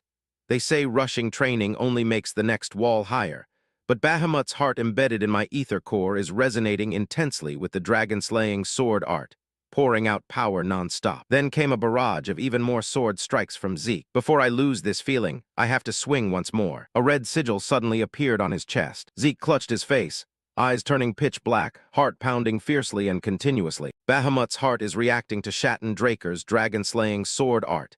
Deeply engraved memories within Bahamut's heart are being replayed. He glanced around in surprise. Bahamut's memories. A pitch-black void enveloped Zeke's entire body. Too dark, nothing visible. He suddenly sensed something unusual approaching. A man in a black cloak, hood completely covering his face in mystery, spoke. "Ruler of Twilight, Bahamut, I have a request for you." A massive, pitch-black creature stood majestically, silently listening. The man reached into the pocket on his chest, then pulled out an ancient book, speaking in a low, grave voice. "I wish to entrust you with the dragon-slaying sword art secret technique I personally created to safeguard it." The majestic black dragon straightened its back and finally spoke in a deep, rumbling tone. "I know you're detestable, but I never expected you'd be this insane, Shatten Draker." Zeke, watching everything from the side, thought to himself, "As expected, that's Shatten." The man put the book away again, silently listening to the dragon's terrifying, mocking growl. Truly the pinnacle of dragon-slaying skill for a dragon. Only then did the mysterious cloaked man respond. "Yes, even Kronos has agreed. You know the reason better than anyone, Bahamut." The ground cracked open with a violent roar, sand and stone flying wildly from the dragon's powerful stomp. Black killing intent swirled everywhere in the surrounding air. It lowered its head and roared furiously, spears aimed straight downward. Kronos has been bewitched by humans and lost his qualification as the balancer. The man shifted his stance, lowering his center of gravity, ready for combat. He was an incredibly small human compared to the massive dragon ahead, standing alone under countless spears pointed at him. The nonsense prophecy of someone like that. It opened its maw and bellowed, "I don't believe it." Then countless spears above activated at once, all thrusting downward toward where he stood. A sharp sword suddenly flashed at the side of the black-cloaked man. He drew it. He tensed his body, spinning his small sword to block the dragon's enormous spear blazing with purple lightning. Then with force he deflected it aside, sending earth and stone scattering everywhere. After that, a barrage of more spears came straight at him. The man flickered in and out, blocking each one. Every clash between weapons sent sparks flying. The mysterious cloaked man gripped his sword tightly, showing no fear at all facing his opponent's deadly weapon. A massive impact rang out from the collision, thick smoke and dust billowing everywhere, nothing visible. Countless more spears were about to plunge into the spot where the clash had occurred. Zeke stood high above, silently watching the countless spears thrusting relentlessly toward him in a brutal barrage. He felt utterly astonished witnessing this. The supreme magic of dragons, the pinnacle of all species, truly an unbelievable power. If it were him, he'd probably only block 1 or 2 strikes at most. Zeke stared in shock as the tiny human figure remained completely unscathed amid the chaos, while massive spears embedded deeply into the ground all around. Yet Shatten had blocked them all. That human was a monster beyond any normal limits. Amid thick purple smoke and shaking earth, as a barrage of pitch-black spears simultaneously plunged downward as if to pierce everything, the dragon's majestic voice boomed. "Get out of my territory right now, Shatten Draker," followed by a chilling warning. "Otherwise, the next spears will target the Kronos kingdom." Standing amid the surrounding dangers, Shatten remained calm and continued negotiating. "Are you sure about that? Doing so will bring the retribution of karma upon you too." The dragon laughed contemptuously, cold, killing intent radiating around it. Retribution of karma.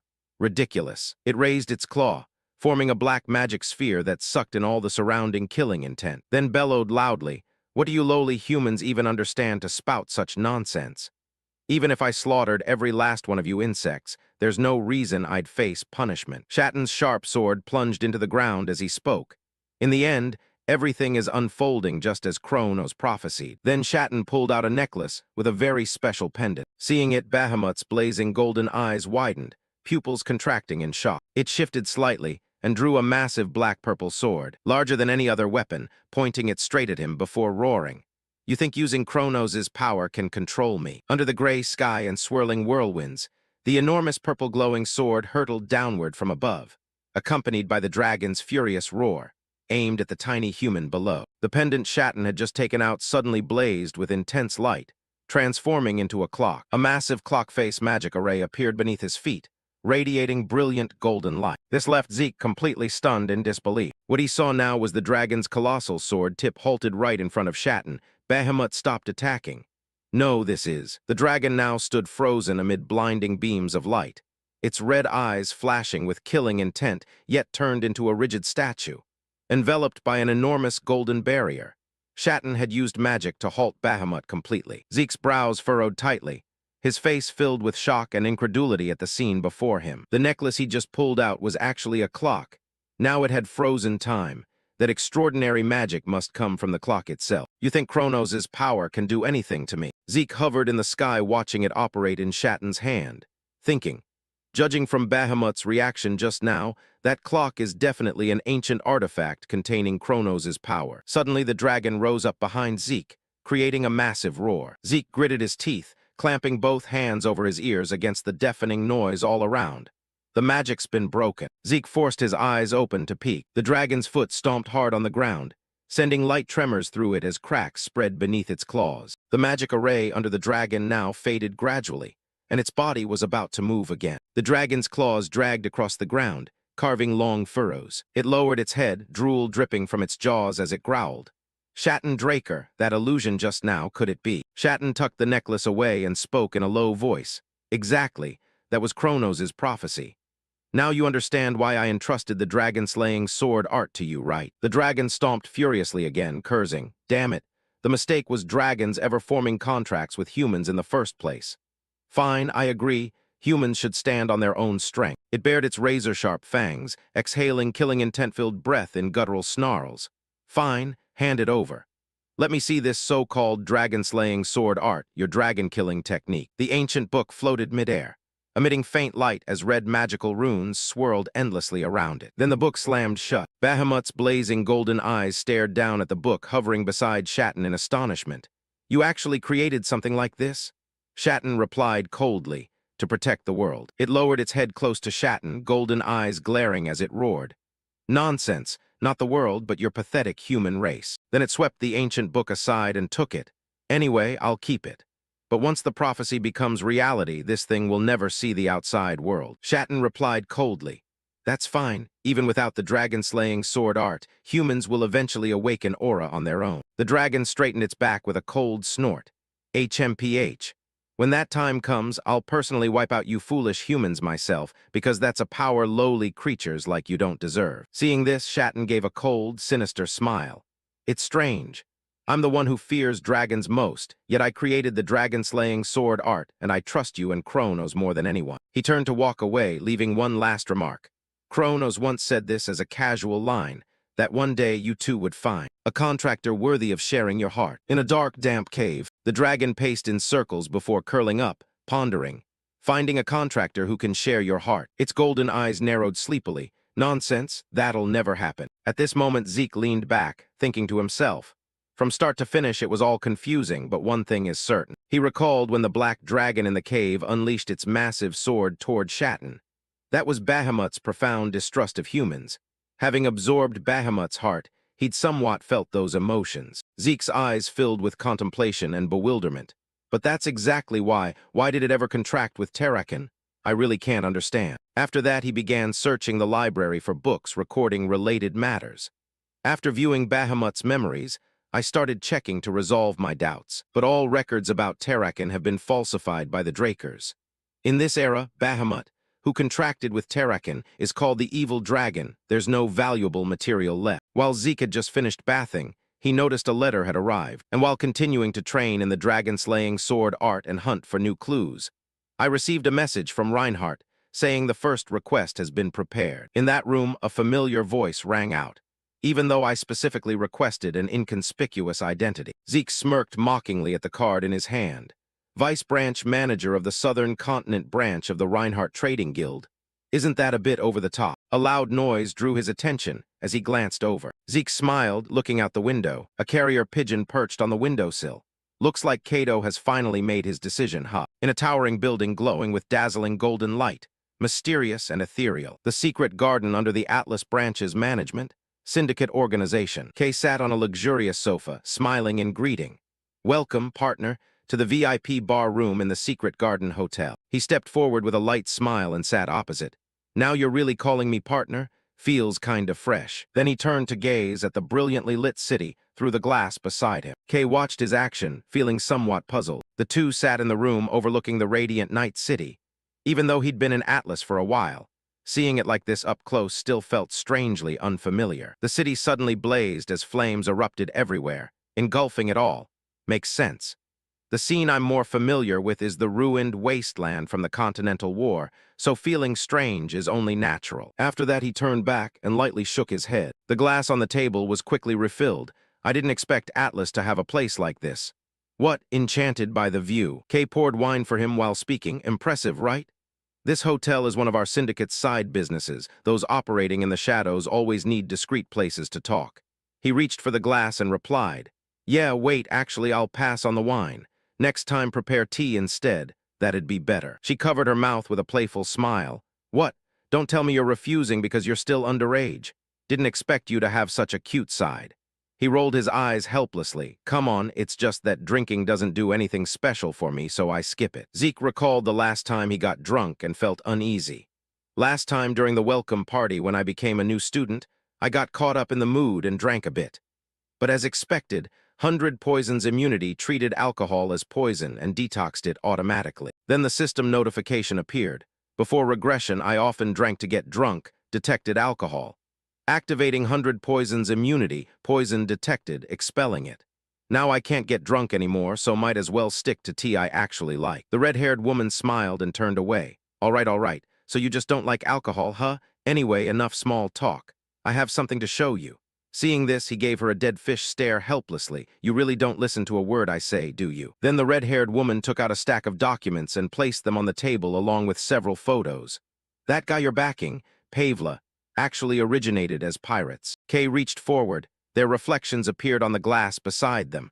I looked into it, and the evidence is overwhelming. Strangely, no one has noticed it until now. The red-haired woman leaned forward, pointing at the photos on the table. More importantly, the timing when the Silver Knights swept the pirates and they vanished perfectly matches when Pavla began its rapid growth. Not only that, I uncovered something beyond expectations. Zeke's brows furrowed slightly, his expression turning grave. Then Kay pointed straight at one photo and continued. Joaquin Fernandez, alias El Mencho. He's the number 2 figure in the Meccan organization, yet he's secretly dealing with Pavla, his supposed rival. The moment the red-haired woman lifted her hand, he reached out and snatched the photo to examine again. This is pretty shocking, so I haven't reported it to higher-ups yet.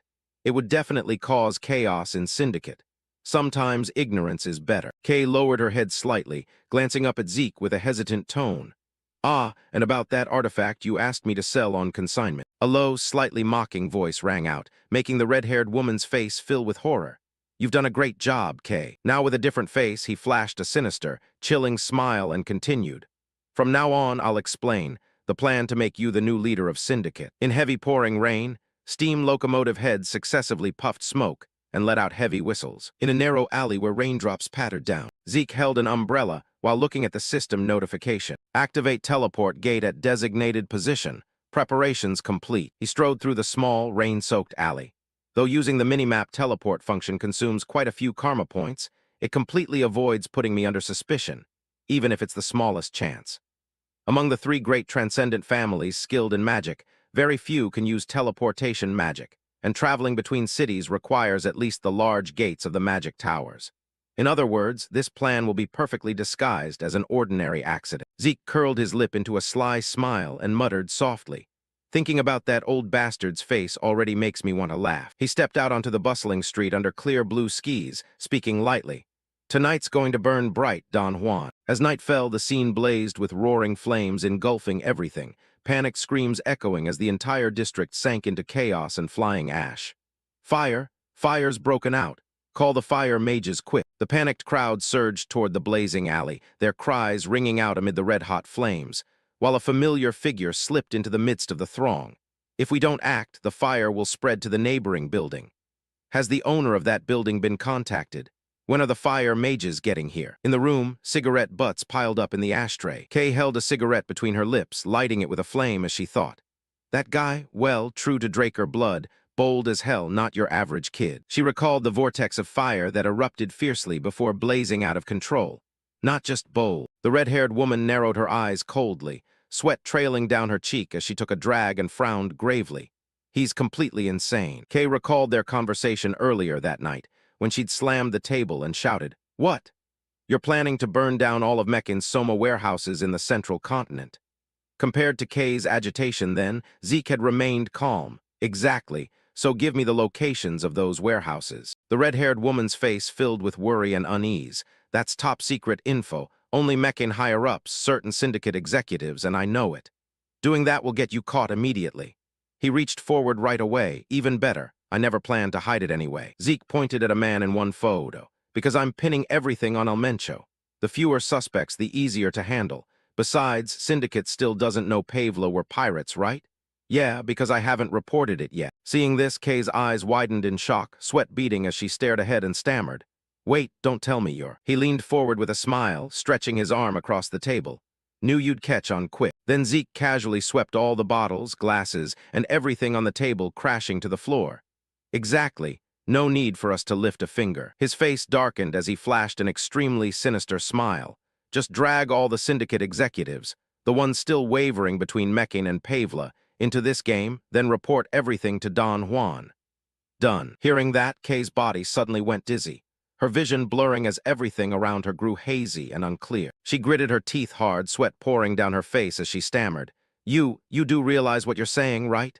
Zeke replied calmly, of course I do. Kay's face turned deathly pale, her trembling hands clutching her chest as her eyes widened in full panic, and she shouted. This is an utterly insane plan. You know full well what happens to traitors who betray the organization. Zeke slammed his hand down hard on the table. Then he roared loudly, making the red-haired woman flinch in shock. Once all the executives are wiped out in one go, who the hell is left to distinguish between traitors and loyalists? His face darkened as he growled low. Are you planning to stay a mere pawn for the organization your whole life? Didn't you already accept my proposal to become the new leader? Zeke gripped the wine bottle on the table tightly, eyes blazing with fury as he stared straight ahead. From now on, there's no more fold, only call or raise. Choose. Kay's eyes widened in astonishment at his expression right now. The red-haired woman clenched her hand over her chest, gritting her teeth as she trembled and thought inwardly. He's right. I didn't join the organization just to stay a pawn like this forever. Zeke Draker, possessing extraordinary intelligence-gathering abilities that uncovered Pavla's true origins without anyone noticing. And it didn't stop there. With that same intelligence network, he even located ancient ruins that had never been publicly revealed and claimed large quantities of high-quality artifacts completely intact. After witnessing those absurd capabilities firsthand, I'd already decided to throw in my lot with him. Kay reached out and tightly grasped Zeke's hand that was holding the wine bottle. But right now, the red-haired woman stood up shakily, snatching the bottle back toward herself, her face flushing red. Getting scared after hearing the plan? How pathetic. Kay squeezed her eyes shut and tilted the bottle back, downing it in one long gulp. She finished the entire bottle under Zeke's stunned, admiring gaze. Kay slammed the empty bottle down on the table and shouted, Is that all? If we fail, we're dead anyway. This is the biggest gamble of my life. The red-haired woman broke into an excited grin, wiping the lingering wine from her lips as she yelled, No limit, all in. Zeke felt deeply satisfied seeing this, smirking as he replied, Starting to feel the thrill now, huh? That bet. I promise you won't regret it. At this moment, the cigarette in Kay's hand was gradually burning out. The hand holding the cigarette trembled, perhaps from fear. Her other hand immediately steadied it. The red-haired woman stood by the balcony gazing into the distance. Zeke Draker, I'm betting everything on you. On the table in the room lay a newspaper, a series of arson incidents in the central continent. Coincidence or deliberate crime? Last night, multiple fires broke out simultaneously across various locations in the central continent. Local investigation agencies unanimously concluded that due to the geographical distances involved, It's unlikely to be an organized crime. Since the buildings were completely incinerated with no traces left behind, the incidents were ultimately ruled as accidents caused by human negligence. Meanwhile, inside a vast and luxurious mansion, a man sat silently in a pitch-dark room without a single light, muttering, "No matter who the bastard is, I swear." He leaned back, a newspaper appearing on his desk. Don Juan held his wine glass, face darkened as he stared out the window and spoke in a low voice. "I won't let you die peacefully, leader of the Meccan cartel, Don Juan." At the Grand Academy, the setting sun cast an even more magnificent and imposing glow. The steady tapping of fingers on the wooden table betrayed clear boredom. Zeke propped his chin on his hand, face showing obvious disinterest as he lazily glanced aside. "Another semester's almost over. It's been half a year since everyone learned about my blue realm. I figured it was about time." Looking at the luxurious wooden box on the table, lined with red velvet and containing an invitation inside, he changed his mind. But actually receiving the invitation to the promotion banquet still makes me nervous as hell. The promotion banquet was the ceremony celebrating young Draker family members who had surpassed the gold swordsman realm and stepped into the knight realm. Even for Drakers, it usually took until around age 20 to reach blue or purple knight realm. So this event was also known as the Draker-style coming-of-age ceremony. Zeke closed his eyes, recalling a meeting from long ago as he thought. "It's been almost 3 years since I last saw the family head. Hope nothing goes wrong." Afternoon sunlight streamed through the massive glass windows, shining down onto the marble floor of the grand banquet hall. The banquet hall, the central spring garden grand hall of Four Seasons City. Numerous distinguished guests and nobles were present, mingling and chatting cheerfully in a lively atmosphere. Footsteps approached, accompanied by a warm, courteous voice. "May I pay respects to the head of the Draker family?" He turned with a smile. "Oh, you're here." Abel approached with his signature industrial smile, polite yet fake. "Abel, how have you been lately, my lord?" While the banquet continued vibrantly, the two stood apart talking. Abel spoke first. "By the way, this is the first time I've seen a promotion banquet attended by so many important figures." The head nodded. "Indeed." The family head glanced around the joyful banquet and continued. "Well, after all, he's the youngest blue knight on the continent, so it's only natural all eyes are on him." Abel narrowed his eyes slightly, a flash of rage appearing. Even though he knew full well that before Zeke, the youngest blue knight was himself, yet he deliberately mentioned it. Then the family head turned back and extended his hand politely. "Well, it seems Zeke is about to arrive. I need to prepare for the ceremony. It's been a while since we last met, and we haven't talked much. My apologies." Abel bowed deeply in respect. "Please don't concern yourself, my lord." As he walked away, the family head turned slightly with a smile and added a reminder. "Enjoy this precious banquet while you can, Abel." Abel maintained his bowed posture and replied, "Understood, my lord." Only after the family head had walked far away did he slowly raise his head. His blue eyes flashed, his face now darkened into an utterly foul expression. On this side, Zeke tugged lightly at his collar, grumbling uncomfortably. "Damn, it's stifling." He walked down the luxurious corridor alongside Duke, tugging at his gloves as he complained. "Lately it's been impossible to meet Master, huh?" The lazy uncle walking ahead replied, "Don't even start. I'm supposed to be retired, yet they dragged me back to work like a damn ox. I can't even go home properly." Duke frowned as he walked, his face full of irritation. "And on top of that, I've been run ragged dealing with that damn Arthur. Now today they make me play tour guide for you, and then he has the nerve to say a master guiding his disciple is only natural. What a shameless blockhead." Zeke glanced at him and thought with a wry smile, "No wonder his complexion looks so bad. He's been overworked." He continued following Duke and asked, "So now we're heading to Spring Garden?" Duke stuffed his hands in his pockets, looking stylish as he walked ahead. "Yeah, in Four Seasons City, that's the only place outsiders are allowed." Duke furrowed his brows, still grumbling. Zeke followed silently behind, glancing around attentively as he thought.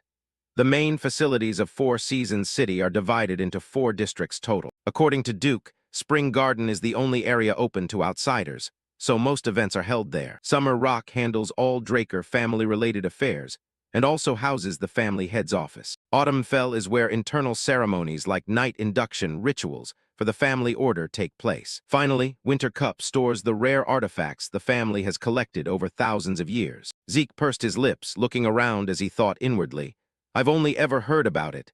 This is my first time actually setting foot here." Before regression, around this time I'd already been expelled from the academy. Finally, the two reached a massive, ornate door.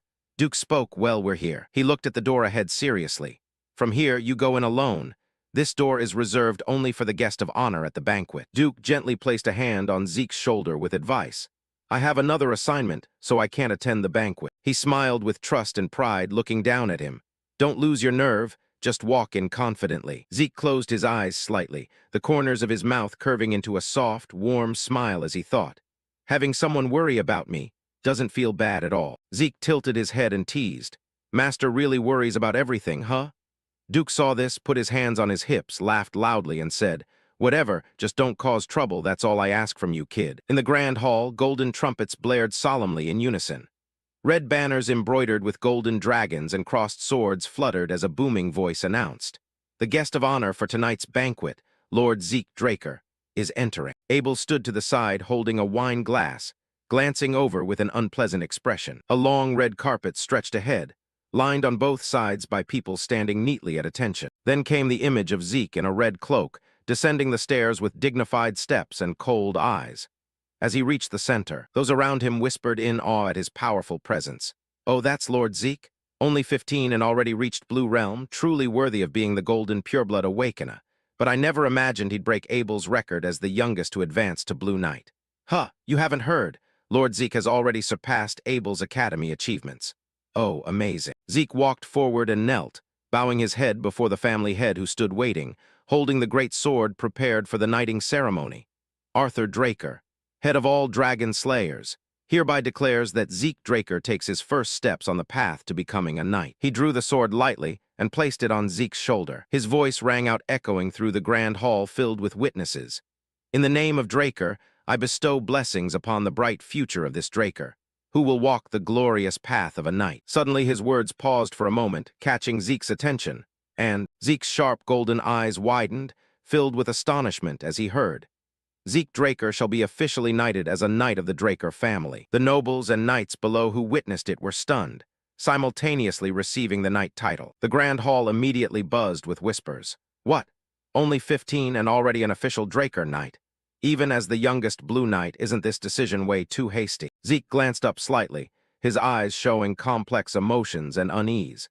"But the condition for receiving an official knight title in the Draker family is purely based on achievements. Because Drakers are blessed with aura power, awakening early and reaching purple or blue knight realm is almost a given. So instead of judging by aura realm, they value achievements above all else. Even Abel, who held the record as youngest Blue Knight before me, took 3 months of accumulated achievements before being granted official knighthood. That alone shows how absolutely crucial achievements are in Draker. Yet the family head's announcement just now completely went against the previous regulations. After the knighting, the sword was returned to its place. The image of Zeke in deep thought reflected on the gleaming blade. Since knighting is the family head's prerogative, there's no opposition, but it's still hard to understand. I wonder what he's plotting. Right after the family head's voice rang out, "Today I am deeply honored to introduce my son to everyone." He stood beside Zeke with immense pride. Zeke is not only the first ever Golden Awakener, but also the youngest to reach Blue Knight realm. I believe in the future he will become an outstanding knight surpassing even me. Then he lifted the wine glass from the nearby table. "I don't want to be an overly boastful father, so I'll stop bragging here." The family head raised his glass high in toast, smiling happily yet full of calculation. "Now I conclude this ceremony with congratulations. Let us all toast to the bright future of this talented young man and pray for peace and prosperity across the continent. For Draker." Everyone present raised their glasses in unison. "For Draker." He tilted his head back and drained his glass. Everyone followed suit and emptied their glasses. Zeke furrowed his brows, gritting his teeth as he glared at the family head's calm demeanor. "In my previous life, when Howard expelled me from the house, he stayed completely silent and did nothing. Yet now he plays the proud father for his talented son." A voice called out, interrupting his thoughts. "Zeke." Zeke placed his hand over his chest and bowed respectfully. "Yes, my lord." The family head set his empty glass down and turned to him. "Let's move somewhere else." He gave a warm yet clearly fake smile. "I want to have a private conversation, just between father and son." After that, everyone dispersed, going their separate ways. The blond young man with glasses frowned slightly and turned to speak to the coldly glaring Abel behind him. "Hey, Abel, don't you think you should control your expression a bit?" His face now darkened, mood worse than ever. That's not the face an older brother should make when congratulating his youngest sibling. His face now darkened, mood worse than ever. That's not the face an older brother should make when congratulating his youngest sibling. Abel remained silent, lips pressed tight. Finally he spoke. "Where's the prince?" The other replied. He said he'd come after these boring ceremonies are over, should be soon. The two stood side by side chatting like that, Abel's voice carrying a hint of danger. "Then we need to hurry." The guy beside him nodded lightly. "I think so too." The ornate door opened. Zeke stepped through and closed it behind him, eyes fixed intently on the badge in his hand. As he walked, he examined it closely, filled with questions. A token that can be exchanged for one of the family's treasures. Why did the family head give this to me? Zeke ruffled his hair in frustration. It's not something bad, probably fine, right? Damn it, I really don't get it. He glanced toward the main hall where the banquet was still lively with many nobles, knights, and influential figures. But the bigger issue now was, this promotion banquet doesn't last just one day, it's multiple consecutive days. How the hell am I supposed to endure this? Zeke walked along, scratching his head in total confusion. How do they manage to keep a straight face like that and just keep going through days of this? Living in high society really isn't for everyone. Suddenly a voice called out, making him tilt his head to look. Lord Zeke Draker. A delicate hand lightly lifted the hem of her dress as a gentle voice spoke. "This is the first time I've had the honor of meeting you in person." Melissa placed her hand over her chest and gave a polite slight bow. "I am the first princess of the kingdom of Alencia." Melissa Alencia. Zeke furrowed his brows slightly, silently assessing. Isn't she the prime candidate for the next throne in Alencia? Right now she's acting in place of their frail and incompetent king, implementing bold policies aimed at the common people. And because of that, she's gained overwhelming support from the citizens. That's also why she constantly clashes with the Alencian nobility. But if she officially ascends the throne, sooner or later, those nobles will scramble to curry favor with her. Yet before my regression, that highly promising princess, when tensions with the empire escalated, ceased all external activities and then vanished mysteriously. Rumors spread across the continent that the empire had assassinated her. But after Alencia fell in the war, the truth was buried forever. He pressed his lips together, glancing at her carefully as if probing. In this life, she's been pretty quiet so far. But if she's appearing at an official event like this, maybe things are still okay. His sharp eyes narrowed slightly, as if something had just clicked. Wait a second. Zeke recalled Cleef's words from their earlier conversation. The royal family of the kingdom of Alencia, huh? Then he looked again at the blue-haired princess, smiling so warmly in front of him. Could it be? Zeke placed his hand over his chest and bowed in return. "It's an honor to meet you, Princess Melissa." He smiled and extended his hand in welcome, stepping toward her. "I've heard of your reputation for a long time. It's truly an honor that you've come to my promotion banquet." Melissa let out a surprised, "Oh, you know of me." Zeke replied warmly, suddenly making her fall silent for a moment. "Of course, I've long admired your people-focused policies." His calm voice continued while distinguished guests around them chatted lively. "Many might think they're just flashy handouts, simply giving away what you have." Zeke tilted his head with a professional yet understanding smile. But in reality, from budget allocation down to the tiniest detail, everything has to be calculated meticulously, right? His extremely accurate words left Melissa momentarily speechless, unsure how to respond. The blue-haired princess covered her mouth with a smile, thinking to herself, as rumored, he really is different from other knights. Zeke looked puzzled and quickly waved his hands in explanation. "Did I commit some faux pas toward your highness?" She smiled pleasantly, still chuckling softly. No, I'm just surprised someone actually understands the difficulties I face. Honestly, I'm a little moved." After that, Melissa politely bowed and excused herself. "Then I'll take my leave. It was a pleasure meeting you, Lord Zeke." He blinked in surprise and asked hastily, leaving so soon?" The blue-haired princess gave a refined smile. "I'd love to talk more with you, Lord Zeke, but I can't monopolize the guest of honor." Zeke furrowed his brows slightly, casting a cold glance around. Fair enough, even if no one says it out loud. Though everyone was busy with their own conversations, several strange looks were still following the two of them, making her feel awkward. Melissa's sweet, gentle voice rang out, leaving him a bit puzzled. "Still, you don't need to feel too disappointed." She covered her mouth with an amused smile. "I'm sure there will be better opportunities to meet again." Right after Zeke politely saw off the last guest, he smiled as he watched them leave, finally letting out a quiet sigh of relief. "Greeting everyone is pretty much done. Finally, I can breathe a little." Though on the outside, he maintained a serious and proper image, inside Zeke was truly exhausted. These kinds of banquets really don't suit my personality at all. I'd rather train with Kaishir. At least that's more bearable. Heavy, clanking footsteps echoed on the floor, instantly putting him on guard. Zeke looked toward the banquet attendees, silently assessing, the sound of heavy armor clashing. He frowned slightly, his gaze darkening as he thought, who the hell shows up to a banquet wearing full armor? A bold, hearty voice rang out, accompanied by a fluttering red cloak. Ah, finally found you. A man appeared, clad in gleaming full-plate armor with a long sword at his hip. You're the guest of honor for tonight's banquet, right? Kara strode forward with his knights in imposing formation, grinning widely. Zeke Draker, the youngest Blue Knight to be knighted, correct. The fourth prince of the Rome Empire, Kyrus. The one who, together with Abel, triggered the Continental War before my regression. He extended his hand in a hearty greeting. I am the fourth prince of the great Rome Empire. Kyrus approached boldly, hand thrust forward decisively, eyes gleaming with arrogant confidence as he boomed. Kyrus Nerva Constantinus. Instead of shaking hands, Zeke slightly bowed his head. One hand over his chest, the other behind his back, he returned the respect. It's an honor to meet your highness, Kyrus. Thank you for attending my promotion banquet. That made the prince's face darken completely. Kyrus froze, his whole body stiffening at the refusal. Then the corner of his mouth curled into a grin. Kyrus casually slung an arm around Zeke's neck, pulling him close in overly familiar fashion. Come on now, no need for formalities. Let's have a drink together. Zeke gave a dead fish stare at the arm around his neck, momentarily speechless, while Kyrus looked thrilled and shouted, Hey, someone bring wine. The best stuff worthy of this historic meeting between me, the most flamboyant prince on the continent, and Zeke, who will become the strongest knight in the future. Red wine was poured into glasses, sloshing slightly over the rim. Then came Kyrus's booming, commanding voice as he raised his glass with a wide grin. Come on, this is imperial tribute wine. Don't waste a drop, bottoms up. Those around saw Zeke accept the glass so decisively and whispered worriedly. Accepting the fourth prince's invitation so easily like that? Even as the brilliant young Blue Knight, he's still too green, while Kyrus is acting so arrogantly. But they also muttered about him. That prince really is reckless. Considering the Draker family's influence, he should be more careful with such rude behavior. Kyrus grinned with delight and shouted, Excellent, great, I really like you. Tonight let's drink until neither of us can stand.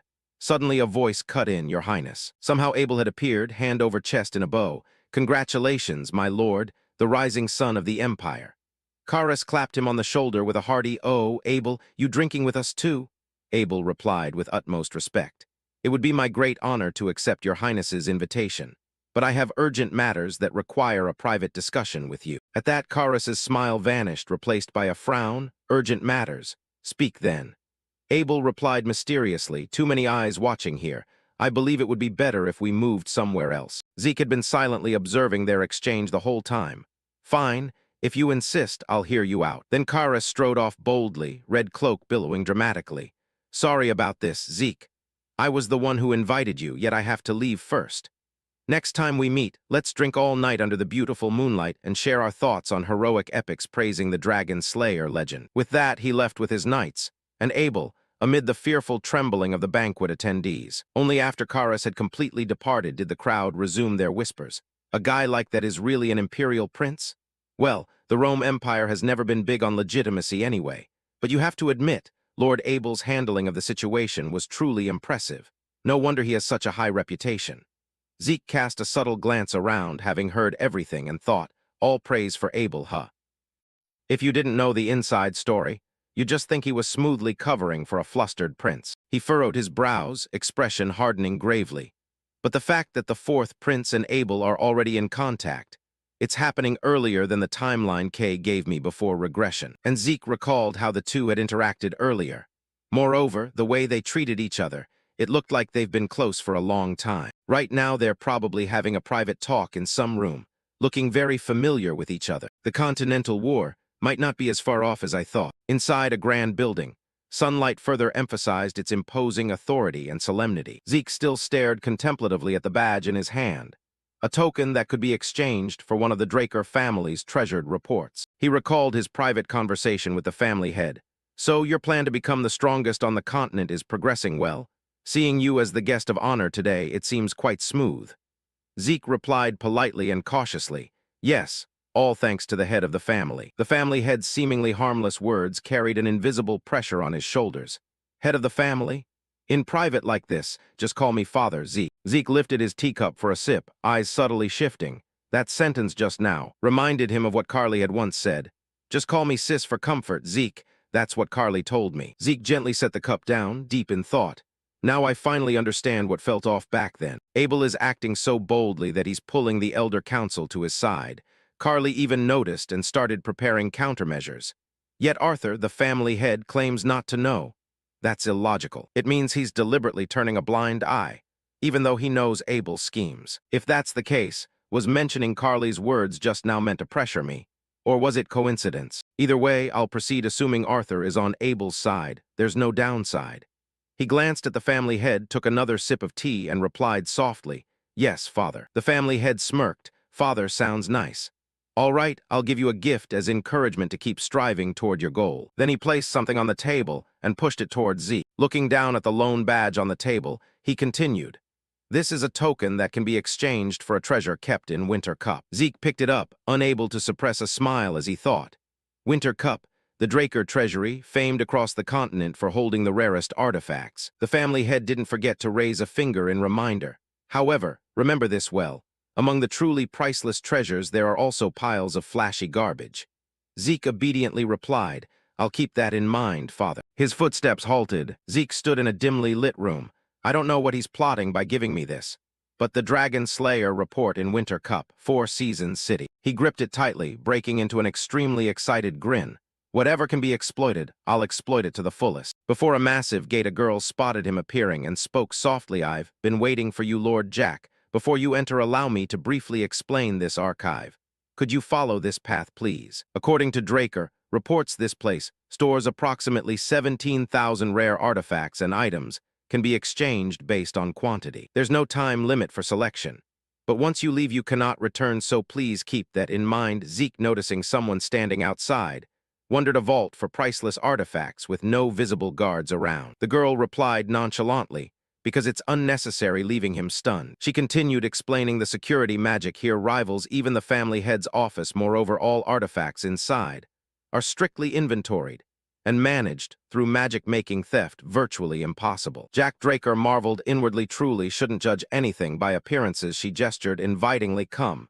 Then, please proceed. Insert the provided token here." Jack Draker quickly inserted the token into the small slot. Immediately, a powerful tremor erupted. Accompanied by that sound, the gate before them automatically began to open. In moments, the enormous gate swung fully open before the two. His expression turned utterly wondrous witnessing the sight. Inside revealed towering shelves holding countless artifacts. Zeke stepped in, examining the items, mouth agape in disbelief. Inside, far vaster than it appeared from outside, truly worthy of Draker. The girl spoke again, "Then I'll take my leave." Zeke focused on observing him. Just checking the functions of all these artifacts would probably take a lifetime system. Can I categorize the artifacts here by my desired criteria? At that moment, the system window appeared. Notification: administrator request. Confirmed. Activating long eye linkage feature, please. Use long eye to record items for categorization. Jack Draker, full of question marks, record with long eye. After realizing, he smirked. "Ah, got it." He got so excited his eyes sparked with fire, cracking his neck. "All right, let's warm up a bit." The window reappeared. Long eye enables detailed observation and inspection of targets, displaying information on detected objects per administrator request. Jack Draker stomped hard on the floor. Instantly, a surge of power burst from him. He simultaneously activated Wind Slash technique and Phantom Step. After finishing, Jack Draker landed. This field should be sufficient, right? The system displayed recorded items on the minimap. Items recorded: 17,138. Jack Draker checked the screen, sighing, "More than I expected. Exclude common items and single-use non-artifacts system. Responding, classifying detected items per request, remaining after filtering. 9,832. Jack Draker read it, looking dejected. Still way too many. Eliminate all swords with performance lower than Black Sword. Quickly. The screen filtered to essentials. He smiled, satisfied. All swords eliminated, meaning among tens of thousands of artifacts here, Black Sword is the strongest. Suddenly he frowned, spotting something. His finger swiped across the screen. Why doesn't this show any information? Jack Draker began searching around. It must be nearby. System notification. Arrived at administrator designated coordinates. Jack Draker stopped at a spot above it, an enigmatic jade bracelet with only question marks for info. Jack Draker exclaimed in shock. A bracelet looks utterly ordinary on the outside, yet no information displayed at all. Another notification rang, drawing his attention. Reading it, Jack Draker's eyes widened, stunned. This item reacts to the title successor of Terrakin Draker. Jack Draker grinned, excitedly looking at the bracelet. It reacts to the successor title, meaning this is Terrakin's artifact. Something activated on the bracelet. The window appeared notification, Sacred Guardian Stone. A bracelet embedded with Guardian Stone, capable of summoning spirit beasts. Inherent ability, summon spirit beast compatible with user's soul. Special note. Contains blessing of the Fairy King within the Guardian Stone, Sacred Guardian Stone. Now linked to administrator, you may use Sacred Guardian Stone to summon Guardian Beast fitting your soul. Then the bracelet instantly fastened itself onto Zeke's wrist, startling him. Hey, wait, what do you mean linked? Who authorized this? Can't unlink it. System notification continued, confirmed administrator request. This item linked to Terrakin Draker successor title linkage cannot be removed. Jack Draker stared bewildered at the bracelet. Damn, I haven't finished checking all artifacts.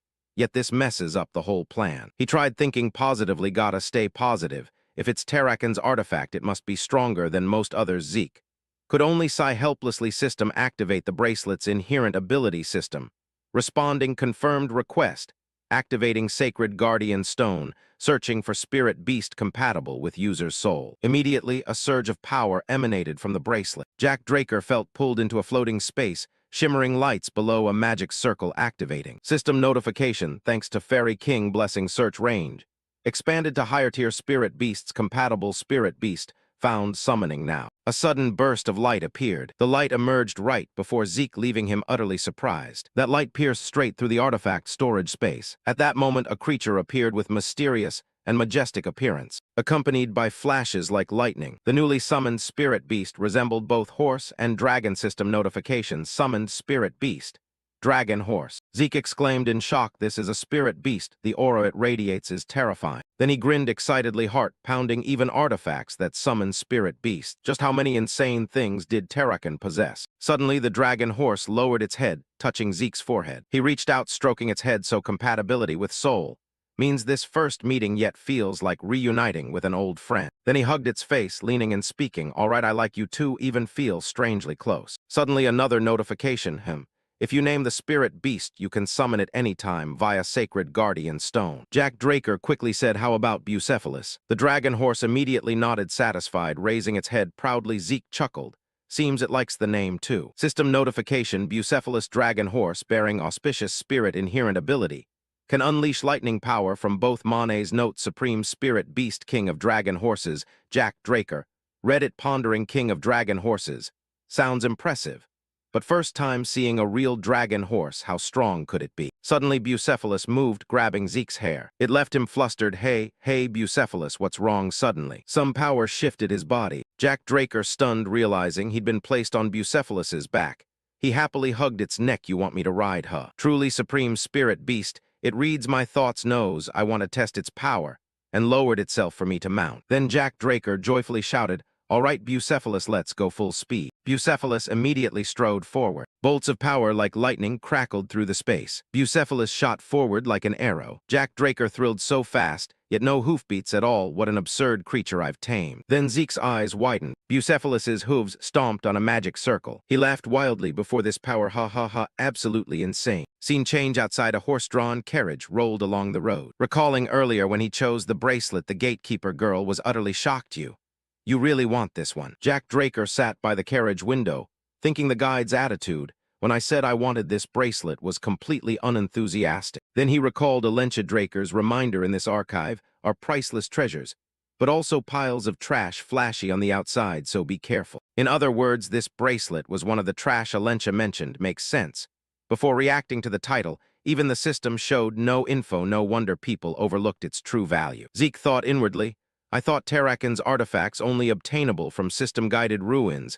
Never expected to snag this so easily. Talk about luck. Zeke leaned back, relaxed. Anyway, this is definitely a massive windfall. Feels great. After all the exhaustion from the banquet party today, I'll head back and rest properly. Upon arriving, he heard congratulations on officially becoming a Draker Knight. Lord Jack Zeke looked utterly bored suddenly, so formal he pocketed his hands, stepping in. The newcomer was Clift Reinhardt. He beamed naturally, Since you've become an official Draker, night changing how I address you is only proper. Jack Draker sat down, scratching his head helplessly. Fine.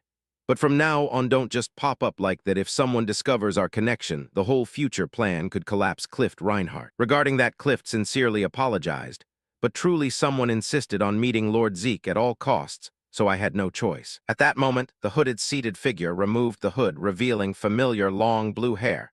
She spoke. We meet again, Zeke. Allow me to greet you once more. I am the head of REINHEART, Chinese letter, Chinese letter. Melissa Alentia, first princess of the kingdom of Alentia. Zeke furrowed his brow, exclaiming, First princess of Alentia, Melissa Alentia.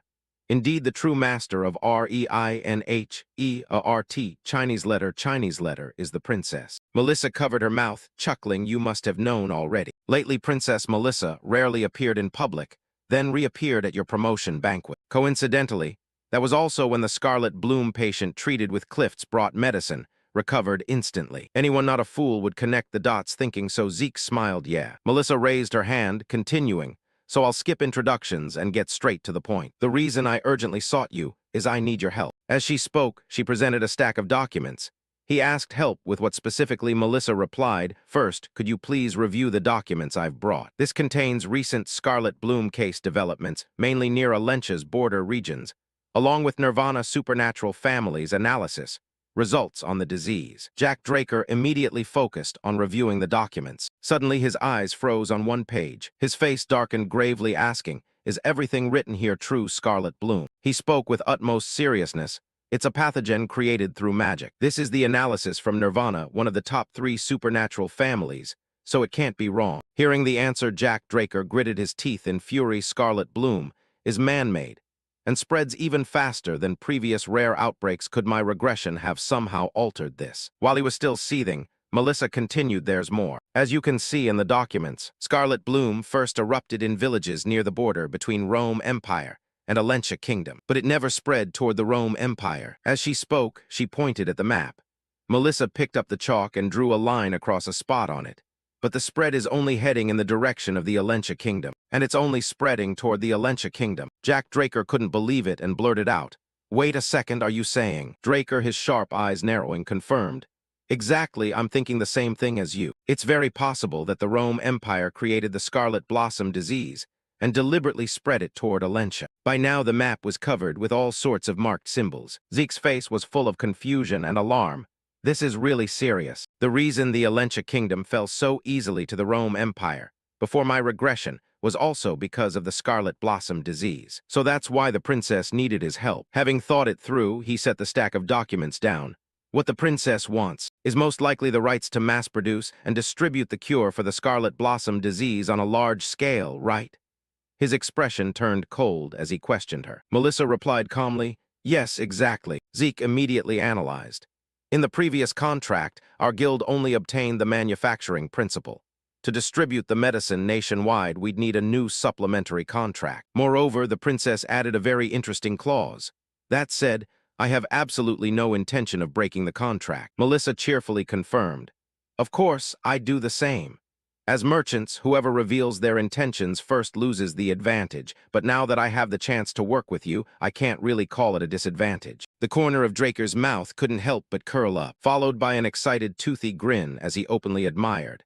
As expected, you really are the true master of the Reinhardt Trading Company. It's no wonder Reinhardt has grown into one of the biggest guilds. Melissa presented the contract.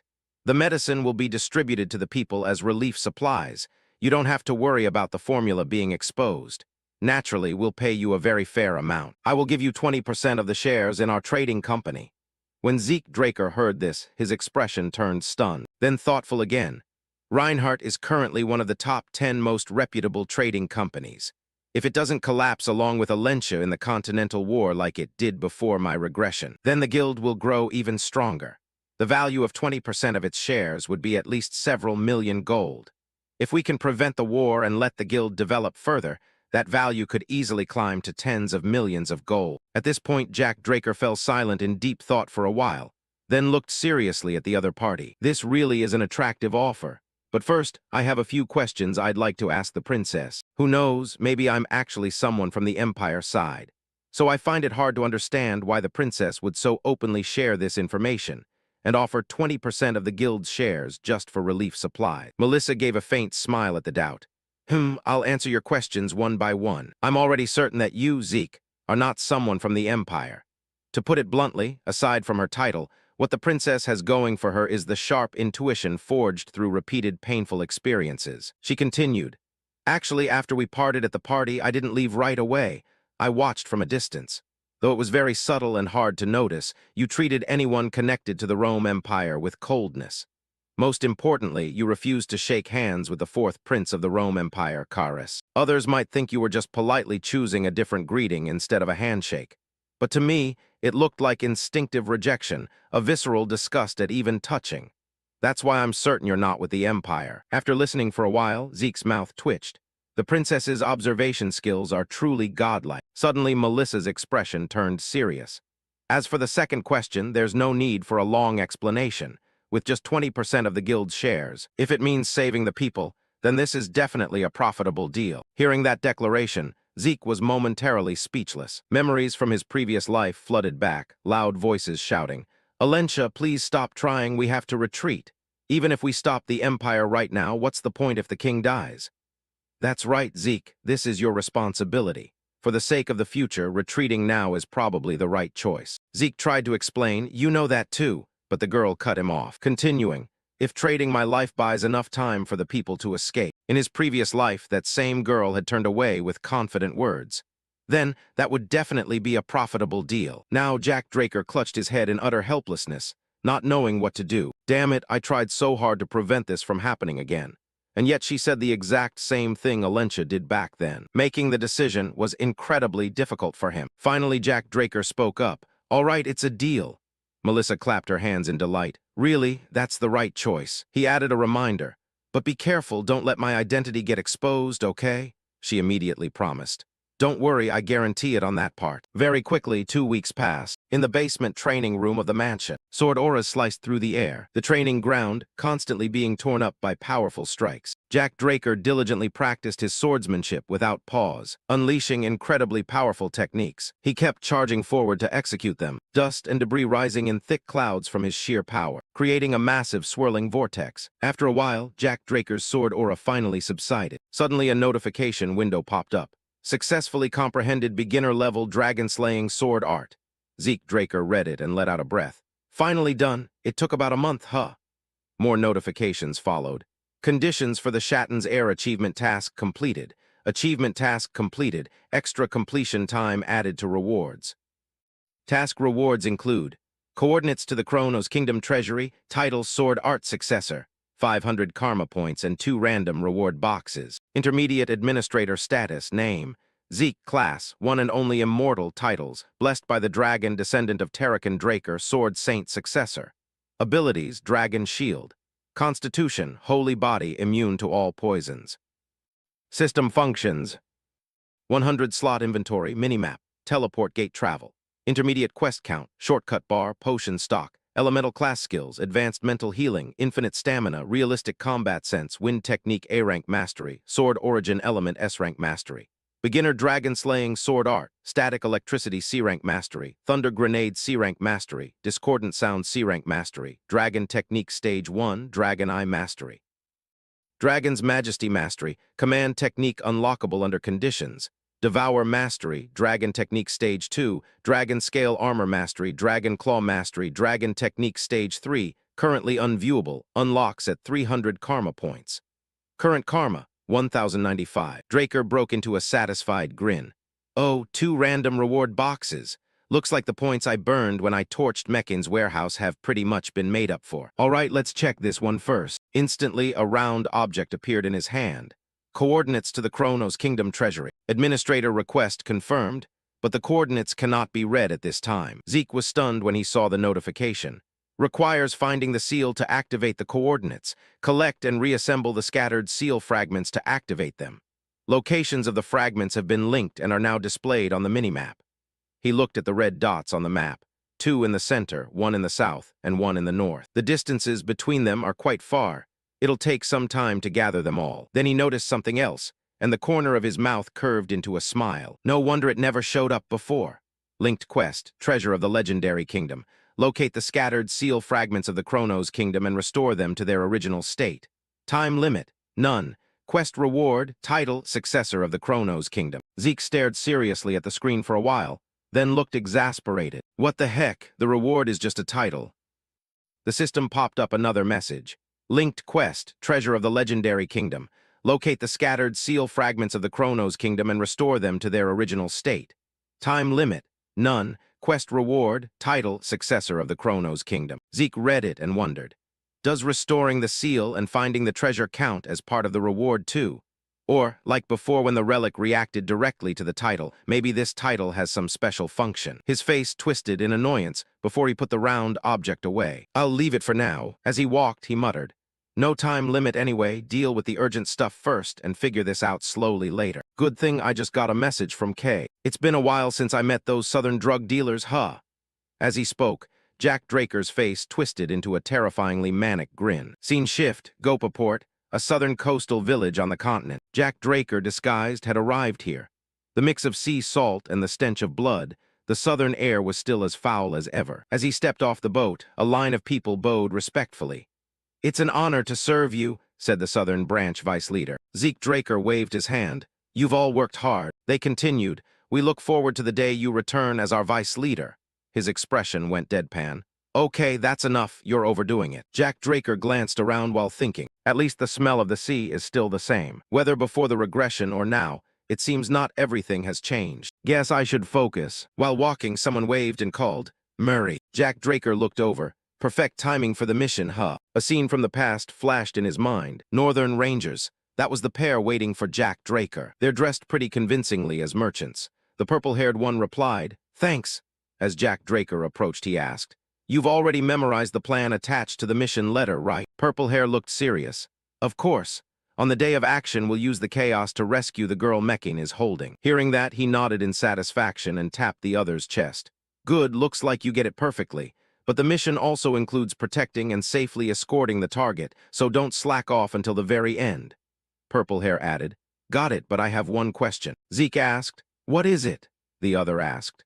Probably to avoid leaks, but the letter didn't explain what kind of chaos will happen on the action day. Is it some special day like a Southern Continent festival? Jack Draker's mouth curved into a grin. His pupils glowed with an eerie green. It's not a festival. It'll be far more chaotic than that because that's the day Mekin disappears from this world. That expression made Purple Hair break out in a cold sweat from sheer tension. At that moment, a voice called out, drawing Jack Draker's attention. So you're here, Vice Leader. Oh, you're in the middle of talking. I'll come back when you're done. The person scratched his head awkwardly. Zeke asked, you're the guild's guide. No worries, just finish talking and we'll head out right away. The man turned. Ah, yes, understood. I've prepared the carriage. Follow me, please. Zeke followed the guide. The two guys left behind muttered in confusion. Is he seriously planning to go to war with Mekin? He paused, then waved and called back loudly. No way, just kidding, don't take it seriously. The two were still uneasy, but when that kid said it, it didn't feel like a joke at all.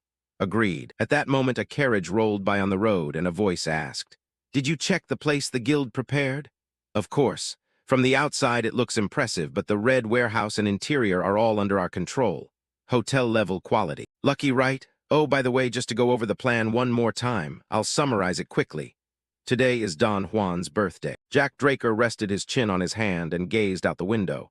This is both a celebration for him and a meeting for all the higher-ups to discuss upcoming deals. So Kay, the key figure in the transaction, and her assistant Jack Murray will both be attending the meeting, correct? The other replied. Ah, yes. Zeke Draker continued.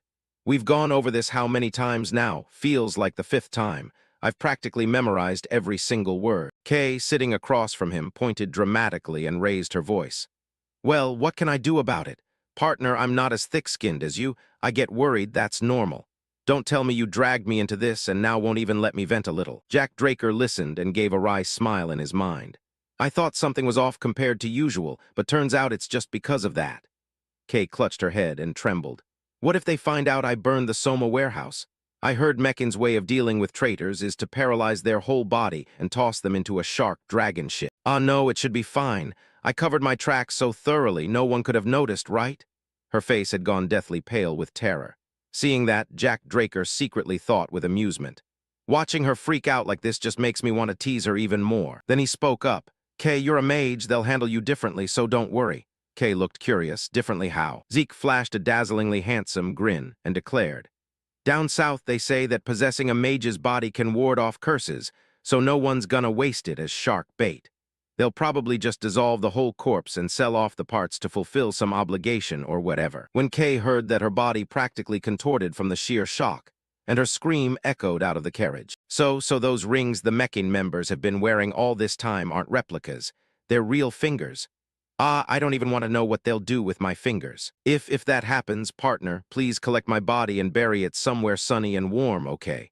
But how do you even know about this stuff? Jack Draker stayed silent, gazing out the window, thinking, how could I not know? I'm the one who understands the southern continent better than anyone. I'm also the one who guided Meccan's rise and fall as a hired killer. He recalled his previous life, the grudges with Meccan before the regression, starting with being expelled from the academy and captured by slave traders, then sold to Men's Soma Plantation. Men's Soma Plantation wasn't just a place growing soma on orders. Sometimes its workers were thrown in as cannon fodder during faction wars, and I was the only one who survived multiple times and came back. Back then, I just felt relieved to be alive and didn't question anything. But thinking back now, my survival instinct must have unconsciously used healing. Anyway, after surviving 5 or 6 cannon fodder missions, Don Juan started training me as a hired assassin. And look, he was right. Hired killer work suited my abilities perfectly. Luring targets off guard and then poisoning them made taking down even Violet Knights easy. But Azure Knights were different. Even when I approached without leaving a trace, he somehow sensed it miraculously. And even after being poisoned, he could adjust his aura to burn or expel the toxin. Still, Azure Knights are ultimately human.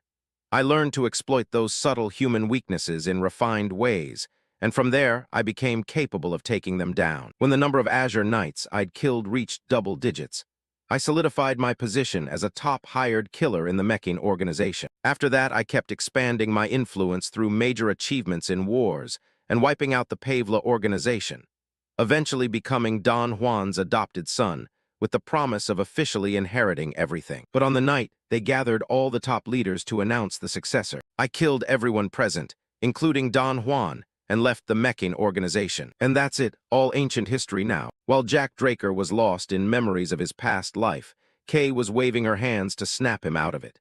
Hey, partner, you've been dodging my questions this whole time. Don't tell me you're actually a Meccan spy, planning to use me to swallow the syndicate whole. She pointed accusingly, her face tense with suspicion. Jack Draker raised an eyebrow at her but said nothing, then glanced back out the window. That attitude made Kay freeze like she'd turned to stone. Unable to hold back, she pressed. Am I wrong? Say something, partner. He secretly chuckled. Kay now is different from before the regression. She's still a bit naive, so teasing her is actually pretty fun. Scene shift, inside Don Juan's mansion. Inside, quite a crowd of guests had already gathered. Everyone was dressed elegantly, holding glasses of fine wine in their hands. At that moment, a voice rang out. Don Juan, this is Kay, the syndicate operative I mentioned. Someone was introducing Kay. She quickly curtsied. It's an honor to meet you, Don Juan. He pressed his lips together, observing the room while thinking in admiration. They really are loaded. Not just men's assassins, but infamous outlaws and even rangers.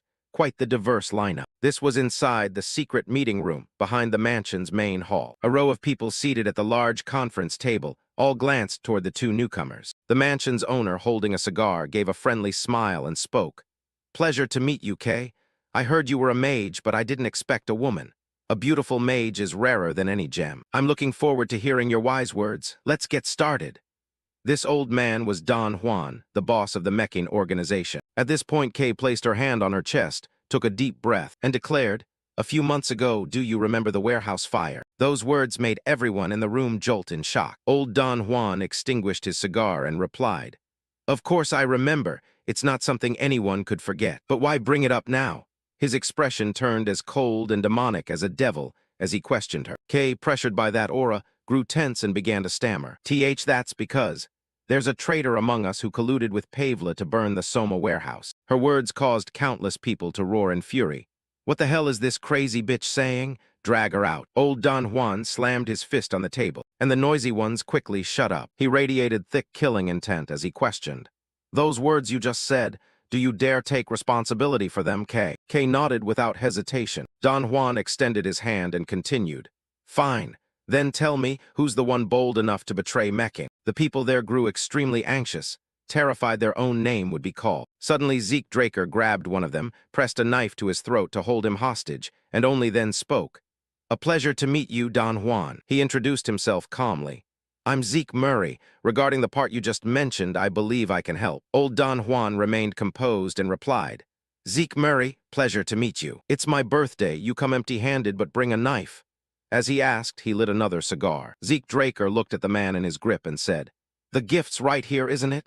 Don Juan, are you saying your dear brother Joaquin here is the traitor? Kay flashed a wicked, excited grin. Hey, Joaquin, or should I say El Mencho, you should know best of all. Why don't you just confess yourself? Joaquin gritted his teeth in panic.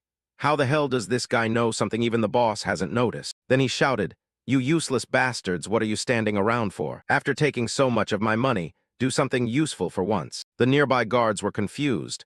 But even if you say that, we can't do anything. That guy's a pro. He didn't leave a single opening to get close. If we attack from range, he'll use Mr. Joaquin as a shield. He might even be a spy sent by Pavla. Zeke's eyes sharpened. Not bad for Mekin's right-hand man. Trusted a lot, huh? Meanwhile, you're the real Pavla spy, yet you dare turn around and suspect me. Joaquin, still with a knife at his throat, sneered. Now that you're exposed, you're just spouting nonsense, huh? Zeke replied calmly. Pretty confident, aren't you? You think I'd do all this without evidence? At that moment, Kay began activating her mage abilities. A stack of documents appeared on the table in front of old Don Juan. He quickly picked it up to examine. Don Juan silently flipped through it with a contemplative look. Then his eyes narrowed. You brought something interesting, Zeke Murray. Not only did Joaquin collude with the syndicate to betray us, but it turns out those Pavla bastards are pirates too. Those words left the remaining people stunned. Zeke Draker thought to himself, as expected, just mentioning pirates changes the whole atmosphere. No one likes pirates, especially Southerners, who hate them more than anyone because they're closest to pirate bases and suffer the heaviest losses of any continent. And above all, Don Juan had lost his entire family to pirates, so his hatred for them was irreconcilable. Even for Don Juan, he would never overlook anything involving pirates. So what are you planning to do now? The restrained Joaquin, seeing this, gritted his teeth in even greater panic. Damn it, where the hell did you get that photo? And that report too. It clearly states I smuggled with Pavla before, and it links to the Soma warehouse fire a few months ago. Just that alone is enough to make people suspicious of me. Suddenly, old Don Juan tossed the documents onto the table. I've looked through it carefully, Zeke Murray. But if it's just this little bit of evidence, you think I'd suspect Joaquin, my own flesh and blood brother? Zeke Draker furrowed his brow in thought. Looks like this alone isn't enough. I didn't want to resort to this method, but it seems there's no other choice. Then he whispered something into Joaquin Mencho's ear, making the man's body freeze rigid like stone. Old Don Juan stayed calm and continued. If that's really all there is, then you've insulted my brother unforgivably. At that point, Joaquin gritted his teeth and declared, Boss, Zeke Murray is right. The one who secretly colluded with Pavla is me. Right then, his pupils contracted lifelessly, as if he was no longer fully conscious. The room fell so silent, you could hear a pin drop. Old Don Juan bowed his head, braced himself on the table, and stood. So that's how it is. I never expected you to betray me. What a disgrace. Since you've confessed like this, you should receive treatment befitting your crimes, right? As he spoke, he stepped forward. Suddenly, Zeke's eyes widened, and the old man hurled an axe toward Joaquin. Blood sprayed everywhere, splattering even onto Zeke Draker. Just like that, a mangled corpse with a massive head wound, and a pool of blood appeared in the meeting room. Zeke Draker swallowed hard, staring at the axe embedded in Joaquin's forehead, thinking, to think the right-hand man of Mekin would turn out to be such a pathetic mess. These Southerners really are something else. He recalled what he'd just whispered into Joaquin El Mencho's ear. Confess that you're the traitor. If you do exactly as I say, I swear before God I won't touch your hidden family. Zeke took out a handkerchief to wipe the blood from his face. A vow before God is absolutely trustworthy. Truth is, from the start, I never intended to go after your family anyway. No surprise, he truly lived up to being the infamous crime syndicate boss. Don Juan probably never truly believed El Mencho was the traitor. So he only dealt with him because the situation forced his hand. Because a few months ago, the one who caused the fire at the Soma warehouse, the incident that dealt Mekin heavy losses, was also the one who colluded with Pavla and set the blaze. while Kay had insisted that the traitor colluding with Pavla and the arsonist were one and the same person. At the same time, I acted in the most extreme way possible, pointing straight at Elmencho's face and declaring him a traitor before immediately subduing him. On top of that came the bombshell revelation that the Pavla organization was actually a bunch of pirates all along. In the midst of such utter chaos, Don Juan somehow managed to stay calm, coldly analyzing the situation. But his subordinates sure as hell couldn't. And right in the middle of that madness, Elmencho himself admitted out loud that he was the traitor. Even if Elmencho wasn't actually a traitor, letting it slide would probably cause the organization's discipline to completely collapse. Sure enough, Don Juan stayed as coldly rational as ever, not changing a thing. He pressed his lips together and stared hard at the other side. The old Don Juan now pulled his axe out of the corpse, dragging along a horrifying trail of fresh blood. A bizarre, demonic aura surrounded him, his eyes ice cold like he was staring at prey. Then he spoke again. But if Kay's report is correct and Joquin really was the traitor, then all those close associates of mine who went to cozy up to him must be traitors too. Those words made the remaining subordinates flinch in panic. The old Don Juan slammed his axe down hard onto the stack of documents. The report spells it out clearly. The burning of the Soma warehouse was just a stepping stone, so you could prepare to switch sides to Pavla along with Joquin. If you confess, just like my brother Joquin did, I'll send you off without making you suffer any pain. Someone tried to defend themselves. This is completely slander. The old man's sharp eyes scanned the room. One guy sweating buckets pointed at Kay. We never had any plan like that. This has to be some filthy trick from that damn witch. If you interrogate that sorceress. He didn't even finish the sentence before a blow struck him instantly, cutting him off for good. A spray of fresh blood splattered across Kay. Her expression turned to stunned shock at the scene, her body trembling as she looked down at the corpse at her feet. A questioning voice rang out. What the hell are you doing, Zeke Murray? The one who had just struck was Zeke Draker. He answered calmly, I'm just helping the boss deal with a traitor, that's all. Joquin already confessed himself, and you personally executed him. The rest of these guys who went to cozy up were in on it with him anyway, so we've got every right and reason to kill them now, don't we? The old Don Juan glanced at him, thinking to himself, I kept wondering what this kid was really scheming, and it turns out his ultimate goal was to use my hand to wipe out the syndicate. The old man kept his head lowered, thinking, reputation, sounds nice. But Zeke Murray, his cold gaze fixed on Zeke. So in the end, are you a messenger from the gods sent to help me, or just a pawn of the devil here to destroy me? The corner of Zeke Draker's mouth curled up like everything was going exactly according to plan. He placed his hand on his own chest and declared confidently, I'm neither a messenger of the gods nor a servant of demons. I'm just a business partner coming to propose a new deal. Don Juan looked puzzled. A business partner, he confirmed. Exactly. I figured you'd see it that way too. Boss, you want to wipe out the current corporate order and restore proper command, right? But with Ishtar's expulsion order and Pavla's control over the sea routes, the only remaining distribution network for Soma that Meccan has is through the organization right now. You're sharp enough to see all of this clearly, boss. That's exactly why you hesitated to punish them even after learning they'd betrayed you. The old man listened and thought in astonishment. You talk like you've known me for years. Zeke Draker went on. Don't worry, by now the syndicate's Soma distribution has been completely taken over by Kay. Kay, still trembling, forced a nervous laugh when her name came up. Ha ha ha. Zeke Draker continued confidently. From here on out, Kay and I will take over from the syndicate and handle Meccan's Soma distribution ourselves. Don Juan sat back down in his chair in silence, feeling somewhat at ease, and replied, That's actually a damn good offer, Zeke Murray. If everything you've said is true, business deals have to be built on trust. But without trust, how can I possibly hand over distribution to you when this is our very first meeting? Zeke agreed. You're absolutely right, the old man asked. So how about this? Suddenly he threw the axe to one side, then tossed the stack of documents into the air, drew his own sword, and finally drove it straight down through the photo on top of the documents. After that whole sequence of moves, he turned back with an arrogant grin. Paulo Santos, I'm going to wipe out the territory controlled by that coward. Paulo Santos, nicknamed Paulo the Coward. His nickname came from always prioritizing safety above everything else. That's why, even though he'd been made an enforcer, his reputation in the organization was rock bottom. Don Juan calmly analyzed. Zeke Draker, you even know details like his existence and his nickname. Yeah, well, as long as it benefits me, I don't care. After weighing the pros and cons, Don Juan stood up and said, All right, that guy might earn my trust, but even though I'm impressed by your boldness and guts, That place is still way too dangerous to ambush alone. So I'll send Mekin's elite assassination squad to back you up. Zeke thought to himself, back me up my ass, they'll just be watching me the whole time. The old man continued, and while you're proving your courage just as a precaution, the young lady here will be under my protection. He turned toward Kay with a sleazy expression. She was incredibly tense and terrified, her body still shaking. Zeke Draker's eyes sharpened as he thought, that's just a longer way of saying she's being taken hostage. Then he replied, understood, please take good care of Kay, boss. The Soma port is massive, so I'll send Mekin's elite assassination squad to support you. By now it was night.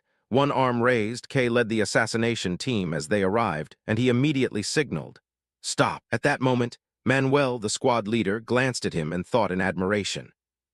Even as the team leader, I stopped at his command without even realizing it. Well, after seeing his skills, only an idiot wouldn't follow his orders. He has more endurance than assassins like us, moves faster and more precisely, like he knows this northern forest by heart. But above all, he's insanely skilled in combat, even against powerful beasts that could easily take down the highest-paid mercenaries from the wolf tribe. The guy's a straight-up monster. Manuel just kept marveling at Zeke Draker's strength for a while. Zeke Draker suddenly spoke. All of you wait here. Manuel got flustered. But we're here as overseers. We're not supposed to help directly. Zeke Draker looked back with icy eyes. This is the only spot where the factory can be clearly seen. Stop saying things you don't actually mean and just focus on observing. With that, he vanished forward in an instant. Manuel called after him in panic. Murray. Manuel felt helpless dealing with this guy. One team member asked, what should we do, boss? Manuel answered right away. We'll do exactly what he said and keep observing from here. Like he told us, we're only here to supervise, no need to follow him into the fight. From now on, stay sharp, make sure our camouflage is perfect so we don't get spotted. While he was talking, a fire suddenly erupted below. Manuel broke into a cold sweat at the speed. He's already charging in. Down below, a massive blaze was spreading. People were lying everywhere gasping from the fire, looking absolutely horrifying. Then a swirling pillar of flame began twisting through the air. Shouts rang out. There's a mage among the attackers. We can't handle this alone. Request immediate backup from the magic weapon team right now. Zeke Draker held a small sword glowing with fire. Those reactions were only natural since it was their first time seeing an elemental sword. Someone spotted him and yelled, intruder sighted. Zeke closed his eyes and sighed.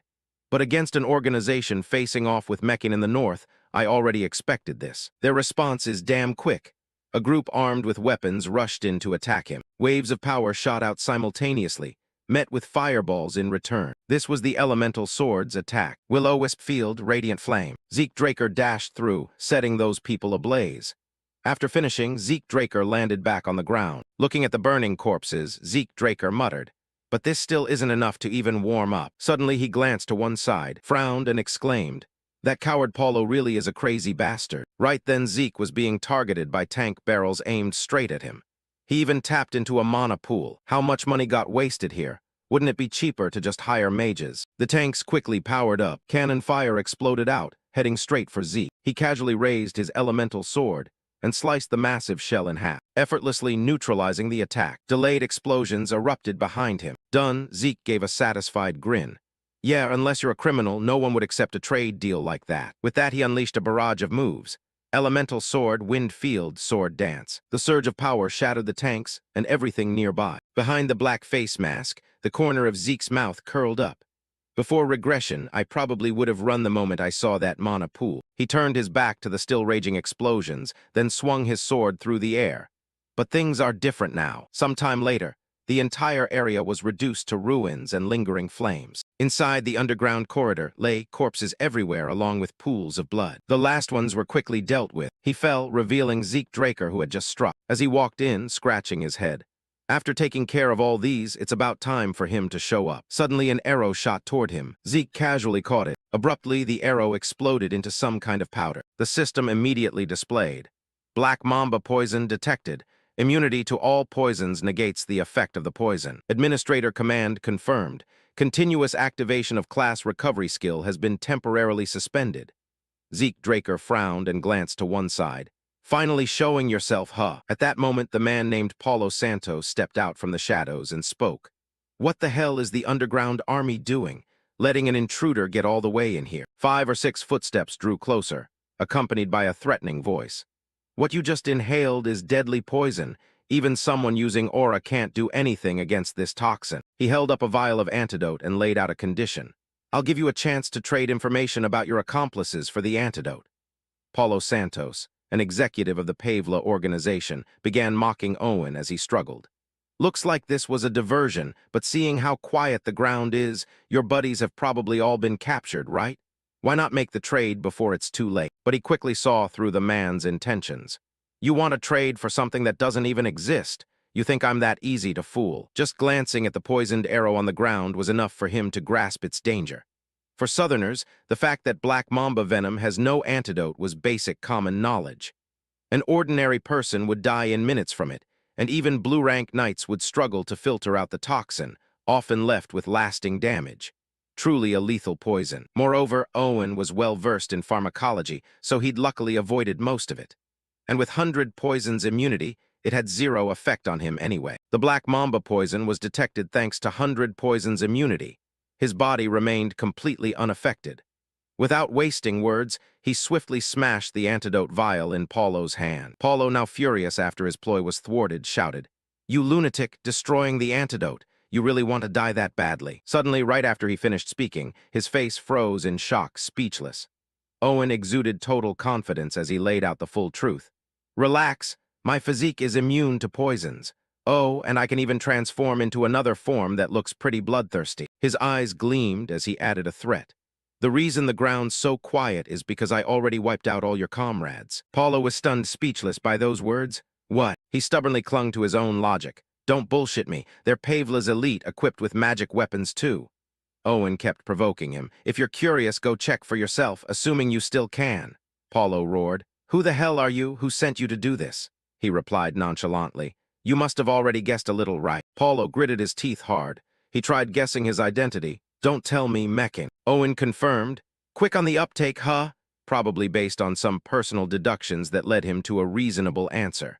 The only one capable of stirring up Pavla this badly was Meccan. But I thought both sides still respected each other's boundaries.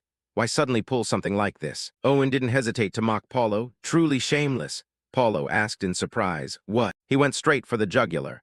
"Isn't Pavla's so-called respect just sneaking into the opponent's distribution channels and waiting for a chance to smuggle goods?" Owen laid out a string of evidence. He even threatened, making Paulo visibly anxious. "Pavla's crossed the line. That alone is enough reason to declare war. The boss has sworn he won't stop until Pavla is reduced to ashes. He's also vowed to sweep every filthy pirate off the southern continent." Once his secrets were fully exposed, Paulo hurriedly turned to flee. "Even knowing your origins are pirates? Damn it." Owen immediately gave chase. "You think you can get away?" After pursuing Paulo for a while, Owen ended up in a vast, open room. He cautiously ventured deeper, carefully scanning the surroundings. "Guess the hunt ends here, but what is this place? It's completely different from the underground mine earlier." On the way here, Owen hadn't had it easy. He'd struggled quite a bit dealing with traps. Plus, the path was littered with countless snares, so he'd pretended to get caught in some to avoid suspicion. What a hassle. Being quick-witted and knowledgeable, Owen had immediately spotted the presence of those traps. Those traps weren't original to the ruins. They looked freshly placed not long ago. He cursed the enemies inwardly in frustration.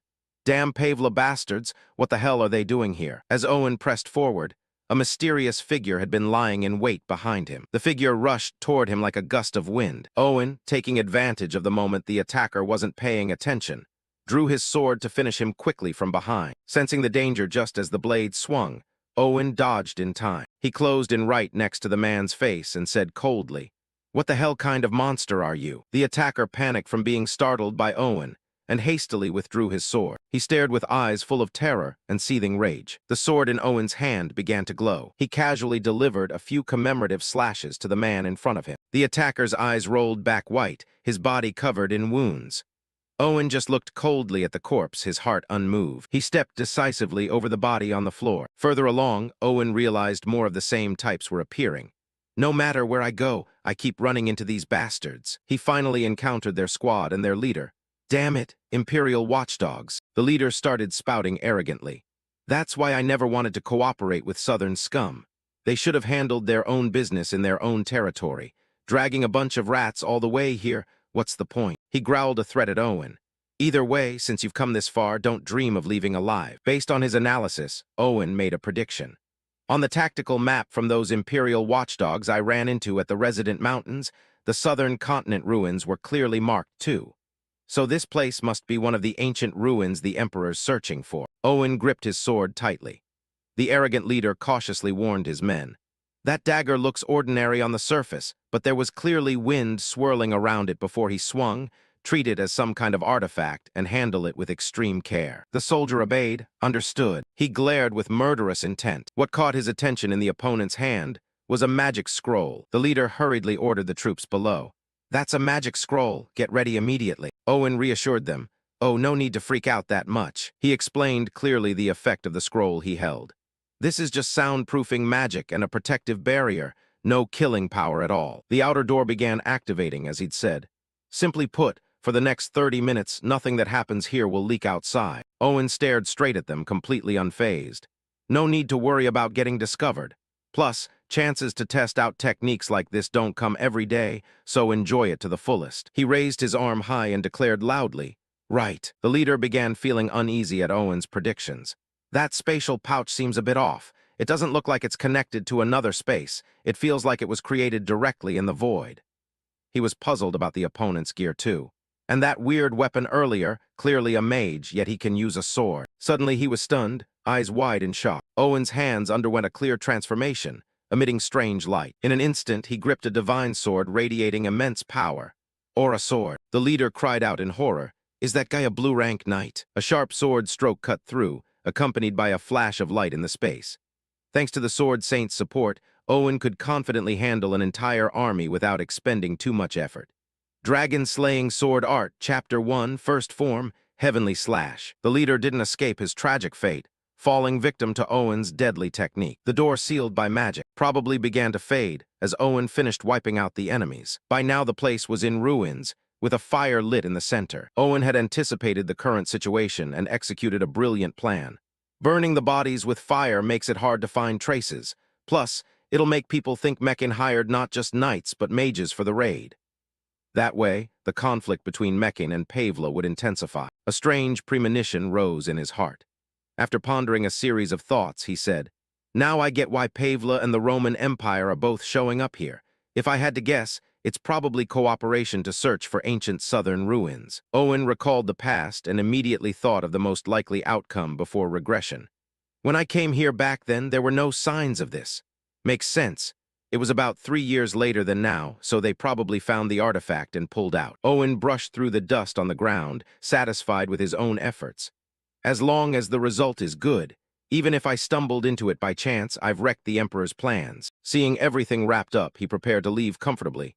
Guess it's really time to head back now. But suddenly realizing something, he turned back for a glance and spotted the red robot's leg again. It declared, "Trouble." It stepped out with an arrogant and imposing air. "I sensed a powerful, ferocious aura, but then it vanished like magic, so I came to check." Owen clearly felt every step and presence right behind him. A stern voice rang out, carrying heavy killing intent. "So we have an uninvited guest." The surroundings filled with a thick, murderous aura. Zeke turned to look back. He immediately recognized the familiar shape of the armor before him. That armor looks like Hersian, the magic armor granted to Draker's Crimson Knight, right? In his mind, he pictured it along with some info, one of the treasured artifacts. Hersian was engraved with all sorts of auxiliary magic, from weight reduction to self-repair. After observing for a while, Zeke also noticed differences between the two, but this Hersian seemed slightly different from the Empire's version. Zeke boldly asked him straight, "Who are you? That armor you're wearing looks just like Hersian. Don't tell me you're the Empire's Crimson Knight." Before he could react, the knight pressed his sword to Zeke's throat in threat. With no other choice, Zeke drew his own holy sword to counter. Both sides clashed in a fierce, evenly matched battle of strength and stamina. Green light blazed fiercely from the knight's eyes. Zeke strained every muscle to push back against him. The fight grew even more intense as the red-armored knight reversed the momentum with ferocious attacks. Zeke managed to dodge the classic shockwave strike just in time, getting blasted straight into the wall behind him. But he refused to give up. As the Iron Knight leaped high for the finishing blow, Zeke got into defensive position. Their weapons collided, creating a powerful ground-shaking impact. Zeke and the Iron Knight continued clashing, neither yielding an inch. Zeke realized the opponent's endurance and iron will in direct combat. "Damn it, This strength is basically monstrous. A bad premonition suddenly rose in his heart. Could Herjin have additional power-enhancing magic layered on it? Zeke's only option left was to actively evade the knight's relentless chain attacks. The knight stood tall amid the thick smoke, completely unscathed, lifting his gaze with an utterly terrifying and horrifying look. Behind him rose a rock outcrop as tall as a person. Activating skill, elemental sword, metal force field. In a short moment, it enveloped the red-armored knight inside. He easily broke through a small gap at the top, then used his transcendent technique to slash repeatedly at the torn protective layer. The knight's unmatched power quickly shattered it into fragments. He emerged prouder and more imposing than ever after breaking free from the opponent's encirclement. A blinding flash of light shot toward him, leaving him momentarily confused. The knight was affected by the strange light, freezing in place for a second. Activating skill, flash calamity. Then a barrage of large and small boulders rained down mercilessly on his entire body. Taking advantage of the knight's momentary distraction, Zeke swiftly stepped forward. A small flash of light streaked through the silent space. Zeke was shocked. He hadn't expected that despite trying everything, he still couldn't take the guy down completely. Caught it. He even blocked sword aura. Without the slightest hesitation, he boldly advanced right up to the knight's face. Zeke had encountered some disadvantages in actual combat, making him hesitate slightly as he prepared a new technique and activated the skill. Dragon Tribe Dragon Scale Armor. Activating skill, Dragon Tribe Dragon Scale Armor. He was still determined to push forward with the sword Saint by his side, while the knight remained chained and restrained. For the time being, Zeke prioritized safety and decided to hold a solid defensive stance in one spot. Zeke shot the knight a contemptuous glare and mocked. Turns out you've got quite the bag of weird tricks yourself. The knight paused for a moment before repeating the question Zeke had asked earlier. You asked who I was just now, right? Zeke furrowed his brow, clearly eager for the reveal. With your level of strength, the least you could do is give me your name. The knight finally stated his alias. I am Cain Siemens Constantinus. A suspicion immediately arose in Zeke about that name. His name doesn't just have Siemens. It seemed Zeke had sensed something abnormal hidden within a secret. And Constantinus, too. Information about his lineage had already been updated earlier. Constantinus was a surname passed down exclusively to the imperial family of the Roman Empire. Moreover, middle names for the imperial line could only come from the elector families, the nobility with the right to vote for the emperor in the Roman Empire. From these small details, Zeke pieced together a massive story. So the Siemens family, one of Draker's great houses, is actually one of the Roman Empire's elector families. He began shifting into a different state. The system notified. Demonic energy detected. Eliminating the carrier of demonic energy will grant bonus points. He shielded his eyes with his hand, feeling a bit confused inside. Demonic energy, I don't know exactly what that is. The light radiating from Cain was so blinding that Zeke had to shield his eyes. But it was definitely extremely dangerous. The knight prepared a decisive strike to demonstrate his power and authority. I never expected to encounter a knight on my level in a desolate place like this. In that case, I'll show proper courtesy and personally grant you a glorious death with full force. Zeke knew his limits well. Understanding the scope of the opponent's abilities, he calmly assessed. Can't counter this with ordinary techniques. Even using elemental sword against it, my level is still far too low. Zeke stomped his foot firmly on the ground. He'd figured out how to deal with him. If that's the case, there's only one way. Zeke raised his sword and unleashed a crucial technique. Dragon-slaying sword art, Chapter 8, second form, Dragon Scale Thrust. But he still felt some worry, since his counterattack wasn't fully completed. Zeke had already witnessed Cain's terrifying skills and power, so he was fully on guard. The opponent's defensive capabilities and power enhancement were so superior that they could even reflect sword aura back. As long as Herjin remained active, no fatal wound could be inflicted. He lifted his sword and lightly stroked it once, having come up with a plan.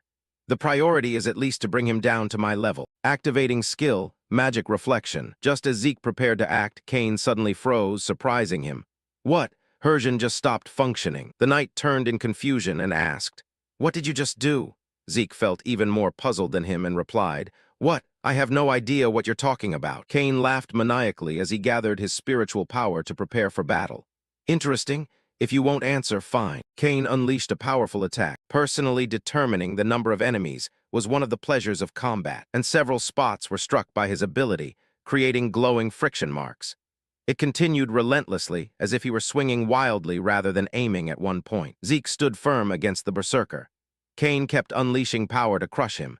He rose up, flipping everything over, turning the scene into pure chaos. The entire room was wrecked by him, nothing left undamaged.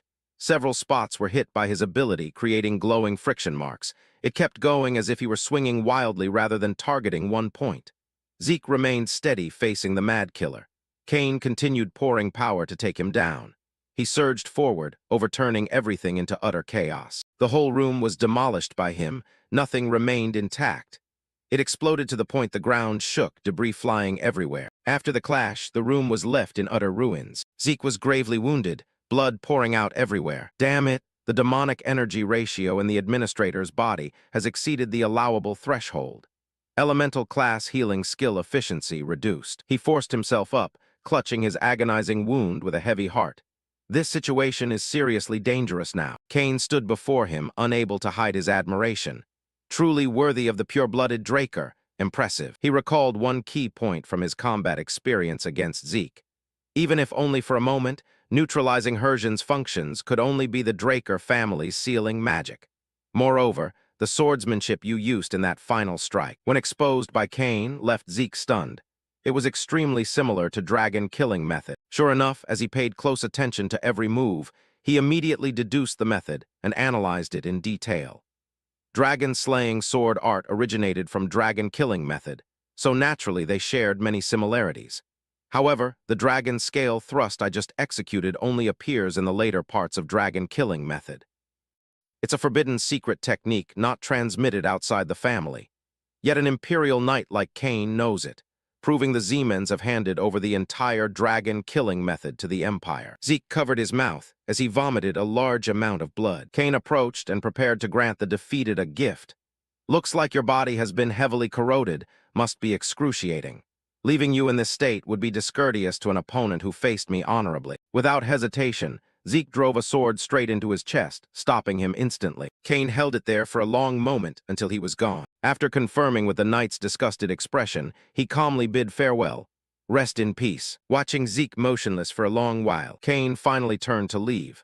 Even as an enemy, it's been ages since I met a worthy opponent like that. But right as he stepped away, a small blade suddenly shot from behind. It sliced off a bit of his hair and left a small cut on his neck. Kane glanced back and realized Zeke had vanished. He exclaimed in shock, "How is that possible?" Immediately, Zeke reappeared behind him, arm gripping the sword tightly, eyes flashing with terrifying intent.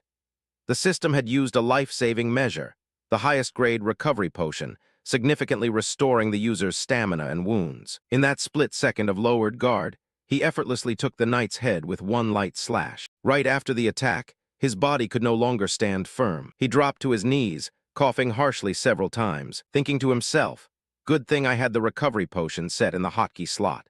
The system's life-saving measure is Jabalu Ibn Hassan's masterpiece, the ultimate high-grade recovery potion that instantly heals fatal wounds and restores stamina.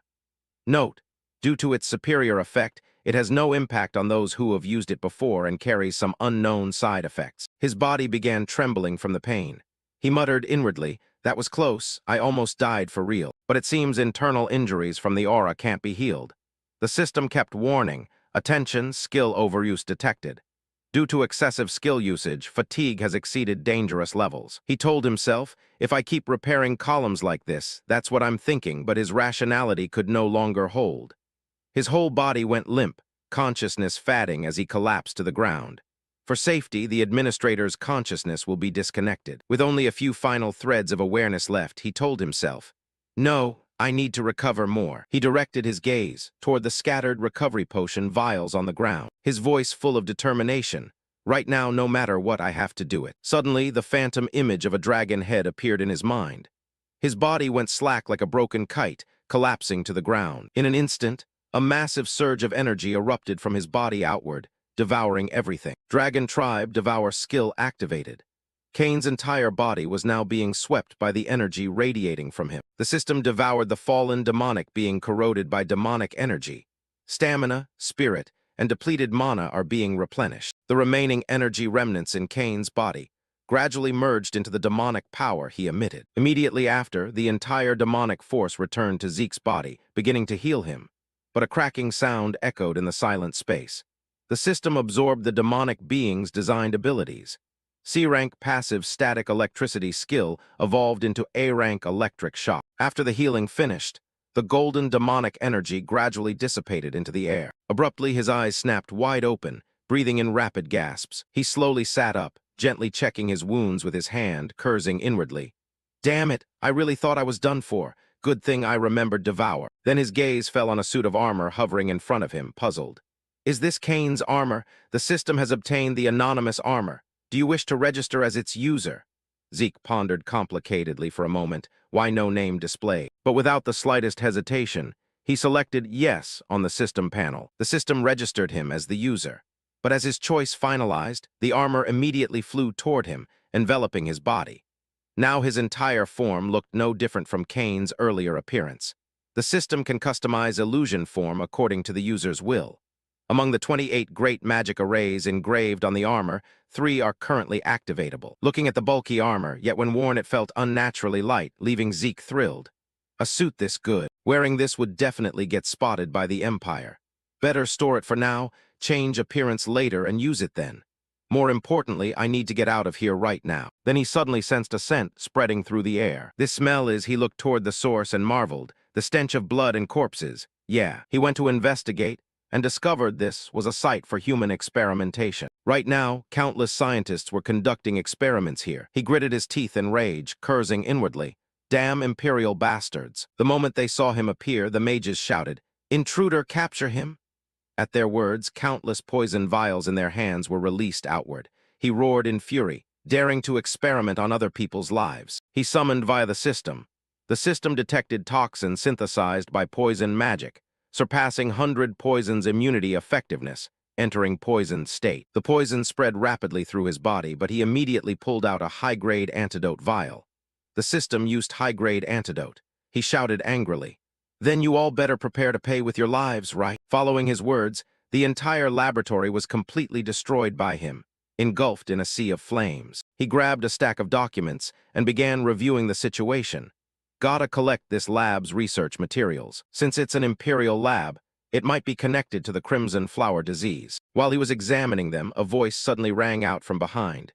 "It's you, and you've wrecked my lab to ruins." An old man stepped forward, glaring at him with extreme anger. Without a second's hesitation, he gripped his sword tightly and charged straight at the old man, ready to attack. Seeing the light emanating from his sword, the old man let out a soft exclamation, "Sword aura." Immediately, the old man raised his hand to summon a magic circle. But Zeke's speed at that moment was no joke. He moved incredibly fast, slicing the old man's body clean in half with a single strike. A perfectly clean cut was delivered, but the body reformed like a pile of sand. After being bisected, it regenerated in an instant. Looking at it, he assessed. Judging by the magic patterns, this is a desert scorpion specialist in forbidden arts. Sixth Circle Executive. Ah, this guy's a real pain. Didn't expect the Empire to team up with these bastards. The anti-mana skill activated. Within seconds, the old man's body fully regenerated. He shouted in rage, "Damn it, could you be a pure-blooded Draker?" Upon realizing his identity, the old man tore apart the magic scroll in his hand. And just as the summoning paper was ripped, a massive sand dune began forming behind him. In just a few seconds, it coalesced into an enormous monster appearing right in front of Zeke. He judged inwardly, a synthesized chimera, huh? The old man laughed smugly. "Ha ha ha, this is my greatest masterpiece. Even a Draker can't hope to stand against it." Without hesitation, the monster charged forward, swinging its claws at him. He immediately met the attack head-on with his weapon. The moment their strikes collided, sharp metallic clangs rang out non-stop. Both sides exchanged relentless blows. Zeke's eyes narrowed slightly as if calculating something. Right after, a massive surge of mana circulated beneath his feet. At the same time, the monster's claw slammed down hard, shattering the floor into flying debris. He vanished from its sight in that instant. Using his agility, he slipped behind the monster and unleashed the Gale technique. Shadowless step. The monster quickly sensed the shift and whipped its scorpion tail toward him. But without a moment's pause, he swung his sword and severed the tail clean off. He marveled inwardly, it has no blind spots at all. Regaining his composure, he lowered his stance to the ground, thinking, I don't plan to waste time in a place like this. If this drags on, their guards will show up. But right now he had no other choice but to fight the monster in front of him. Then he glanced at the system screen in surprise. The system can activate the innate Dragon Tribe Dominion power, Do you wish to subjugate the Dragon Tribe target? He felt a bit doubtful. Dragon Tribe Dominion. Without hesitation, he activated Dragon Tribe Dragon Might. Behind him appeared a colossal eye radiating immense pressure. He declared, "Submit." Gazing into that eye filled the monster with terror. It reacted as if meeting its parent. Its attitude flipped 180 degrees, now looking like a stuffed toy. The system awakened fear from the inferior Dragon Tribe, greatly enhancing the Dragon Tribe Dominion effect. He marveled inwardly. Both Dragon Might and Dragon Tribe Dominion worked. Turns out when they synthesized the Chimera, some Dragon Tribe traits got mixed in. The system has activated Dragon Tribe Dominion to subjugate the Dragon Tribe target. Do you agree? He tapped the system screen. Yeah, subjugate it. The moment he confirmed, 2 golden chains suddenly appeared, wrapping around the monster's body and terrifying it. The system has successfully subjugated the inferior Dragon Tribe. Looking at the notification, he grinned. Jackpot. He approached and stroked it, praising, "Good boy, just like a puppy." Seeing his summoned beast suddenly cozy up to Zeke, the old man hiding behind the wall was utterly stunned. Why isn't the Chimera obeying me anymore? He finally noticed the old man and coldly ordered, "Bite him." In just seconds, the old man collapsed in a pool of blood, his heart full of unspoken rage and frustration. He approached to collect the spoils and began checking. Let's see what this guy was carrying. Looking at the documents, he exclaimed, "Gulabu al-Lamani. Looks like this guy's the number 2 figure in the Scorpion tribe." He was puzzled and turned to ask his new pet, but suddenly 2 system panels interrupted his thoughts. "System, do you wish to name the subjugated Dragon Tribe?" Naming a Dragon Tribe allows summoning it any time at the owner's call. Seeing the notification, he was surprised. "You want me to name it? From now on, you're Gurav." The system registered summoned beast, Gurav. The beast's face immediately darkened. He raised an eyebrow. "What? Don't like it? Too bad, it's done." After finishing up, he returned to Don Juan's mansion. Seeing him return safely, the old man clapped in praise. "Truly astonishing. Absolutely astonishing. Zeke Murray, I never thought you'd handle even that cowardly Paulo." He nodded in agreement. "Indeed, you've proven yourself. I can't deny it anymore." He replied coolly, "I always keep my promises." "Exactly, you've proven it. I have no choice but to believe. A valiant warrior deserves respect. I always cherish and value strong warriors like my own children. I want to treat you the same way." Hearing those words made Zeke pause thoughtfully for a few seconds, recalling images from his previous life and cursing inwardly. "Children? Children? You mean the kind of children you can use and discard like tools? You dare say that to me? You bastard, I'll kill you with my own hands one day." The old man stepped closer, wanting to show him something. "Zeke Murray, take a look. This is the gift I've prepared for you." As he spoke, countless gift boxes were stacked up, still dripping with fresh blood. That made Zeke's eyes narrow slightly in surprise. The old man continued, "Didn't you want to become my business partner? Then we need proof of mutual trust, don't we?" He approached and began inspecting the boxes. After observing from the outside for a while, he marveled inwardly. Definitely, the size and weight match. As he spoke, he opened one box, and immediately images of the syndicate members flashed through his mind. And those were the syndicate's leadership. Seeing him silent for a long time, the old man probed. Satisfied, he maintained his calm demeanor and didn't respond immediately. The corner of his mouth curled into a delighted grin as he replied cheerfully, "Of course, boss." He thought inwardly, perfect everything's going according to plan. This wiped out the syndicate leadership, now just need to put K at the top. The old man turned, interrupting his thoughts. "But there's one new issue." He asked curiously. "What issue?" The old man explained. "It seems Pavla's discovered we were the attackers. They're even babbling that I mobilized both knights and mages." He exhaled inwardly. "Well, it does look that way." The old man continued. "So while we're at it, I want to deliver a decisive warning to those filthy pirates. The southern continent's master is mecking." Hearing that, he thought inwardly, "So you want me to hit Pavla again?" In his mind, he thought that, but outwardly he didn't refuse. "I'll do it." His sudden agreement puzzled the old man. He explained, "I'll head to Pavla and clearly convey your will. But in exchange, I have one request. Grant Kay more authority so she can become the center of the new syndicate." At his proposal, the old man pondered for a few seconds, then immediately agreed. "Fine, I'll take responsibility as her guardian. And because of you, I'll send my best assassin along with a cartel squad." As he spoke, he snapped his fingers lightly, and instantly 4 figures appeared swiftly around them. A man with an extremely cold expression appeared behind him. He stared intently at Zeke but said nothing.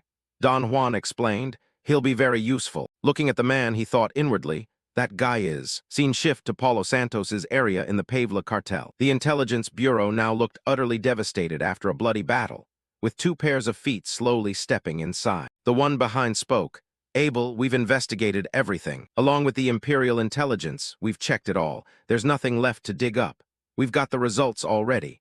At least one night squad and mages were here. They fought fiercely. Ignoring his words, Abel crouched down to examine the scene. He found a lingering trace of mana on the ground. At this strange action, the one behind called his name in confusion. Abel explained, "No, there was only one person here." That stunned the blonde youth. What did you say? Only one person. There are sword marks and magic traces all over. Abel affirmed, "At least a Crimson Knight level or higher. That one person cleaned out everyone here. There are signs the Intelligence Bureau hastily tried to cover things up, meaning there's something even we aren't supposed to know about. We have to find out what the Empire is hiding." Those words sent a chill down the young man's spine in fear. He stepped forward to stop him. "Wait, you're planning to investigate the Intelligence Bureau. What about the consequences?" Facing the young man's worry, he reminded, "William, there's something here I absolutely can't overlook. My instincts are screaming it's right here. You know how desperately I've wanted to make Draker and the Empire mine, right?" Scene shift to the port under Pavla cartel control, where the pirates' eyes were all fixed on the small boat preparing to dock. One stepped out from the crowd and called, "A tiny boat like this? Which side are you with?" Zeke didn't hesitate for a second, gripping his blade tightly, and in an instant leaped forward with incredible speed, delivering a swift, clean slash that sent the questioner straight to the afterlife. Down below, Simon observed, the pirate's body tumbling into the sea, gripping his sword without hesitation, his eyes flashing with determination. Once he'd locked onto the target, he hurled his sword, pinning the pirate cleanly to the wall. That decisive move earned Zeke's silent praise, clean and silent, straight into the water without a sound. After finishing, he pointed behind him. "Come on up, Simon." The man maintained his icy expression and didn't respond. "Simon Zapatero. In my previous life, he was the one who taught me southern assassination and stealth techniques. Even in Meccan cartel, full of scum, he was the only one I could truly trust. And even after regression, his combat coordination is still top-notch. It'd be perfect if I can pull him to my side." In the city at that moment, soldiers patrolled everywhere. Zeke remarked, "Soldiers deployed all over the city." Simon asked, "Any way to infiltrate the central district?" He replied, "Of course there is. This place used to belong to the Holy Empire, so there are definitely underground sewers built from that era." Simon questioned again, "Going through the sewers? That's ridiculous. How do you navigate a maze-like sewer system?" Zeke slipped both hands into his pockets and answered confidently, "Just watch quietly, everything has its way." At that moment the system notified, guiding to Mateo's underground sewer chamber. Looking at the minimap ahead, he moved without hesitation, thinking inwardly, "With the minimap's navigation, even a maze is no problem. Ahead seems heavily guarded by soldiers, so we'll have to take a detour. And it looks like anyone Crimson Knight level or higher isn't displayed separately, so we need to be careful. That's how I ran into Kane last time." After moving for a while, he turned back to remind the group, "We're almost there. From here we split up. Plant bombs in as many spots as possible. I'll handle the number 2, Mateo." The team replied in unison, "Understood." After assigning tasks, he turned and headed in one direction. The spot he chose this time was the city's central sewer outlet. He slowly climbed up the sewer pipes, thinking as he went, "If I kill Mateo, Pavla's boss will go berserk. Then Meccan will wage war on Pavla." With a light tug, he pried the iron grate off the sewer opening and easily slipped inside. Continuing forward, he kept thinking, "Does Don Juan really want this by sending me here? A guy so cautious he personally eliminated his own right-hand man just to maintain organizational discipline. No way, instead, he's hopping everyone sent here never comes back. He's using this raid as a warning to Pavla, while showing that sacrifices at this level mean nothing to him. But things won't go as you want, Don Juan, because I will actually kill Mateo." By now he had reached the end of the tunnel and immediately kicked the sewer cover flying outward. The startled soldiers shouted, "Who's there?" Without hesitation, he jumped down, moving like a gust of wind, delivering a clean chest slash to each one. After dealing with a few small fries, he sensed something off. Weird, Pavla teamed up with the Empire, so why isn't there a single Imperial here? The minimap isn't reacting either. Just as the thought finished, a blinding flash suddenly appeared ahead, obstructing his vision. The moment his sight cleared, countless Imperial knights and mages had surrounded him, yelling, "Take him alive." 3 soldiers charged at him, ready to attack. He instantly grabbed one by the arm. using the momentum to leap into the air, then spun and kicked hard, driving his blade straight through another soldier's head, sending him flying. The mage behind ordered, and the mage team fired. The system notified, activating swift action skill. His speed surged dramatically, easily dodging the mage's recent attack. He shot toward them, gripping the sword he'd just pulled from inventory. Activating elemental sword. Gale Force Field. With one simple move, he effortlessly wiped out the mage squad. Looking at the remaining mages, he said coldly, "I'll give you one chance only." His body was enveloped in a blazing aura and golden light. The system notified, Dragon Turtle skill activated. He ordered icily, "Kneel now and I'll spare you. Otherwise, come at me with the resolve to die." His threatening words filled the mages with terror. After finishing off the soldiers, a thought suddenly flashed in his mind. What the hell is the Empire doing all the way down south? He noticed a surge of dark magic heading toward him. From above, a mage coldly declared, "A mere eel standing in the way of the grand plan." The sudden appearance caught him off guard. This guy was here the whole time. "I didn't sense a single breath earlier." He turned and asked, "Who are you?" The man didn't answer immediately, but extended his arm. From the ring on his finger, a torrent of dark magic poured out, rushing toward the soldiers Zeke had just killed. Seconds later, the soldiers abruptly stood up and became undead. He commanded, "Capture him for obstructing the grand plan. I will personally extract your soul." Looking at the zombies before him, he muttered inwardly, "Zombies, and resurrecting so many at once. Is he a high-level dark mage? But aren't most high-level dark mages from the Scorpion tribe? Why doesn't this guy have any tattoos or circles?" A golden glint flashed in his eyes, and he accelerated to wipe out the remaining annoying small fries. The system notified, eliminated dark magic corrupted zombie, gained 10 karma points. Looking at the newly appeared system screen, he was surprised, then grinned with delight. Points? Nice! And so began a karma farming session.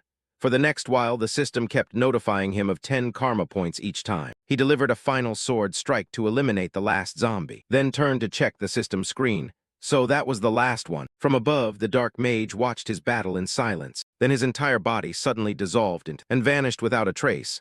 Looking up, Zeke remarked, "What, he just left like that?" He turned to leave, thinking inwardly, "Gotta turn that guy into a future farm spot later. Anyway, this side's done. Just a bit further to Mateo's office. So it's almost time."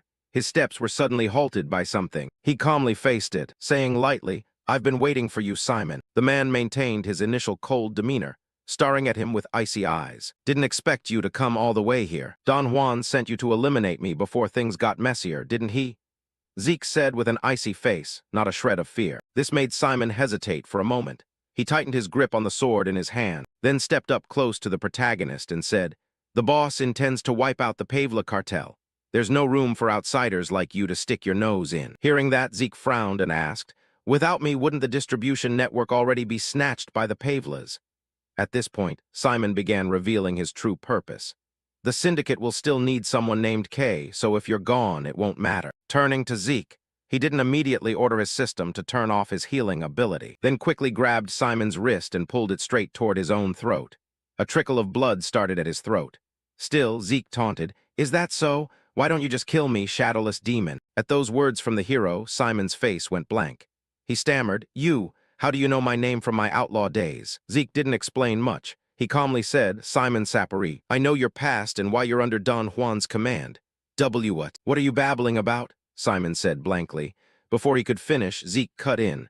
"To protect the last bloodline of the Cusco kingdom. Isn't that right?" That remark struck at Simon's deepest secret. Immediately his eyes filled with murderous intent and he said, You could know that." Taking advantage of Simon's shock, Zeke stepped back a pace to avoid the sword at his throat. At the same time, he drew a sword from his pack and swung hard downward, striking Simon's blade with a screeching clatter. After that move, Zeke stared at his opponent with a very serious gaze. Opposite him, Simon, struggling against Zeke, demanded, "You bastard, what do you really know? What are you?" Zeke attacked while answering, "My identity? Fine, I'll tell you. I am one of the direct descendants of the Draker family, Zeke Draker." Because the protagonist's name was so famous, Simon immediately recognized him.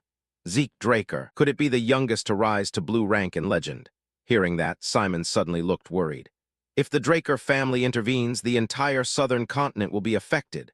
Fortunately for him, Zeke clarified, "No, this doesn't involve the family. I'm acting on my own. You don't need to worry about that." Zeke's explanation made Simon even more confused. He asked, "Then, Why would you so casually reveal your real name? You could have kept it hidden until the end. Turning to Zeke, seemingly losing patience with Simon's foolishness, he swung his arm once and easily knocked the sword from Simon's hand, then glared and shouted, "Simon, stop being loyal to Don Juan.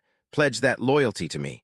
I'll not only protect Cusco's bloodline, I'll help you rebuild the kingdom too." Simon froze at those words in surprise. "What?" he blurted. Zeke continued with flowery temptations. "I know it's hard for you to believe right away, but haven't you realized?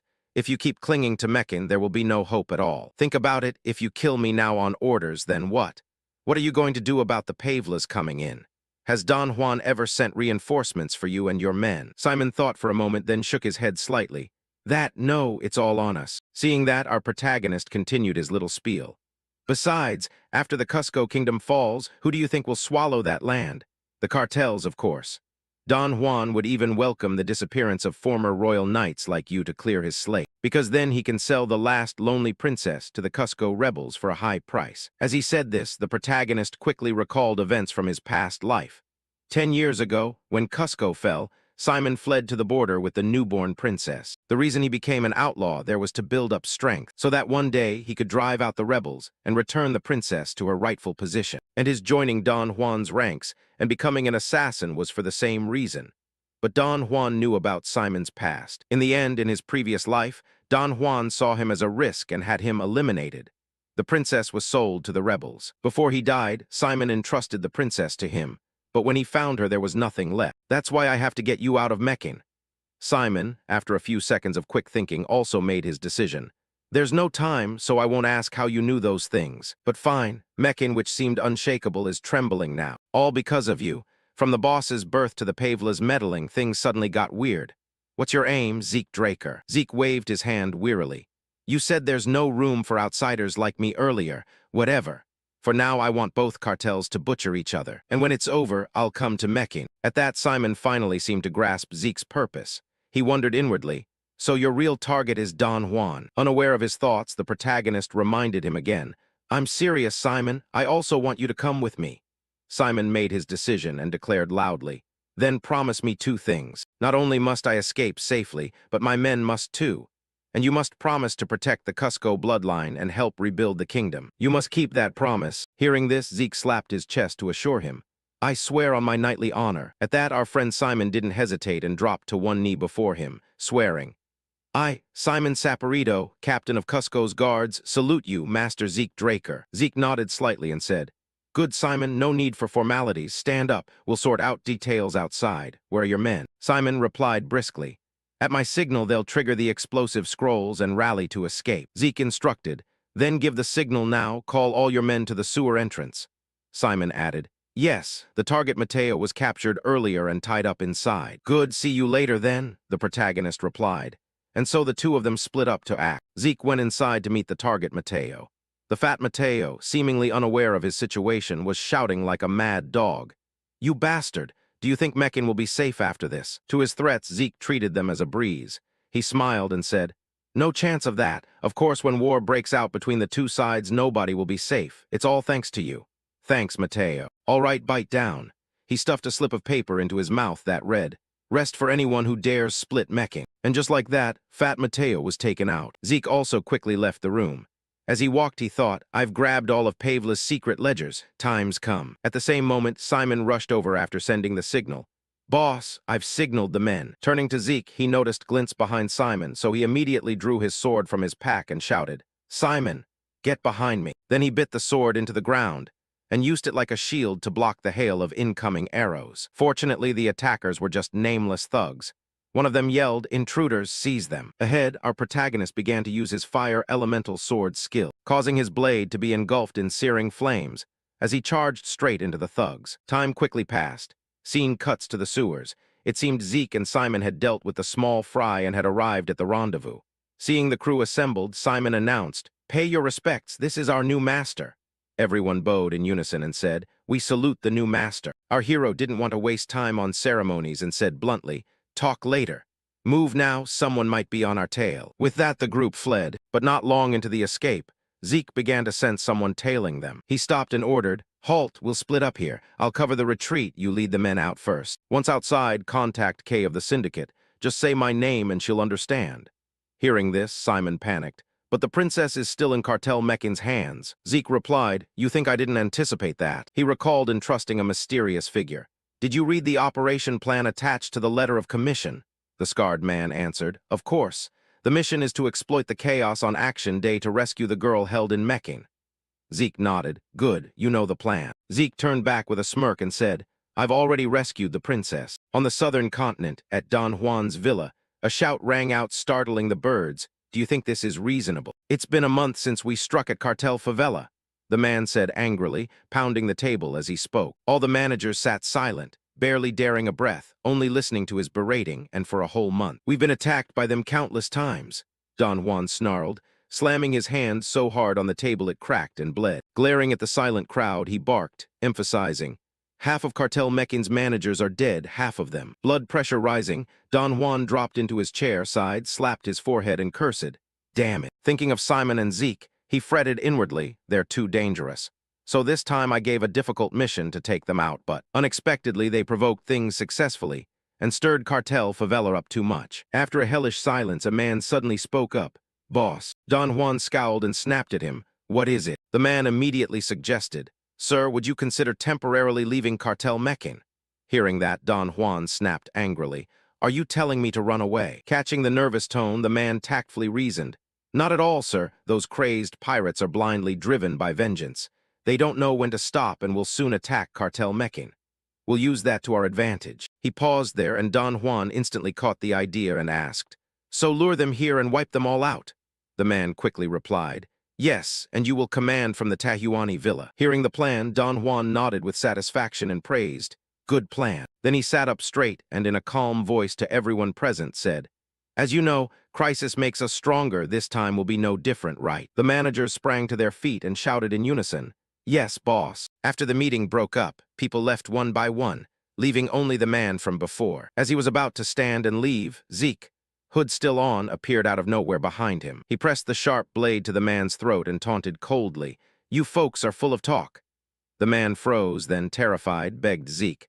I did as you asked, lured the boss to Tahuani, please spare me. But Zeke didn't listen. He said flatly, then slit the man's carotid, and red blood spurted everywhere. Zeke showed no emotion, his eyes cold as he looked at the corpse and murmured sarcastically, Thanks to you, I can now enjoy the main course. Cut to Don Juan's Tahuani villa. An ornate carriage stopped at a simple wooden house. Don Juan stepped down, sighed softly, thinking to himself, You dared lure me here? I'll sweep those pirates clean. Night had fallen, and the full moon hung high. Inside, Don Juan sat brooding, staring out the window with a glass of fine wine at his side. A knock at the door shattered the quiet. Don Juan muttered, I didn't call for servants, get out. The knock stopped, but the door opened instead. Don Juan scowled and barked again, I told you to get out. The air turned icy, and Zeke was standing right in front of him. He pulled off his hood and mocked with contempt. Relaxing on your little vacation, Don Juan, even though things have gotten rather messy. Seeing who it was, Don Juan's eyes widened in shock as he exclaimed, Zeke Murray. Recovering his composure, he said slowly, Do you think I reached this position without hearing threats like yours? As he grabbed the wine bottle beside him, he calmly poured wine into the glass and sneered, What a cheap little show. A sword was thrust straight down into the wine glass, shattering it to pieces. Zeke leaned close, his voice cold and cutting. Perfect. I was worried you'd beg for mercy, Don Juan. Revenge isn't nearly as fun when they plead. Don Juan sprang up in fury and shouted, How dare you, insolent brat! Guards, drag this bastard here and make him kneel before me at once. Zeke cut off his last shred of hope with a casual tone. No one's coming, and hearing that, Don Juan stammered in disbelief. What? Zeke replied calmly, Because I already killed them all. Don Juan stared blankly at the wide-open door on the other side, and Zeke added in a flat, emotionless voice, In my previous life, I didn't have enough time to make you suffer properly, and that's something I've always regretted. Lately, I've been having those dreams a lot, about the years I crawled under your command like a dog, dreams about all the countless people I was forced to kill on your orders. And as he spoke, he dragged his sword in a jagged line across the surface of the table. Don Juan stared at the boy's chilling aura and backed away in fear, but still stubbornly denied it.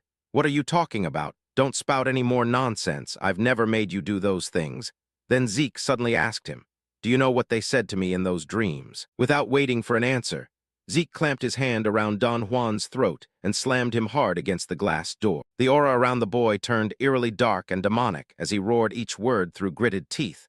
Please save me. Please save me from the man who's enjoying fame and fortune built on our blood. That's how they begged.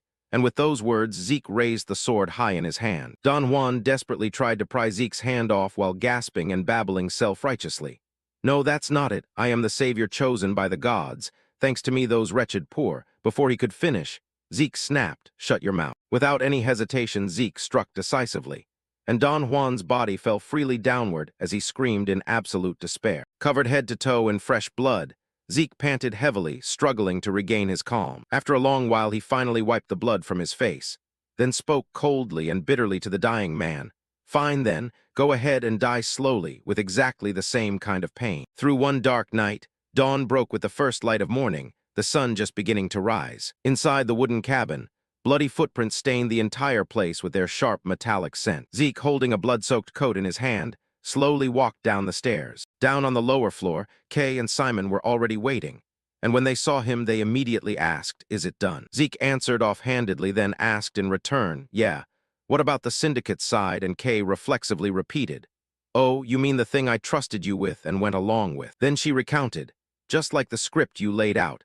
The managers got handled as being killed by Don Juan when they tried to defect to the favela cartel. And since I was the one actually running the real operations anyway, everything wrapped up without any special punishment." Zeke handed the coat to Simon to hold, then pulled out a stack of documents and passed them to Kay with instructions. "Good job.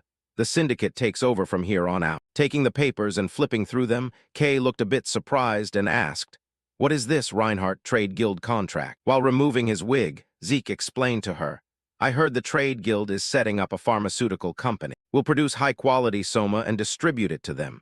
Because if soma is processed properly, it can be turned into all sorts of different medicines. That's the gist of it."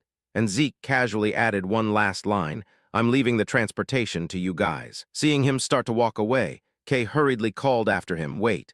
Where's the production going to happen? What about operations? And we can't exactly ship this stuff openly under our name, can we?" Zeke kept walking as he answered mysteriously, "After helping the Kingdom of Cusco, I'll get their official cultivation permit, and I've already got plans for everything else." Then he teased, "But I don't have time to explain it all right now, later, okay?"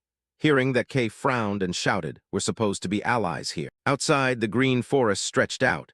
White clouds rolled across the sky, and a flock of white birds flew off into the distant horizon, while Zeke walked on, silently calculating in his mind, "All right then, time to deal with this next thing." Suddenly he stopped and rummaged through his pocket. He pulled out a letter, an invitation from Prince Karas Nerva Constantinus. The letter summarized that, according to Decker, the prince hadn't returned after the banquet and was still staying in Atlas. Staring at the words on the page, Zeke couldn't help but think, "But getting from here to the center of the continent will take at least a few days.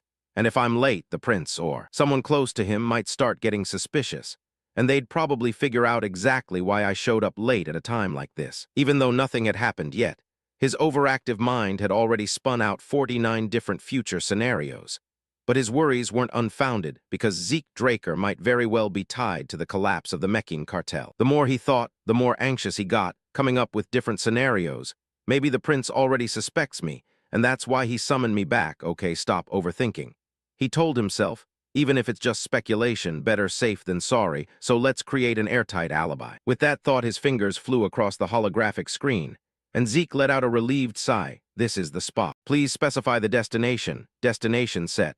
Atlas Ruins, required points 600. Using the system's teleportation gate function, 600 points were deducted, and in a flash Zeke vanished from the forest. Up in the luxurious top-floor lobby of the Atlas Hotel, the sky had already darkened into evening. Zeke rushed over, and as soon as someone spotted him, they shouted, "Look, Zeke's here, hey, Zeke." Karas waved enthusiastically to beckon him, but Zeke's attention was locked on the person standing beside him as he thought to himself, "Karas, and sure enough, he's here too." At that moment, the other man turned his face toward him, gave a faint smile, and said casually, "You've arrived, Zeke." And that man was none other than Abel Draker. Zeke bowed respectfully and said, "Sieg Draker, reporting as summoned for duty, Your Highness.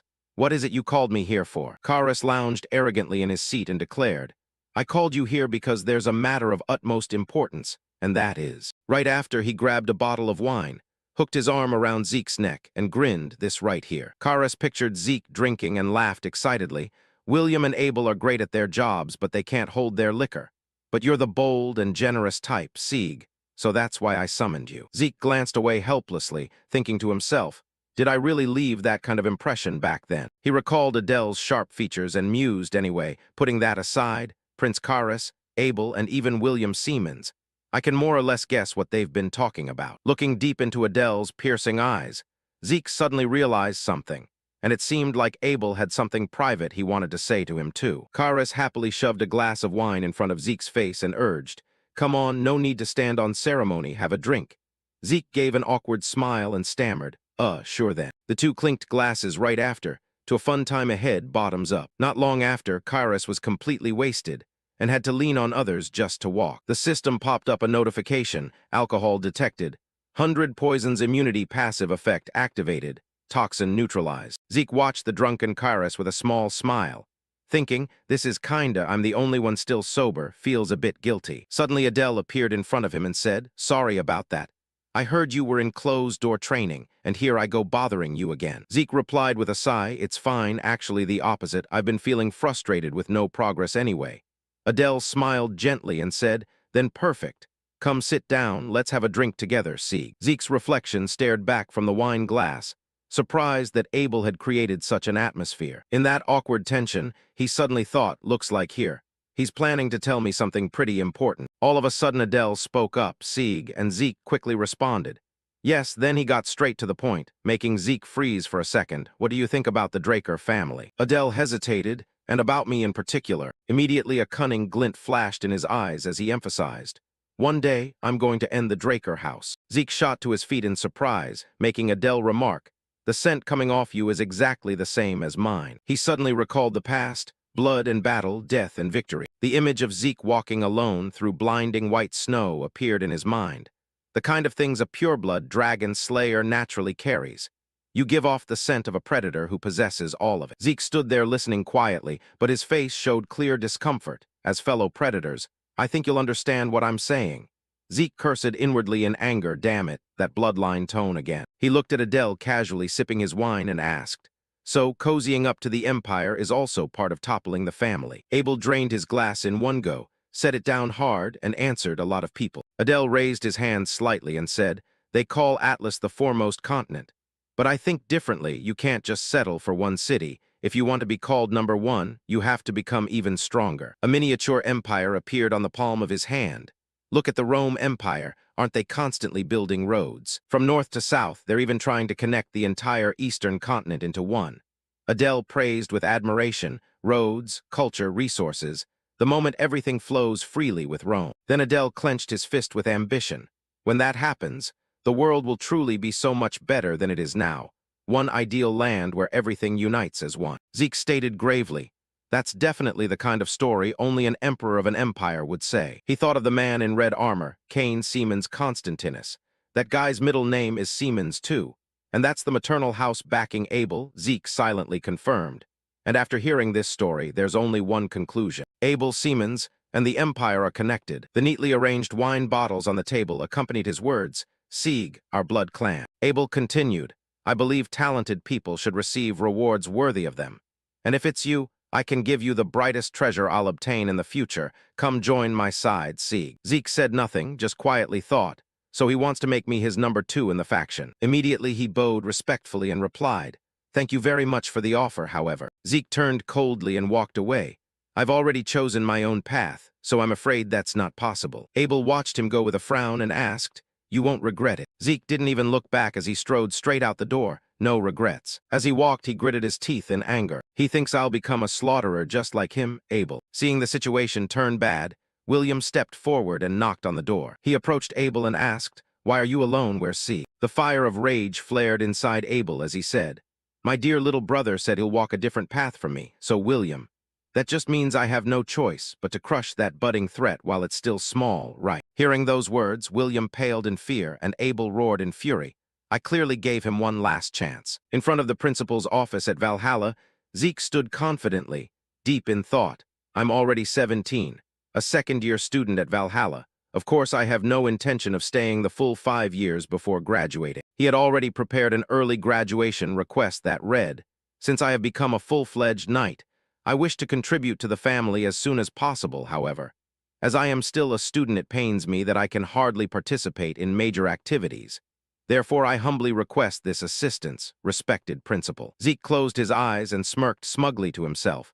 Present it like this, and I'll get scheduled for an early graduation interview right away. Suddenly, someone approached and asked, "You got business with the principal's office too, bro?" Zeke recognized him instantly and exclaimed, "Oh, Diego," then curiously asked, "And the guy next to you is, huh?" Zeke stared in complete curiosity and froze. It was a face he'd never seen before. He looked at Aster yawning sleepily and wondered, who's this guy anyway? Don Juan was waiting inside and asked, "You guys showed up right on time, Sieg, Diego, and even Aster too. It's been about a week since I last saw you, Aster, right?" Hearing that, Zeke was totally shocked. His name's Aster, no way is it. He froze as realization dawned. The Phantom Knight, Aster Aladov, the guy who was a 5-star knight before the regression but had zero info leaked about him. Right then, Zeke switched to full-on surprise. No way I'd run into a heavyweight like this here. Aster rubbed his head and said, "Sorry, principal. My insomnia makes it tough to make classes." Zeke looked at him with a helpless smile. "Looks like some serious insomnia, huh?" Diego quickly piped up, "Bro, want me to sing you a lullaby to knock you out?" But Aster sidestepped with a grimace and shot back, "Sorry, man, my head's pounding. Can you keep it quiet, please?" Zeke watched him intently, thinking, in his past life Aster worked for the Empire faction, so if that's the case. Then he narrowed his sharp eyes. "Better to pull him into my camp just like Diego." Don Juan spoke up. "All right, the reason I called you three here isn't anything else. Since you all submitted early graduation requests at once, I brought you together. The other professors said your quals check out fine, so..." Zeke took the papers and read them closely, then said, "I'll evaluate your real strength through this mission." He was surprised to see Del Poa cooperation writ. Don Juan clasped hands behind his back and paced over asking, "You kids ever heard of Black Knight Rider?" Zeke shot back quick.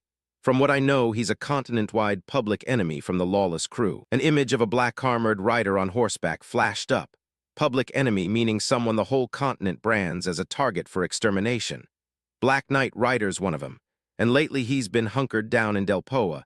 The principal explained our missions teeming with Del Poa's night order to take him down. A hand clenched around a dagger appeared with Don Juan's words. "The lawless are awakened killers whose styles totally unlike knights. That's why they want only amethyst rank and up." He thrust his hand forward, dead serious. "This mission's gonna be brutal as hell. Anyone wanna bail, speak now." Diego snatched some papers and stepped up asking, "Question this test, yeah, how many rounds total, yo?" Don Juan replied, 3 rounds total. This is round 1. He grinned ear to ear, "Okay, 3 more to go." Don Juan asked, "Any other questions?" Then he smiled and wrapped it up. "All right then, I'll take that as all in, head back and prep real good." Aster clutched his head and shuffled off alone. Head hurts like hell. Suddenly someone called from behind, "Aster Elado." Aster wearily looked up. It was Zeke, who asked cheerfully, "Hey, you need some insomnia meds?" Aster eyed Zeke confused. "Insomnia meds?" Zeke rummaged in his jacket, sincerely saying, "Yeah, I got some killer stuff right here." Aster just mumbled a huh. Then he waved it off, dead serious, refusing, "Thanks, but nah, I've tried every hotshot med out there and zip work." Zeke pulled out a weird pouch anyway, smiling and pitching, "Come on, just try a hit first. Like it, then sign with me, I'll hook you up ongoing." Aster kept refusing stubbornly, "No, total waste anyway," when a bizarre scent slammed into his nose. Aster suddenly flopped over, snoring his brains out. Misty smoke hazed up, space going dead quiet. After sleeping like a log, Aster woke refreshed and beaming. "I signed it all up, Chairman." Zeke hesitantly took the contract from Aster, kinda baffled, reminding him, "You signed instant, this is a master-servant deal. You read it at all." But Aster grinned bright and firm. "Long as I sleep good, who cares?" Zeke, speechless, just awkwardly said, "All right then." Staring at the contract, he couldn't help sighing inside. System shop's pure luck. Insanely convenient. Thinking back, he recalled buying this treasure via system. Points get you rare relics easy. What he gave Aster was ultra-potent sleep drug Sandman's slumber dust. With this, Aster's locked to my side post-grad, watching Aster skip along humming sky-high praises. Future's golden, this Valhalla, Zeke thought helplessly, kinda bummed. Feels like this guy's the most normal 5-star knight, lil worrying. Suddenly idea struck. Kinda wasteful like this, we're here anyway, test his chops quick, he called. "Hey, Aster." Aster mid-happy dance froze awkward. "Huh, oh yes, Chairman." Zeke shouldered a massive sword and walked up demanding. Before mission, show me your stuff. Hearing it, he drew his trusty spear, twirled it wild, showing off a few combos. Then battle-ready speared up straight at Zeke. Zeke thought inside. Grab spear vibe flips total, but serious he ordered Aster, go all out, aura okay too. Aster flatly said, won't hold back then. Words done, both spear guy sword guy charged head on. Dead even no edge. Attack meets defend seamless. Zeke hopped back light. Mind on task assessing Aster's strikes. Spear's wide reaction arc blocks my sword solid defense over offense type. If so phantom step time, thought it he sprang at Aster. Aster powered a spear thrust. Zeke zipped behind Aster flash fast, hoisting sword high. Backstab ambush slashing down hard. Sword blade about to drop on Aster. He whipped out a small spear from the big one quick. Spun blocking Zeke's blade. Aster gripped giant spear left hand, tiny one right. Suddenly he picked tiny spear to duel Zeke's huge sword. Zeke baffled stunned. But feint, Aster gained edge, smashing giant spear at Zeke full power. Zeke's sword accidentally jammed in ground. Aster speared on chance. Zeke gripped hilt, leaped, dodging slick. Fight fierce, but Zeke assessed. Spear splits, changes wild, attack style like lawless thugs only. Interesting back in, Zeke drew another small sword. Hurled it at Aster. Aster planted firm, speared at 45-degree angle. Whirled spear circling batting flying sword. Zeke landed same time. Yanked ground-stuck sword super fast. Then barreled fierce at Aster. Aster calm reassembled full spear blocking horizontal. Zeke halted abrupt, eyeing thinking again but his sword dragged grass. Zeke surged momentum decisive at Aster, confident inside. Can't block this that way, cause this strike dual sword harmony. Dragon Slay sword art ch2v1 plus earth cleave. Aster blanked few seconds seeing it. Snapped back spinning spear. Mirrored with two moves. A lad-off counter, reverse current spear. Both charged again, decisive showdown. Weapons smashed, boom deafening. Fight end Aster-eyed, shaky arm sighing. Chairman a monster. Then ruffled hair muttering self-doubt. I'm certified genius. Beat this easy, Zeke heard blunt no mercy. Cause genius praise life, dulled your spear tip. Then sly head tilt at Aster, wicked mysterious face reminding. Way behind still, till mission special training for you. Hearing Zeke's words, Aster thunderstruck. Vaguely sensing grim fate ahead, bad vibe. Back at Villa, Zeke bumped Decker at door, who bowed respect. Welcome home, young master Zeke. Zeke casual, yeah, Decker. Then Decker said, guest waiting for you, sir. Meanwhile, Galleon toured house marveling. Your place is straight epic, sir. Suddenly, Zeke in weird armor popped before Galleon serious. Long time Jellion. Called you cause got something for you to check. Hearing Galleon tensed mind 49 dogblood plots. Urgent asking me, black sword busted or what? Magic forge made can't scratch easy. Him mentioning Zeke thought, oh yeah, Galleon's rep must be skyrocketing now. Thanks past life magic forge I built him, cranking top gear ahead schedule. Gotta lock him exclusive Smith, soon no poachers. Brushed off waved, Bahamut's fine. Problem is, mid-sentence sudden full-body armor transform. Swipe touch Zeke's face showed, flatly said, got this now. Galleon jaw dropped, shocked, speechless. Finally sputtered loud, holy shit, what is this, sir? Zeke honest to know either, called you to figure it. Item I don't wanna probe public. Handed armor to Galleon probing, so can you inspect close? Galleon still shocked, but yes sir of course. Sealed study Galleon's muffled sorry sir leaked out. Chair set eyeing table sketches, Galleon scratched head asking Zeke. No modern relic I know matches. Any clues on material? Zeke silent pondering deep. Recalled past thinking, oh right Kane fight. Mulled then hesitant, that armor bounced sword aura. Words out Galleon table slam jumped shocked yelling. What sword aura? Only one metal does that. Called God's metal. Orihalkin said it. Galleon still dazed, emotions shocked to complex. Galleon still couldn't help feeling shocked and incredulous, never imagining that in his lifetime he'd actually get to lay eyes on orichalcum with his own two eyes. So he asked again in wonder, is this metal really that rare and precious? The boy replied, it's more than just precious, sir. Isn't it said that orichalcum is the most perfect substance ever created by the gods? It has the ability to conduct magical power far superior to any other metal. So you can engrave way more magic spells on it. He exclaimed, is that so? Then on ordinary metal armor, what's the maximum number of large-scale magic formations that can be engraved? The boy answered, what do you mean by how many, sir? Ordinary metals can't even handle engraving any large-scale magic formations at all. Hearing that, he stroked his chin in thought, having already figured it was something extraordinary but never expecting it to reach this level. He continued asking, would it be possible to reshape this armor into a different form? Galleon jolted and blurted out, huh, you mean orichalcum? Absolutely impossible. Even a god's sword can be reworked. But the problem is this armor is already in a perfected state. And if you carelessly tamper with it and damage the magic formations, there's a high chance the whole thing will turn into scrap. Of course, if it were my master, that would be a different story. He followed up. You mean the famous General Galin? The boy replied, yes, if it's my master, he could change its shape without affecting any of its functions. He kept asking, do you know where Galin is right now? The boy answered, he's probably still in Himonas as usual, sir. Hearing that place name made him flinch for a moment. Gallion went on to explain, maybe you don't know where Himonas is. It's a region way up in the far north. He continued, that's the territory of the Northern Grand Duchy. His words made the boy startle and exclaim, huh, how do you know that, sir? People in the central continent usually don't care at all about the Northern Grand Duchy. He replied, I just happened to find out, that's all.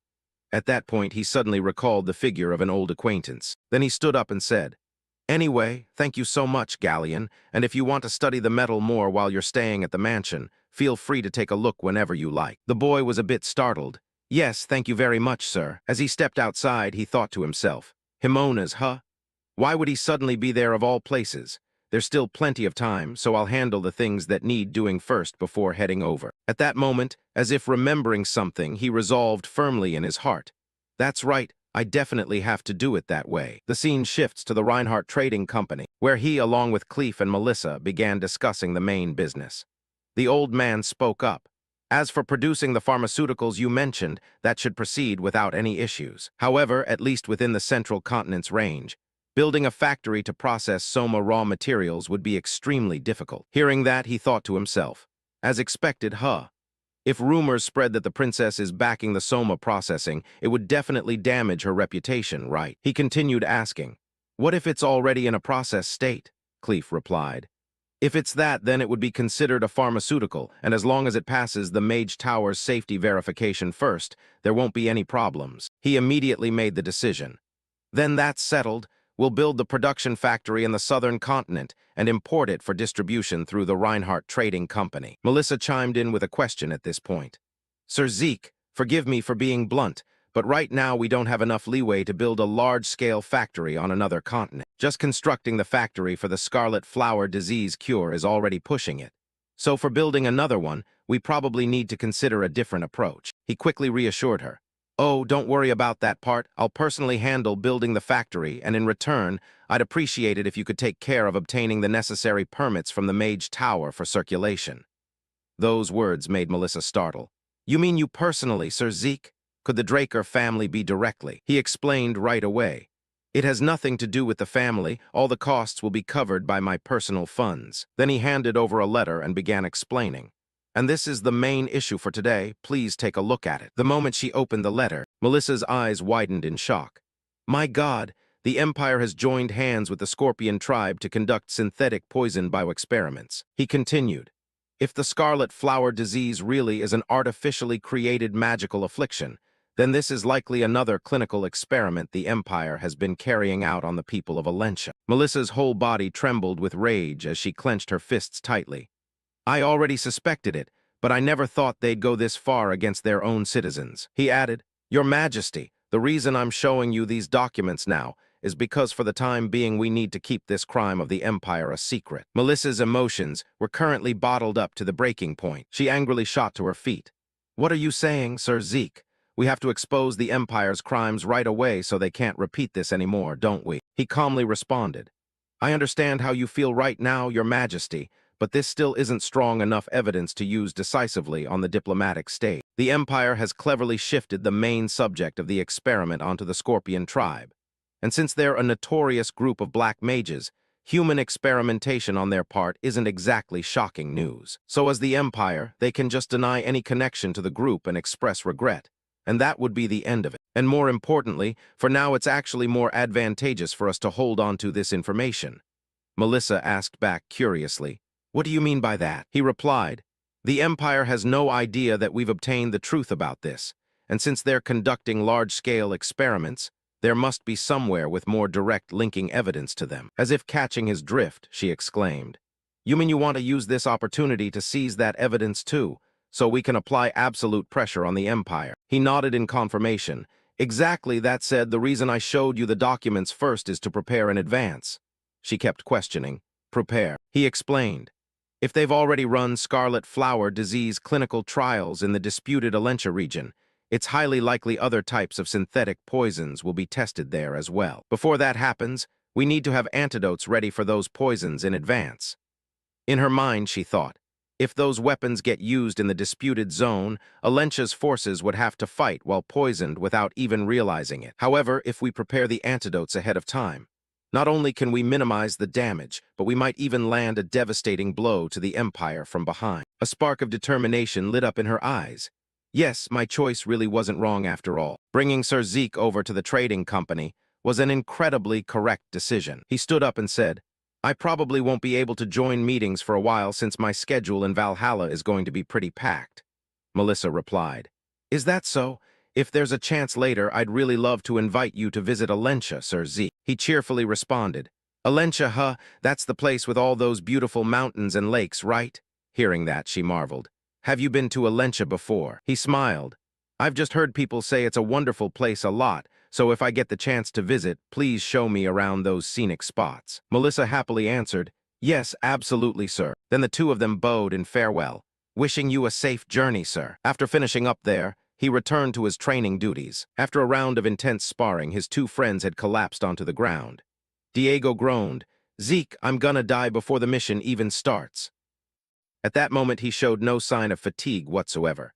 Come on, stop whining like a weakling. Instead of wasting time complaining, just swing your sword one more time. The boy angrily sprang up and shouted, Zeke, you're seriously a demon. As expected from Draker blood, it never changes. Following those words, he charged at him for another attack. He smiled in satisfaction at that point. Yeah, you really have to hit their nerves to get them motivated for training, huh? Under his guidance, after a week of training, Diego and Aster were gradually syncing up with each other, especially Diego, who, unlike his previous carefree appearance, had become much more obedient and compliant after training together a few times. While they were in the middle of practice, someone from outside stepped in and praised, Everyone's working so hard, huh? Seeing someone arrive, Diego was completely surprised, and the person who showed up was none other than Andre. The boy greeted, Oh, hello, Professor. He also paused his training and turned to ask curiously, Professor Andre, what brings you all the way here? He replied, I'm here to inform the three of you about something. He asked back curiously, What is it, sir? He explained, The three of you are being assigned to participate in the Continental Subjugation mission against public enemies. Of course, we can't just send students alone, so I'll be going along with you. After a few more days of training, they finally set off on the royal train. Andre's voice rang out. I didn't expect you guys to be joining this Black Knight Scythe mission too. Like I said earlier, I can't send just students, and besides, I have a few more things to explain. Then he looked toward the three of them and asked, Do you know what kind of place Delpoa is? He, sitting across from him, answered, I've only studied it briefly in theory, sir. I heard that unlike other places, mages there hold the superior position. Andre nodded in confirmation. That's right, that place operates under a pretty unique system. The engineers in Delpoa mainly use shields, unlike elsewhere. And while the knights use shields to press the enemy from the front, the mages launch attacks from behind to finish them off. Hearing that, Aster raised his hand with a question. Then wouldn't our forces fighting in close combat suffer heavy losses too? To that question, Andre praised, Good question. He explained, That's why Delpoa knights frequently train in holding shields while running rather than actual combat. And that's exactly why the Delpoa Knight Corps isn't popular among Valhalla graduates. Diego also had a question. So doesn't that basically mean this Knight Corps just serves the mages, like they don't even treat us as equals? Looking out the window, Andre replied, You got it exactly right, so don't be too surprised when we get to Delpoa, because the mages there are arrogant to the point of being disgusting. A while later, they arrived in Delpoa, and right as they stepped off the train, someone came to greet them. Andre spoke up, Pleased to meet you. I am Andre Draker, assistant instructor from Valhalla. On the other side, a man responded courteously. I never imagined the Draker family would personally send someone. This is truly an honor for us. He scratched his head and introduced himself.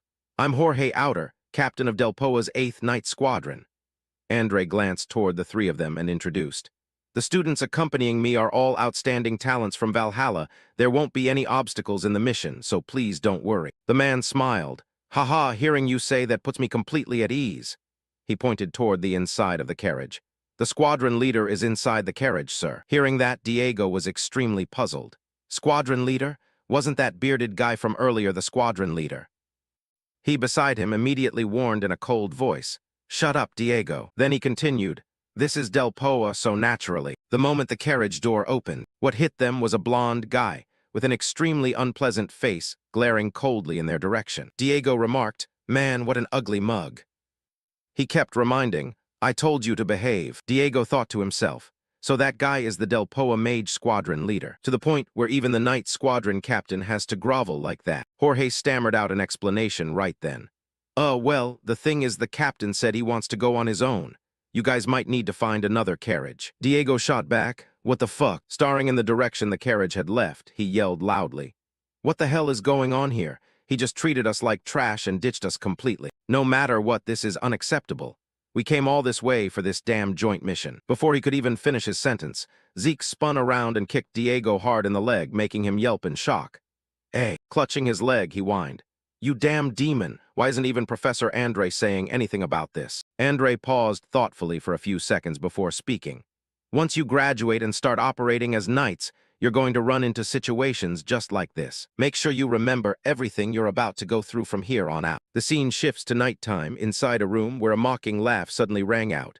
Ha ha. While his two friends were already sound asleep, Zeke was still wide awake, sighing to himself. Talk about night and day difference. Our lodging looks so rundown it's like they threw it together half-assed just to say they did something, while the facilities I saw for those mages on the way here are dripping with money. I didn't really expect anything fancy to begin with, but still. After thinking it over, he sat up. Whatever, I'll just step outside for some fresh air. Walking down the hallway, he thought to himself, I don't really care that much about this shitty treatment anyway. In my previous life, I went through way worse stuff than this plenty of times. But what I'm actually worried about is that doomed Black Knight Yaksha mission. During the strategy meeting, from Captain Jorge Outer all the way down to the Knights, everyone just stayed dead silent the moment the mage spoke. I saw it coming, but I didn't expect it to be this bad. While he was sighing, a figure approached him and asked curiously, "What are you doing out here all alone?" He glanced over at the person who just spoke, thinking to himself, isn't this that mage captain from earlier? The guy kept staring at him with contempt. "Well, I've got something to say too. Lucky I ran into you here." He sneered, "You Valhalla folks aren't gonna accomplish jack shit. So stop meddling in magic and causing trouble, or just shut up and go home." Hearing those words, Zeke's face flushed with anger, veins bulging as he thought, if that's how it is, then why the hell did you even ask for cooperation in the first place? I can't exactly punch him in the face, though. Then the guy noticed his gloves and commented, "Those gloves. You're a pureblood awakened from the Draker family, aren't you?" Zeke replied coldly, "Yeah, what's it to you?" His response pissed the guy off. "What's with that arrogant attitude? You'd better not take those gloves off around here, if you want to make it back alive from this mission." With that, he stormed off angrily, leaving Zeke standing there deep in thought. He's sharp, huh? Makes sense, purebloods have the power to disrupt mana after all. Then someone else walked up and called his name, startling him into turning around. The person continued, "Is that you?" Zeke turned to look at whoever just called him, a bit dazed. After a couple seconds, he blurted out, "Professor Payne?" The man smiled and replied, "Ha, it really is you. Long time no see, huh? How have you been?" Zeke answered, "I'm doing fine, sir, but why are you here?" Payne scratched his head and said, "There's no better place for a mage to rack up real experience. I figured just doing research wasn't enough, so I volunteered to enlist." "What about you? What brings you here?" Zeke replied. "This time I'm here for the Black Knight Yaksha mission." Oh, hearing that, Payne jolted. "What?" Then he continued, "Zeke, come here for a sec." The words made Zeke flinch a little. "Sir, why all of a sudden? Do you have something you want to tell me?" Professor Payne gripped Zeke's hand tightly and said, "Zeke, about tomorrow's mission, you absolutely cannot join it." Zeke looked puzzled. "What do you mean by that, sir?" Payne explained. "It's a mission that's already set in stone to fail, so don't go under any circumstances." Those words sent a chill through Zeke. He froze for several seconds. As soon as he got back to the room, he heard Diego groaning. Damn it. I feel like I didn't even sleep. I'm so freaking exhausted." Zeke was still thinking about the encounter earlier. Professor Payne had said he couldn't reveal anything more. What does it mean for the failure to be predetermined? In this situation, there are two possibilities. Either the higher-ups in the punitive force are corrupt, or they're secretly colluding with the very target they're supposed to punish. Even though Del Poa is a place where mages often abuse their power, I doubt their internal military side is rotten enough for outright corruption. If there's any wrongdoing, the idea of them being in cahoots with the target makes way more sense. If that's the case, then yeah, the second possibility is definitely the one to watch out for. Right now, everyone was gathered on a mountainside. The captain started assigning roles. Teams 1 through 3 move up along the ridge. Teams 4 through 6, you're on frontal assault. He turned to Jorge Outer and asked, "Any objections, Georgia?" Jorge immediately replied, "None, sir." Then he turned back to the group. "All right, as for the rest of you," before he could finish, Zeke cut in coldly. "I have a question. What exactly are we supposed to do here?" The captain got pissed at the question and shouted, "Didn't I tell you yesterday to just sit tight? I already went out of my way to warn you." Zeke pressed on.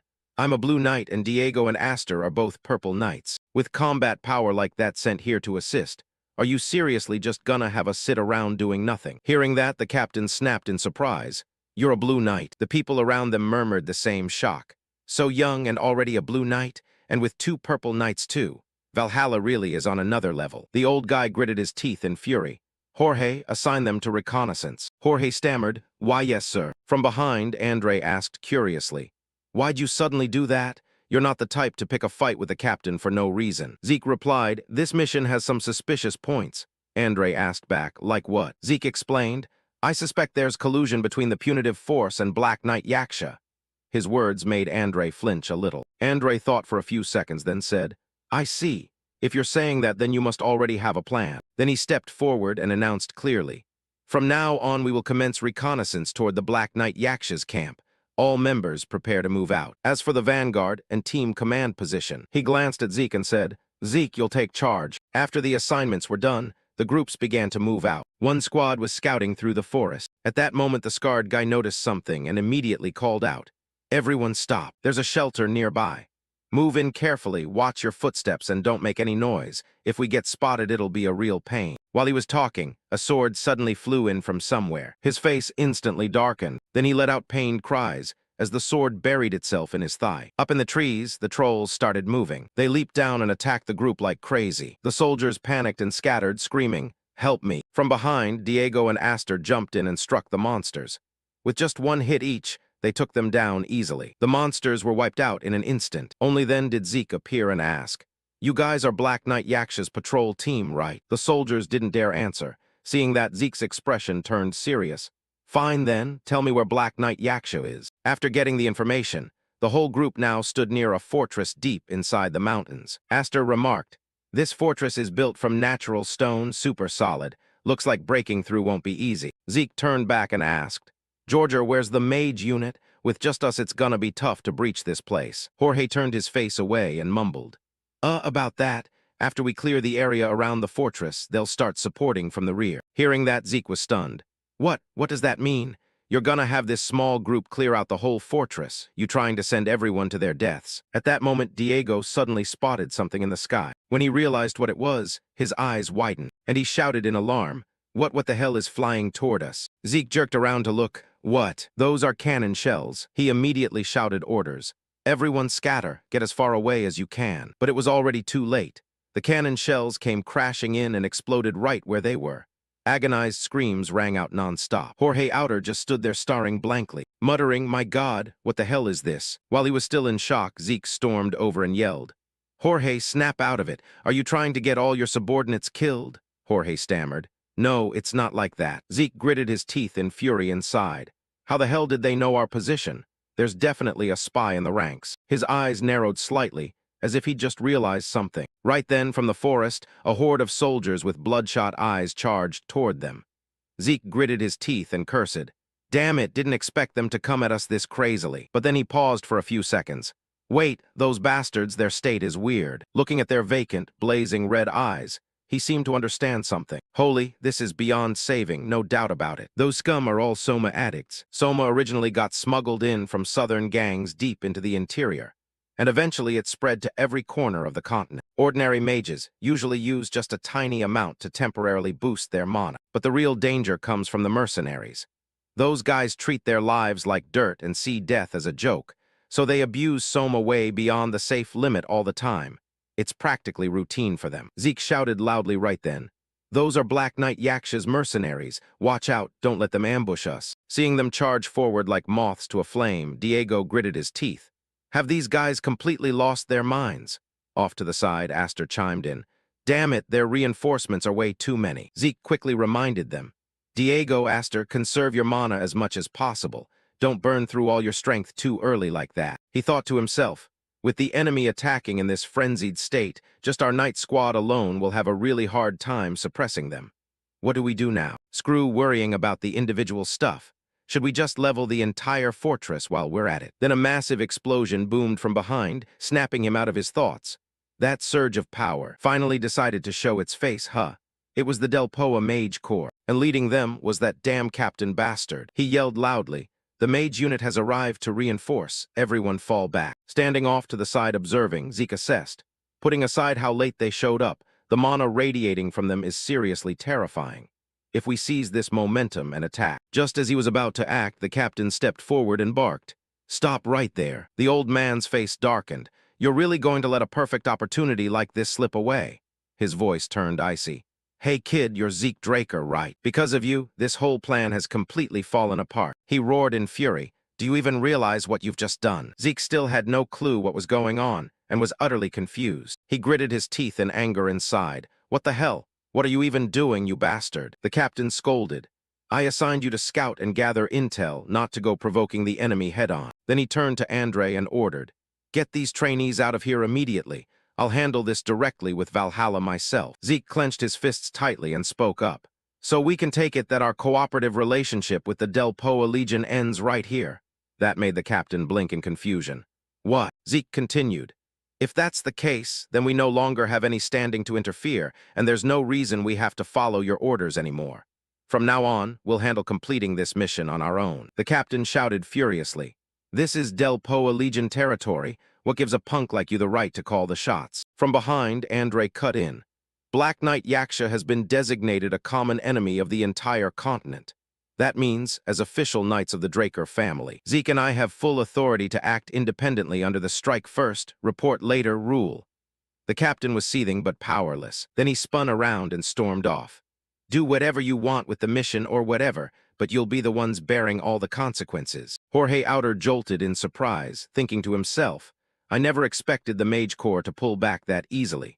So now, how are we supposed to take out the enemy?" Zeke turned to him and asked, "Captain Jorge Outer, I have something I need to ask." He replied, "What is it?" Zeke spoke clearly. "Do you truly want to capture the Black Knight Yaksha gang?" He answered, "We knights carry the blood of knights in our veins. We can't just turn our backs and walk away when evil is running rampant right in front of us." Sensing his resolve, Zeke replied, "I see. I understand that mindset of yours now. If that's how it is, then I have one request. I'd like your help with something." Inside the fortress at that moment, a few guards spotted something and flinched in alarm. Right in front of them, Jorge's group lined up in 2 rows and started making a racket. "Hey, you cowards, stop hiding in there like rats. Come out and face us in a real fight." Seeing that, the 2 guards immediately knocked arrows and prepared to attack.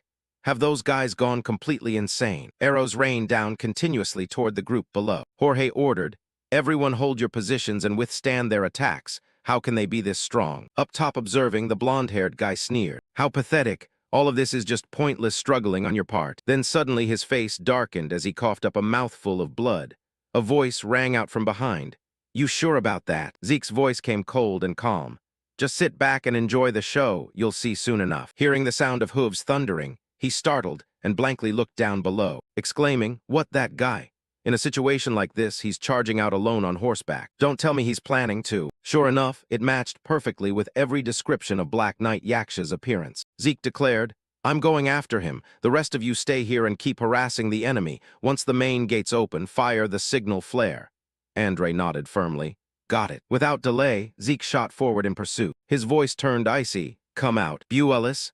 The moment the words left his mouth, his warhorse appeared in spectacular fashion. "Now then, can someone on his level even catch up to me?"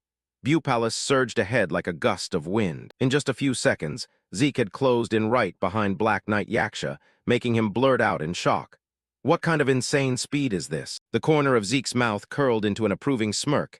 "Not bad." He immediately leaped off the horse's back and rocketed straight toward the top of his head. Right after, a huge explosion erupted. But with his agility, the guy swiftly retreated to dodge the slash. Zeke wasn't surprised by the move at all. He stepped forward and taunted, "It's the dead of night. Where are you in such a hurry to run off to?" Black Knight Yaksha, in the quiet space, the clear sounds of weapons clashing rang out distinctly. Only H-1EAFC, D-1EA1 Zoa, and Zeke were locked in fierce combat. Through the moves, he made a judgment. You don't seem much like someone from Delpoa. Who exactly are you? A cold smile appeared on his face as he retorted. Knowing that, what can you chain? Right after, both unleashed powerful attacks. Seeing they were evenly matched, H letter 1 EAFC D letter 1 EA1 Zoa quickly switched his assault. Sensing an object flying toward him, the system immediately displayed a notification. Detected desert scorpion toxin. Thanks to the 100 poisons immunity physique effect, you are unaffected by the poison. Hearing that, Zeke coldly cursed inwardly. Desert scorpion poison, these lawless bastards really use so many petty tricks. Seeing him completely unharmed, H letter 1 EAFC D letter 1 EA1 Zoa was utterly shocked. The poison had no effect at all. Where are you from, the desert or the southern border? Zeke didn't answer, just casually mocked. You're awfully curious, aren't you? Seeing that, he stopped questioning and pulled out flying daggers to continue the attack. Whatever, doesn't matter. The next second, H letter 1 EAFC D letter 1 EA1 Zoa charged fiercely. Anyway, you're going to die here. In an instant, Zeke swiftly raised his sword to deflect the flying daggers and activated the Dragon Tribe's skill, Dragon Scale Armor. He raised his hand to block the remaining ones, inwardly evaluating. This attack was pretty decent, but right after, Zeke saw something and his eyes widened in shock. That is, recognizing H letter 1 EAFC D letter 1 EA1 Zoa's technique, he immediately realized. Aura Blade, huh? So you were hiding your true strength after all. Facing the opponent who had finished charging, now fully lunging forward like an arrow. Let me finish you. In a flash, H letter 1 EAFC D letter 1 EA1 Zoa swiftly swung his sword at Zeke. Die. However, after the strike, he heard his voice. Judging from the swordsmanship, you seem to be from the Empire and also from the Intelligence Bureau. H letter 1 EAFC D letter 1 EA1 Zoa was extremely shocked and blurted out. How do you know? Abruptly, his body took a fierce lightning strike. H letter 1 EAFC D letter 1 EA1 Zoa couldn't withstand it and collapsed to the ground. From behind, Zeke slowly approached. So then, his face cold as he interrogated. Now it's my turn to ask, why is someone from the Intelligence Bureau causing chaos in Delpoa? Knowing he couldn't win against Zeke, H letter 1 EAFC D letter 1 EA1 Zoa decisively bit his tongue.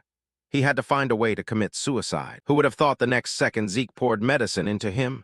Futile. Looking down coldly at H letter 1 EAFC D letter 1 EA1 Zoa, Zeke calmly said, I know full well how stubborn you Intelligence Bureau people are. Using recovery potion. Then he casually threatened, if you provide information that satisfies me, I'll allow you to die. Instantly, his expression became fearful and wary. A moment later, H letter 1 EAFC D letter 1 EA1 Zoa sat, slumped on the ground, breathing heavily non-stop. In front of him, Zeke leisurely interrogated, ready to talk now. H letter 1 EAFC D letter 1 EA1 Zoa compromised and slowly spoke. What do you want to know? He asked without hesitation. Your identity and everything you've done here. Glancing briefly at Zeke, he honestly answered, I am an agent directly under Room 13 of the Empire's Intelligence Bureau. Zeke seemed to ponder and questioned, Room 13? I thought there were only up to Room 12, so there are types like you after all. Hearing that, H letter 1 EAFC D letter 1 EA1 Zoa exclaimed in disbelief. How do you know there are up to Room 12? The next second, Zeke leaned down, his face dark and threatening. I'm the one asking questions here, so what have you done here?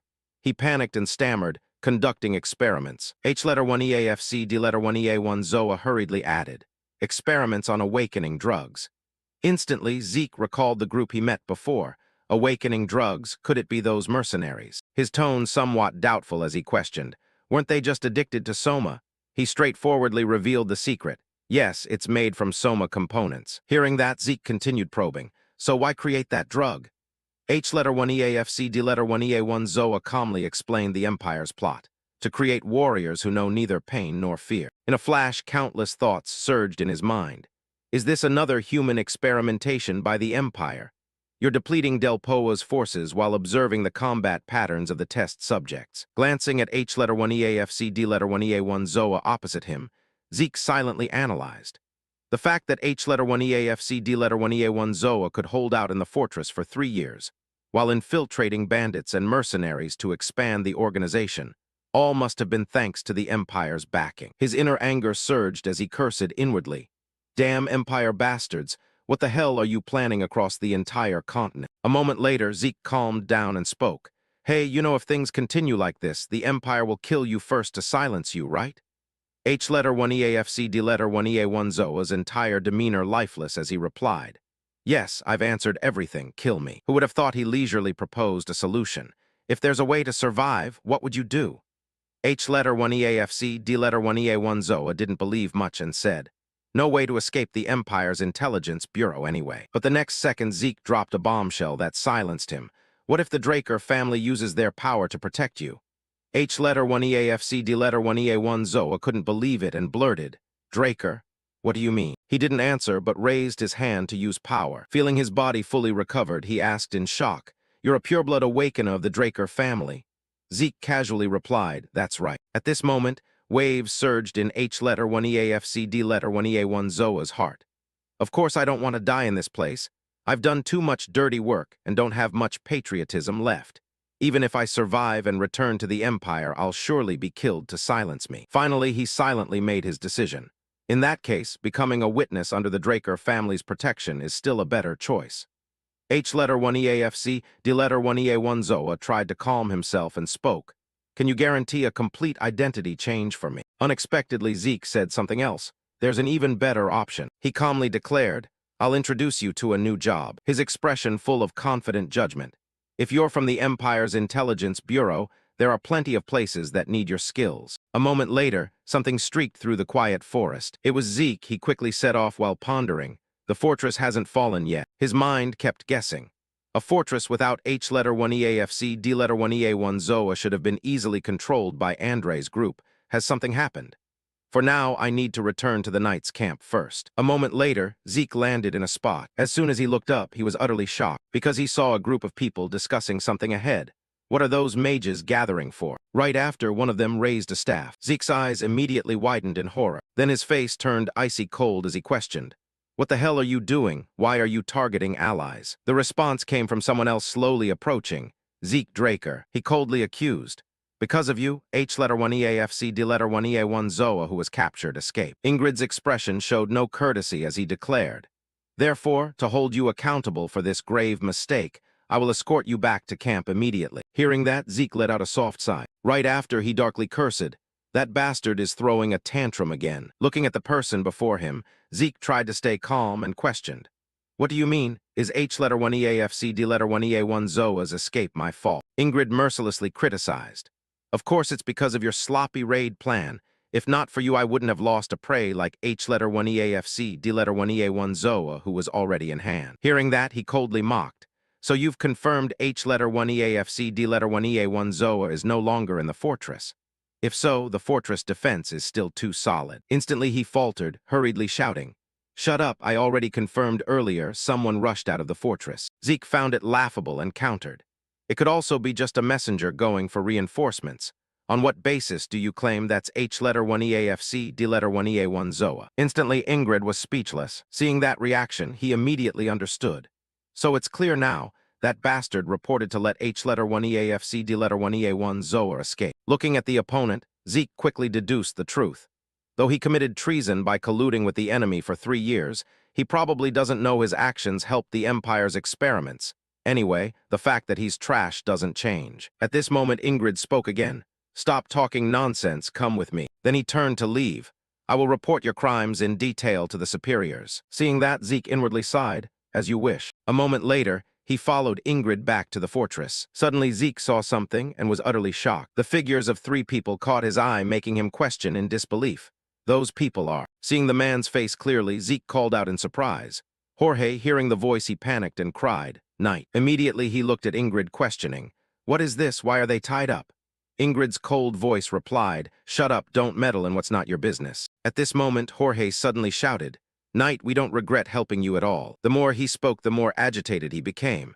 "We also want to become honorable knights." The next second, a lightning bolt struck Jorge, making him shut up. Seeing this scene, Zeke coldly criticized, "Treating allies like this isn't too much?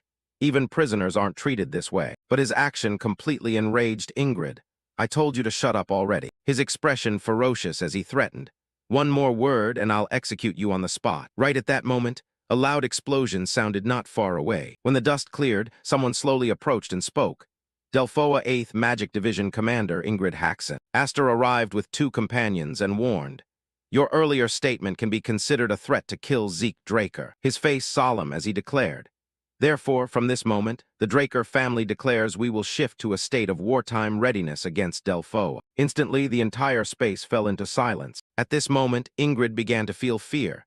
A direct warning from the Draker family itself, not from anywhere else. His mind couldn't believe it, targeting the entire Delphoa.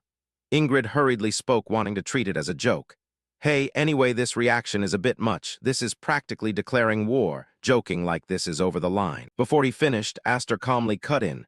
Ingrid Haxon listened clearly, his eyes full of displeasure as he warned. The name Draker is absolutely not something light as a feather. Seeing that, Ingrid anxiously explained. I misspoke earlier, it was just tension from battle, don't misunderstand. His tone softened as he excused his actions. I just wanted to bring Zeke Draker back to camp for a more thorough investigation. At this point, Zeke suddenly spoke. Before that, can I talk to my comrades for a moment? Instantly, Ingrid's brows furrowed in displeasure. But he couldn't refuse, so he led everyone to the room and said, I'll give you 20 minutes. After Ingrid left, Zeke immediately raised his hand to release power everywhere. This should be enough to disable the surrounding magic devices. On one side, Astor waited for him to finish before speaking. Zeke, didn't you say you had something to tell? He calmly revealed. I captured H-1EAFC-D-1EA1 Zoa. He asked in shock. You mean you faced H-1EAFC-D-1EA1 Zoa alone? Zeke straightforwardly confirmed. Yes, I planned to capture him alive before the battle dragged on. Hearing that, Astor's heart surged with awe. Capturing an enemy commander alone that even experienced knights struggle against, truly worthy of Zeke. Facing him, Zeke continued recounting the information he uncovered. After interrogation, I found he was deeply involved with Division Commander Ingrid, to the point that handling this might become quite complicated. He calmly asked, So what do you plan to do now? His tone serious as he replied. As for Delphoa's matters, it's best to let Delphoa handle them themselves, but Zeke's face turned icy cold as he declared, For now, I'll do what I can do. Outside, 2 soldiers quietly guarded the door. Inside, Zeke sat silently on the chair in deep thought. A moment later, he calmly calculated, It's about time that person arrives. As soon as the thought ended, a knock suddenly came from the door. Right after, Payne opened the door and stepped in. Zeke. Seeing his friend, Zeke calmly responded, Has teacher arrived, Professor Payne? Looking at the person opposite, Payne asked, puzzled, What exactly is going on? He appeared contemplative as he answered, Perhaps it's the consequence of not heeding teacher's warning. Hearing that, his friend slapped his forehead helplessly. Oh my God. But Zeke had no guilt as he thought inwardly. Payne already knew about Division Commander Ingrid's corrupt behavior. His mind quickly surged with guesses. Not only that, perhaps the high-ranking magic officers already tacitly knew about this, and to climb to high positions in Delphoa's magic, they must have military experience. Then he sighed inwardly, however, now I have no other choice but to propose a path to end that career. Right after, Zeke calmly spoke, I have something I need to tell teacher. Payne looked at him puzzled. What is it? Zeke's expression became solemn as he spoke. Professor, do you know about the Empire's awakening drug experiments? Following that was his detailed recount. I told Professor Payne all the truths I uncovered related to H-1EAFC, D-1EA1 Zoa. His purpose was to put Payne on the scale of choice. Now he must weigh between 2 options, either expose the internal wrongdoing he now knows about, or turn a blind eye to preserve his own position. After finishing, Zeke calmly requested, Professor, I have a favor to ask of you. Under Payne's shocked gaze, he solemnly revealed, Can you stand with me to expose these wrongdoings? Under the cover of night, Ingrid and his subordinates were secretly meeting. The mage who just arrived called out, Division Commander Ingrid. Instantly, Ingrid turned to ask, All right, how's the situation? The subordinate respectfully reported, I heard Professor Payne refused Zeke Draker's proposal. Hearing that, he smiled delightedly. Is that true? Ingrid's heart immediately filled with triumph. As expected, compared to faith, one's own position is far more important. How could he be persuaded so easily? Right after, he calmly ordered, Then it's time to start gradually. Ingrid's expression instantly turned cold as he instructed. Create some disturbances, then withdraw, just pretend moderately. The subordinate respectfully replied, Understood. The next second, he raised his staff and gave the command. Everyone prepare to attack. In an instant, flames exploded, filling the sky. Fire. On one side, Ingrid coldly watched everything, scheming inwardly. Pin all responsibility without results on Jorge, and it's done. Suddenly, he noticed something unusual, but something feels off. Seeing the wall over there completely silent, Ingrid pondered, puzzled. Why aren't they counterattacking? They should at least pretend to fight back. What exactly are they trying? Abruptly, the gate swung wide open, making him shocked. Opening the gate wasn't in the plan. Right after, a figure slowly stepped out. Instantly, Ingrid's eyes widened in horror. Why are you? Hearing that, the newcomer calmly replied. What's wrong, Division Commander Ingrid? Zeke asked extremely calmly. What did you see? Something you shouldn't have. Time went back a few hours earlier. He had already prepared.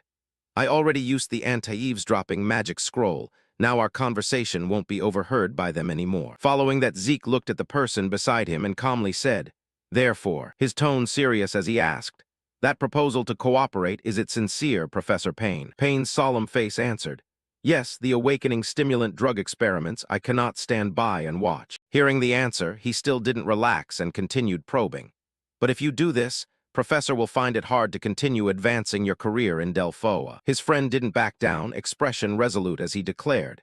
It's fine, Zeke. Rather than building a career in shame, I'd rather give it up. Only now did Zeke truly feel relieved. He smiled friendly in response. Thank you, Professor, then let's leave here quickly. Zeke's voice full of disgust declared.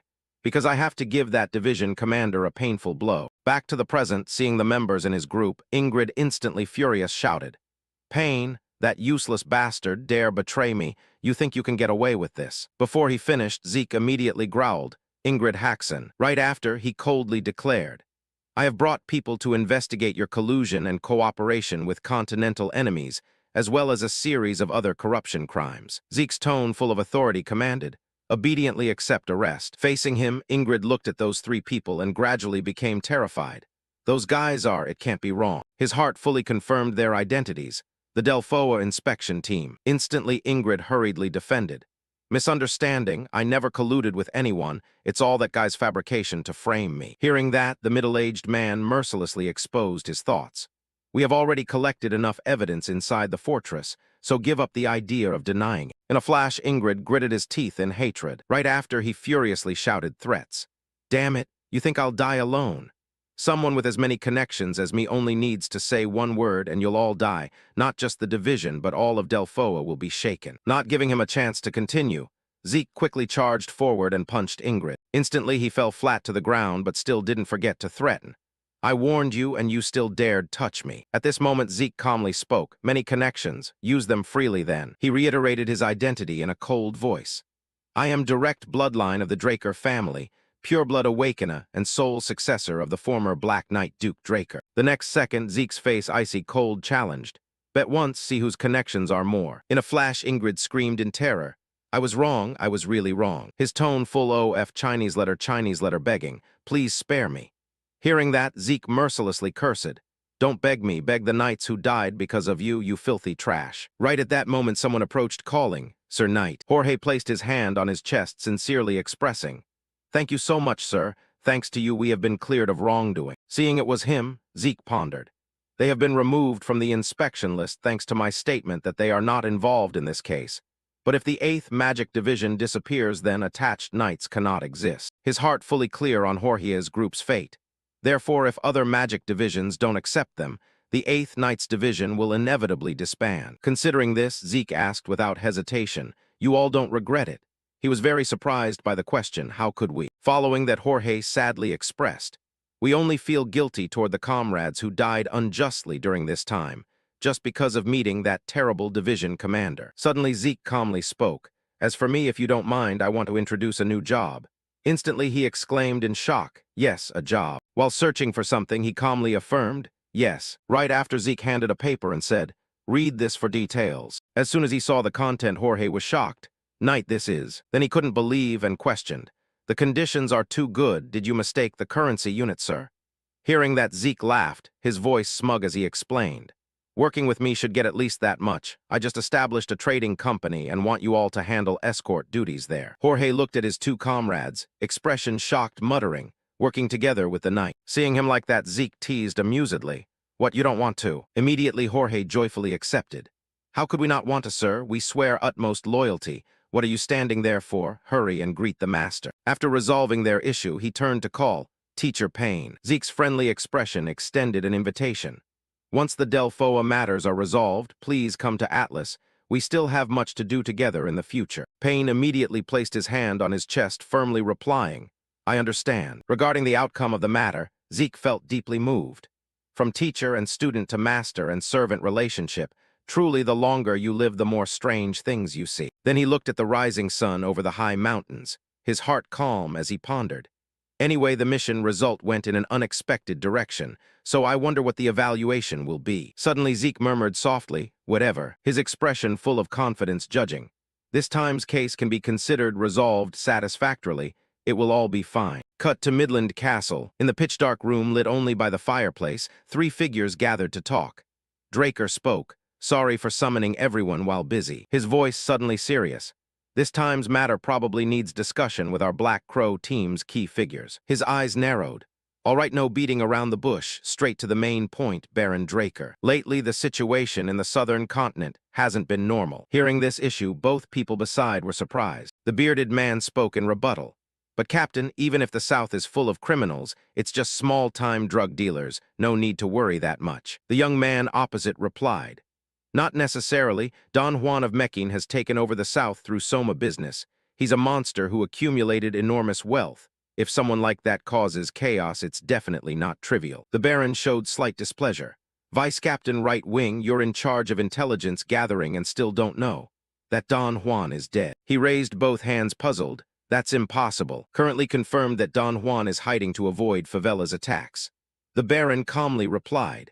After Don Juan disappeared, Mequin cartel has been split apart. The opposing Favela faction is in similar state because most key figures died. But in this situation, he still hasn't appeared. Don't you find it strange?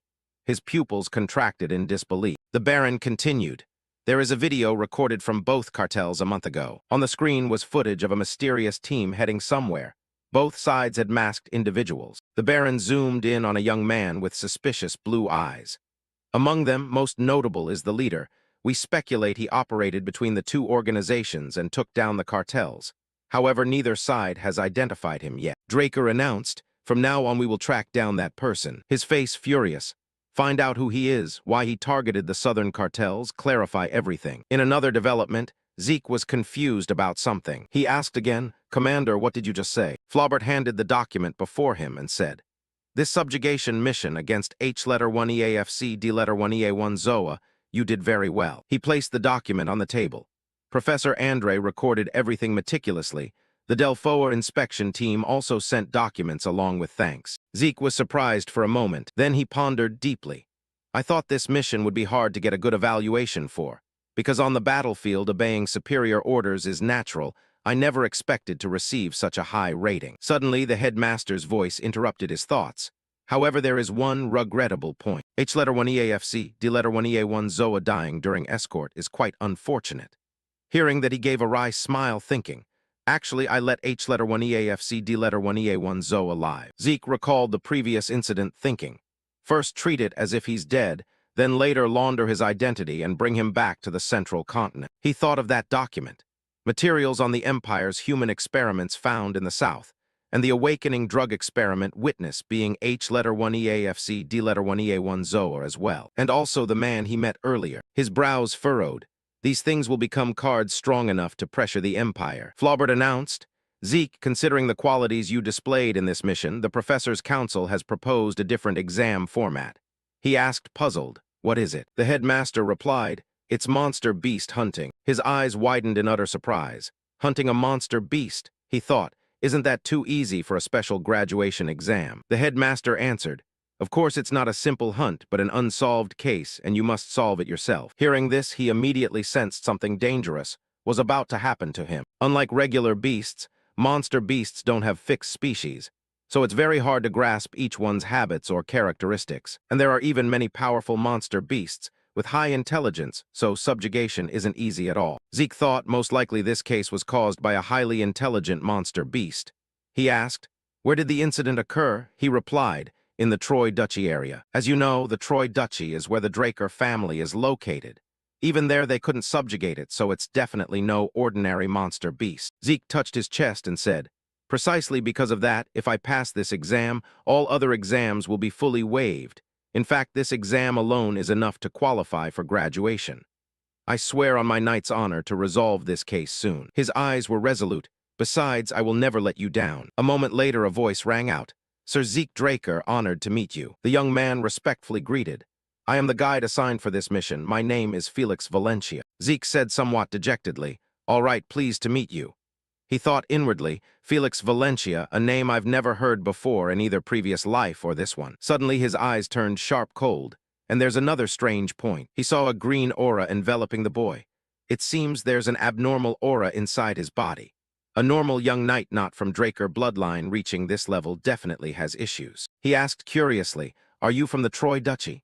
The boy gently replied, "Yes, I'm originally from there. I grew up in the Swordsmanship Association, currently working in the Atlas Guard team." Hearing that, he thought, seems perfectly normal, but who knows, better stay cautious. He politely said, "Thanks for letting me know." He turned around, his face becoming serious for the journey ahead. "Then let's head out to the Troy Duchy." After a long while, the two arrived at the Troy Duchy. The Grand Duke came out to welcome. "Welcome, Sir Zeke. I heard you would come to the Troy Duchy." He shook hands gratefully. "A pureblood awakener personally coming here is truly an honor for us." Zeke replied, "I'm the one honored to help." He asked, "So can you explain the situation right away?" The Grand Duke sadly bowed his head and recounted. It started a few weeks ago. At first, livestock gradually disappeared.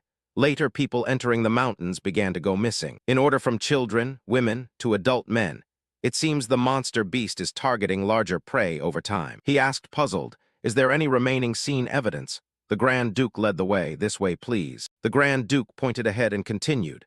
"From the farm area where livestock vanished to the road leading up that mountain is the main scene." Zeke looked at the blood still staining the posts, thinking, the fence is still intact compared to this scattered blood pool.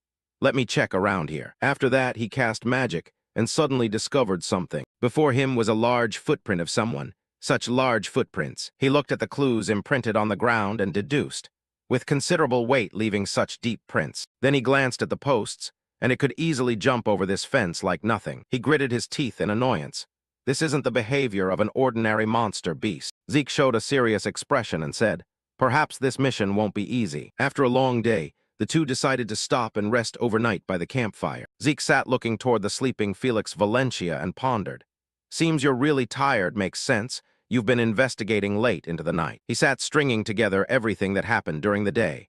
"We followed the monster beast's tracks up the mountain road, and soon reached a deep forest with no human footprints. While the two were walking intently, they suddenly halted before what was present in front of them, and the clue found there. After careful observation, Zeke concluded, "That's a corpse drained dry like a mummy with no visible wounds at all." Recalling that dried corpse in the forest back then, he immediately associated it with something. A monster beast that drains all bodily fluids without leaving traces. If it's the monster beast I'm thinking of, then the footprints found in the village aren't its. Right while pondering this line of thought, his face suddenly changed upon hearing noise nearby. Felix was also awakened, groggily turning to ask, "Sir Zeke, the sound just now was?" Zeke turned his head, eyes darkening as he replied, from a position 2 kilometers west. Before leaving, he instructed, "You stay here and wait." The next second, Zeke dashed off, leaving a sentence, "I'll be back before dawn." Felix, still dazed, not understanding, vaguely watched him go. On this side, Zeke ran non-stop toward the source of the noise. While running, he thought, in a place like this, a loud noise can only come from that monster beast. Zeke suspiciously looked around. Clearly around here, a long, ferocious roar echoed through the air. A red-haired, muscular youth carrying a large tree in both hands. He swung it horizontally forward with all his might, mouth continuously roaring. Witnessing this bizarre scene, countless questions surged in his mind. What is this, that guy? Is he swinging the tree like a sword? Such absurd, monstrous strength. Observing the appearance of the person before him carefully, Zeke wondered, could it be a barbarian? But he suddenly noticed another dark figure standing nearby, and the one fighting him is. Pausing for a moment, he suddenly recognized that familiar figure. Indeed, as expected. The creature before him now, Zeke halted. Found it ancient species, Gaga. He stood in a corner observing the battle, recalling past events. "In my previous life, I also discovered corpses turned into mummies. Master once said the cause was an ancient species monster beast, and warned me to be especially careful." Zeke watched every movement of this ancient creature. It has very agile movements like a monkey and is extremely vigilant. Right when both sides clashed, but what needed more attention was, seeing Gaguk leap forward, eyes red with cunning malice, what caught his attention was, it would whip its tail like tentacles, attacking by draining life in an instant. After stringing together this series of observations, Zeke concluded, if so, then very likely the livestock thief is the barbarian, while Gaguk is the one abducting people. Suddenly, a blood-curdling scream drew his horrified gaze. He saw Gaguk extend its long tongue piercing through the opponent, its entire body emitting a sinister purple aura. The barbarian gritted his teeth, throat growling in pain, his eyes filled with fury and tension. Gaguk still greedily drained life in triumphant pleasure. While it was immersed in the victor's enjoyment, killing intent enveloped it from behind. Gaguk sensed someone attacking and turned its eyes backward. Right when Zeke swung his sword down, it timely ducked to dodge. Then it sped away in escape. He looked in that direction, frowning annoyed. Speed disgustingly fast. But then he was drawn by the barbarian's groaning, poisoned by Gaguk. Zeke narrowed his eyes, looking at the man with some distaste. I'm not really interested in helping a livestock thief, but, well, might as well do a little charity. Cut scene to inside the cave. After carrying the barbarian into the cave and treating him, he looked at the potion in his hand doubtfully. Recovery potion has no effect. Is it because he's not human? Seeing the potion ineffective, Zeke decided to change treatment method. If so, I wonder if this will work. He placed his hand on the man's wound. A beam of light emanated from it, using wide area support skill. Instantly, strong green light radiated. He used the skill, healing factor. After treatment, the barbarian groaned softly a few times. Then he glared full of vigilance. Immediately, he switched to defensive combat mode. Seeing that Zeke spoke to calm him, "Hey, calm down." He continued explaining to the man, "I just saved you." Hearing that, he stammered, "Thank you." Seeing that, Zeke sighed in relief. Good thing I know the barbarian language. After this misunderstanding came the young man's background. His name is Royal Power. Though only 16 years old, he was stronger than all warriors in the village. Therefore, as a suitable coming-of-age ritual for Royal Power, the assigned test was to capture Gaguk, the strongest monster beast in barbarian territory. But because Gaguk was too hard to hunt, while chasing it, he unknowingly wandered all the way to the Troy Duchy. He sat cross-legged, head bowed, sadly confiding, "Hunting is too hard, I probably fail." Then Zeke gave an attractive invitation. "Hunt with me?" Royal Power asked, puzzled, "Really?" He smiled, full of confidence, pointing at himself firmly, "Just trust me." Felix called out, puzzled, "Sir Zeke." Seeing Zeke with a stranger, he asked curiously, "This person, isn't he a barbarian?" He pointed toward Royal Power and replied, "Yes, I decided to team up while hunting the monster beast." Royal Power turned to Zeke and asked, "Who is this guy?" He replied, "My subordinate." He curiously, "What is a subordinate?" Felix stood frozen, looking at the two, completely not understanding. What are they saying? Though they agreed, Zeke still couldn't shake his suspicions. First time seeing a barbarian without drawing a sword and just standing still rooted like that. To react like that must have gone through harsh training. His eyes probed suspiciously. Ignoring the aura, he's just a perfectly normal guide, or am I overthinking? Suddenly Royal Power warned, "Big brother Zeke, there's a smell." Zeke reacted immediately. What smell? Royal Power's expression sharpened in vigilance. That guy's smell from earlier. He somewhat understood and spoke. "So where is it?" It truly was a cave. Zeke stood before the gloomy entrance, silently confirming the words his master once taught him. The Gaguk species always preferred dark and damp places. He looked toward the horizon where the light was gradually breaking and judged that dawn was approaching. There was a high probability that it was inside. Zeke turned to the barbarian hunter and called out, "Wang Quan, is there any way to catch it?" Meeting Zeke's expectations, Wang Quan only smirked with complete confidence and began throwing a series of punches into the air. Zeke just stood there, speechless and stunned, telling himself, "No wonder it has kept escaping until now. I don't see a plan anywhere, just muscles." Realizing he couldn't rely on the hunter's intellect, Zeke lowered his voice and called again, "Wang Quan." He looked straight into the man's cold, sharp eyes and began outlining a combat plan. "You go down and flush the prey out. I'll coordinate the attack from above." "Understood." Wang Quan flashed a sinister smile and replied decisively, "Got it." The two began to venture deep into the monster's dark lair. Their eyes scanned the ruins beneath their feet. It seemed this truly was its den. Bones from all sorts of animals were scattered everywhere. The air was thick with the scent of death and moisture, proving this was the territory of an ancient predator. Zeke stopped abruptly, sensing a surge of killing intent closing in. He immediately warned, "Wang Quan, we've entered its territory. Careful." Before he could finish his sentence, the Gaguk magical beast, with glowing red eyes and razor-sharp claws, suddenly lunged down from a high cliff like a pitch-black phantom. Wang Quan was startled, his eyes widening in shock at the monster's sudden ambush. No need for warnings, let's get straight into the heat of combat. As the Gaguk beast lunged, Wang Quan immediately spun away to dodge the powerful strike, then slammed a thunderous punch directly into the ground, creating an explosion and a shockwave that sent dust flying throughout the cave. However, when the dust settled, the monster's silhouette was no longer there. Zeke stood watching from behind, narrowing his eyes as he observed. It vanished. He thought to himself, I knew it wouldn't be caught that easily. The reason why we couldn't catch the Gaguk in my previous life, even when working with my master, is because it can hide in the shadows, loves to play the backstabbing game, and evaporates instantly after attacking. Suddenly, the monster lunged down from the cave ceiling, aiming straight for Wang Quan. Instantly, Zeke swung his hand to cast Hydro Power. A powerful torrent of magical water erupted, striking directly at the spot where the Gaguk was hiding. Hit by the unexpected blow, the monster let out a shriek of agony. Seizing the golden opportunity now that the prey was exposed, Zeke shouted, Wang Quan, now's the time. Wang Quan lunged forward like an arrow. His massive hands tightly gripped the monster's neck and arms. The Gaguk struggled frantically, letting out ear-piercing screeches, but it couldn't break free from the steel-like grip. Wang Quan strained to suppress his opponent, letting out grunts from the sheer effort. Zeke swung his sword. The glowing blade pierced through the Gaguk's body, leaving it only enough time to utter moans of ultimate pain. Immediately, he ordered the activation of Dragon Skill, Gluttony. A surge of brilliant golden energy, like a predator pouncing on its prey, completely devoured the Gaguk. The system rang out with a series of shocking notifications. Successfully monopolized the ancient Gaguk species, S.A., corrupted by evil energy. Thanks to the Gluttony skill, all of Zeke's stamina, spirit, and mana were fully restored in an instant. More importantly, he successfully absorbed the bloodline of this magical beast and gained the skill, a rank active stealth. Zeke noticed the monster's hand and thought of something. He turned to call the hunter who was sitting dazed in the back. Wang Quan. As he spoke, Zeke tossed that monster hand to him. Zeke held up one of the beast's sharp claws and said, This is proof of the hunt.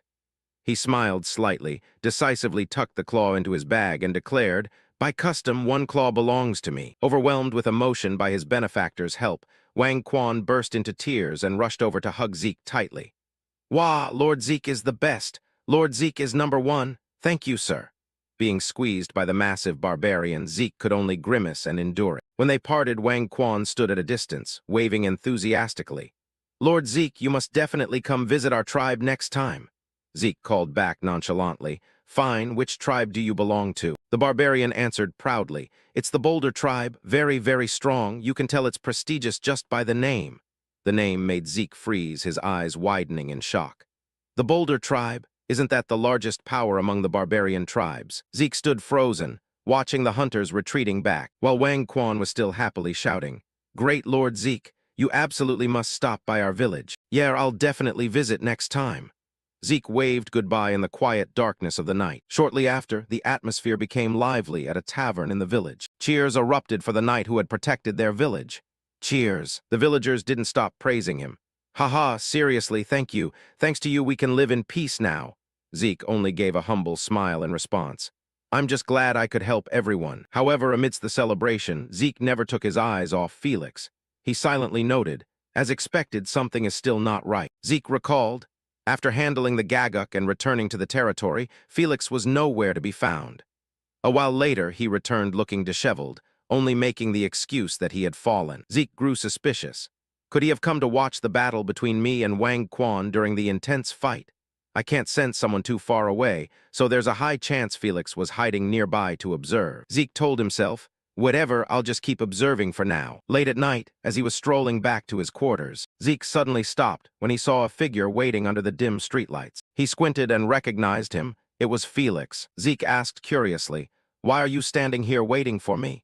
Isn't your room in a different direction? Facing his master's suspicion, Felix looked flustered and stammered. About that, Lord Zeke, please accept me as your follower. Zeke froze in surprise. Follower, what do you mean? Without rushing to explain in words, Felix said in a deep voice, First, please look at this. He decisively drew his sword from its scabbard. Then he began to demonstrate a certain sword technique. Zeke was stunned as he realized the truth of the matter. There was no mistaking it.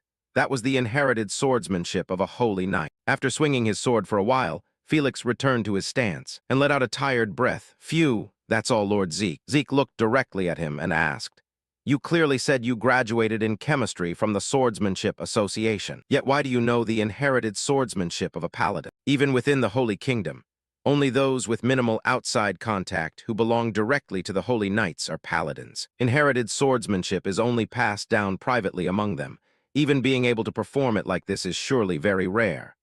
Across from him, Felix scratched his head awkwardly. I thought if it were Lord Zeke, you'd definitely recognize this swordsmanship, so there was no point in hiding it from you any longer. Hey, could you take a look at this? He spoke while holding out a badge, which took Zeke by surprise. It was the badge of an official paladin. Felix admitted frankly, that's right, my grandfather used to be a paladin. However, in the past, he was caught up in the internal power struggles of the Holy Kingdom, was framed, and was ultimately exiled. This information made Zeke's eyes widen in surprise. What? In his mind, he was constantly calculating. This was starting to get complicated. On the other side, Felix continued to explain. My grandfather bet his life fighting the enemies within to expose the kingdom's crimes, but he still couldn't avoid the arrows pointed at him. Being exiled wasn't enough. He also faced the risk of execution in prison.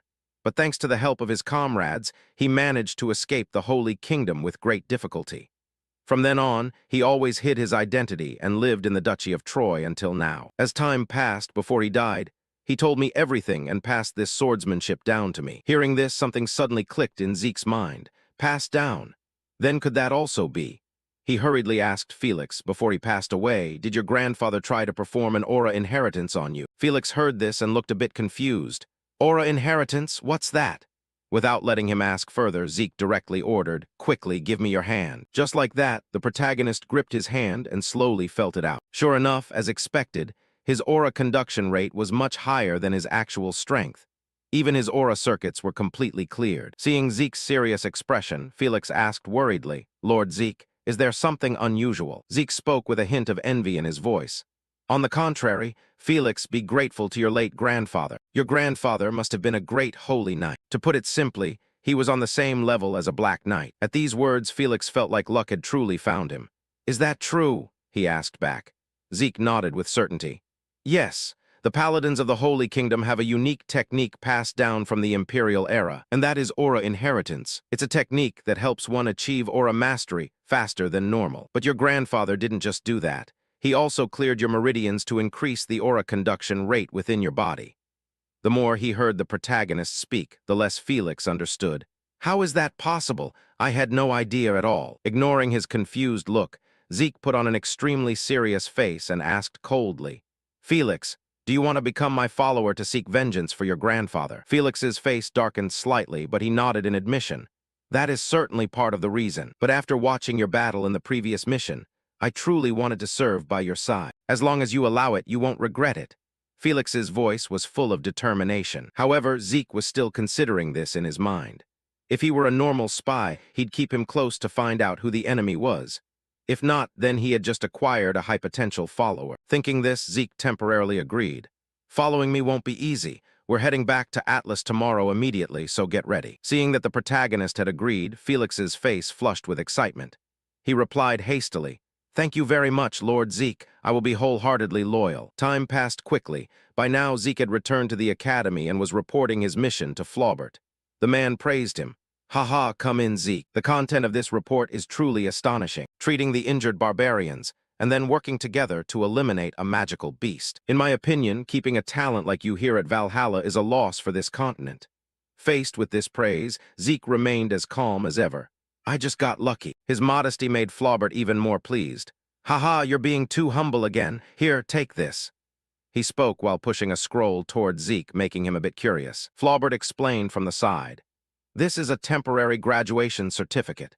Since the semester hasn't ended, graduating you immediately is a bit difficult. But with this, you won't face any inconvenience in whatever you plan to do later. For this reward, Zeke flashed a smile and accepted it. Thank you, headmaster. Flaubert followed up with a question. So have you decided on your path after graduation? Will you still go back to work for the Draker family? Zeke nodded and shared his plans. Yes, for now I want to gain experience as a knight for the family. Flaubert smiled back with an expectant face. Very well. I'll be looking forward to your future growth, Zeke. Just then, a knock sounded from outside. Next, Andre entered the room. Excuse me. There's a contact from Four Seasons City requesting that Zeke be brought into the city. Hearing this, the headmaster couldn't help but exclaim. It seems the family head already knows about your graduation. Truly a man who does everything quickly. Joking at these words, Zeke just laughed it off. Then I'll take my leave now, headmaster. Flaubert smiled brightly. Yeah, remember to visit often. Thus, after leaving the room, Zeke asked Andre, Do you know the specific reason for the request to enter the city? Andre replied, I'm not sure about that either. Probably just simply to congratulate you on your graduation or something like that. These words did not find agreement with the protagonist.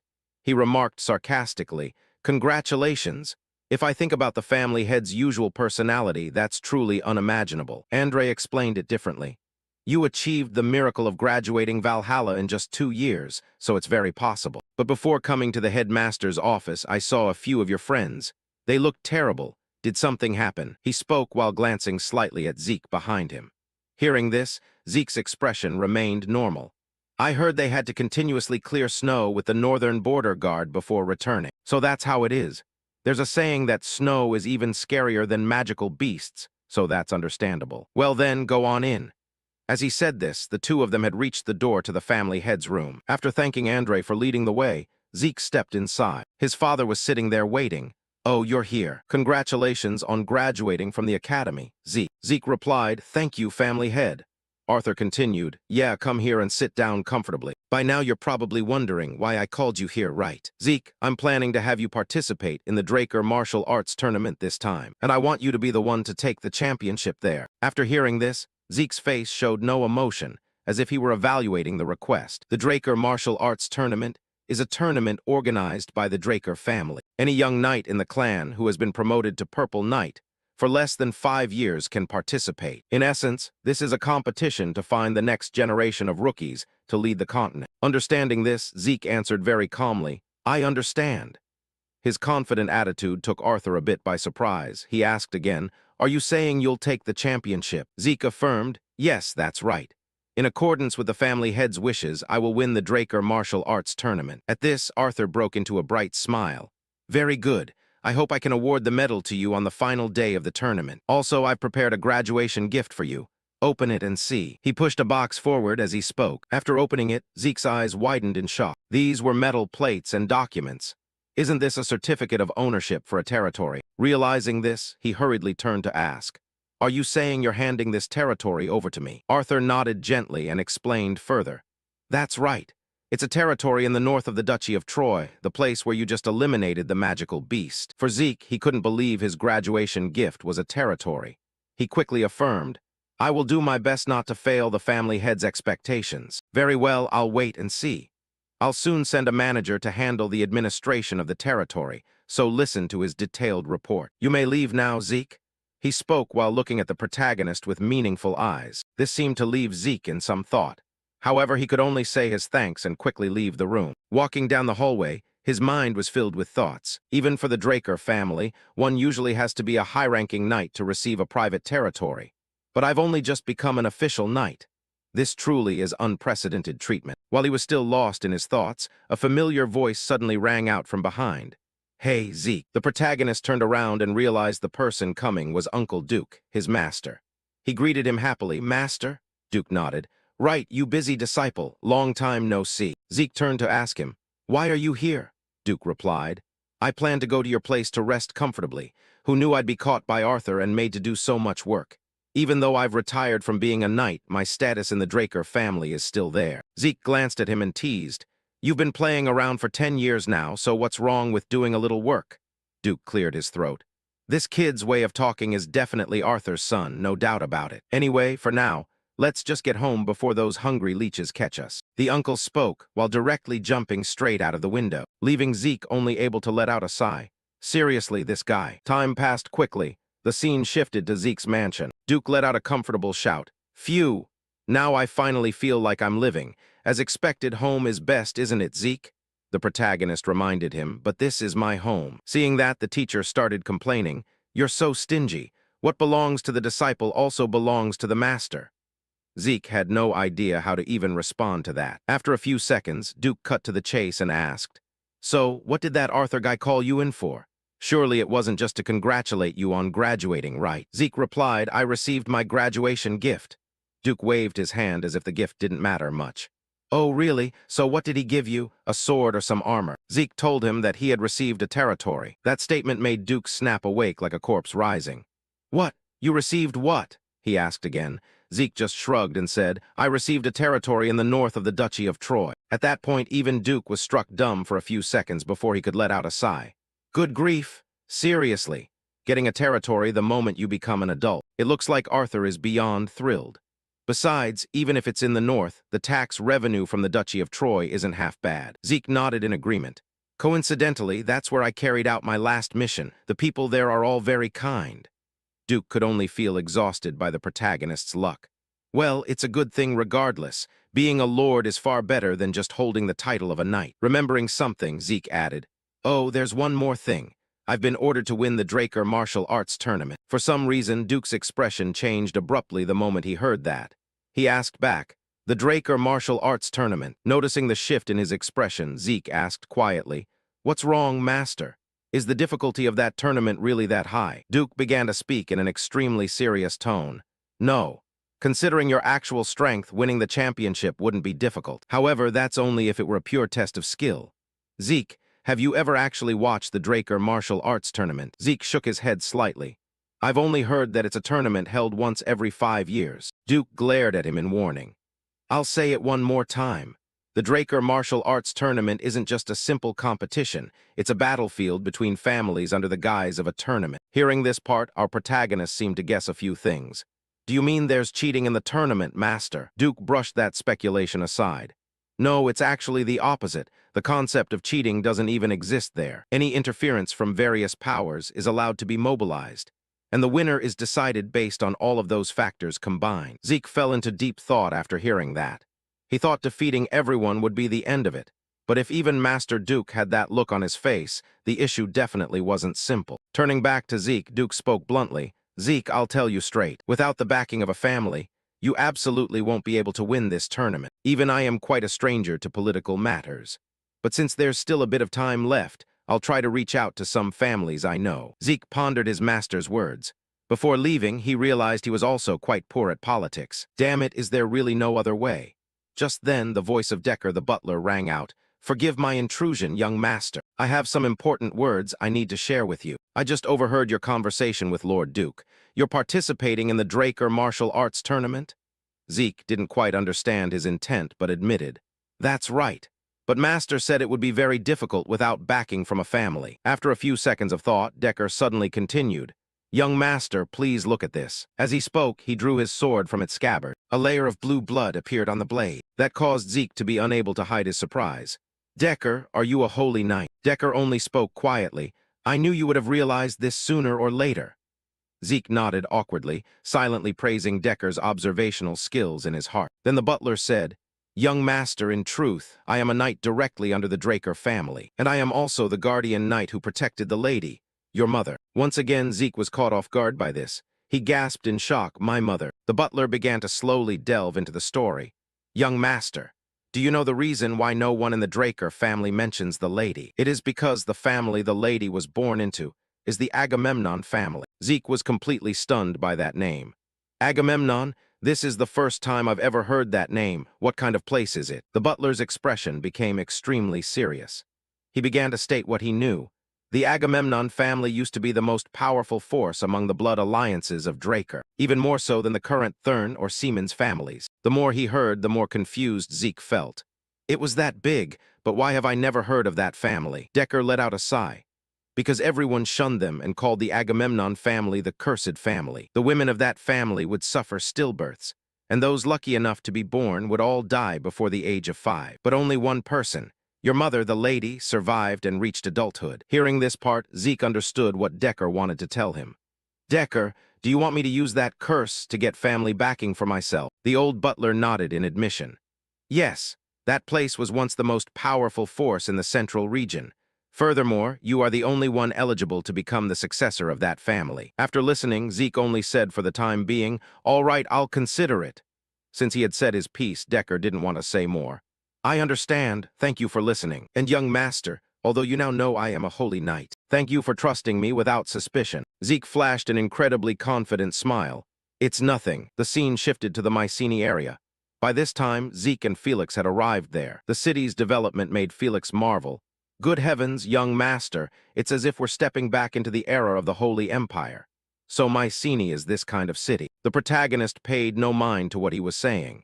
Instead, he observed his surroundings and thought, As expected, it's better to come and see for myself. Mycenae is one of the cities in Middle-earth backed by the Draker family. According to Decker, the Agamemnon family were the nobles who had ruled Mycenae and the surrounding territories for a very long time. But since about 50 years ago, unfortunate things started happening to the family. Rumors of a cursed family spread far and wide, and the Mycenae family became isolated. That is why the name became rare within the internal circles of Draker. At the same time, the two of them arrived in front of an eatery. Zeke suggested to Felix, "Let's grab something to eat first." With that, both of them quickly stepped inside the restaurant. Seeing them, the old shopkeeper gave them a warm welcome. "Welcome." Zeke walked up to him and ordered, "Boss, give us the best dish you have here." The boss laughed. "I'll bring out the shop's specialty soup for you all." While waiting for the food to be served, Zeke took the time to observe the people inside the eatery. Generally, everyone seemed quite relaxed, and security appeared to be good. The city itself wasn't bad. Sitting nearby, a bald guy suddenly turned around with a smile and started a conversation. "Are you guys tourists? If you haven't eaten anything yet, let us treat you to a plate of grilled beef ribs." On the other side, a red-haired person joined in. "That's right. If you've come to Mycenae, you absolutely have to try this dish." Zeke glanced at the person next to him and smiled. "Thank you. The people of Mycenae are truly friendly. Boss, please bring a glass of beer for each of these guests." The shopkeeper replied, "Coming right up." The red-haired guy turned and laughed at the protagonist. "Oh man, there's no need to be so formal." The protagonist said he just wanted to show a bit of sincere gratitude. Then he casually started asking questions to feel out the situation. "So, have you lived here long?" They replied, "That's right, we're Mycenae locals, just ask us anything." At that point, Zeke stated his purpose. "Then let me ask, who is the mayor of Mycenae? I looked around just now but didn't see any building that looked like a city hall." For some reason, the moment that question was asked, the guy's expression suddenly changed. Not just him, but the entire eatery suddenly went dead silent, leaving Felix quite confused. He didn't know why the atmosphere had become like this. The red-haired guy suddenly stood up, seemingly not wanting anything to do with the protagonist anymore. "I think I might have said too much. Never mind the beer, just take your time eating." After saying that, he left. Regarding this attitude, Zeke seemed to have guessed a part of it. The moment the Mycenae family was mentioned, their reaction became cold. Did they hate that cursed place so much they didn't even want to mention it? Having no time for much thought, Zeke wanted to investigate immediately. "Felix, I'm going to look around a bit. You stay here and rest." The scene shifted to another luxurious bar. While the bartender was wiping some glasses, he saw Zeke approach and complain. "What's this kid? This isn't a place for a child to come to." Zeke didn't explain much. He just took out the VIP card in his hand and gave a reminder. "Let's see if you still dare to say those words after seeing this." The moment he saw that card, the bartender's expression became flustered, and he immediately apologized. "Forgive me, I was blind and didn't recognize you," Zeke requested. "I want to see the branch manager." The bartender also hurriedly followed up. "Yes, I will lead the way. Please step inside." Over here, the protagonist still kept his usual serious face. He thought, "It seems this item has been clearly proven in the syndicate since Kay gave it to me.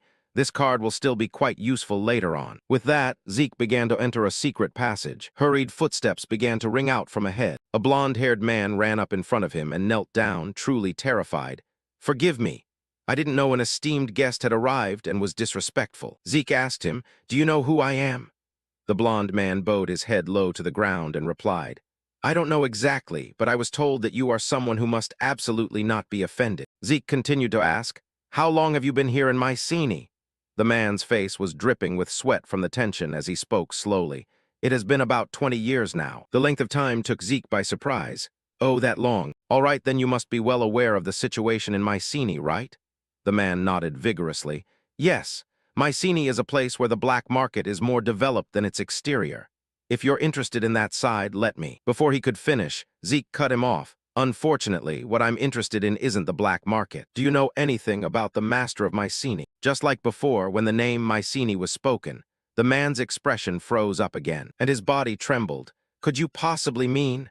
Zeke reminded him, "Do you really not know? Is that why you're asking?" "It's the Mycenae family." Zeke observed his expression and lamented in his heart.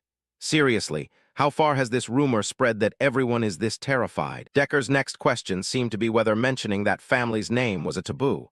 Was there a reason? The man spoke tremulously, his face covered in a cold sweat. "Sir, that family is cursed." The protagonist spoke coldly. "I already know that well enough. But I heard it's a curse where all the children born will die. The man interrupted in fear. Not everyone.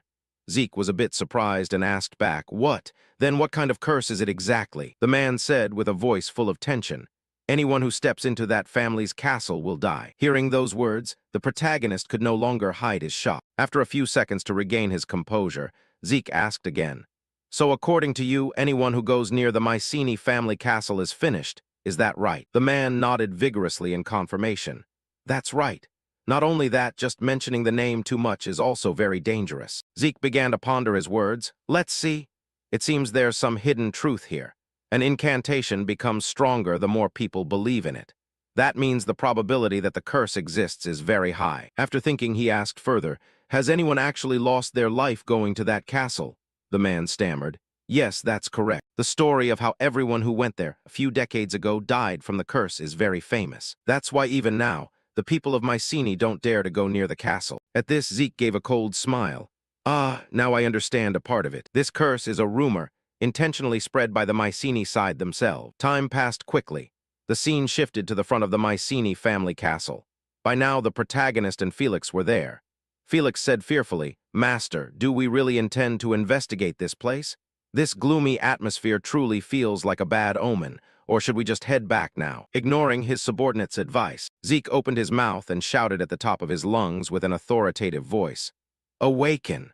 A pureblood descendant of the Draker family, an official blue-rank knight, the youngest on the continent, Zeke Draker has come to visit the Mycenae family. After that powerful announcement, the castle gates slowly creaked open. An old servant woman stepped out from inside to greet them. Did you say you're the knight Zeke Draker? Zeke nodded and replied, that's right. I wish to see the head of the Mycenae family. The old woman suddenly laughed in a very eerie way. Hee hee. Welcome. If that's the case, then please step inside.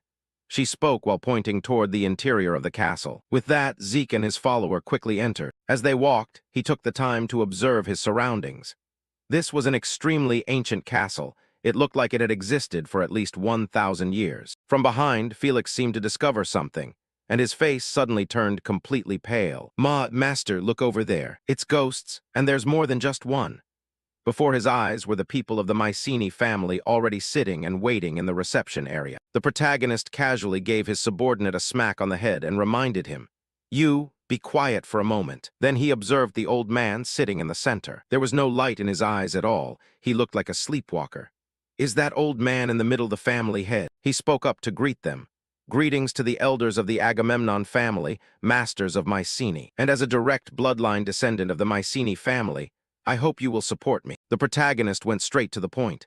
The elderly family head stood up upon hearing that. He slowly walked toward a wall and looked up. Zeke guessed there was a painting over there, so he ordered Felix, shine the light on that wall. Felix quickly directed the lamp toward the wall. Very quickly, the image of the painting was clearly revealed. He cried out, what is this? What kind of ghoulish painting is that? Zeke also somberly observed the painting in front of him. There were two paintings the family head was looking at. One depicted countless people vomiting blood and dying, and the other depicted bodies being thrown into a lakeside. Beside him, the family head's cold voice continued to ring out. The family symbol. The family symbol is gone, cursed. Not fit for succession, the curse in this place. Everyone will die, all dead. Zeke didn't panic at all after hearing that and asked in return, do you mean because the symbol is lost, you're no longer fit for succession, is that right? The old man nodded silently in agreement. Felix could only stare wide-eyed at his master. How on earth did he manage to deduce that from those words just now? Unaware of those thoughts, Zeke stroked his chin and calculated silently. The family symbol and the lake. Zeke turned and asked the servant woman from before, let me ask you this, the family symbol sank to the bottom of the lake, didn't it?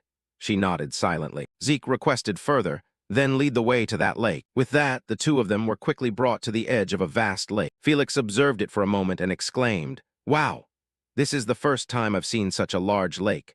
Besides, the water is murky, so it'll be very hard to find anything. Zeke agreed. He thought about the details in the painting and judged. In the painting, someone held onto something and jumped to the bottom of the lake. Right now, that's the only clue we have. I need to go to the bottom of the lake myself to find out directly. Whale's breath. This was an item that would allow him to breathe underwater. Without a second thought, he drank the potion and turned to instruct Felix. Felix, I'm going down into the lake for a bit. It might take a while, so just wait for me here. Before Felix could even try to dissuade him, Zeke had already leaped into the water. He dove down as fast as possible. Very quickly, Zeke noticed something. That's a huge pile of white bones like a graveyard. So the story in the painting was completely true. But what is that thing? Before him was a mask emitting a shimmering golden light. He quickly swam over, picked it up, and observed it more carefully. On the exquisitely crafted golden mask was a pattern that looked like a rarity from the Holy Kingdom. Before the protagonist could think further, a roar suddenly rang out, snapping him to attention. What's this? That roar? What? Where on earth did that thing crawl out from? Before he knew it, a fierce water dragon had quietly closed in on Zeke. The system issued a notification. Ancient dragon species detected, being corrupted by evil energy. Under the lake, an ancient, corrupted dragon suddenly lunged out with a mouth full of razor-sharp teeth. Zeke was completely caught off guard, as he never expected this creature to appear at this very moment. Being underwater was too much of a disadvantage, so he was forced to exert his strength to find a way to counterattack. A suit of water armor and an elemental sword were immediately summoned to even the odds in the fight. Zeke unleashed a tsunami sword strike, creating a massive water vortex to engulf his opponent. The monster roared in agony, as it was tightly trapped within the powerful attack. However, the immense water pressure made Zeke feel that fighting this way was still too disadvantageous. Just as he reached a deadlock, he suddenly remembered he still had another treasure he could use. The blazing red Hersian armor immediately manifested, radiating a power that overshadowed the dark lake. Zeke began to execute the dragon-slaying sword art true dragon sword form, Chapter 8, Section 1. The dragon scale slash sword stroke tore through the water, striking the ancient dragon head-on. The power of the slash made this corrupted creature begin to tremble in fear. Immediately after, the system asked Zeke if he wanted to subdue it using the dragon domination skill. Seeing that this was more beneficial than killing it, Zeke decided to proceed with the subdual. Chains of brilliant golden light began to emerge from the void. The dragon was locked tight by the chains, officially becoming a spirit beast under Zeke's command. Under the effect of the subdual, its monstrous appearance began to undergo a transformation. A massive burst of light exploded, enveloping the dragon's entire body. The system announced that the demonic energy had been wiped out, restoring its original divine appearance. The ferocious monster from moments ago had now molted into an extremely majestic and graceful spirit beast. The system requested that Zeke name this new companion. He decided to name it after this lake, Nahul. Zeke suddenly noticed there was something special about this spirit beast. It turned out Nahul could still evolve into a divine beast if certain conditions were met. The gentle little dragon nuzzled its head against him.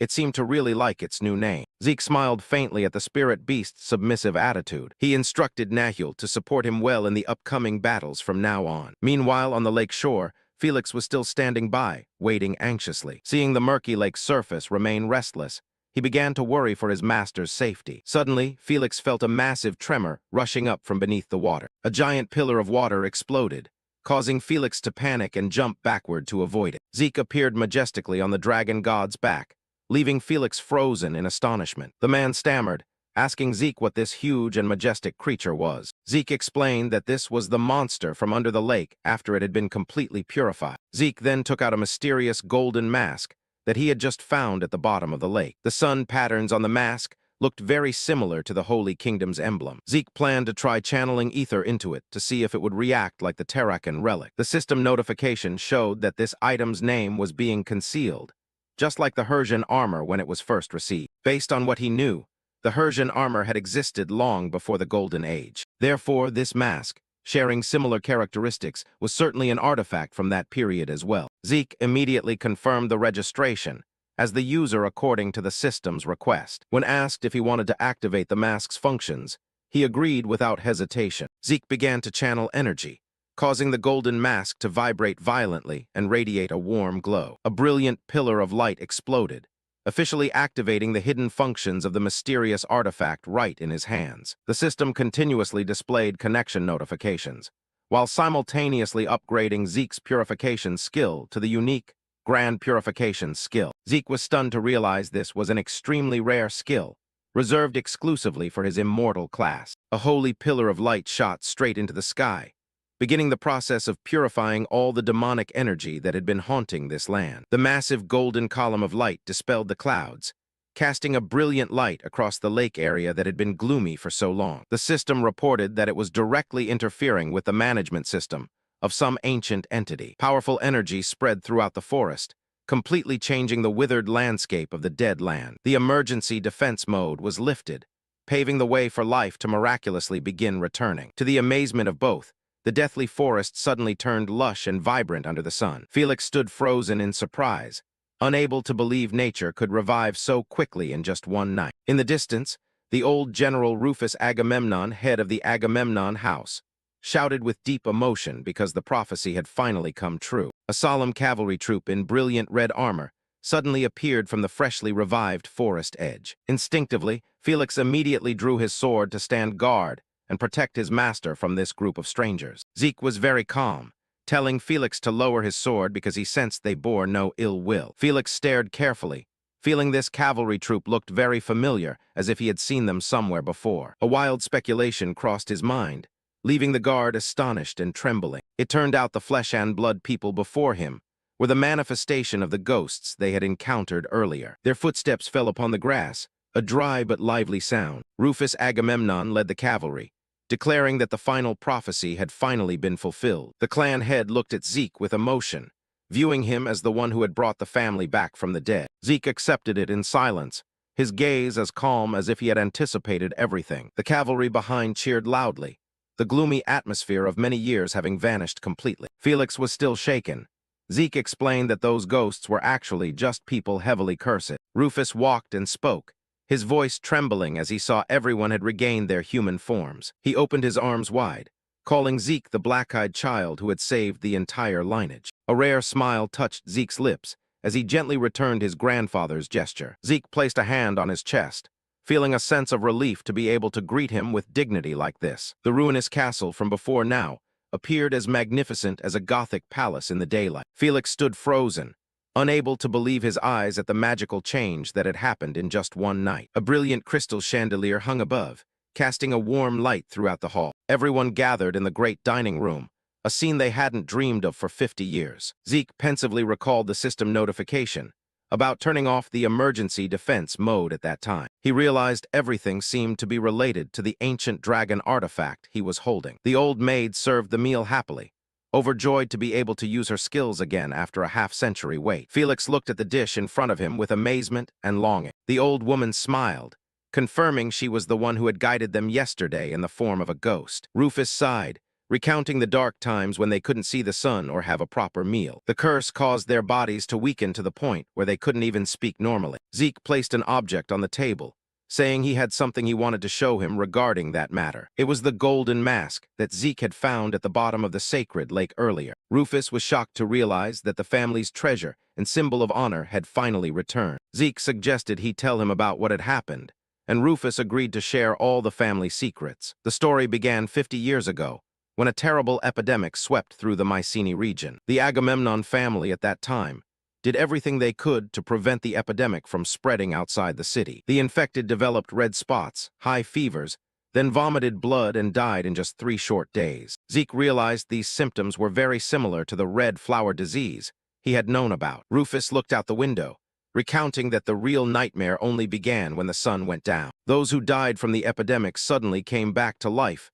and attacked the living. Zeke frowned, asking bluntly if they had become zombies. Rufus explained that they were completely different from the type of zombies controlled by mages, and they were contagious with just a bite. People back then only knew to call it a curse rained down upon them because it was too terrifying to accept. They fortified the castle to defend themselves, but the number of corpses just kept increasing in despair. Rufus looked at the golden mask, an item passed down from the family's most ancient ancestors. Zeke asked if he knew who had created it, but most old records were already lost. Zeke was slightly disappointed.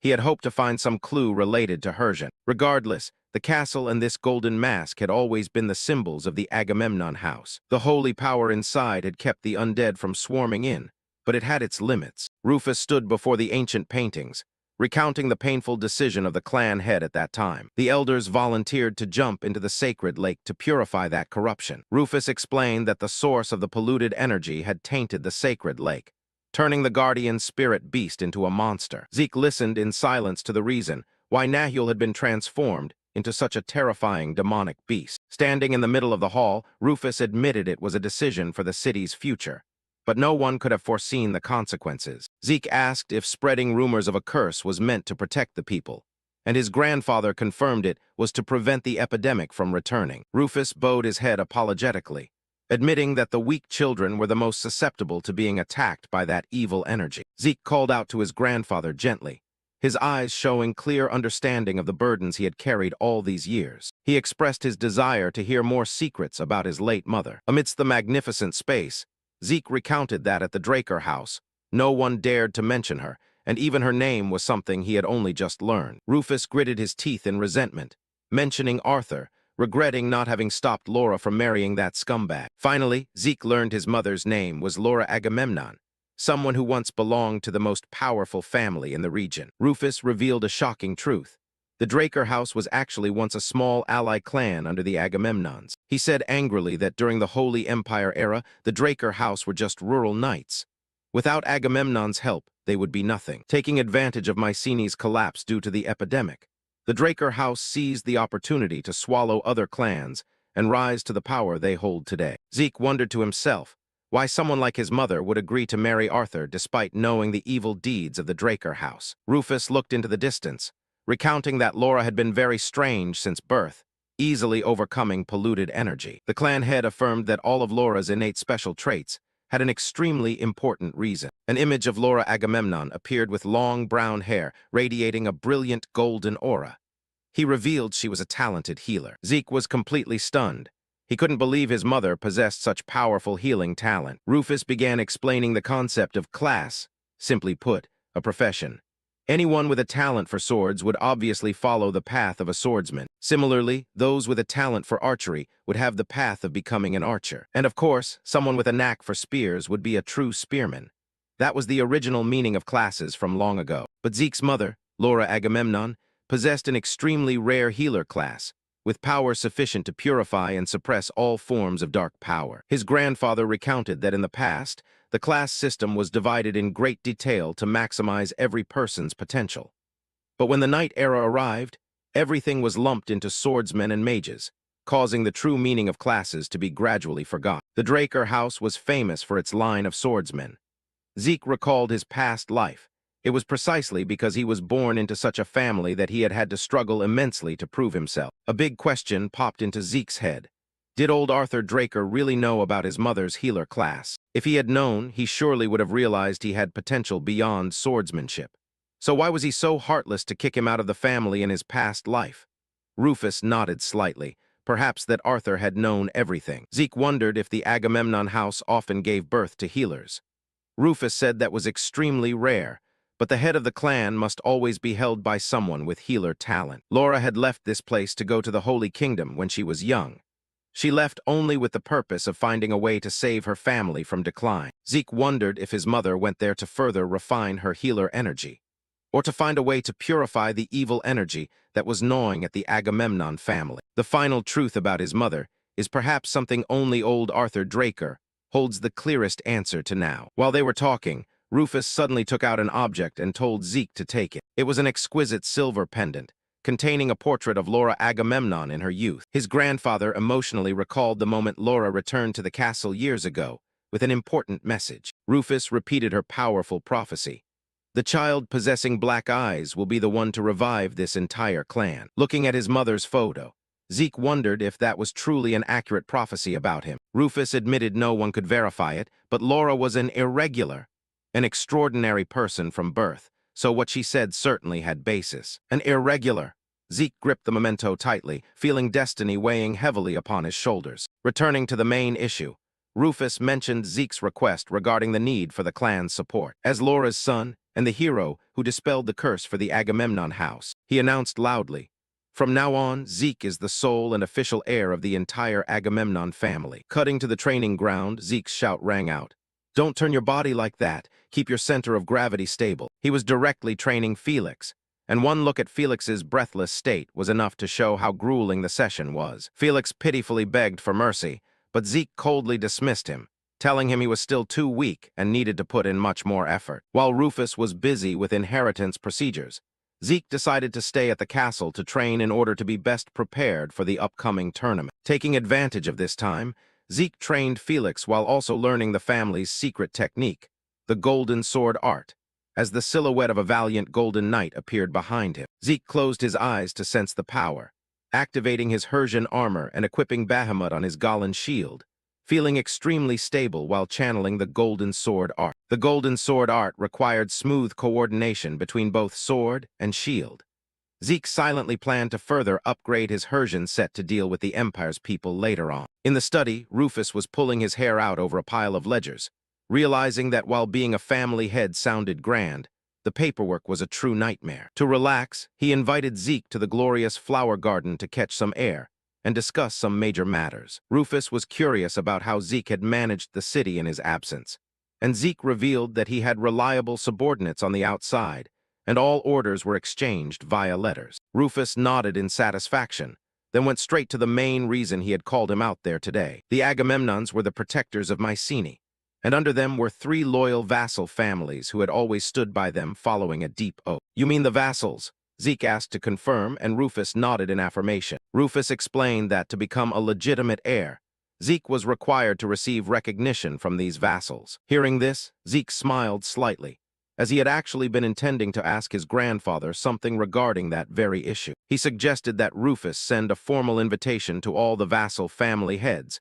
requesting them to gather at the castle immediately. The summons sent ripples across the region, and crowds began to flock to the magnificent, newly revived Agamemnon castle. Everyone stood with their mouths agape, unable to believe the castle had miraculously regained its former glory. The massive castle gates slowly swung open, as people whispered to one another about whether the terrifying curse had truly ended. The first important guests appeared, stopping in their tracks before the warm welcome and smile of the new family head. Rufus Agamemnon loudly expressed his deep gratitude to the allied families who had shouldered the responsibility on his behalf during the long time the Agamemnons were absent. The gathered guests were shocked, muttering in awe at how the great head of the family still maintained such a majestic and healthy demeanor after all these years. Whispers began to echo through the hall as people wondered if the true king of the central continent had really returned. Rufus continued by stating the most important reason for today's meeting was to officially announce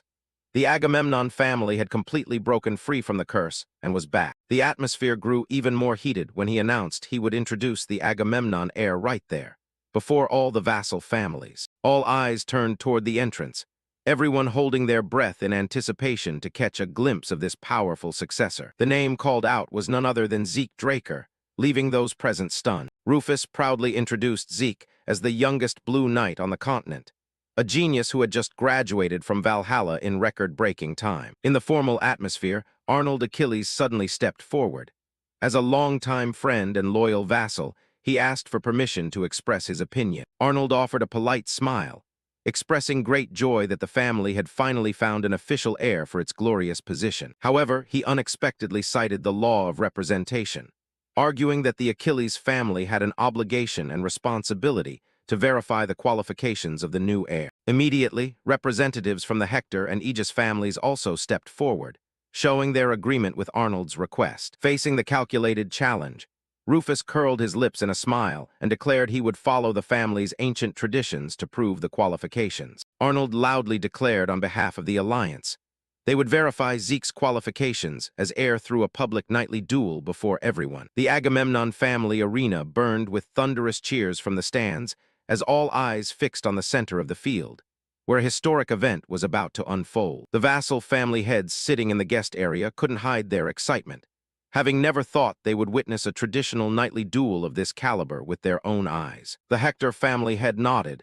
admitting that the event truly exceeded their initial expectations. Zeke Draker stepped into the center of the arena, clad in shining silver armor, his expression as cold and calm as ever, showing no hesitation before thousands of spectators. He told himself this temporary armor was enough for today, deciding that the Hersian sword was too conspicuous and best kept as an ace in the hole for truly necessary situations. The first opponent appeared, a warrior in bulky white armor with a horned helmet approaching, looking at Zeke with a skeptical gaze. That was the great warrior of the Hector family, who scoffed and declared he would personally test whether Zeke's title of heir had substance or was just a hollow name. He lunged like a whirlwind, grinning from ear to ear in a frenzy, challenging Zeke to show his full strength. Crash, a sharp metallic collision echoed through the space the moment the first strike was thrown, but the result left everyone floored. with the Hector warrior lying flat on the arena floor, muttering in pain, while Zeke stood firm with his sword in hand. In the stands, the Hector family head stood mouth agape. His strongest warrior had been taken down so fast no one had even seen it happen. Seeing his opponent go down, the Aegis family head immediately urged his own man to get on the field to reclaim their honor. The Aegis warrior charged into battle with fiery spirit, determined not to repeat the previous mistake. With spear and shield in hand, he poured all his strength into a direct attack, hopping to pierce through Zeke's defenses. But dreams are not reality. A lightning-fast counterattack from Zeke sent the Aegis warrior flying backward, his face distorted in pain. Not letting his opponent breathe, Zeke glided across the arena with terrifying speed, leaving hazy light trails behind every step. Thud, another direct hit landed. The immense power from Zeke's sword caused the opponent's sturdy armor to start cracking. The warrior screamed in agony as the pressure from the blow forced him down to the floor, completely helpless against Zeke's skills. Zeke's eyes flashed coldly. To him, these opponents still weren't enough to make him use his full strength. He put power into his sword, unleashing a powerful slash that tore through the air. Power that was truly unimaginable for a 17-year-old. "I think this is enough," Zeke said in a flat tone, standing and looking down at his opponent who was struggling to get up in vain. His gaze remained fixed on his opponent, cold and full of pressure. The match was as good as over. One final, dry metallic clash rang out, completely ending the resistance of the Aegis warrior. The referee loudly declared the victory belonged to Zeke Draker, while the entire arena sank into hushed murmurs at his talent. Zeke sheathed his sword, his gaze directed toward the entrance, knowing the real battle was only beginning with one final opponent left. Out of the shadows, a knight with romantic blonde hair stepped out. This person's aura was completely different from those he had just defeated. That was the current tournament champion, someone who had seen it all in high-level battles and had never tasted defeat. Feral Achilles approached with a confident and composed expression. This was the greatest wall Zeke needed to overcome. The two warriors stood facing each other in the center of the arena, the atmosphere suddenly thickening with pressure from both sides. Feral offered a polite smile, greeting Zeke with the full respect of a true knight. "I am Feral Achilles," he announced loudly, gripping his weapon tightly and preparing for the clash. Zeke also replied briefly, "Zeke Draker," a formal greeting before the real storm arrived. Zeke observed his opponent carefully. Feral's gaze was very steady, not wavering even slightly under Zeke's pressure. The aura radiating from this opponent was very stable. It was clear he possessed extremely deep mental discipline. Zeke adjusted his stance, lowering his center of gravity, and began to focus entirely on Feral's every movement. "In that case, let's see what skills you have," Zeke thought to himself, preparing to engage. Whoosh, both lunged at each other like lightning, the sound of clashing metal tearing through the quiet space of the arena. Sword paths and spear tips intertwined, creating bright electrical sparks as they stared each other down while locking weapons. Feral swung his weapon hard, unleashing powerful and dangerous attacks toward his opponent. Clang, Zeke blocked Feral's strike with perfect technique, the force from the impact causing both to retreat a step. Feral silently marveled. Zeke's basic skills were truly too solid, not like a 17-year-old at all. Beyond just technique, Zeke's practical combat experience was surprisingly rich. This match was truly dramatic. Rufus couldn't hide his amazement, having never dared to dream that Zeke could go toe-to-toe with the champion Feral Achilles. The vassal family heads sitting nearby were also unable to sit still. Was a 17-year-old making things difficult for the #1 genius of the central region? "Zeke, I believe in you," Rufus whispered to himself, his gaze filled with trust for his grandson. Sharp metallic clashing sounds rang out continuously, the entire arena seeming to shake with every beat of their fight. This was the moment for Zeke to prove to everyone that he was fully worthy of his position as the Agamemnon family heir. Feral began to tire, his breath coming in short gasps. He couldn't believe Zeke was so monstrously strong. Conversely, Zeke still maintained a terrifying composure, his sword strokes remaining extremely precise, their power never waning. "He's not wavering at all."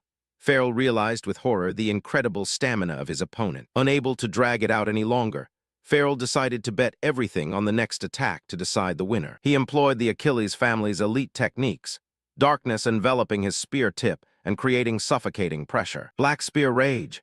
Feral's strongest ultimate technique was unleashed, tearing through space and flying straight at Zeke. Witnessing that strike, Zeke's eyes flashed with a cold light. He had been waiting for this moment for a long time. Zeke decided to use the Agamemnon family's own traditional sword art to end this match in the most glorious way. "Majesty of the Golden Sword!" A brilliant golden aura erupted, confronting the dark energy of his opponent head-on. The entire arena held its breath watching the collision of two ultimate techniques, light and shadow intertwining. Boom, a cataclysmic energy explosion burst out, swallowing everything in a sea of chaotic light. Dust and smoke blanketed the arena after the cataclysmic energy collision. The crowd in the stands began to murmur, with no one knowing what was happening or who had won. A nobleman broke into a cold sweat, pointing toward the center of the arena with an astonished expression. As the smoke cleared, both Zeke and feral Achilles were still standing firm, neither having collapsed. A closer look showed both their equipment was shredded, especially their shields, which had been shattered under the incredible pressure of the final strike. Sensing the situation was about to go too far, Duke Rufus Agamemnon sprang up and shouted loudly for the match to end. He looked down at the two young talents and loudly declared the result of the match a draw. Rufus believed that in a battle of this caliber, determining a winner and loser no longer held any meaning. Arnold Achilles stood up on behalf of the family to officially acknowledge Zeke's qualifications as heir. Following that, the heads of the Hector and Aegis families also took turns nodding to confirm Zeke was fully qualified. Old man Rufus smirked in satisfaction.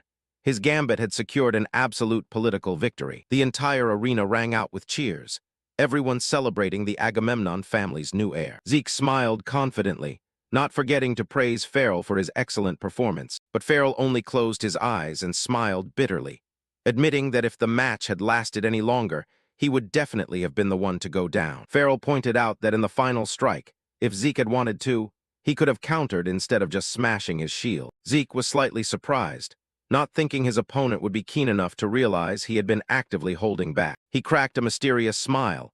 Everything was going exactly according to his plans. The plan to become the heir was complete. Now was the time for Zeke to seriously prepare for the upcoming martial arts tournament. The scene shifted to a quiet, luxurious resting room after the noise outside the arena. Felix was endlessly excited, unable to believe Zeke could fight to a draw with a famous champion like Farrell. Zeke told the kid to be less noisy, as in reality, Farrell was the one who had restrained his power to save face for him. He explained that the Achilles family was famous for their spear arts, yet when fighting him, Farrell had only used a sword. Felix wondered why a great knight wouldn't use his strongest weapon in such an important match. Just as they were talking, a knock at the door sounded from the entrance. Hearing the familiar voice outside the door, Zeke recognized who it was immediately and invited them into the room. It was Farrell, who had swapped his flashy armor for simpler aristocratic clothing, apologizing for the suddenness. Zeke politely invited Farrell to sit, expressing his honor at being personally visited by such a famous great knight. Farrell didn't beat around the bush but went straight to the point. He was there to ask Zeke for an important favor. He humbly admitted he still had many shortcomings compared to Zeke, and wished to support him in preparing for the future. Zeke guessed the opponent's intent immediately. It must be related to the Draker martial arts tournament. Farrell nodded in confirmation.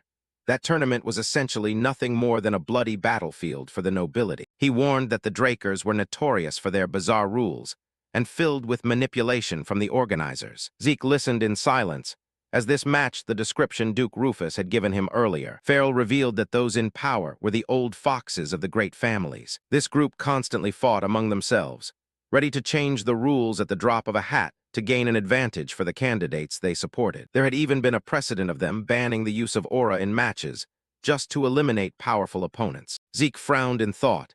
It turned out this tournament was even more corrupt and problematic than he had imagined. He began to understand why.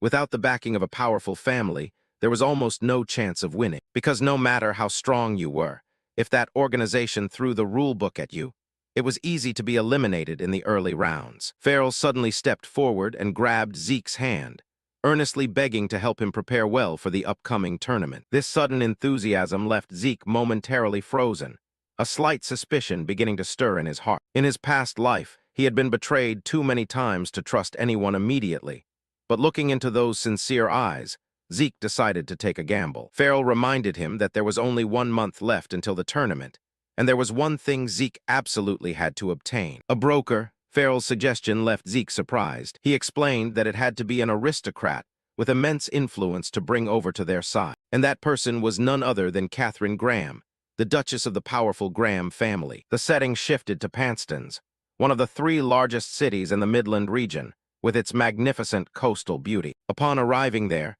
Felix couldn't help but admire the bustle and the diversity of races in the city. From the Naga and dwarves to the birdfolk, a scene completely different from what they had ever seen in Atlas. Zeke shared that the Graham family were the masters of this place, holding the financial lifeline of the entire continent. He also revealed an interesting specialty of Panston's.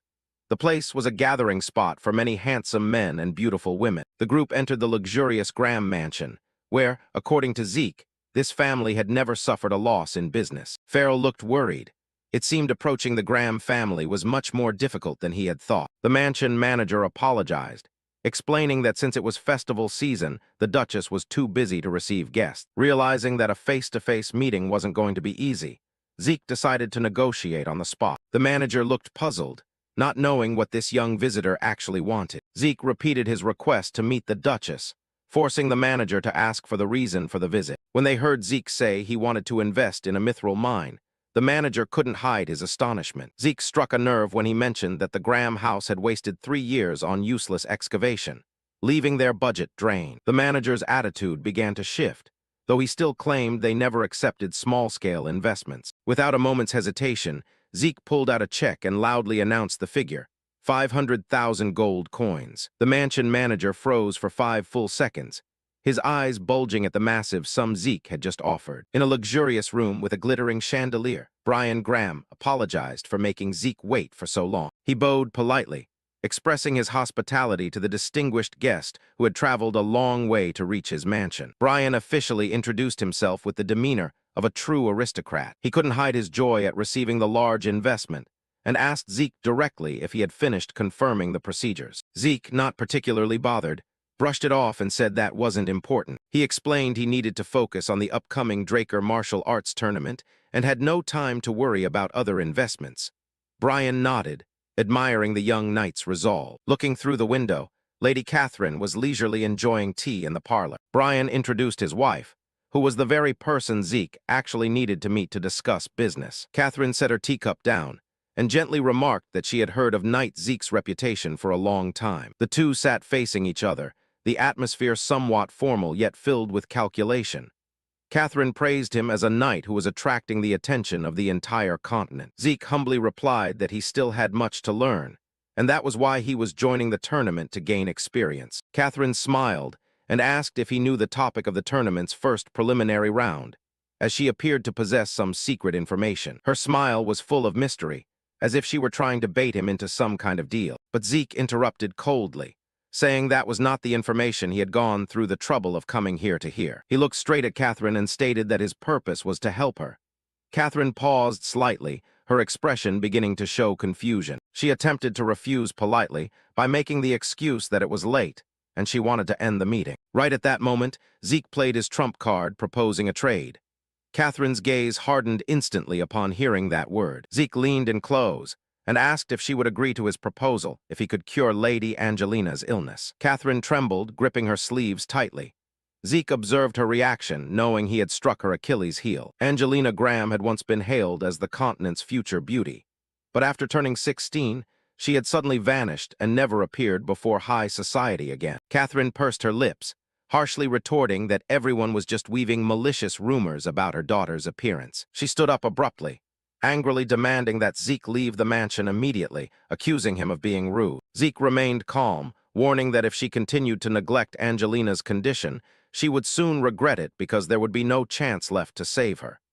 Catherine began to panic, asking how he knew about the disease. Zeke looked at her with sharp eyes, firmly stating that he knew everything. He revealed that what was tormenting her was not a common disease, but a cruel curse. Catherine gasped in astonishment.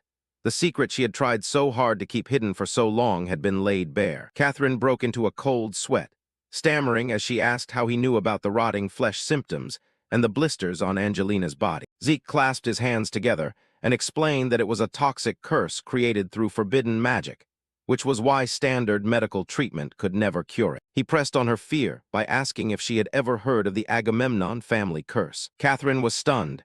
She had heard reports that the curse had just been lifted recently. She suddenly realized the true identity of the young man before her was none other than the new heir of the Agamemnon house. Zeke nodded in admission, confirming he was the one who had lifted that curse with the help of the god of light. Catherine immediately grabbed Zeke's hand as if clutching a lifeline, desperately begging him to save her daughter. Zeke coldly replied that everything was according to the will of the gods, but he needed to act immediately. He emphasized that the more time passed, the greater the danger Angelina faced. Zeke ordered Catherine to take him to see Angelina right now.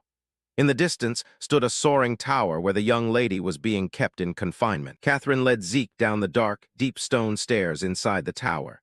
She explained that because mana was harmful to Angelina's condition, they had removed all mana-powered lighting devices. Zeke observed his surroundings, understanding why this place was so gloomy. He muttered that the darkness here was still too thick, making it hard to breathe. Suddenly, an agonizing scream echoed throughout the dark corridor, tearing through the quiet atmosphere. The two stopped before a reinforced dungeon door.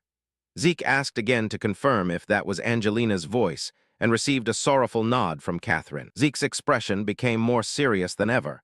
He realized the actual situation was much worse than he had envisioned. Zeke requested the Duchess to stay outside, because he wanted to go in and see Angelina alone. Catherine, though anxious, nodded in agreement and stepped back to clear his path. The door opened and Zeke stepped inside. The scene before him was absolutely wretched. Angelina was huddled on the cold stone floor, bound by heavy chains. He realized her condition was indeed far more serious than he had ever imagined. Looking at the chains wrapped around her, Zeke couldn't help but feel sorry for the girl once considered the greatest beauty. Due to the wicked curse, she now looked no different from a living mummy, her entire body wrapped in blood-soaked white bandages. Zeke bent down and gently asked if Lady Angelina could hear his voice. Angelina's weary eyes flickered behind the blood-soaked bandages. She seemed to have felt the presence of a stranger. She whispered a plea for something in extreme agony. Angelina's tears fell.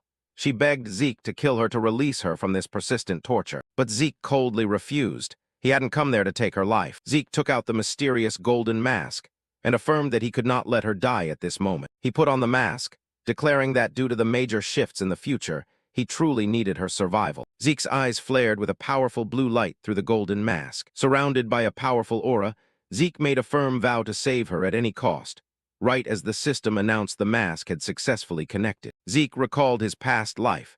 It was a specific old event that had helped him know clearly about Angelina's curse. At that time, following his master's orders, he had hunted down and captured a mage specialized in using ancient forbidden magic. During the interrogation, a shocking truth was exposed from the documents. The person wrapped in thick bandages was the one who had cast the curse on Angelina. Zeke had found the place, but the culprit was already dead.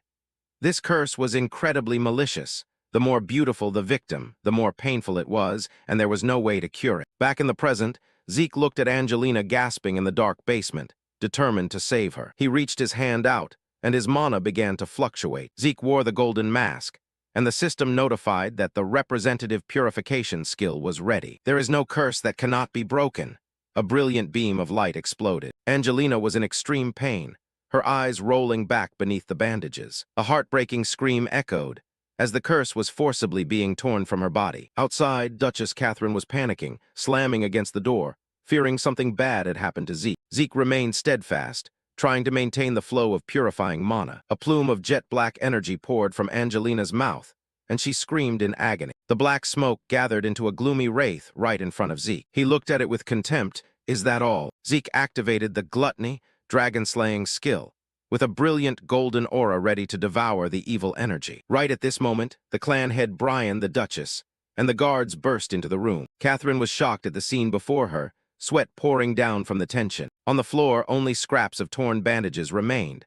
The curse had been completely erased. Zeke stood there with his mask off. Angelina had calmed down.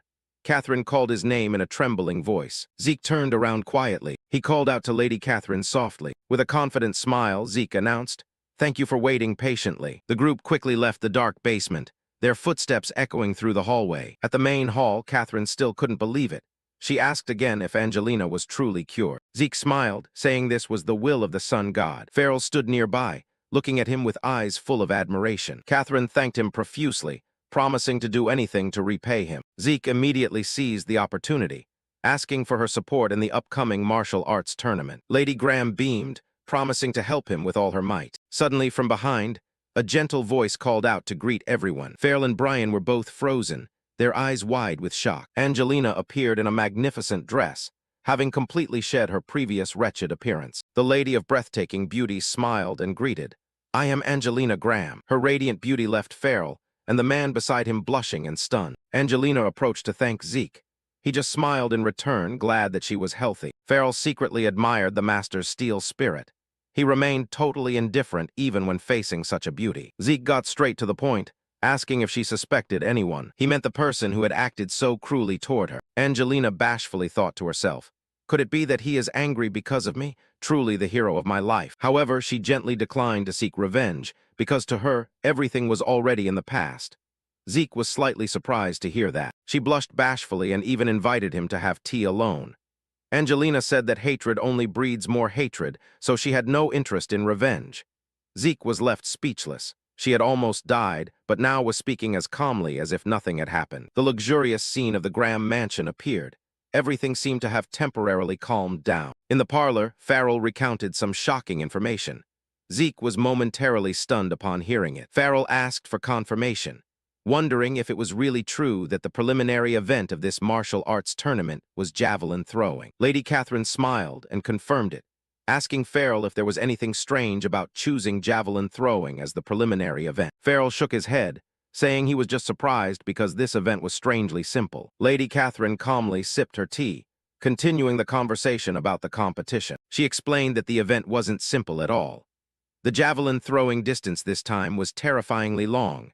According to rumors she heard, the target was placed all the way across the mountain. Zeke listened attentively, realizing this challenge required both immense strength and absolute precision to hit the mark. Farrell turned to Zeke, saying he had already guessed which clan was behind the arrangement of this event. The most likely candidate was the Zimmons clan. Most members of that house used spears as their primary weapon, so javelin throwing was certainly their specialty. Zeke narrowed his eyes in thought. It was very likely the Zimmons house would get involved in this. Zeke smirked enigmatically, muttering that damn brat was also participating in this tournament. He asked Farrell if those who knew about the event ahead of time must have started practicing a long time ago. Farrell nodded, confirming that they might have already finished practicing everything. Hearing this, Zeke stood up decisively. He said that in that case he had to start quickly. Farrell was bewildered, not understanding what he intended to do. With a confident smile, Zeke affirmed that now that he knew the event, he also had to practice properly like everyone else. The harder it was, the more excited he became. Zeke stood motionless, his hand gripping the spear firmly. The atmosphere on the training ground became unusually tense, as if even the wind were holding its breath, awaiting his next move. His eyes narrowed, focused on the target far off at the edge of the field. For a fleeting moment, the entire area was plunged into absolute silence. Then suddenly, Zeke swung his arm and threw the spear in one fluid motion. The force of the throw created distinct ripples in the air. The spear shot forward like a bolt of lightning, tearing through the wind at a terrifying speed. Dust kicked up slightly as the weapon flew straight toward the distant target. Felix spoke up immediately, his voice full of excitement. That was so close. If it had flown just a little further, it would have been a bullseye. Sir Farrell nodded in agreement and added, his voice brimming with inspiration. That is more than enough to prepare for the preliminary round. However, Zeke didn't even bother to glance at him. His expression remained calm and unreadable. He lowered his hands slightly and asked, "What do you intend to do next?" Farrell frowned slightly at the sudden question and asked back, "What do you mean?" Zeke slowly turned his head to look at him, his sharp eyes flashing with calculation. He said calmly, "If you modify the spear beforehand and prepare thoroughly, couldn't we compete under conditions better suited for that event?" Sir Farrell crossed his arms, mulling over the idea carefully. A moment later, he replied, "That's a good point. However, the other families will eventually think of the same thing. In the end, the key will lie in who can prepare the more suitable weapon." Hearing this, Zeke quietly shifted his gaze toward Lady Catherine. His expression softened slightly as he spoke. "Lady Catherine, I have a favor to ask of you." Lady Catherine smiled gracefully and replied without hesitation, "You can ask for anything." Felix and Farrell watched the two of them with wide-eyed astonishment as Zeke and Catherine began discussing their competition strategy. After listening to Zeke's explanation, Lady Catherine blinked in surprise and asked, "Do you really want to modify it into that shape?" A faint smile appeared on her face as she continued, "I'm not very knowledgeable about weapons, but if it's something Zeke wants, there must surely be a reason." Without asking further, she accepted the request. Zeke quietly clenched his fist.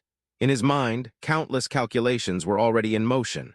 With that, all preparations for the preliminary round were complete. A cold smile flashed through his thoughts as he cursed the Seaman family inwardly. No matter how much they struggled in the end, They were all in the palm of his hand. The scene shifted to the Valhalla Academy dormitory. Sir Farrell looked around the room with a nostalgic gaze and said, "It's been a long time since I returned here after graduating from Valhalla." Zeke asked, slightly surprised. "You also attended Valhalla Academy?" Sir Farrell nodded in confirmation. "I greatly admired Sir Flobert. That's why I truly wanted to study here." Hearing this, Zeke smiled faintly. Deep down, he thought that Flobert was a knight even the central nobility respected. Very few people could earn that level of admiration and recognition. Suddenly, footsteps echoed from the hallway outside.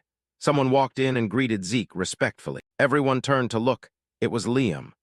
Liam bowed slightly and thanked Zeke sincerely for his help, saying that, thanks to him, he had completed his graduation exam safely. Zeke approached Liam and asked, "I heard you were promoted to a Purple Knight." Liam nodded quietly. Zeke continued, "I also heard you received a letter of recommendation to Valhalla along with Renee, but you refused.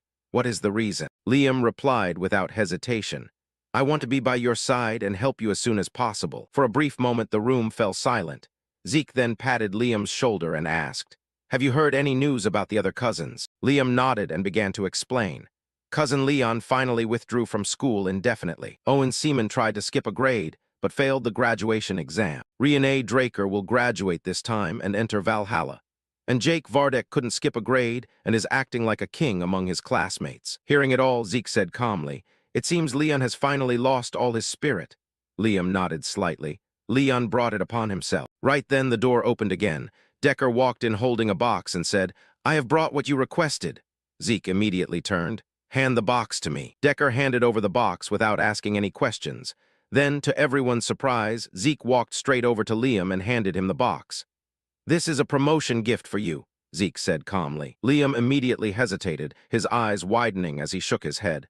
"The things you gave me before were already more than enough." Zeke frowned slightly. "Stop nagging and take it." Unable to refuse any further, Liam carefully opened the box. The moment he looked inside, his expression completely froze. His eyes widened in amazement. Zeke asked calmly, "Do you like the gift?" Liam clenched his hand excitedly and replied, "Of course I do." Inside the box was a custom-made suit of armor. The craftsmanship was extremely exquisite. The armor had a delicate structure, balancing mobility and defense. Even Felix looked on with visible envy. Liam quickly tried it on, and after a few minor adjustments, he was amazed once more. "It's a perfect fit." He immediately thanked Zeke sincerely for the gift. Meanwhile, Zeke quietly thought to himself that in his past life, he had used the mercenary king's armor as a reference. This time, he had specifically ordered it for Liam from Jillian. Therefore, he was very confident Liam would like it. Zeke then said to Liam, "Just keep doing your best." After that, Zeke slowly shifted his gaze toward Felix. He said calmly, "Liam was the first subordinate to swear loyalty to me, and he is a squire." Then Zeke directly ordered Felix, "Consider Liam your senior." Felix was completely shocked. "Why am I lower than him?" he asked instinctively as a sense of competition flared up in his mind. Zeke asked calmly, "Do you have any dissatisfaction?" Felix immediately bowed his head and replied, "No, I was just asking." Zeke slowly closed his eyes and said, "I will give you a chance. If you can defeat Liam, I will change the ranking." The air immediately became heavy. A wave of killing intent suddenly flooded the room. As Felix raised his head and declared, "Then there is no turning back, master." Liam also looked at Felix with an annoyed expression. The scene shifted to the training ground. Labored breathing echoed everywhere. Felix cursed continuously while desperately trying to keep up. His body looked miserable. His face was covered in bruises, his eyes dulled from exhaustion. Liam stood firmly on the opposite side. The disparity between the two became clearer and clearer. Finally, Felix collapsed to the ground, unconscious. Zeke calmly declared the winner. Right then, Sir Farrell approached from behind, holding a stack of papers. Zeke turned and asked, "What is that?" Sir Farrell handed over the documents and replied, "You should read these." Then he added, "It says Renee Draker will participate in the tournament." The moment he heard that name, Zeke was stunned. A cold silence enveloped him. Sir Farrell continued, "Anyone from the rank of Purple Knight and above can participate. It seems the Turan family hurried to register her." Zeke's gaze immediately turned icy. He slowly looked at Liam and asked, "Did you hear that?" Liam stiffened slightly. Zeke said calmly, "You should also participate in the tournament." Liam was surprised. Zeke continued, "Your goal is to defeat Renee." Sir Farrell immediately objected. "Renee Draker is a pure-blooded awakened, just like you. Even though she is young, she is one of the strongest candidates for the championship." But Zeke simply replied, That is exactly why I am assigning it to Liam. His voice carried absolute confidence. If Liam is a subordinate who has sworn loyalty to me, Zeke said firmly, then he must at least be able to go up against a championship candidate. Sir Farrell quietly praised Zeke in his heart. His way of thinking was completely different from ordinary people. While others focused on limits, Zeke only looked at results and growth. Meanwhile, Liam was completely overwhelmed by the trust Zeke placed in him. Zeke then looked straight at Liam and said, "Now you need to try even harder. You have to face Renee Draker in the tournament." Liam immediately stood at attention and replied resolutely, "I will do my best." As their conversation continued, Felix slowly regained consciousness on the ground. His entire body ached horribly. While staring blankly at the sky, he quietly regretted his choice. Temporary camps had been set up near the foot of the mountain.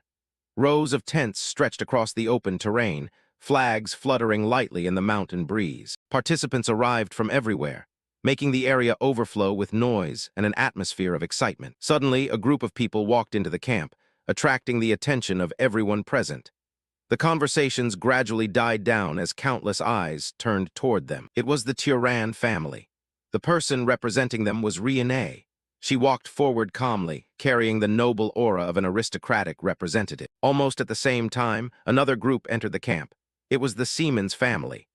Owen Siemens represented the Siemens family, and he was also escorted by knights and guards. The two groups finally stopped in front of each other, creating a tense, silent atmosphere. Owen stared at Renee before gritting his teeth. "It's been a long time since we last met," he said. An arrogant smile appeared on his face as he continued. "But it's a pity. The Siemens family will be the winners of the upcoming martial arts tournament." Renee looked at him with an emotionless face.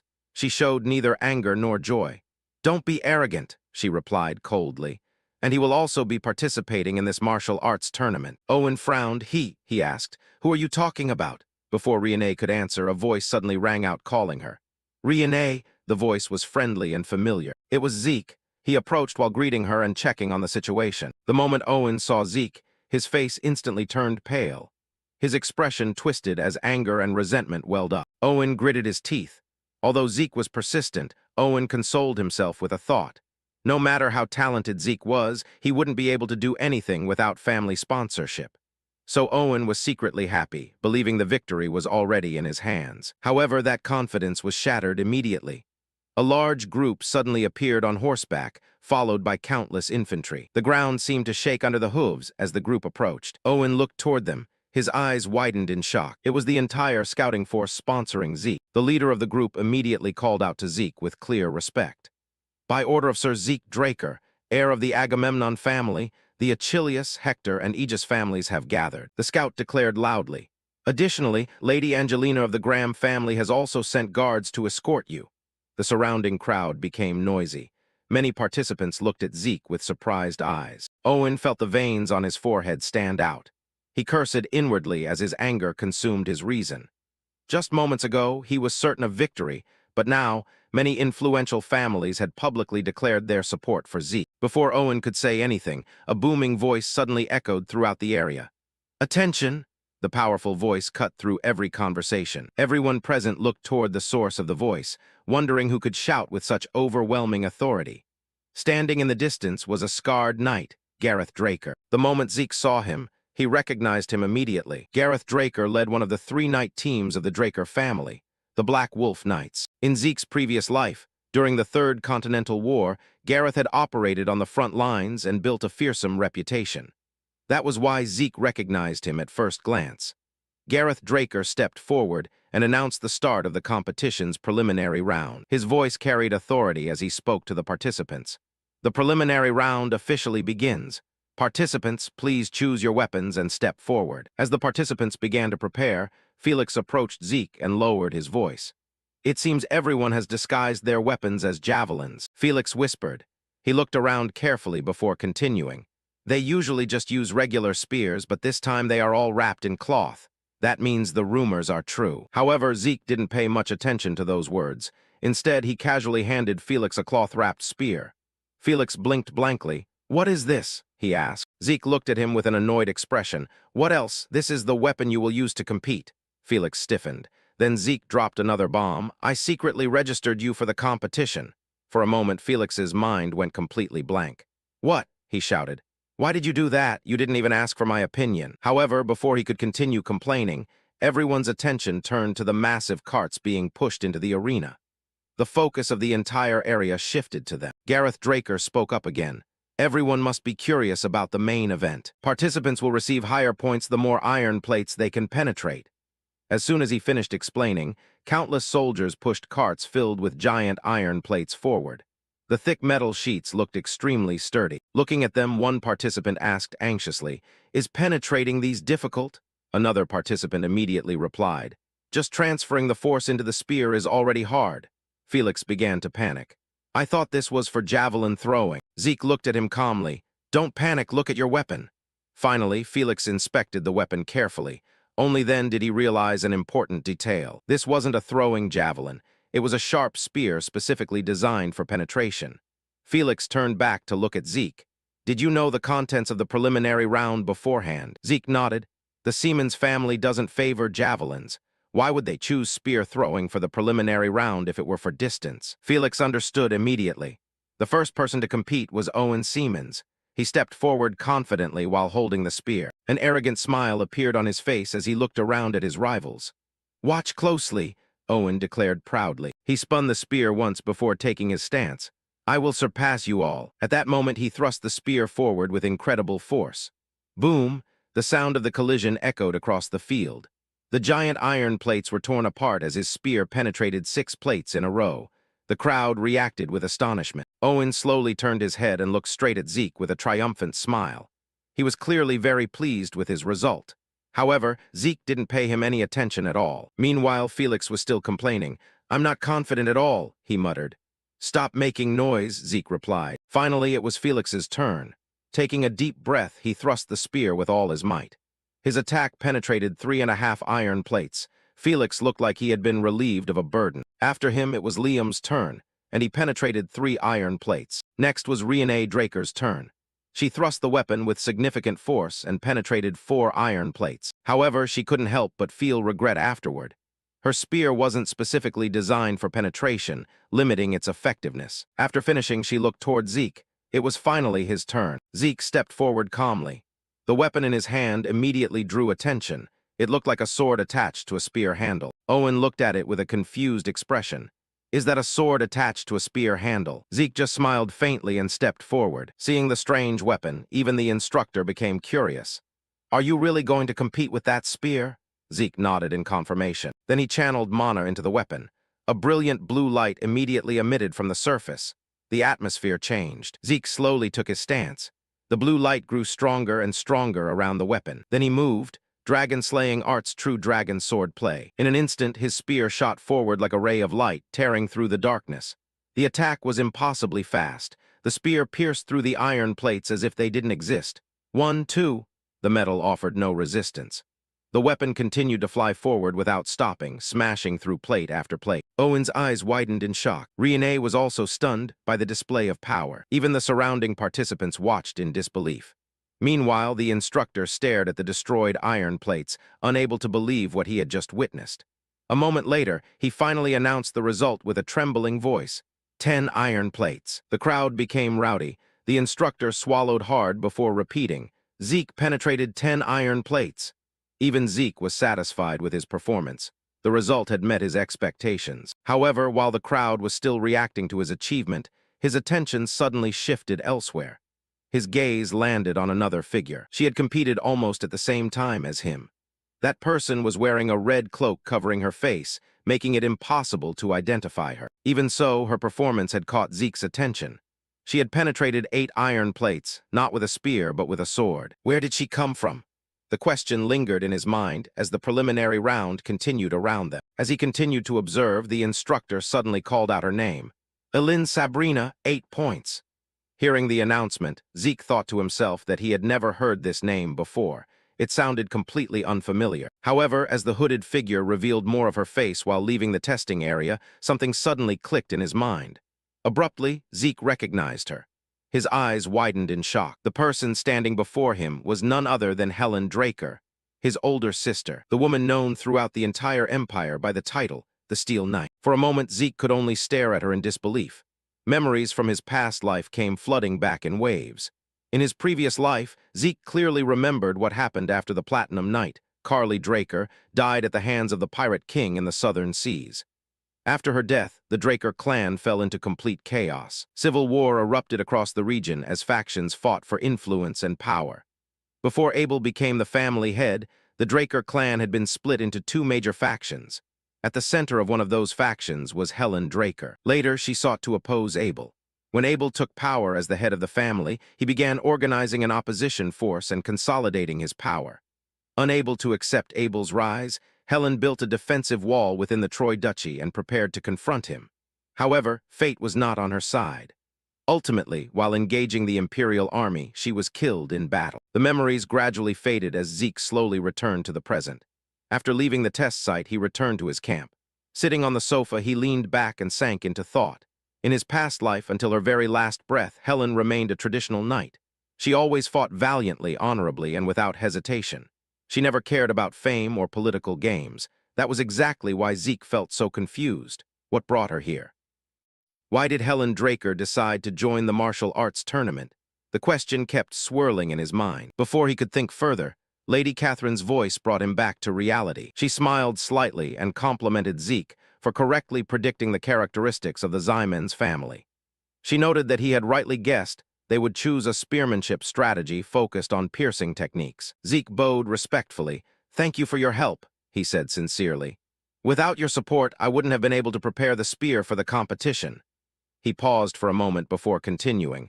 "And thanks to you, our 3 members have made it into the main round." Lady Catherine seemed very pleased with the compliment. "Thank you," she replied. Then her expression became more serious. "I have obtained some reliable information regarding the first event of the main round." Everyone in the room immediately focused their attention on her. "The first event will be running." Felix blinked repeatedly. "Running?" he asked in disbelief. "In a martial arts tournament." Before he could finish, Sir Farrell interrupted. His expression was unusually grave. "The running mentioned here is the Draker survival running of the Draker family." The atmosphere immediately grew heavier. Sir Farrell crossed his arms and continued to explain. "This is not a normal race where you just reach the finish line." His voice grew colder. "This is a match where participants can be ambushed by opponents. They can engage in open combat if necessary. If you don't have family sponsorship, you will only be eliminated." The significance of those words immediately sank in for everyone. Both Liam and Felix turned pale. Now they understood. This was not just a simple martial arts tournament. This was also a battlefield where political powers clashed through their representatives. While others worried about the upcoming challenge, Zeke's thoughts drifted elsewhere. He was still thinking about Helen Draker. Why did she participate in the competition? What on earth did she want? No matter how much he thought about it, he couldn't find the answer. However, there was one thing he was absolutely certain of. Helen was not on the same side as the Zyman's family. Inside her camp, Helen was practicing swordsmanship. Her blade cut through the air repeatedly as she trained in silence. Right then, Carly Draker entered the room. "Helen," Carly called out. Helen immediately stopped and turned around. "Sister Carly," she responded respectfully. Carly smiled helplessly. "Don't be so formal when it's just us sisters," she said. "Just call me sister." Helen nodded quietly. After a brief silence, Carly asked about a surprising person. "What do you think of Zeke?" Hearing that name, Helen's hand trembled slightly, not out of fear but out of excitement. Carly noticed the reaction immediately. The corners of her mouth curled into a small smile. "You want to spar with him, don't you?" she asked. Helen didn't answer immediately. Instead, her thoughts flew back to the competition. She recalled the technique Zeke had used, the dragon-slaying arts, dragon scale pierce. That image was still vivid in her mind. It was an extraordinary attack. Helen silently complimented that technique in her heart. Then she whispered softly, almost to herself. Zeke's dragon scale pierce was more vivid, as if he could truly catch a dragon. For a moment the room became quiet. Carly then snapped out of her thoughts and stepped closer. Placing a hand on Helen's shoulder, she said seriously, "Zeke will be a great asset to us." She looked directly into Helen's eyes. "Keep testing him until you acknowledge him." Helen was silent. She didn't say a word. However, deep in her heart, she felt increasingly excited. The more she thought about Zeke's potential, the more interested she became. The scene shifts to the day the official main round begins. Countless participants gathered at the starting area. A cold wind swept across the land as everyone prepared themselves. Standing in front of the crowd was Gareth Draker. He looked over all the contestants and asked loudly, "Are you ready?" His voice echoed throughout the area. After receiving a response from the participants, he began explaining the rules. This round is nothing special. As he spoke, he pointed toward the massive, towering, snow-capped mountain behind him. You just need to reach Atlas Mountain within the next 48 hours. Many participants looked toward the mountain. The snow-white peak disappeared into the clouds. The challenge looked much more difficult than what Gareth described. Without further delay, Gareth signaled the start of the competition. On another side, Owen Zymans revealed a vicious smile. He was confident, absolutely confident. In this round, he would definitely crush Zeke. However, Zeke didn't bother paying attention to him at all. Instead, he turned to look at Felix. "Get into the cave," Zeke ordered. Felix blinked. "What's in the cave?" he asked anxiously. Zeke immediately glared at him. "You really don't want to go in." Felix quickly forced a laugh to ease the atmosphere. "I'm going in." He slowly walked into the cave, quietly followed behind. A few seconds passed, then suddenly, "Help!" A terrified scream echoed from inside the cave. Everyone jumped. The next moment, Felix rushed out in desperation, screaming for help. Behind him were 3 massive polar bears in hot pursuit. The giant beasts roared angrily as they chased him. Seeing the situation, Zeke calmly turned to Liam. "Draw your sword." Liam looked at him in disbelief. "What are you asking me to do?" Liam asked worriedly. Zeke just smiled. "The fur of these bears will be very useful for us." Meanwhile, Riene and her group were moving through a snowy forest. As the group leader, Riene walked in front. Behind her, her subordinates shivered incessantly. The weather was cruelly freezing. Although most of them remained silent, they whined endlessly in their hearts while enduring the cold. Suddenly, Riene felt something was wrong. A strange sensation ran down her spine. She immediately stopped. Then she looked back. In that moment, her eyes widened. A group of giant creatures was following them, Yeti. Several giant Yetis were moving through the forest behind them. Riene was amazed.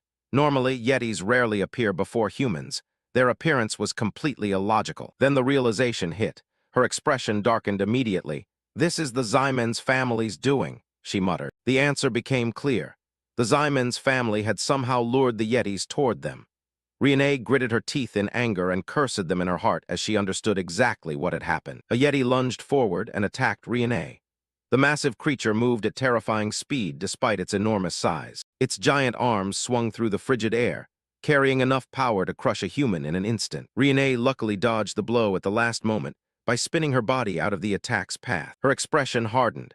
At that moment, Riene thought to herself that at such a high altitude and in sub-zero temperatures, even the smallest movement consumed an immense amount of stamina. Every breath was heavier than usual. The icy wind cut into her skin like a blade, and the freezing environment continuously sapped her strength. Her gaze then shifted to her subordinates. Riene immediately understood the situation. Although she could try to endure this battle, her subordinates could not. Their condition had deteriorated significantly due to the harsh environment, and the enemies standing before them were completely overwhelming, especially given their terrifying numbers. Dozens of Yetis stood before them, their towering figures surrounding the area like an army of monsters. Their growls echoed through the snowy forest, making the air even more suffocating. Realizing what had to be done, Riene stepped forward and stood before the group of Yetis. She gripped her weapon tightly and turned to her subordinates. "You must leave here," Riene ordered firmly. "I will hold them back." The subordinates immediately froze. However, none of them were willing to retreat. Instead of backing down, they stood their ground. They refused to leave her alone. Seeing that they wouldn't retreat, Riene's expression darkened with anger. "What are you doing?" she asked sharply. "Are you refusing my orders?" Her tone carried an authority that immediately silenced them. The subordinates were stunned for a moment, torn in their decision. Each of them wanted to stay and fight by her side, but they also clearly understood their leader's intentions. Finally, they gritted their teeth. With expressions full of resentment and helplessness, they bowed their heads slightly. "We are sorry." They apologized before turning around. Then they dashed away from the battlefield. The Yetis immediately noticed the retreating figures. A few roared and tried to chase after Riene's subordinates, but Riene stepped out to block them. She stood right in their path. Like an immovable wall, she completely blocked their way. The Yetis stopped and glared at her. Riene gripped her sword with firm determination. Even if she had to die here, retreating was not an option. To save those who were loyal to the tyrant family and had entrusted their lives to her, she was ready to sacrifice herself without hesitation. The cold wind swept through the snowy forest. The air became tense. Suddenly, a silhouette appeared amidst the snowy forest. The mysterious person rushed forward with incredible speed. Before Riene could react, the figure leaped over her head and charged straight into the Yeti pack. The newcomer wore bare fur that covered their face, making immediate identification impossible. The Yetis almost couldn't react in time. With a quick, clean movement of the sword, the figure swung the blade.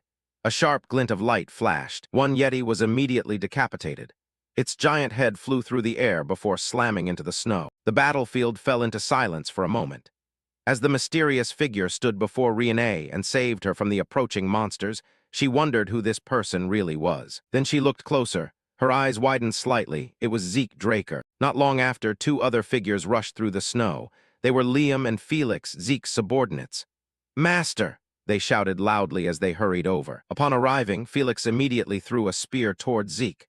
The weapon spun rapidly in the air. Without delay, Zeke reached out and caught the spear with perfect precision. Then, without hesitating for even a moment, he took his stance, his muscles tensed. Using all his strength, Zeke threw the spear toward the Yeti pack. The spear shot out like a bolt of lightning. It pierced through several Yetis in a straight line. A few monsters were killed instantly. Blood stained the white snow red. Seeing the terrifying power of their opponent, the remaining Yetis hesitated. Fear was evident in their eyes. After a brief moment, the surviving Yetis retreated. Their giant bodies vanished deeper into the snowy forest. At that moment, the battlefield finally returned to silence. Zeke shifted his gaze to Riene. Looking straight at her, he asked, "The Turan family never forgets a favor, right?" Riene nodded. "That's right," she replied. "What do you want?" Zeke looked toward the distant mountain peak. "Nothing much," he said calmly, "and it's not a difficult condition." Then he proposed that they head to the destination quickly together. Meanwhile, at the mountain peak, Gareth Draker was waiting for the participants to arrive. Beside him, an instructor was reporting the current results. "A total of 30 participants have passed," the instructor reported. Gareth Draker nodded. "The competition deadline is nearing," he said. Nearby, Owen Zymans revealed a smug smile. In his mind, he believed the plan to use Yetis to block Riene was definitely the right choice.